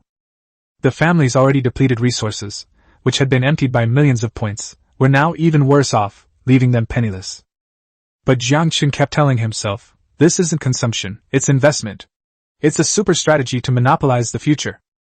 Before long, when most transmigrated lords begin to upgrade their territories to level 4 or 5, stone bricks and terracotta tiles will become an absolute necessity, with demand exceeding supply. At that time, the orange processing plant's production speed advantage will become apparent, allowing it to monopolize the market and earn back the points spent today, 100-fold or even 1,000-fold, including the principal and profit. Moreover, the points consumed in upgrading the factory are actually not that many. The 2 buildings combined are only 1/50th of the cost of upgrading the Book of the Dead to a semi-artifact. Looking at his impoverished territory, Yangchen silently made up his mind. Once it's light, head straight to Blackrock City to make a trade and rake in as much money as possible. After dealing with all the infrastructure and points consumption, Yangchen finally turned his attention to the most important reward of this lord assessment, the exclusive golden treasure chest for the top-ranked player. Yangchen took a deep breath, activated the destiny guidance, and forcibly maximized the treasure chest's drop rate to 100%. He rubbed his hands together, his fingertips trembling slightly with excitement, and with a look of anticipation as if facing death, he gently opened the shimmering golden treasure chest before him. The moment the treasure chest was opened, an extremely dazzling golden light burst forth, an energy mixed with gold, and the aura of death surged out instantly. This time, it's not orange, but a true gold quality. Open the golden treasure chest to obtain golden beast's left arm armor, gold, soul amulet, orange, dark altar blueprint, purple, steel two-handed sword blueprint, blue, leyline essence X1, soul crystal X156, undead gold X879. The first thing that catches the eye is a gauntlet with gold, red and black colors interwoven. It lay quietly on the left side of the treasure chest, wider than the usual arm guards, with golden red patterns flowing across its surface like lava, sharp golden claws inlaid along its edges, and an ancient orc rune engraved on the inside of the arm guards. Yangchen reached out and picked it up. It felt heavy in his hand, like holding a piece of solidified gold, yet it also exuded a heart-pounding sense of power. Golden King Beast Arm Guards, Gold. Type, Armor. Defense, Level 6. Effects, Beastmaster's Brute Force, Shattering to Pieces, Beastmaster's Critical Strike. Beast King's Might, enhances the wearer's strength to Orange Tier 1. Shattered Bones, attacking enemies with the gauntlets increases the chance of triggering the Shattered Bones, fatal effect, dealing an additional 150% physical damage to biological targets. Beastmaster's Slam, after charging, slams the ground, unleashing a powerful area of effect shockwave that knocks back enemies within 10 meters and deals 500 points of massive damage to buildings, also inflicting an earthquake-like tremor effect. Note, this armor set is available. Collecting 2, 4, or 6 pieces will activate the set bonus. Level 6 Defense! Yangchen exclaimed softly, reaching out to touch the patterns on the surface of the armor, feeling a warm sensation on his fingertips. This is currently the highest tier armor available in the territory. And the sets are great. Yangchen loves sets. The moment he put it on, the armor automatically transformed, eventually fitting perfectly to Yangchen's right arm. Yangchen felt the tightness of the armor against his arm. The shaping effect of the high-level equipment made it fit his arm perfectly, without any looseness or excessive tightness, as if it were tailor-made for him. Chapter 74 The final piece of the Undead Legion The Dark Priest. He tried swinging his left arm, and the golden red patterns lit up. A powerful force spread from his arm to his whole body, making him feel as if his strength had been reshaped. It can be said that this armor perfectly fulfills all the fantasies of the Chunibyo era, and looks very powerful. Yangchen looked down at the armor on his right arm, feeling a sense of fondness for it. With this armor, Yangchen no longer needs to worry about the danger of being approached by someone as a mage. Just by wearing this armor, Yangchen's strength can be amplified to the level of an orange-level melee hero. What mage doesn't dream of melee combat? Yangchen chuckled softly, his fingertips lightly tracing the claws on his armor, the sharp metal edges reflecting his face. As for why I chose mage as my profession at the beginning? Nonsense. If you choose the warrior class, what kind of dream is melee combat? It's precisely because it's difficult to achieve that it's called a dream. The only drawback is that it is somewhat heavy, and weak mages generally find it difficult to control. But it doesn't matter. Yangchen had previously drunk a life potion that resembled industrial wastewater. Although his physique hadn't been strengthened to the level of a warrior-type hero, it was quite close. He tried to activate the Beast King Smash skill, slamming his left arm heavily onto the stone slab on the ground. There was no earth-shattering noise, only a slight tremor that spread from the ground, and even the Lord's Hall shook slightly. When Yangchen raised his fist, he realized that the stone bricks beneath his feet had been smashed to pieces, and the spot where his fist struck him had turned into fine powder. The power is sufficient. Yangchen nodded in satisfaction. Moreover, this move seems to be even more effective at destroying buildings, making it an absolute killer weapon when attacking other people's territories later on. The reason why urban warfare is difficult is mainly because you don't have the ability to demolish alleys. If you did, it would be much easier. In addition, the soul amulet is also a rare and valuable item. Soul charm orange. Type jewelry. Effects: lie detection, soul protection, spiritual nourishment. Lie detection can detect the mental state of targets with a lower level than oneself, accurately identifying lies. The accuracy rate increases as one's own soul strength increases. Soul Guardian can withstand one soul attack of level not higher than gold. Cooldown is 24 hours after activation. Can resist effects such as soul erosion and mind control. Spiritual nourishment. Wearing the amulet continuously nourishes the soul, slowly increasing its strength, with a 1% increase in soul power each quarter. Soul strength is fundamental to necromancers. Even for orange tier undead, the improvement of soul power is extremely slow, let alone an accessory that can actively nourish the soul. It can permanently increase soul power, even if the speed is very slow. Even among gold accessories, it is an extremely rare and top-quality effect. The importance of the soul is self-evident. It is not only directly linked to mana, but also serves as the cornerstone for advancing one's status. With this amulet, even if he encounters a necromancer of the same level, the opponent's spells may not be able to harm Yangchen. Moreover, the lie detection effect can play a huge role in negotiations and investigations, especially when facing those cunning human nobles, as it can easily expose their lies. Wear the soul amulet around your neck and attach it to your chest. A pale golden light enveloped his soul, causing its strength to gradually increase. Even with a slow and steady increase, one can only improve their soul power by 4% over a year, which is still a bit too slow. A hint of worry flashed in Yangchen's eyes. Unfortunately, he didn't have many points left, not enough to upgrade the soul amulet to gold. Otherwise, he would emphasize everything he said. Let's talk about it another time. Besides that, the most useful thing for Yangchen in this treasure chest is the Dark Altar, the highest level building he can currently construct.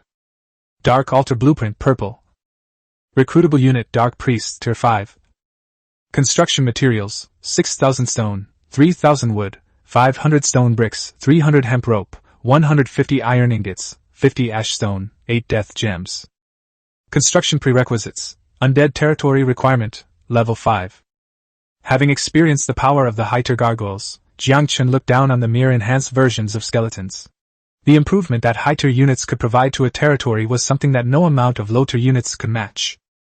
Moreover, Yangchen now has the ability to summon large numbers of cannon fodder troops, so there is no need to waste soul crystals to summon elite skeletons that are just high-level cannon fodder.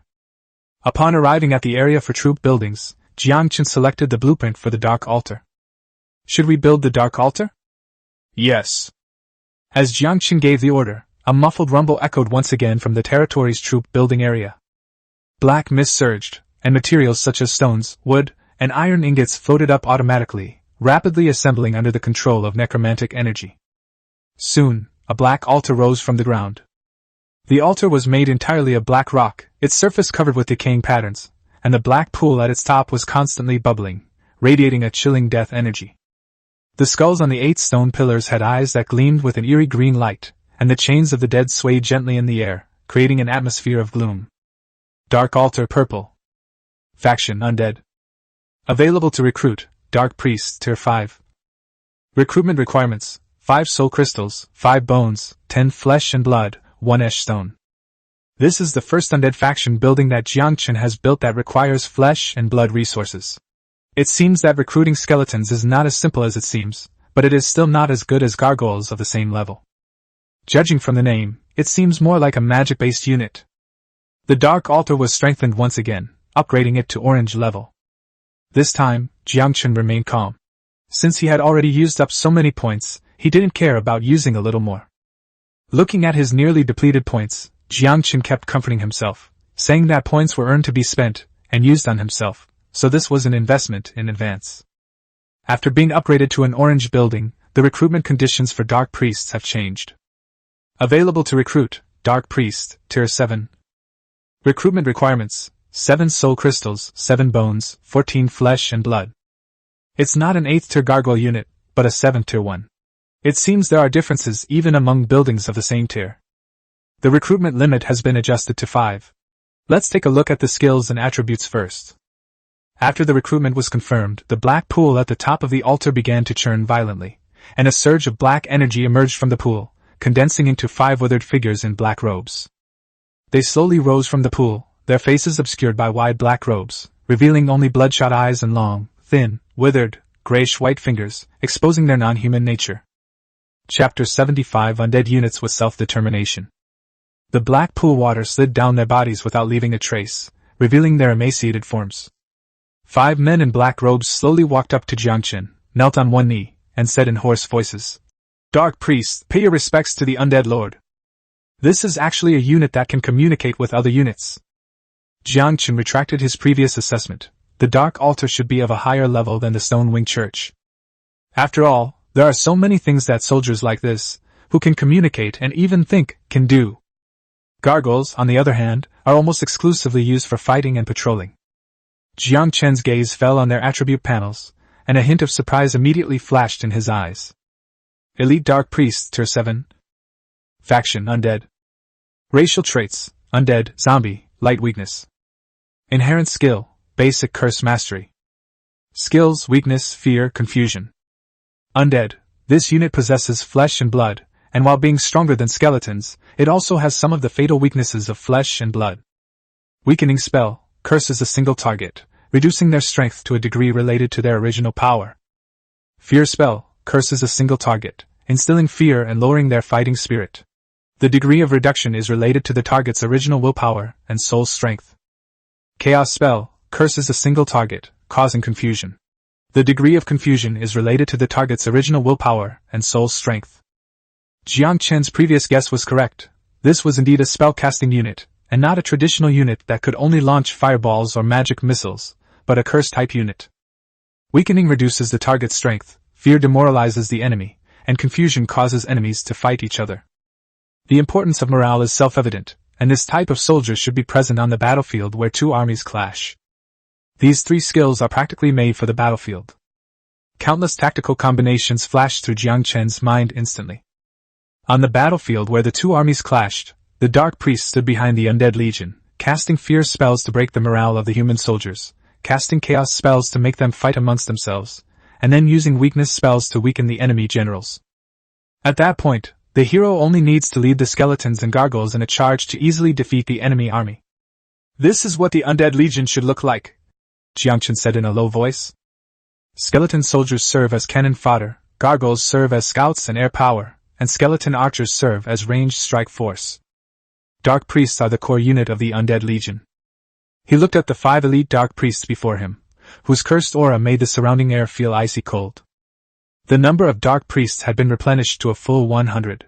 Soon, a large number of Dark Priests dressed in black robes emerged from the pool and, like their 5 colleagues before them, quietly knelt before Yangchen. These undead spellcasters, clad in dark-patterned black robes and wielding bone staffs, are indispensable magical units within the territory. 100 Dark Priests have already reached the combat saturation point for the current territory. Any more would not bring about a qualitative improvement for the time being. Moreover, Yangchen has to hunt real animals to obtain flesh and blood resources, unlike bone resources, which don't require him to worry about consumption in the short term. Looking at these Dark Priests who possessed a certain level of consciousness, Yangchen thought for a moment, then pointed to the first Dark Priest who had appeared and said, "From this day forward, you are the commander of all Dark Priests. Clear away all obstacles for me and let my undead banners fly throughout the world." "As you command, Lord," the Dark Priest said in a hoarse voice. Perhaps because of his status as an undead, his emotions were relatively stable, and being directly appointed as a commander did not excite the Dark Priest too much. But loyalty is something you can't fake. Dark Priest's loyalty has increased by 5 points, currently at 85. Having their own thinking ability has a downside. Unlike the skeleton soldiers who are fearless, these Dark Priests also have their own needs, and their loyalty increases when their needs are met. However, the initial form already has 80 loyalty, which is enough. After recruiting the Dark Priests, Yangchen turned his gaze to the Stone Wing Church next to him. Gargoyles, an aerial combat unit formed from rock and undead power, have proven their combat effectiveness in the recent bloody battle and are the core force for aerial reconnaissance and raids in the territory. Without hesitation, he put all the soul crystals dropped in this battle into the Stone Wing Church, replenishing the total number of gargoyles to 200. The stone statues in the church broke free of their stone garments, flapped their wings and flew high, then landed neatly in front of Yangchen. The heavy stone body, illuminated by the ghostly blue soul fire, resembled a silent concrete jungle, exuding a chilling sense of oppression. Now that the sword of Damocles hanging over the Transmigrator's assessment has disappeared, Yangchen can follow the example of other major powers on this continent and deliberately retain a portion of soul crystals as a strategic reserve. Soul crystals are a core resource essential for recruiting all types of troops. The more you have in reserve, the more secure you are. After doing all this, The sky was still shrouded in a hazy darkness. The summons, deployments, and preparations over the past few days had left Yangchen feeling somewhat exhausted. Back in the Lord's Hall, Yangchen casually grabbed a fur blanket from the side, wrapped it tightly around himself, and planned to rest for a while. Soon, at daybreak, he would set off for Blackrock City to complete the agreed-upon trade of weapons and equipment. During a moment of rest with his eyes closed, an absurd thought uncontrollably entered Yangchen's mind. He's a time traveler, after all. He traveled from the bustling and familiar modern world to this dog-eat-dog world, and even awakened his own unique cheat code. This is a cheat code that no other transmigrator would even dare to dream of. His forces now number nearly 6,000, including skeletons, zombies, dark priests, and gargoyles, a formidable undead army. In the recent transmigrator assessment, he outshone all others and topped the list, becoming the #1 transmigrator. In terms of strength and influence, he was no longer the ordinary transmigrator who had just arrived. But why do we still have to work like a corporate slave, getting up early and working late to earn money? He's already powerful enough, he's already at the top of the transmigrators, so why can't he just lie down and enjoy life? Fine wine, delicious food, and beautiful women, shouldn't these be the standard for the strong? The thought had barely crossed his mind when Yangchen forcibly suppressed it. He knew perfectly well that in this perilous alien world, complacency was the beginning of self-destruction, and it had to be resolutely eliminated from the root. Chapter 76 Return to Blackrock City.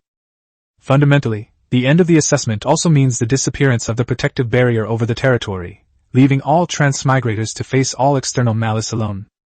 The enemies of time travelers are never each other, but the native forces on this continent. The assessment will tell you the specific time, but local forces can attack you at any time. Yangchen understood the principles/reasoning, but reality was far more harsh. Moreover, even if Yangchen really wanted to enjoy himself, the current conditions in his territory simply wouldn't allow it. His undead territory, as far as the eye can see, consists of nothing but dense skeletons and a perverted puppet that sits in front of his bed every morning, horrified, trying to study his body. Now, with the addition of living corpses and cold gargoyles, Yangchen's territory can be described as a veritable hell in the eyes of ordinary people.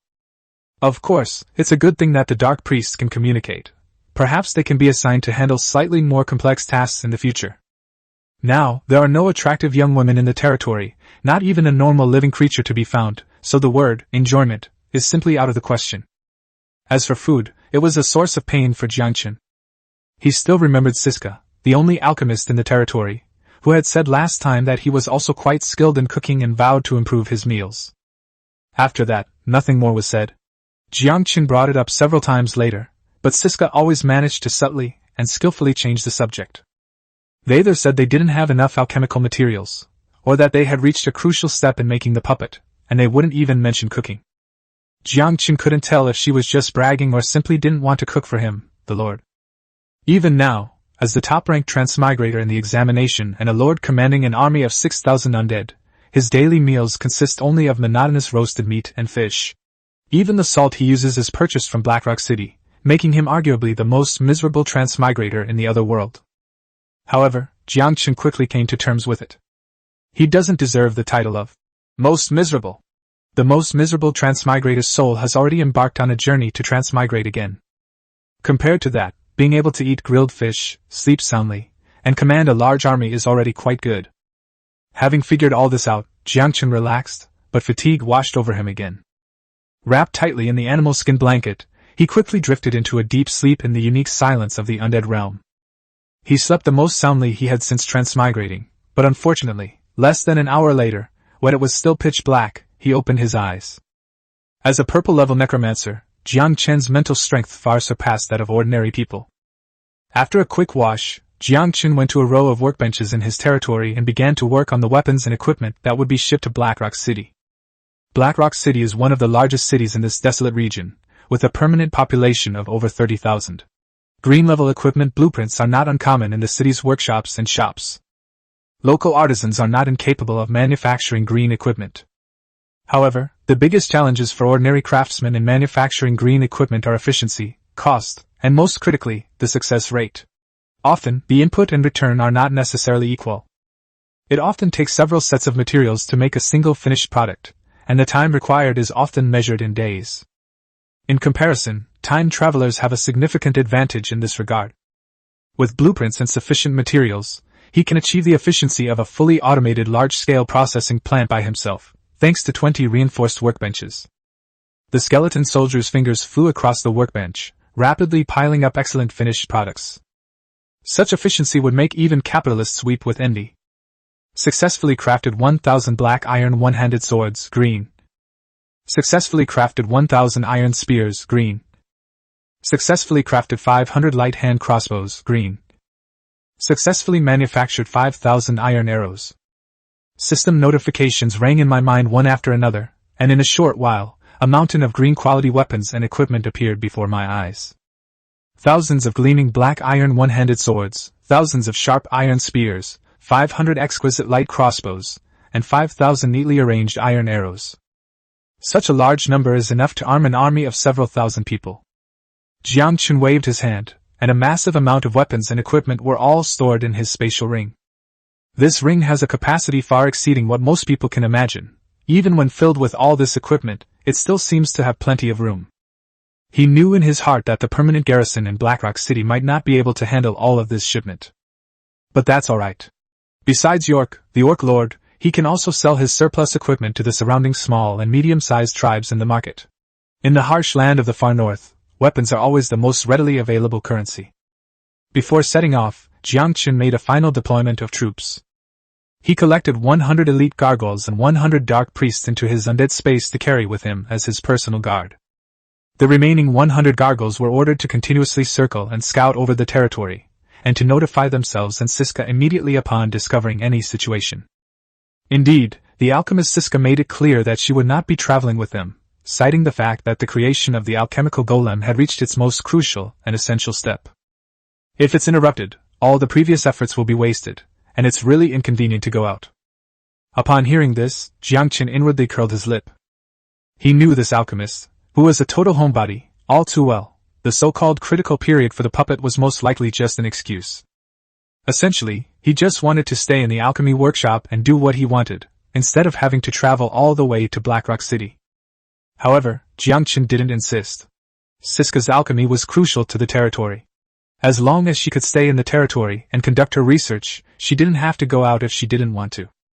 Vega, come with me, and bring 1,000 skeleton soldiers, Yangchen whispered to those behind him. Vega bowed deeply, his voice filled with absolute obedience. As you command, Great Master. Vega is now Yangchen's most capable undead assistant, possessing a special skill that increases the army's marching speed. With him around, the army's marching efficiency will be greatly improved. 1,000 skeleton soldiers stood in formation, their empty eye sockets burning with ghostly blue flames, their joints clattering together with a crisp cracking sound that was particularly clear in the silent darkness. Yangchen sat on the cart, with Wei Jiao standing beside him, as the undead army marched in orderly steps toward Blackrock City. In fact, Yangchen was also considering whether he should buy a carriage, or at least a mount. I am a lord after all. What kind of image do I have of traveling by cart every time I go out? Thanks to Vega's skill enhancement, the journey that originally took half a day was shortened by nearly half. Before 9 o'clock in the morning, just as the dawn broke through the clouds and illuminated the outline of Blackrock City, Yangchen's undead army had already arrived at the outskirts of Blackrock City. Chapter 77 The Real Mage. The Blackrock City Guard was a fierce orc warrior who was yawning on his post when he saw the overwhelming undead army approaching from afar and immediately became alert. But remembering his lord's orders, he immediately reverted to his nonchalant demeanor, even reaching out to stop his colleague who wanted to ring the bell as a warning. Yangchen's undead army had been to Blackrock City once before, and this time he didn't bring many people, so they were already used to it. This undead lord is a very strange young man. He's not here to wage war, but to do business.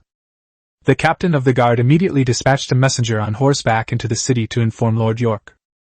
As usual, Yangchen stopped his army 500 meters away from Blackstone City.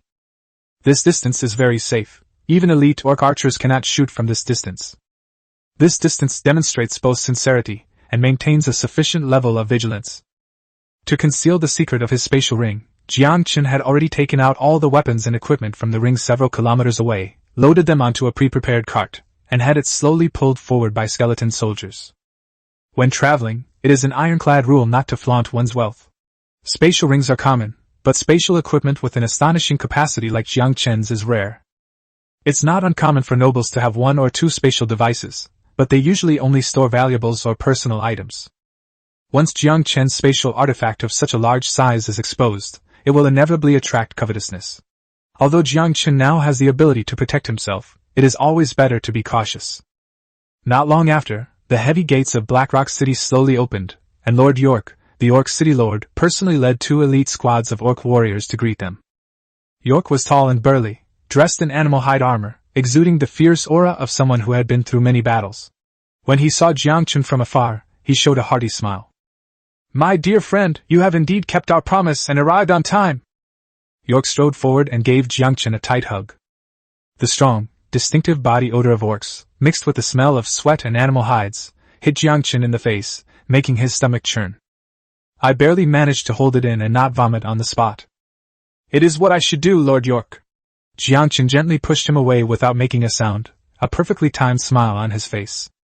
"To rush the production of this batch of goods, the artisans in my territory worked at full capacity, without sleep or rest, for several days in a row before they were able to produce this batch of finished products." Upon hearing this, York burst into laughter, patted Yangchen on the shoulder, and said, "My friend, Blackrock City's sincerity is absolutely worthy of the efforts of your territory's artisans." During the embrace, York's arm accidentally touched Yangchen's arm, and he felt a hard and smooth object through the mage's robe. York couldn't help but feel curious and looked down at Yangchen's arm. "My friend, it seems like you're hiding something on your arm?" Yangchen smiled slightly and slowly rolled up the sleeves of his wide mage robe, revealing the golden arm armor he wore on his forearm. The arm armor was exquisitely crafted with intricate patterns, as if it were made entirely of pure gold. It radiated a luxurious glow in the morning light, clearly indicating that it was no ordinary object. "You flatter me," Yangchen explained calmly. "Because I have found such a powerful ally as Blackrock City for the family, I have now been officially listed as one of the family's heirs. This golden arm armor is the token of the family's heir." In this world, weapons and armor made of gold are mostly just decorative items symbolizing the status of nobles, flashy but impractical, and far less useful than those made of fine iron. York, a battle-hardened purple-tier hero, utterly despised such flashy gold ornaments. The definition of war weapons is that they are bulky, crude, and simple. The advantages of standard weapons are that they are easy to maintain, durable, and efficient. However, York had heard of, even if he had never seen, the system of status inheritance and prestige projects of human nobles. Even if they felt disdain in their hearts, they would never offend their biggest weapons supplier on the surface. "Congratulations then, young noble heir," York said with a smile, then changed the subject with a hint of doubt. "But I remember you should be a mage." York stopped mid-sentence. Mages are supposed to travel light, wielding their staffs to cast spells, but one mage was wearing golden arm armor, a symbol of nobility, under his robes, which looked strange and incongruous. Yangchen didn't care at all. He even deliberately put on a stern face, showing the angry expression of a spoiled nobleman whose family honor had been insulted, and said in a deep voice, "This is a symbol of our family's heritage, and has nothing to do with our profession. I'm so sorry I misspoke. Please don't take it to heart." Upon seeing this, York immediately began to apologize repeatedly, his tone sincere. Seeing the fleeting understanding in York's eyes, Yangchen chuckled inwardly. Mages who only hide behind units and cast spells in a cowardly manner are all worthless trash. A single blink and close-range backstab can easily take them down. Haven't you heard of Gandalf the wizard next door? With a staff in one hand and a great sword in the other, he can cast a spell of illumination on himself and charge into the enemy ranks to wreak havoc. That's what a true mage should be like. As fellow mages, it is reasonable and logical for Yangchen to wear golden arm armor under his wide mage robe. We're all seasoned foxes. A few polite words will suffice to smooth things over.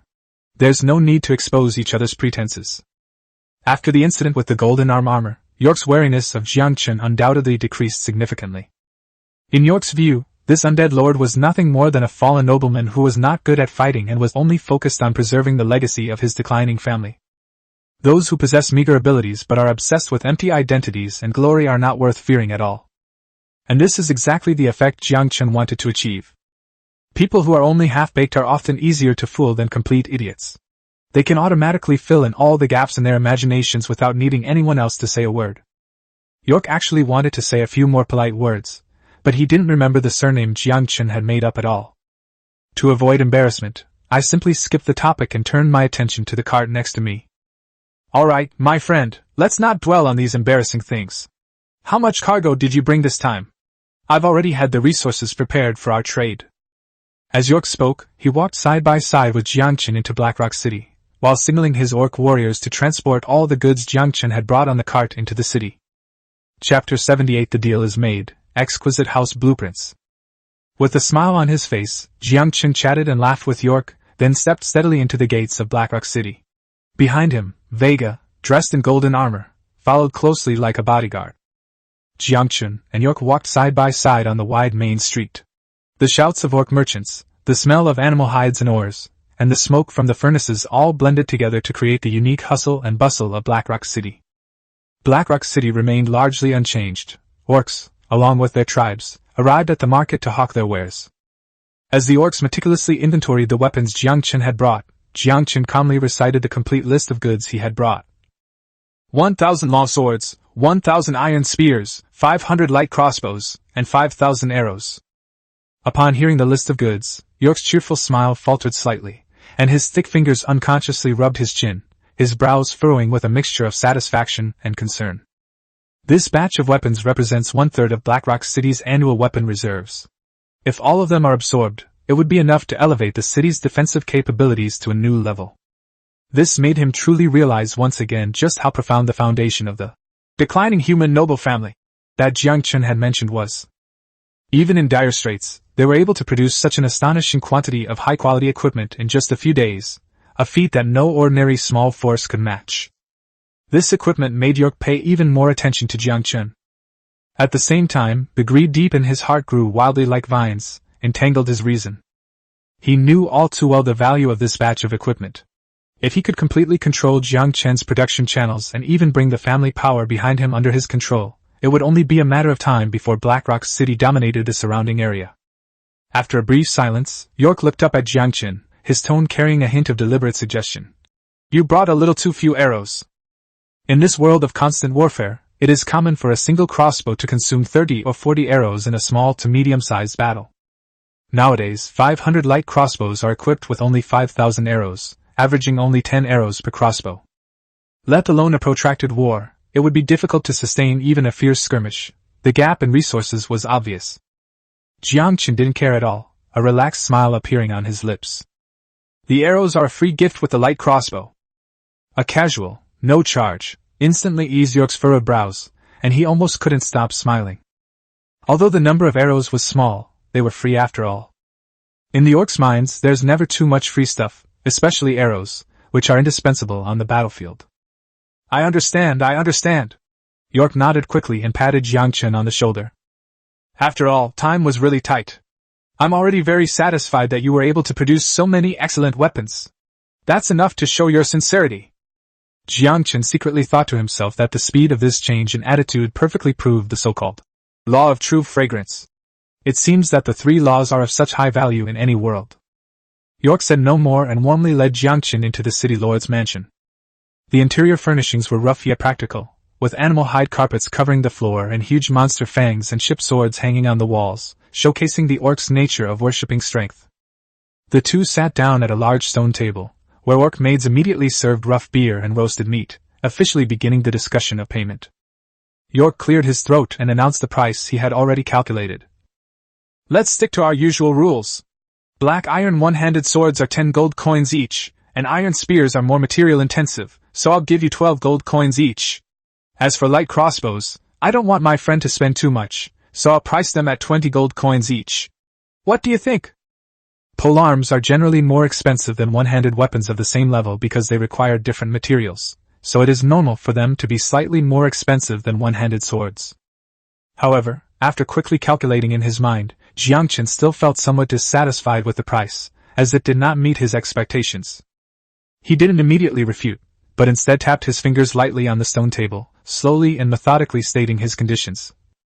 How about this? The other prices remain the same, but the iron spears will be priced at 15 gold coins each. However, half of the payment can be made with ore, rare materials, and blueprints. York's eyes lit up upon hearing this, and he immediately began to calculate in his mind. Using ores, resources, and blueprints to offset gold coins not only doesn't cause him any loss, but also allows him to clear out the useless supplies stockpiled in the city. It's even more cost-effective than simply paying in cash. He agreed almost without hesitation. Deal! My friend, you always come up with the fairest solution. Yangchen had previously exhausted almost all the soul crystals and basic materials in his territory in order to expand his military equipment and replenish his dark priests and gargoyles. Now is the time when we desperately need a lot of materials to recover our losses. Gold coins are important, but for our territory at this stage, ores, resources, and building blueprints are far more useful than cold gold coins. Anyway, Yangchen can only spend gold coins in Blackrock City, besides the market. So, it doesn't matter where he spends his money. Moreover, the number of goods the Goblin Merchant Guild delivers each week is limited. Although Dimos said he would bring him more goods, who knows how much money he could spend there? After some negotiation, the final transaction plan was finalized. York paid 10,000 units of iron ore, 5,000 units of copper ore, 20 units of rare materials, 1,000 soul crystals, plus 10 blueprints of various types. This includes a rare blue quality blueprint, and the remaining payment will be made directly in the form of 10,000 mainland standard gold coins. After taking the blueprints from York and quickly flipping through them, Yangchen couldn't help but secretly admire York's caution. York provided blueprints that were all related to people's livelihood development. Not a single one was for weapon forging or military building blueprints, clearly intended to limit his war potential. It seems they only allow him to develop infrastructure, but are unwilling to give him greater war potential. Water wheel blueprints green. Fishing ground blueprint green. Mine car blueprints green. As he flipped through the green blueprints, a blue architectural blueprint finally caught his eye, leaving Yangchen speechless. Exquisite house plans blue. The blueprints clearly depict a two-story villa in a human-style design, complete with carved railings, floor-to-ceiling windows, a spacious living room and bedroom, as well as a kitchen and storage room, exuding refinement and comfort throughout. It appears to be the residence of either the wealthy or impoverished nobility. However, this style is completely out of step with the rugged orc civilization and does not conform to the orcs' aesthetic at all. Yangchen couldn't understand where York had gotten such a building blueprint for the human faction. Chapter 79 The Slave Trade. But after thinking for a moment, he put away the seemingly useless blue drawing. Firstly, it's a blue quality item, so it would be a shame to throw it away. Secondly, the undead territory is now devoid of life, except for skeletons, zombies, and gargoyles. If regular residents can move in the future, this villa can serve as a residence. Due to the large amount of the transaction, Yorkshire could not raise enough gold coins in a short time and needed to sell some of its goods in the city market to make up the difference. Yangchen decided to take advantage of this free time to wander around Blackrock City and see if there was any opportunity to spend some money. Let me show you around. My father instructed me to treat you well. This time, young York was his guide again. Yangchen nodded in agreement and followed little York out of the city lord's mansion, asking directly, "Are there any places in Blackrock City that buy and sell slaves?" The slave trade was one of the most popular trades in orc territory, second only to weapons, and could even be considered the cornerstone of orc society. Mining requires a lot of hard labor, farming requires manpower, and the battlefield needs countless cannon fodder. The Divine Pillar is home to many orc tribes that specialize in the hunting and trading of slaves, forming a complete and bloody industrial chain. This idea was exactly what Siska had specifically reminded Yangchen of before. For a normal territory, purchasing slaves is the most direct and efficient way to quickly increase the population and replenish the labor force. Yangchen's side is even more efficient. Even if these slaves die, they can be converted into undead forces. Of course, Yangchen would never do something like torture and kill slaves, as that would violate his bottom line to some extent. Young York nodded immediately upon hearing this. He led Yangchen through a maze of alleys, away from the hustle and bustle of the main street, and finally stopped in front of a shop with an extremely large area. The shop's exterior walls were made of rough black stone, the doors were tightly closed, and two fierce orc guards wielding battle axes stood at the entrance, exuding a suffocating atmosphere. The moment the wooden door was pushed open, a slick, obsequious voice immediately greeted them. "Oh dear, what a stroke of luck to have young Master York grace our humble establishment with his presence. It is truly an honor for us." Yangchen looked up and saw a fat orc walking quickly towards him. This orc wore a thick gold chain around his neck and at least 7 or 8 rings on his hands, inlaid with cheap gems and gold. He exuded the air of a nouveau riche, displaying his wealth in a vulgar yet blatant manner. In the orc civilization, there is no concept of art or inner meaning. The most direct manifestation of wealth is wearing gold and silver jewelry. Therefore, what other races consider vulgar and unbearable is seen as a symbol of status and power by orcs. What could be a better way to display wealth than being decked out in gold and silver from head to toe? The slave trader in front of us, named Koshi, is the leading figure in the Blackrock City slave market. Koshi, stop with the pleasantries. Little York waved his hand and stepped aside to let Yangchen out from behind him.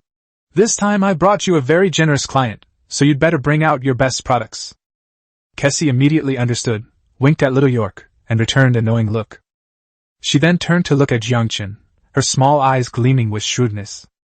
Although humans all look pretty much the same to the orcs, his eyes instantly turned burning with desire when he caught a glimpse of the golden armor peeking out from Yangchen's forearm. That luxurious, gilded decoration clearly indicates that it's a super fat sheep. The guest is a man of exceptional appearance and extraordinary bearing. He is clearly no ordinary person and is definitely destined for great things. Kasi beamed and spoke with the utmost flattery. In his eyes, wealthy clients, regardless of their appearance, were all handsome and talented. Yangchen ignored the pleasantries and went straight to the point. Do you have any good stuff? That depends on what kind of good stuff the customer needs. Kashi immediately perked up, rubbing his hands together enthusiastically as he introduced the product. If you need mining or manual labor, I have a large number of strong, obedient young men here. They'll work like crazy as long as you give them a meal. If you need cannon fodder on the battlefield, I also have orc warriors who have fought to the death. Their combat strength is absolutely top-notch. As he spoke, Kashi eagerly led Yangchen and York into the shop. Upon entering the store, an indescribable stench assaulted my nostrils. The stench of sweat, body odor, and mildew was so strong that Yangchen instantly held his breath, his brows furrowed tightly, and his stomach churned. Orcs are known for their lack of hygiene, and Yangchen, suppressing his discomfort, followed Kashi to listen to his explanation. The huge shop was divided into several areas by a dense array of iron cages, where orcs' slaves were confined to small cages, where they ate, drank, and relieved themselves. Because the body hadn't been washed for who knows how many days, the air was so murky it was almost solidified, and even the light had become dim and oppressive. Kashi, however, was completely oblivious to Yangchen's discomfort, and continued to excitedly point to the iron cage on the left, introducing it with spittle flying. Look, sir, these are all newly grown orcs. They are full of strength and would be excellent miners. They are also docile and obedient. As long as they don't die, they can keep working. Yangchen forced himself to look over, and saw that the orcs in the cages were all emaciated and pale, with numb and empty eyes, like soulless puppets, unresponsive to anything in the outside world. Clearly it had been tortured to the point of complete resignation, leaving only a husk clinging to life. Look over here! Koshi pointed to the iron cage on the right, his tone becoming increasingly smug. These are all orc warriors of rank 2 or higher, who have experienced real combat. Their coming-of-age ceremony was completed by killing a wild beast alone in the wild. They were captured and sold to me because they lost the tribal war. Don't be fooled by their injuries. Their fighting strength is definitely worth your expectation. They'll be elite troops on the battlefield. This group of slaves was clearly different from the former. They had wounds of varying depths on their bodies. Their clothes were tattered, but their eyes remained fierce. Even locked in an iron cage, it stared intently at Yangchen and the others, letting out low, threatening growls. It was clearly no pushover. Yangchen glanced at it but remained silent. Neither tedious labor nor fierce warriorship is what he wants for the time being. Siska isn't the type to like trouble. Seeing that Yangchen remained expressionless, Kashi assumed that he looked down on these laborers and soldiers, so he immediately lowered his voice and revealed a lewd smile that any man would understand. Guests, if you're looking for some small toys for the bed to keep you entertained, I have some recommendations here. They're truly top-notch. Chapter 80 Cat People. Following the direction indicated by Kashi, Yangchen looked up and saw several female beastmen with slightly better complexions and relatively neat clothes locked in iron cages at the innermost part of the shop. Gray, rough skin, protruding buck teeth, and thick, messy body hair. Even after being deliberately cleaned, it still exudes a lingering fishy and muttony smell, which has nothing to do with the word top-notch, and is even horrifying. Kashi was still winking smugly to the side, his face full of an ambiguous, "I understand you" expression, as if he were recommending some rare treasure to Yangchen. At that moment, Yangchen felt a throbbing pain in his temples, and a sense of speechlessness and absurdity welled up in his heart, causing him to unconsciously clench his fists. He even roared wildly in his heart. "Look at all the things you've recommended. If it weren't for the fact that they were on someone else's turf and needed to maintain their pretense of aristocratic image, Yangchen would have loved to punch that 45-yard fat man in the face with a left hook." Little York, standing to the side, glanced at the female orc, but since Yangchen was the main character today, he didn't say anything. Clearly, in the eyes of the orcs, this was the epitome of a beauty. Different races lead to vastly different aesthetic tastes, and Yangchen finally gained a profound understanding of this today. Fortunately, Yangchen wasn't there to pick a bed partner. He was there to buy an apprentice for Siska. Yangchen raised his eyes, his voice calm and even. "I want a smarter slave. Do you have any slaves here who are good at learning and relatively easy to control?" Upon hearing this, the slave trader's mercenary smile froze instantly, and his cloudy eyes were filled with confusion. Having worked his way up in the slave trade for so many years, he had heard of requirements such as being strong, having shiny fur, being docile and obedient, and even having a fierce appearance that could intimidate others. But I've never heard of anyone wanting a smarter slave. Smart? He repeated the unfamiliar word in a low voice, completely unable to understand what it meant. In his mind, slaves were divided into only two types, those who could work and those who couldn't. Clever? What's that? Can it be exchanged for gold coins? Young York, standing to the side, immediately saw through Yangchen's needs. He leaned close to the slave trader's ear and whispered quickly in a voice only the two of them could hear. "What he wants are those orcs who look like humans, are physically weak, are quick-witted, and have little resistance, the kind of delicate, soft-skinned creatures like cat people and rabbit people." The slave trader's cloudy eyes suddenly lit up, and the confusion on his face was instantly replaced by understanding. So that's what they wanted. He thought it was some strange request, but in the end, it was just those orcs who looked like humans but didn't have much brute strength.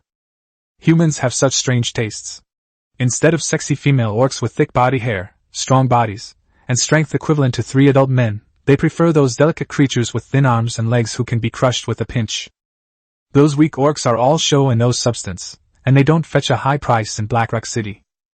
Realizing that this deal wouldn't make much money, the slave trader's initial enthusiasm faded, and his smile became somewhat perfunctory. "Come with me, sir, we have exactly the goods you're looking for."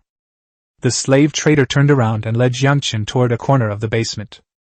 The stone steps in the basement were dim. With each step down, the light grew dimmer. In the far corner, there were piles of discarded iron chains and dilapidated cages. In the most inconspicuous place, a small figure was curled up in an iron cage. The cage was less than a meter high, and the creature inside could only hug its knees tightly, curling itself up like a frightened little animal. Even their breathing was extremely soft, as if afraid of disturbing the boundless darkness. The slave trader raised his hand and lifted the tattered burlap covering the cage. The little creature inside trembled violently, and its long, slender tail, covered with soft fur, immediately curled around its thin legs, protecting its entire body completely. Even his ears were pressed tightly against the top of his head, and he didn't dare to lift his head. "This is a very rare cat, people. We encountered this lone little guy in the wilderness a while ago, and it took a lot of effort to catch him." The slave trader tapped the iron cage with a short stick. "Take a look, does it meet your requirements?" Before he finished speaking, the short stick in his hand slammed against the iron cage bars with a loud clang. In the quiet basement, the sound wasn't loud, but it made the cat person in the cage tremble all over, its small body shrinking even tighter, and its tail shaking incessantly. Yangchen nodded upon seeing this, indicating that he wasn't the type to have completely lost his mind. "Come out! Let the guests have a good look at you!" the slave trader roared viciously. "You'd better pray that this distinguished human guest takes a liking to you, otherwise, what awaits you is the mines to the north. You'll mine until you die, and no one will even collect your bones." The word mine struck the little guy like a thunderbolt. She had heard countless rumors about the orc mines, a hellish place for slaves. The weak orcs who went in would be exhausted to death within 3 days. Perhaps realizing its fate, the little guy bit its lower lip tightly before trembling as it crawled out of the cage. She stood in front of Yangchen, her height barely reaching his chest. She was small and frail, as if a gust of wind could blow her over. Her large eyes were brimming with tears, glistening droplets swirling in her eyes, but she bit her lip tightly, daring not to let them fall, even suppressing her sobs in her throat, afraid of displeasing the person in front of her. What she was wearing could hardly be called clothes. It was just a piece of coarse linen with a hole cut in the middle that she put over her head, and a dry straw rope was casually tied around her waist, revealing her slender arms and calves. His face was covered in dust, obscuring his original appearance. Only his eyes, like stars hidden in the dust, were bright and clear, filled with fear and helplessness. The cat's ears drooped softly on its head, its fur was a little dirty and messy, and its tail hung down to the ground, trembling slightly, each sway revealing its fear. Instead of human feet, there were cat paws beneath my feet, small and cute, yet slightly red from the cold ground. This is the cat people, one of the weakest and least respected races among the orcs. They are slender, have low combat ability, and look extremely similar to humans. Among the orcs who revere strength, they are despised and bullied. Radical orc tribes did not even acknowledge that they were orcs, regarding them as outsiders, and arbitrarily hunted and sold them as slaves.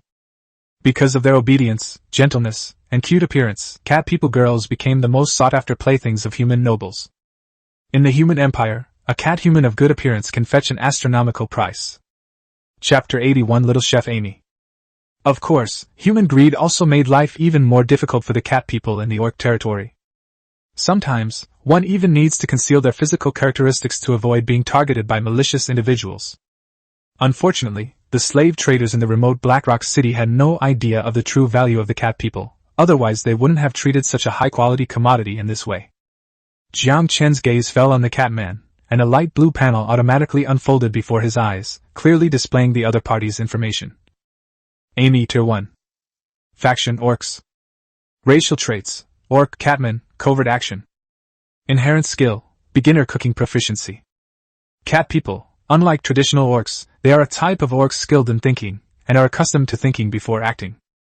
Stealth operation: Cushions underfoot reduce walking noise by 80%, allowing for extremely fast movement speed for short periods. Seeing that she had meat pads, or rather, that she possessed proficient novice cooking skills, Yangchen instantly made up his mind to buy her. His territory is currently so poor that there isn't even anyone who can cook, so this catman is a godsend. He remained expressionless and asked in a calm tone, "What's her price?" The slave trader's eyes darted around, a thieving glint in them. Knowing that Yangchen was a wealthy human nobleman, he immediately opened his palm and extended 5 short, thick fingers. 5 gold coins? Yangchen raised an eyebrow, a faint smile in his voice. "You flatter me, sir." The slave trader quickly waved his hand, a fawning smile plastered on his face. "These are rare cat people, seldom seen in the northern borderlands. I'll offer them 50 universal gold coins." He had a good plan in mind. He clearly thought the cat people were worthless, but Little York had already hinted that Yangchen was a tycoon, so why not take advantage of him? 50 gold coins are enough to buy several strong orc warriors. Yangchen sneered inwardly. He had long since figured out the market price of slaves in this world. Although Yangchen believed that Amy was worth more than 50 gold coins, that was not a reason for the other party to treat him like a sucker and rip him off. 10 gold coins. Yangchen's tone was firm, leaving no room for negotiation. "If it works out, the deal is done. If not, you can just wait and see if any other customers are willing to buy this skinny cat man who can't even lift a stone." Seeing that the slave traders were still hesitating, Yangchen turned around as if to leave, adding in a cold voice, "Oh right, if you keep her, you'll only be able to send her to the mine in the end. At that time, you probably won't even be able to exchange her for a single beast tooth gold coin." These words struck at the heart of the slave trader's weakness. His face instantly turned ugly. Seeing that Yangchen really intended to leave, he knew that what the other party said was true. The cat people were thin and weak, unable to do heavy work, and were only worth a little money among human nobles. But in this remote place, nobody cared. Keeping it would only waste food, and in the end, it could only be disposed of at a loss. "Hey! Please wait, guest!" The slave trader hurriedly caught up, his face plastered with a forced smile. "Sold! 10 gold coins it is. Consider it making friends, and I'll come back to do business with you often." As Yangchen spoke, he instructed the slave trader to remove the shackles from Amy's body. The red marks left by the chains rubbing against her skin were deeply embedded in Amy's ankles. She winced in pain but dared not make a sound. "Guest, although it may be a bit presumptuous of me to say this, I still have to remind you." Looking at Amy's slender figure, the slave trader added, "Cat people are very agile, naturally good at hiding and escaping. Give her a chance, and she'll disappear in an instant. I suggest you put her in shackles, that's the safest option." No need, Yangchen said calmly, taking out a piece of parchment from his spatial ring and placing it in front of Amy. I have a slave contract. Upon seeing the contract, the slave trader immediately showed a respectful expression and nodded repeatedly. So that's how it is. I was too talkative. Please go ahead. But when he turned his back, he curled his lip in disdain, his heart filled with contempt. The value of a slave contract is far more than just 10 gold coins. There are many ways to tame slaves: whips, chains, starvation. Which one isn't more effective than a contract? With that money, wouldn't it be better to buy a few more strong slaves? That way, I could make an extra profit. What a fool who has money to burn. Amy stood before the slave contract, her small body turning deathly pale with fear. She knew, of course, what a slave contract was. Once signed, one's soul would be bound, and one would be subject to the master of the contract for life, never able to resist. If the master is displeased, a single thought is enough to make her soul vanish. But what if she didn't sign? The hellish image of the mind flashed through her mind, and Amy couldn't help but shudder. She had no choice. Amy's fingers trembled slightly. She gritted her teeth, bit her fingertip until it bled, and then pressed the trembling finger onto the contract. Goodbye, sister. I'm sorry, please don't come looking for me. The moment the bloody fingerprints fell, the slave contract suddenly ignited with a ghostly blue flame, burning into ashes in the blink of an eye. At the same time, Yangchen felt a clear connection, as if he were bound to the cat-like figure in front of him by an invisible thread. He could clearly sense Amy's fear and grievances, and could decide her life or death with a single thought. When the Lord dies, the contractors will also be buried with him. This constraint ensured that Amy would never have the possibility of betraying him. The moment the contract took effect, Amy could no longer suppress the grievances in her heart. Crystalline tears fell like broken beads onto the bluestone slab. She covered her mouth tightly, too afraid to cry out. The way her shoulders twitched and her frail appearance made her even more endearing. Amy joined the territory through a slave contract. Her current loyalty is 60. 60 points, just enough to pass. This number isn't high, but it does indicate that Amy has accepted her fate due to the slave contract. Amy lowered her head, her vision blurred by tears, but she secretly breathed a sigh of relief. At least, she doesn't have to be pulled into the mine to work until she dies. The fact that her master was willing to bind her with a precious slave contract instead of directly using chains and whips shows that he had no ill intentions towards her, at least not in the short term. Otherwise, this precious slave contract would be wasted. Yangchen paid 10 gold coins and turned to leave. After taking 2 steps, he suddenly stopped and turned back to look at the slave trader, who looked regretful. Do you have any blank slave contracts here? The slave trader, who had thought the deal was over, suddenly brightened up. Upon hearing that there was still business, the slave trader's wrinkled face scrunched up, and he smiled like a blooming chrysanthemum. Yes. Yes, yes, yes. He nodded and bowed hurriedly, leading the way eagerly. This way, sir. Slave contracts are valuable items here. We don't have many in stock, but we have one ready for you. Chapter 82 Loyalty Jumping Madly. Slave contracts offered by slave traders were originally intended for powerful orc warriors or priceless female orcs, and were rarely purchased on ordinary days. Yangchen didn't even haggle over the price. He directly bought 10 blank slave contracts with 200 gold coins commonly used in mainland China. The slave traders were overjoyed and wanted to continue selling the orc slaves in the cages, but Yangchen refused them outright. Yangchen came mainly to purchase goods. Buying one good-looking chef would be enough. Now that he has Amy, he doesn't need any extra slaves for the time being. Stepping out of the dark and damp slave market, the warm sunlight shone on me, dispelling the chill that enveloped me. Yangchen was sent back by the slave traders, and he was still reluctant to part with this big customer. The profits from this deal were so huge that he even wondered if he had been on the wrong path before, and that smuggling luxury goods was the real way to make money. Amy followed behind Yangchen, her small steps cautious, her heart still filled with fear, her shoulders trembling slightly, and her cat ears twitching occasionally, revealing her timidity with nowhere to hide. Yangchen stopped and looked at the cat-like figure beside him, who was still trembling slightly. His voice softened a bit. Don't cry. Yangchen looked at Amy and asked softly, What's your name? Can you do math? Amy was startled, raised her tear-streaked face, and stared blankly at Yangchen with her big, wet eyes. For a moment, she forgot to cry. Yangchen hadn't expected to buy a slave who could read and write, but if they could do math, that would be very good. Although Yangchen already knew Amy's name, he learned it through the system panel. The reason for asking questions at this moment was simply to lower the guard of this frightened kitten and to express goodwill in a gentle way. Sure enough, Amy, who had been hanging her head, twitched her ears slightly and relaxed her tense shoulders a little. She suppressed a sob in her throat and replied in a voice barely audible. Master, my name is Amy. I can calculate any number up to 100. Although Amy's voice was very soft, it still surprised Yangchen. The vast majority of orcs are actually pedophiles, and they have difficulty even counting their own fingers. Arithmetic skills up to 100 are considered top-notch among orcs.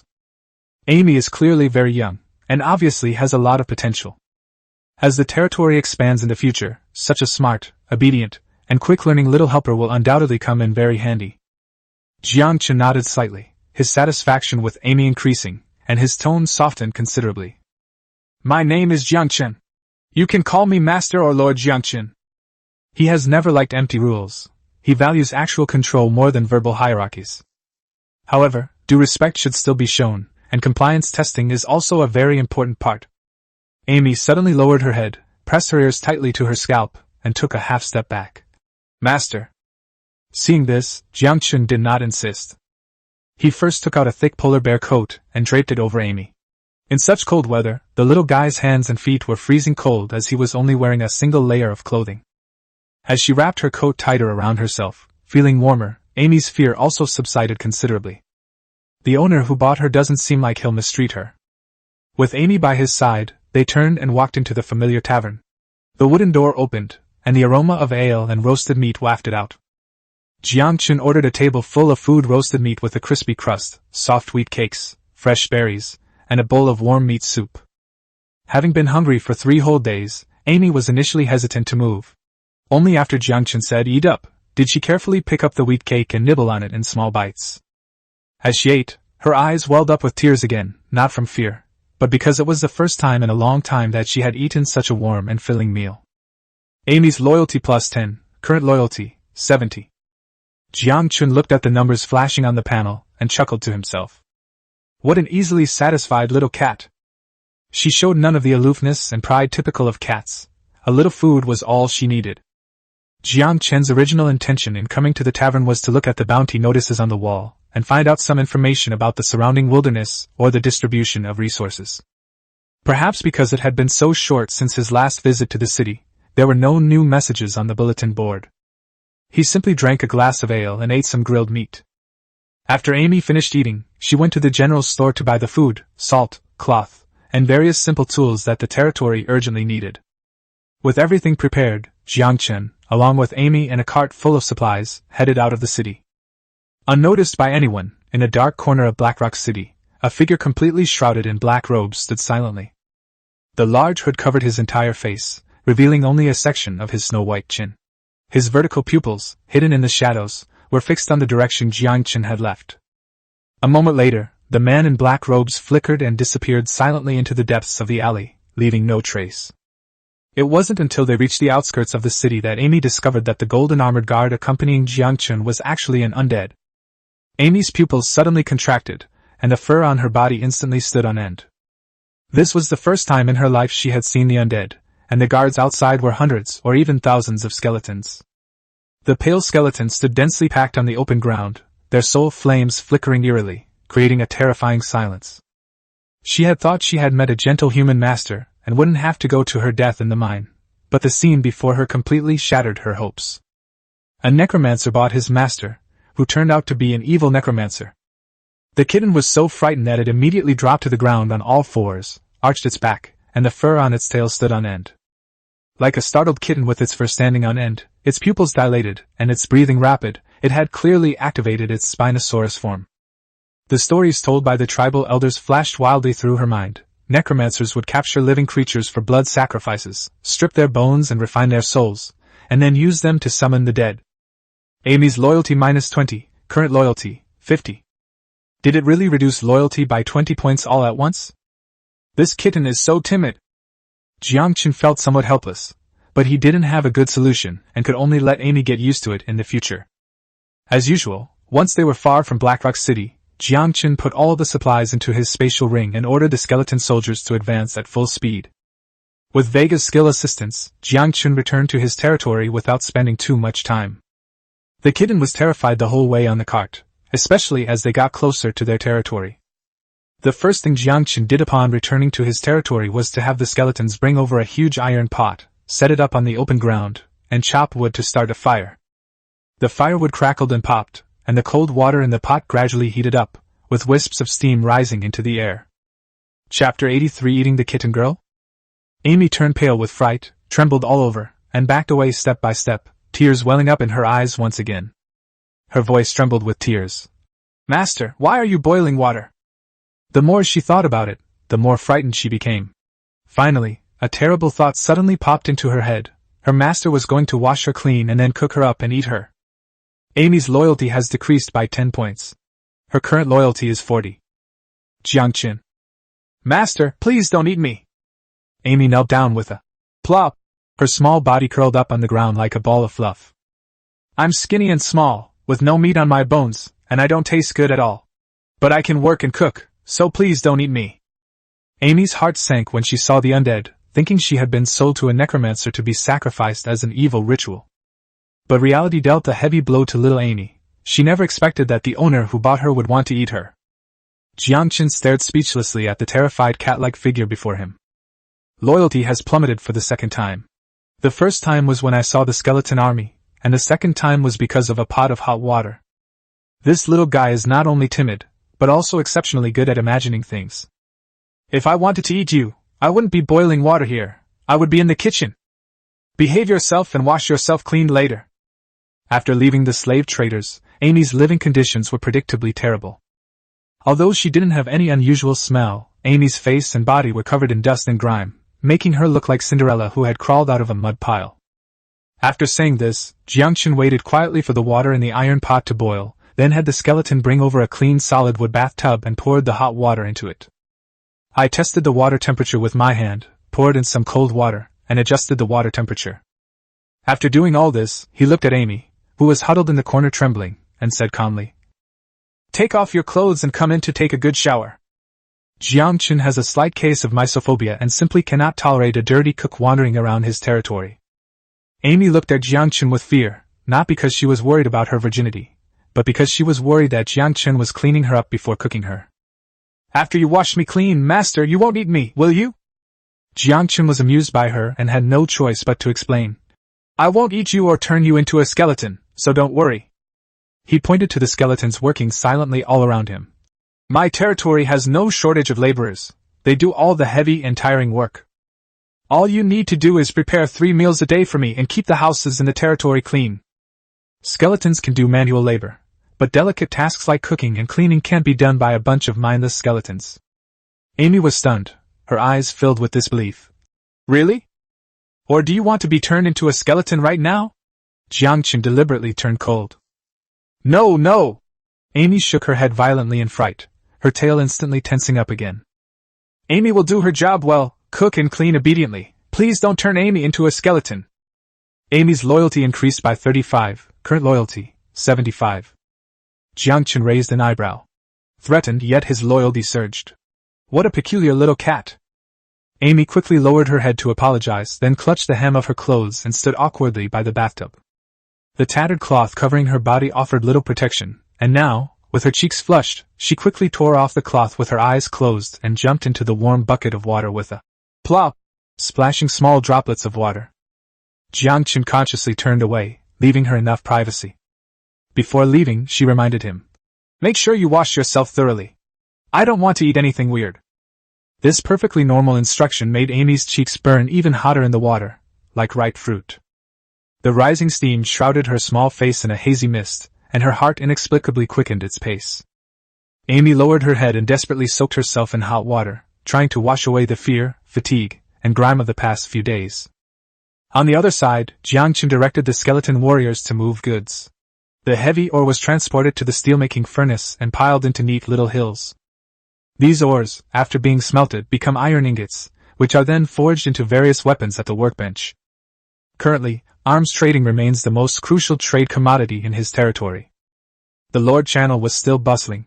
After experiencing the initial wilderness survival, all the transmigrated lords understood that force was the foundation for establishing themselves in this world. Weapons, armor, and medicines became the most sought-after hard currency. However, despite Yangchen's continued shipments, weapon prices did not skyrocket. Instead, they stabilized compared to the mainland domestic market. Even so, weapons of green quality or higher are still snapped up instantly as soon as they are put on the shelves. Yangchen put a batch of iron swords, short spears, and leather armor that he had prepared in advance on the market, with the exchange ratio of resources marked. After browsing through the channel information for a while, I acquired several rare medicinal herbs and building materials. When he came to his senses, a faint fragrance wafted over. Turning around, Yangchen was slightly taken aback. After taking a shower, Amy wore the clothes he had prepared in advance. A white shirt that was clearly a size too big, and a pair of loose shorts. The shirt hem covered most of her legs, and the cuffs were rolled up several times, hanging loosely on Amy's slender body, making her look even more adorable and soft. Only now did Yangchen see her true appearance. It turned out to be a calico kitten. The cat's ears on its head are black, white, and orange, and its fur is soft and fluffy. Its tail is also a three-color gradient, with a touch of snow white at the tip.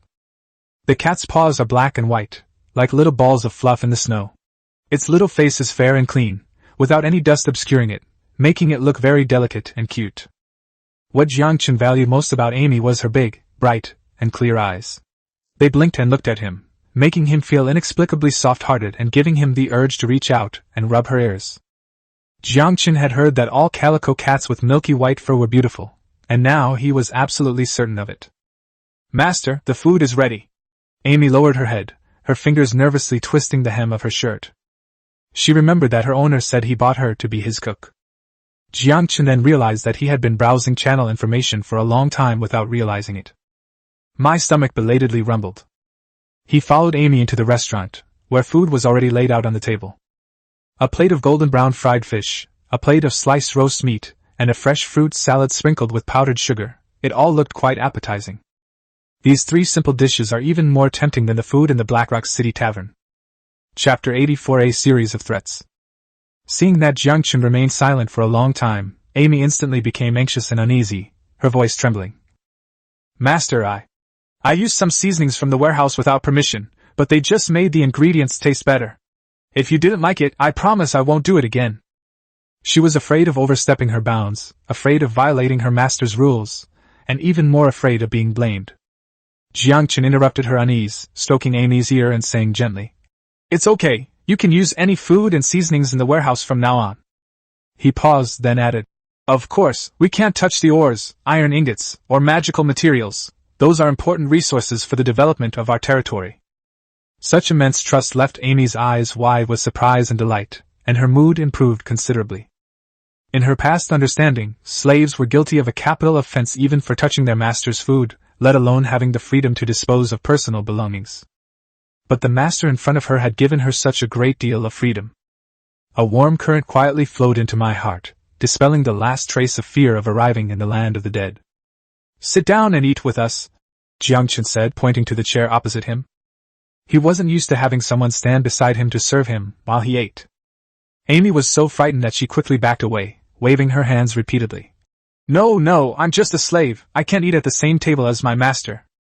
Obedient. Finally, Amy sat down in the chair at Yangchen's command. However, her posture was still very restrained, she only dared to sit on 1/3 of the chair. As a slave, Amy knew that servants were not allowed to sit at the table and eat with their masters. The servants are only allowed to clean up the leftovers after the master has finished eating, this is the rule. But Yangchen clearly didn't take these rules to heart. Although Amy's obedience is required, it's not to the point of bringing those feudal remnants into daily life. Yangchen reached out and pushed the plate of fried fish in front of Amy. Amy cautiously looked up at Yangchen, then picked up a piece of fish with her fork.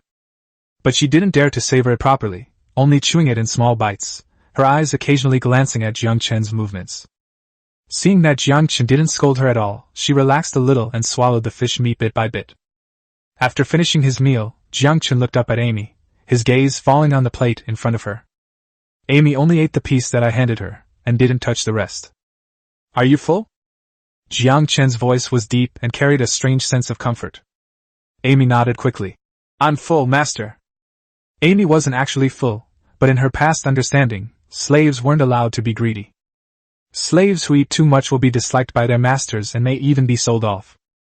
She dared not, nor did she want to upset the master in front of her who had treated her quite well.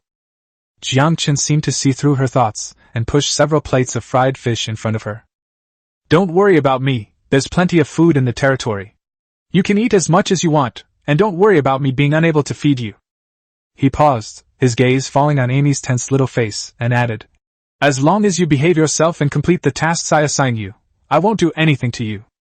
Be honest and obedient," Amy repeatedly murmured to herself. Looking at the food in front of him, he hesitated for a moment, but still picked up his fork and began to eat heartily. This was the first time she had a full meal since she was captured. Of course, even in the past, Amy could hardly eat meat to her heart's content. In the past, she could only fill her stomach with black bread and wild vegetables in the village. Occasionally, she would eat a piece of meat, which she would save for her younger brother. Now, she can sit in the warm hall and enjoy a feast of delicious food. The heat from the food made her cheeks burn, and tears uncontrollably streamed down her face, splashing onto the plate and leaving a small water stain. She quickly raised her hand to wipe it away, afraid that Yangchen would see it. Yangchen wasn't unaware of what was happening, but he knew at this point that exposing Amy would only make things awkward for both of them. When Amy put down her fork and finally felt truly full, she got up and began clearing the table. Watching her busy figure, Yangchen gently tapped the table and said, "I'll arrange a room for you later. There's furniture in the warehouse, you can choose whatever you want." Amy stopped wiping the table abruptly, almost unable to believe what she had just heard. How could someone who is a slave have a room of their own?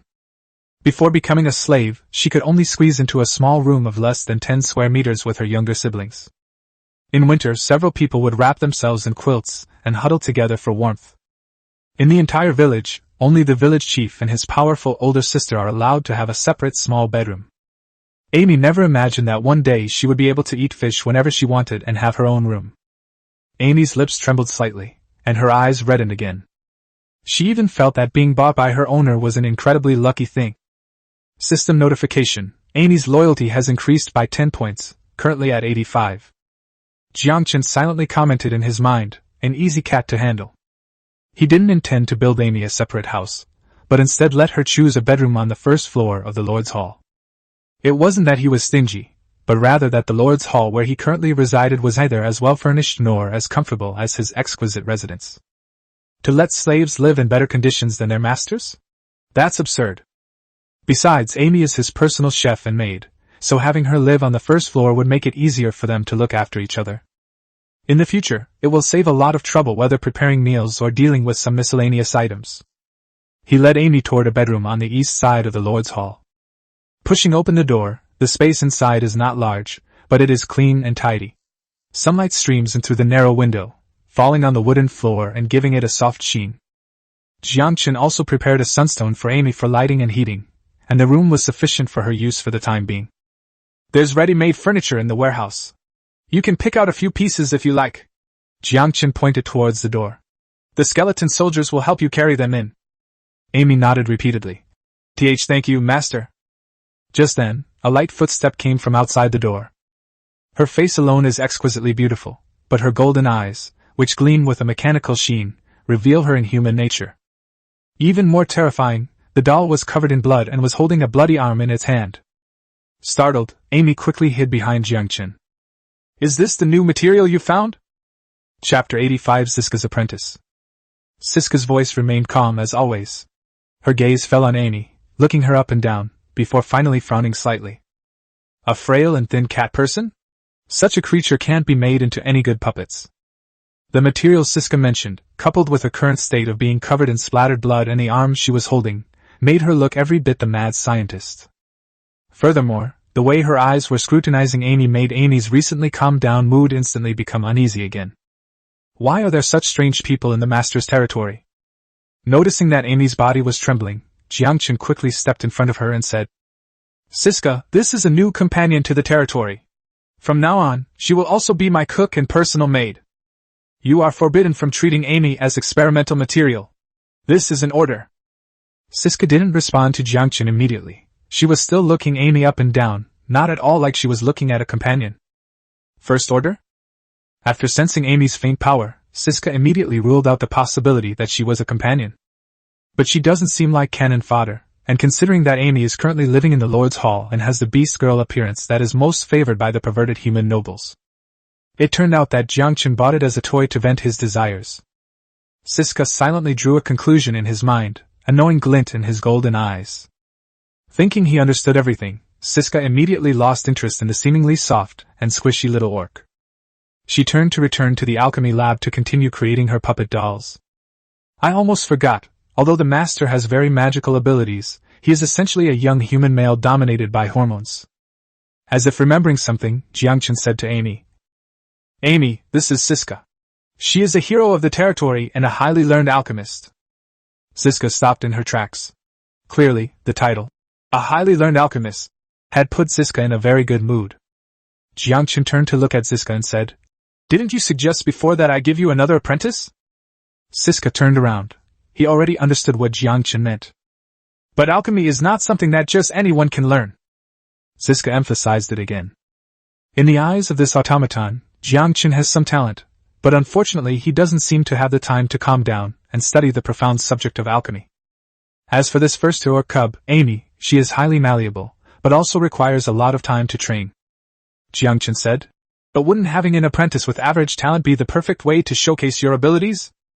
In my opinion, the so-called desire for a talented apprentice is nothing more than a teacher wanting to be lazy or wanting to become famous by taking advantage of an outstanding apprentice. A truly great teacher is one who can train his students to become outstanding individuals, regardless of their natural talents." Siska began to think about it seriously. Yangchen's words seemed to make a lot of sense. If Siska can train an ordinary person into an excellent alchemist, wouldn't that further demonstrate the value of her title as an alchemy master? "Alright, let her work as an assistant in my alchemy lab. I'll give her some pointers when I have time." Siska mimicked the posture of her mother from her memories, striking a pose like a profound teacher. After persuading Siska, Yangchen turned to Amy, who was still trembling, and said earnestly, "Amy, if you have time, go to the alchemy lab and be Siska's assistant, help her out. You must grant Siska's every reasonable request, except for mine, within the territory." Yangchen deliberately added the word, reasonable, because he was afraid that Siska, the alchemy fanatic, might suddenly have some outrageous idea and make some unreasonable demands on Amy. For example, Siska could definitely do something like sawing off a piece of Amy's arm to use as experimental material. Siska harbored ill intentions towards her master, let alone Amy, who looked like a soft and cuddly little cat girl. If Amy is forced to agree, wouldn't he be the one who suffers the loss in the end? Siska stopped in her tracks, her golden eyes looking at Yangchen, a bright light seemingly flashing in her mechanical pupils. After giving Amy some pointers, Yangchen turned to Siska and gave her a special instruction. "After Amy finishes her work in the Lord's Hall, she can learn alchemy from you, but you can't force her to do experiments that will harm her, especially those that will cause physical damage." System notification. The loyalty of the automaton Siska has increased by 3 points, and her current loyalty is 98. Yangchen raised an eyebrow, somewhat surprised. Loyalty increased by 3 points at once, which is truly a rare sight. With loyalty above 95 points, increasing it by even 1 point is incredibly difficult, given that Siska has lived for countless years and the thoughts of puppets are inherently unpredictable. However, increased loyalty is generally a good thing. That way, there's no need to worry that one day she'll mess up her brain and rush into the Lord's Hall to dismember herself and turn into an alchemical golem. Siska was indeed very excited. She had been an alchemy apprentice to her mother for hundreds of years and was long tired of it. Although he inherited a vast amount of alchemical knowledge from his mother, his desire to become a teacher did not disappear. On the contrary, it grew stronger with the passage of time. She's been an apprentice for hundreds of years, can't she be a teacher just once? "Your name is Amy, right?" Siska walked quickly to Amy, her golden eyes filled with eagerness. "Come here, let me show you a pair of gilded alchemical surgical forceps.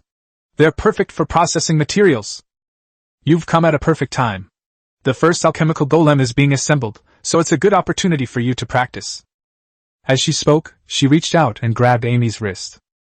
Amy felt a sudden tightening on her wrist, an irresistible force gripping her hand as if it were being held in iron clamps, leaving her no way to break free.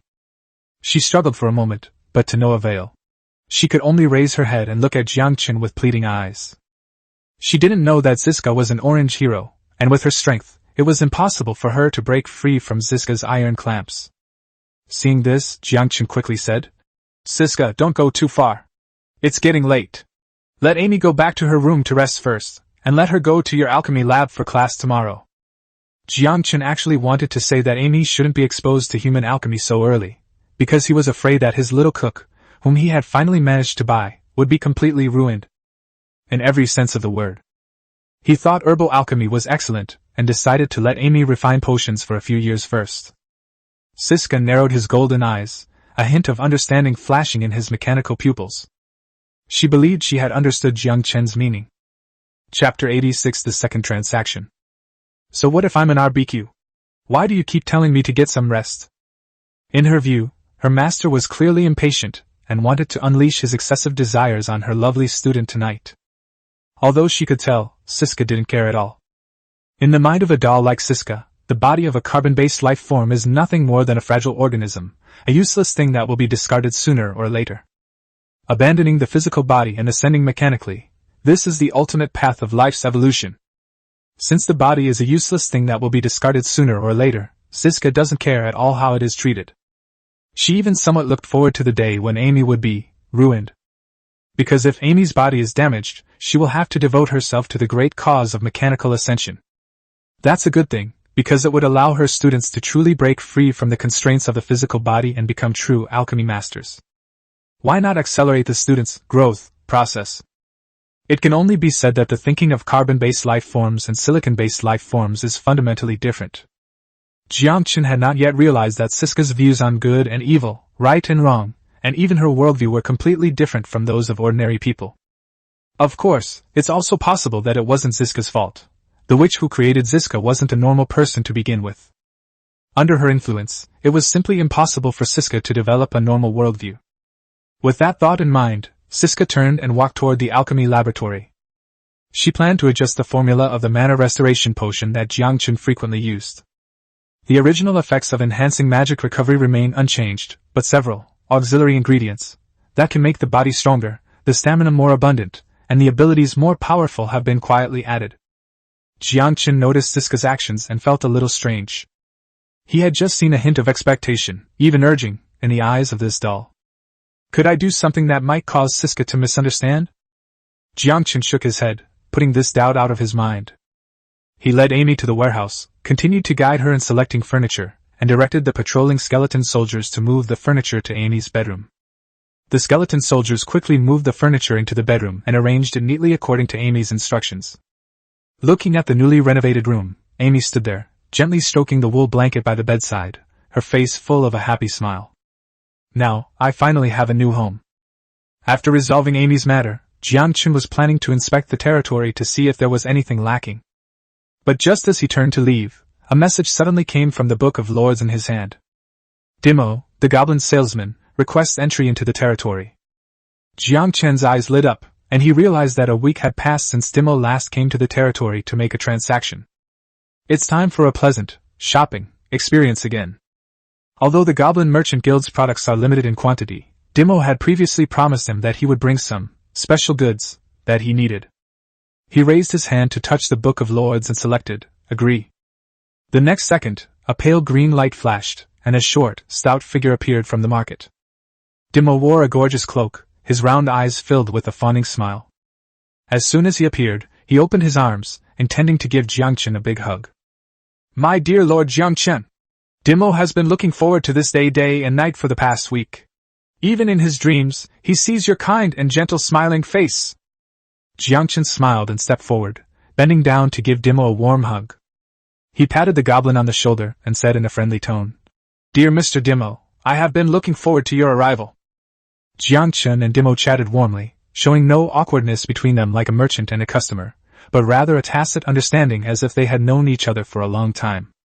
Dimo kept slapping his thigh and laughing heartily, looking just like a pair of half-brothers who had been separated for 20 years and were finally reunited in a foreign land. If Yangchen weren't a human and Dimo weren't a goblin, this situation would be even more plausible. Then, Mr. Dimo, Yangchen broke the lively atmosphere. Would it be convenient for me to take a look at the goods? By the way, my territory has been upgraded to level 5, hasn't it? Before he could finish speaking, Dimo's smile suddenly froze. Level 5 territory? Dimo clearly remembered that the last time he left the territory was only 7 days ago, when Yangchen's territory was still in its early stages. According to the intelligence held by the Goblin Merchant Guild, even a lord with abundant resources and outstanding talent would generally need at least several years of preparation time to upgrade to a level 5 territory. But Yangchen actually did it in just 7 days? After the initial shock, Dimo's face was instantly replaced by ecstatic joy. Once the territory level is upgraded to level 5, the Goblin Merchant Guild's product list will unlock higher tier categories, and exclusive purple quality building blueprints will be added. The increase in the product list means that Master Dimo will earn more gold coins today. This is no ordinary transaction, it's a torrent of gold coins, the promotion ladder that Dimo has always dreamed of. Look at you, you didn't even tell me you were coming! Dimo couldn't stop smiling. He turned around to get the shopping list, his steps lighter than usual. He strode to the display cases that had been generated at the market and found the list of goods generated that week. He specifically instructed his uncle that this territory was rich in gold coins, and that they must provide a sufficient amount of excellent goods this time. When he saw the newly added product categories, Dimo couldn't help but smile. The purple quality materials, blueprints, and scrolls were neatly arranged, each item clearly marked with its price, indicating their high quality. Just as I expected! Dimo cheered inwardly, wishing his uncle a long life, but on the surface he maintained a calm expression, secretly glancing at Yangchen and pondering the lord's wealth. He wasn't afraid of Yangchen spending money, but he was afraid that Yangchen would spend all the money on the construction of the territory and end up with no gold coins to fill his pockets. This is the product catalog for this time. Dimo handed the catalog to Yangchen, then patted his forehead and added, also, the purple quality mall building blueprints, which are the superior alternative to the market, will be delivered to the territory by a goblin specialist later. Although the Goblin Merchant Guild controls the entire continent's market network, it cannot monitor the internal situation of each territory in real time. If markets could achieve this, major powers would probably not dare to build markets within their territories, and the trading network upon which the Goblin Merchants Guild depends for survival would collapse. Chapter 87 The Foundation of the Goblin Merchant Guild. Goblins are honest business people who have never engaged in selling information or trading, otherwise, the Goblin Merchant Guild would not have grown to its current size. Yangchen took the catalog and glanced at the first page. Even though he was used to seeing all kinds of rare resources, his pupils couldn't help but shrink slightly, and a hint of surprise flashed in his eyes.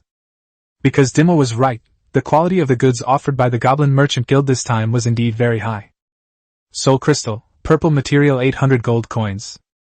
Dark Stable Blueprint, purple 2000 gold coins. Skill Upgrade Scroll, purple 1200 gold. Skill Upgrade Scroll, blue 500 gold. Withered Staff Blueprint, blue 600 gold. Ash Stone X 200, 10 gold coins per unit. Death Gem X 10, 200 gold coins per unit. Immortal Traces X 5, 500 gold coins per unit. The catalog is filled with a dazzling array of items, with rare materials of purple quality prominently featured. Furthermore, rare materials of purple quality, such as soul crystals and immortal traces, have appeared.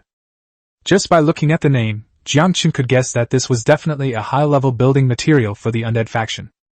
The Dark Stable blueprints can be used to create a unique Undead warhorse base. What's even more valuable is that the level of these items perfectly matches the development needs of Yangchen's current level 5 territory. It seems that Dimo really put in a lot of effort this time. He not only persuaded the upper echelons of the Merchant Guild to adjust the list of items, focusing on blueprints and scarce resources, but also specially collected so many good items suitable for the Undead Lord. Although the Goblin Merchant Guild is always stingy, only offering a fixed amount of goods for trade each week, it is clearly intended to suppress the development of other territories. But it must be said that these dwarfs truly deserve their reputation for managing a trading network across the entire continent. They have a considerable amount of valuable goods. Yangchen glanced at the end of the catalog, and roughly calculated in his mind that the total value of the entire batch of goods exceeded 10,000 gold coins. Dimo stood there, rubbing his hands together, unable to hide the smile on his face, but a strange tension welled up inside him. He had already made a high estimate of Yangchen's wealth, but he still didn't think that the other party could come up with so many gold coins at once. After all, 10,000 gold coins are enough to build a small army. Even a level 5 territory would need to be very careful to come up with such a huge sum. Dimo's heart pounded with Yangchen's movements, but it didn't matter. As long as Yangchen could buy half or even a third of the items on the deal list this time, he could make a fortune. Yangchen seemed to sense Dimo's nervousness, looked up at him, a bright smile playing on his lips, his tone both confident and casual. I'm very satisfied with this product list. I want it all. Boom dash. It was as if a thunderclap had exploded in Dimo's ears. His body jolted violently, and even his breath caught in his throat. You want them all? This lord bought all the goods worth 10,000 gold coins without even blinking? Dimo, a goblin who had seen his share of big events, was overwhelmed by a wave of shock. He had seen many domineering lords in his life, but he had never seen anyone so decisively invest such a huge sum of money in the early stages of upgrading their territory. If Dimo hadn't retained a sliver of reason, he would have almost rushed over to give Yangchen a warm hug. In his eyes, Yangchen was practically Dimo's second father, a father figure to him. Amy, bring out the box of gold coins from my room. Yangchen's voice broke Dimo's reverie. Amy responded and left, her small figure disappearing behind the door of the Lord's Hall. Not long after, Amy came out from behind the door with a frown on her face and a little dejected. Clutching the hem of her clothes, she whispered, Master, I can't move it. The box piled high with gold coins was indeed a heavy burden for Amy, who was rather petite. However, Amy was very clever. She knew she couldn't keep her master waiting, so she decisively stepped forward and admitted her helplessness. Yangchen sighed and rubbed his forehead, then tapped her forehead. Silly girl, next time you can just tell the skeleton soldiers at the door to do the heavy work. Upon hearing this, Amy quickly turned around and ran towards the door. Soon, 4 elite skeleton soldiers, carrying 2 heavy wooden crates, followed Amy into the Lord's Hall. The skeleton soldier moved steadily, unaffected by the weight of the wooden crate, and placed it firmly on the open ground in front of Yangchen. Yangchen raised his hand and opened one of the wooden boxes first. A dazzling golden light burst forth from the wooden box, and the crisp sound of the gold coins colliding together was like heavenly music, directly hitting Dimo's ears. Dimo's breathing instantly became heavy, his round eyes fixed on the gold coins in the wooden box, and his plump body couldn't help but tremble slightly. Those were a full 10,000 gleaming gold coins, each one gleaming with a warm luster and radiating an aura that would make the goblin's blood boil. Yangchen pushed a full box toward Dimo, and then took out 1,600 gold coins from another box. Would you like to order something? Yangchen asked with a smile. Dimo nodded quickly, but instead of counting by hand, he took out a palm-sized alchemical tool from his pocket. The prop appeared to be made of brass or gold, shaped like a small balance scale, with a pale blue magic crystal inlaid at the top. He gently placed the prop on the wooden box. The magic crystal glowed faintly, and a pale blue light swept across the gold coins. A moment later, a striking green light appeared on the prop, accompanied by a crisp notification sound. Quantity verified, total amount 11,600 gold coins. Dimo put away the props with satisfaction, his smile growing even brighter. What is this? Yangchen asked, puzzled. A small gadget that can quickly count the amount of gold coins. Dimo didn't explain much, and Yangchen knew that the existence of this thing was reasonable. Nowadays, the transaction amount of territory is often tens of thousands. If it is counted manually, it will not only be time-consuming and laborious, but also prone to errors. Are gold coins such inconvenient things? As the saying goes, where there is demand, there is market, so this little gadget for counting gold coins was manufactured by the Mage Guild commissioned by the Goblin Merchant Guild. Incidentally, this thing has more functions than that. It can not only count all kinds of currencies, but also calculate the final transaction price. It can quickly arrive at the conclusion for arithmetic problems of 5 digits, or more that even goblins who love gold coins find troublesome. Dimo's happiness at this moment was definitely not feigned. This transaction will mark the highest performance in nearly a decade. Chapter 88 The Invaders. According to the rules of the Goblin Merchant Guild, he will soon be promoted from an ordinary salesman to a goblin merchant, and from then on, he will have his own trading area and will no longer have to travel around. This was originally Dimo's lifelong dream. But ever since he met Yangchen, his ambition has begun to swell wildly. So what if they're goblin merchants? Lord Dimo will take it one step at a time, first conquering a region, then disrupting trade between major powers and even between races. The ultimate goal is to advance to the position of vice president of the Goblin branch. No, even further. He wants to become the president of the entire Goblin Merchant Guild. Yulia Dong. To grow bigger and stronger, and create new glories. Dimo silently shouted in his heart, his fat fists clenched tightly, his eyes full of fighting spirit. We must hold on tightly to Yangchen's side. He has already gained such a large amount of gold coins from just 2 transactions. What will he be able to do in the future? Just then, Yangchen's smile faded slightly, and his eyebrows furrowed slightly. He could clearly sense that one of the ordinary skeleton soldier nodes at the western outpost of the patrol territory connected to his mind had suddenly disappeared. Just a few seconds later, dozens more nodes disappeared in succession. A patrol team was breached by armed forces before they even had a chance to sound an alarm. Enemy attack! Yangchen's signature piece suddenly turned icy cold, and his aura instantly darkened. Seemingly sensing Yangchen's seriousness, Dimo's smile vanished instantly. His plump body tensed slightly, and he quickly asked, "My dear friend, what happened?" "Someone has attacked my territory," Yangchen said in a deep voice, his gaze already sweeping towards the door of the Lord's Hall. A cold wind was blowing in through the cracks in the window, carrying a chilling killing intent. "Who dares to be so bold?" Dimo instantly bristled, a sharp glint flashing in his eyes. "Do you need me to help you fight off the enemy?" Dimo was by no means an ordinary goblin merchant who was powerless to even kill a chicken. The Goblin Merchant Guild was able to build a vast network connecting all the major powers not only because of its shrewdness and its policy of not allying with any power and only doing business. There is also the unique deterrent power of goblins.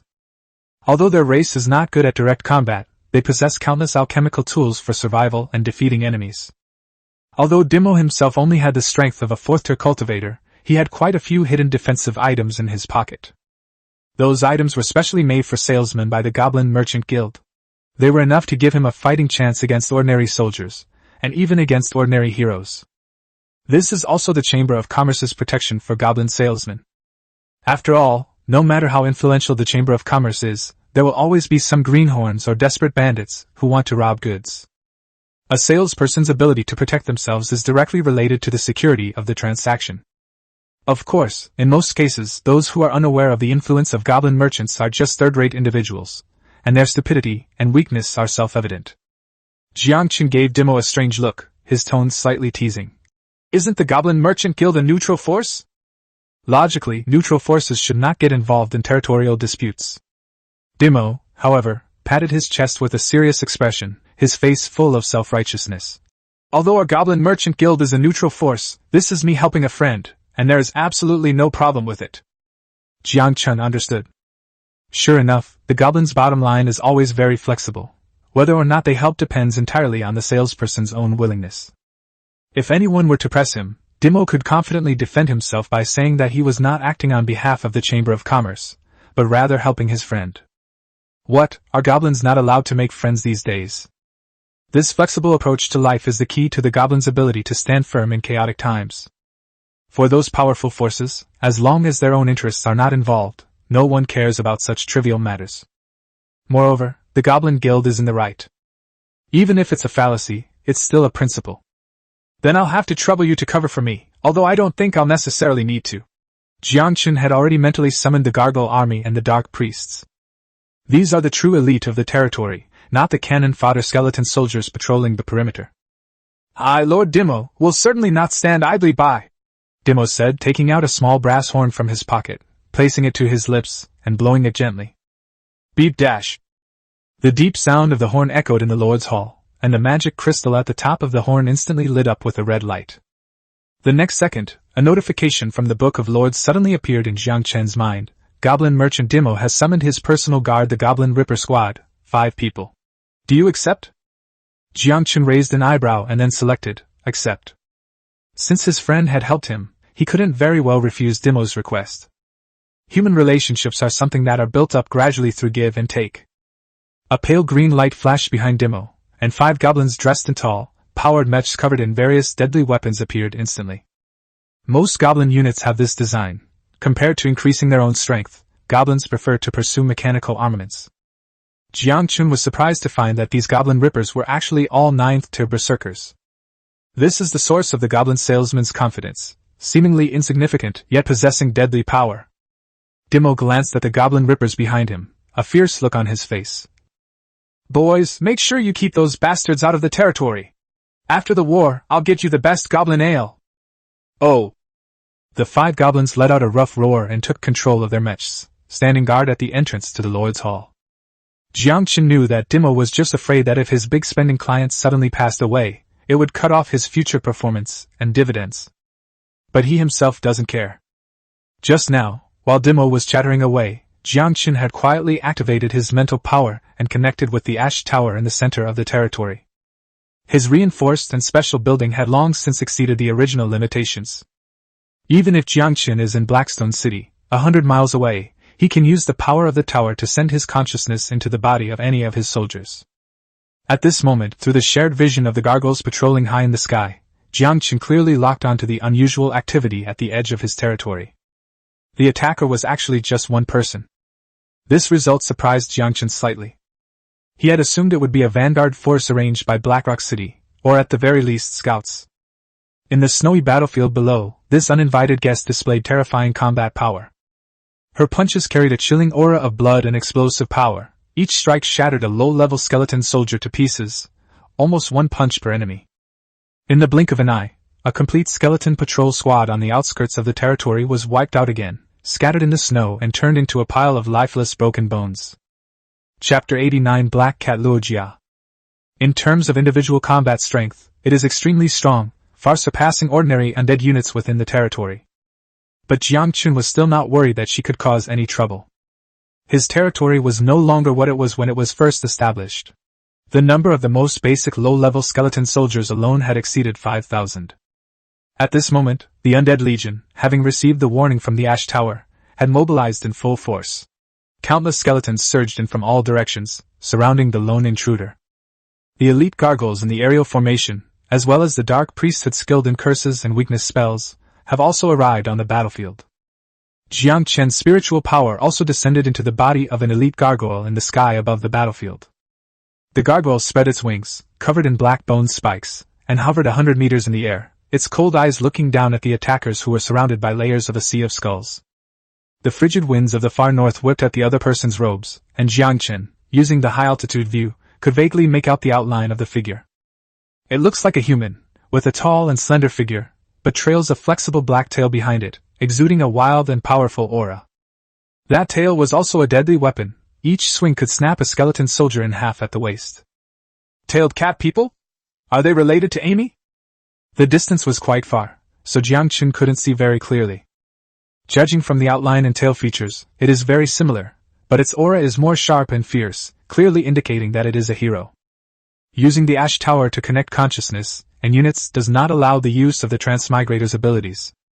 However, judging from their combat performance, the opponent should be weaker than the orc hero who appeared in the Lord's assessment. With this in mind, Yangchen did not send the elite skeleton archers forward, but instead prepared to capture them alive. The elite dark priests have now arrived at the rear of the battlefield. Dozens of dark priests, dressed in jet-black robes and withered faces, stood in a neat row, chanting obscure and ancient necromancy incantations, and continuously used weakening spells on the attackers who were surrounded by a sea of skeletons. In terms of level and strength alone, these dark priests are far inferior to this Catman invader, and in a one-on-one situation, they would hardly cause any substantial weakening. But there were just too many dark priests. 100 dark priests continuously cast weakening spells, and the layered weakening effects made Luo Jia feel her fists growing weaker and weaker. The speed and explosiveness of the punches are declining rapidly at a rate visible to the naked eye. Surrounded by skeleton soldiers, Roha's mood had long since shifted from initial rage to utter despair and icy coldness. Ben finally managed to find out about his sister who had been kidnapped in Blackrock City. But on the very day she was about to kidnap Amy that very night, her sister was bought on the spot by a mysterious buyer. Originally, Luo Jia saw that the other party seemed to be accompanied by a master, and only wanted to quietly sneak into the other party's territory to rescue her sister. But she never expected that, braving the biting cold of the far north, she would step into this desolate land of life and stumble into a territory of the dead. God knows how many dead souls she saw. Looking around, the mountains and fields are filled with walking skeletons and swirling gargoyles. It is not a place where the living should set foot. Won't Amy be turned into an undead creature? Once this thought arose, it completely extinguished Luo Jia's reason. Worry, anger, fear, and self-blame intertwined, instantly shattering her composure as a hunter and inadvertently revealing her true nature as a living being. The dead are most sensitive to the presence of the living.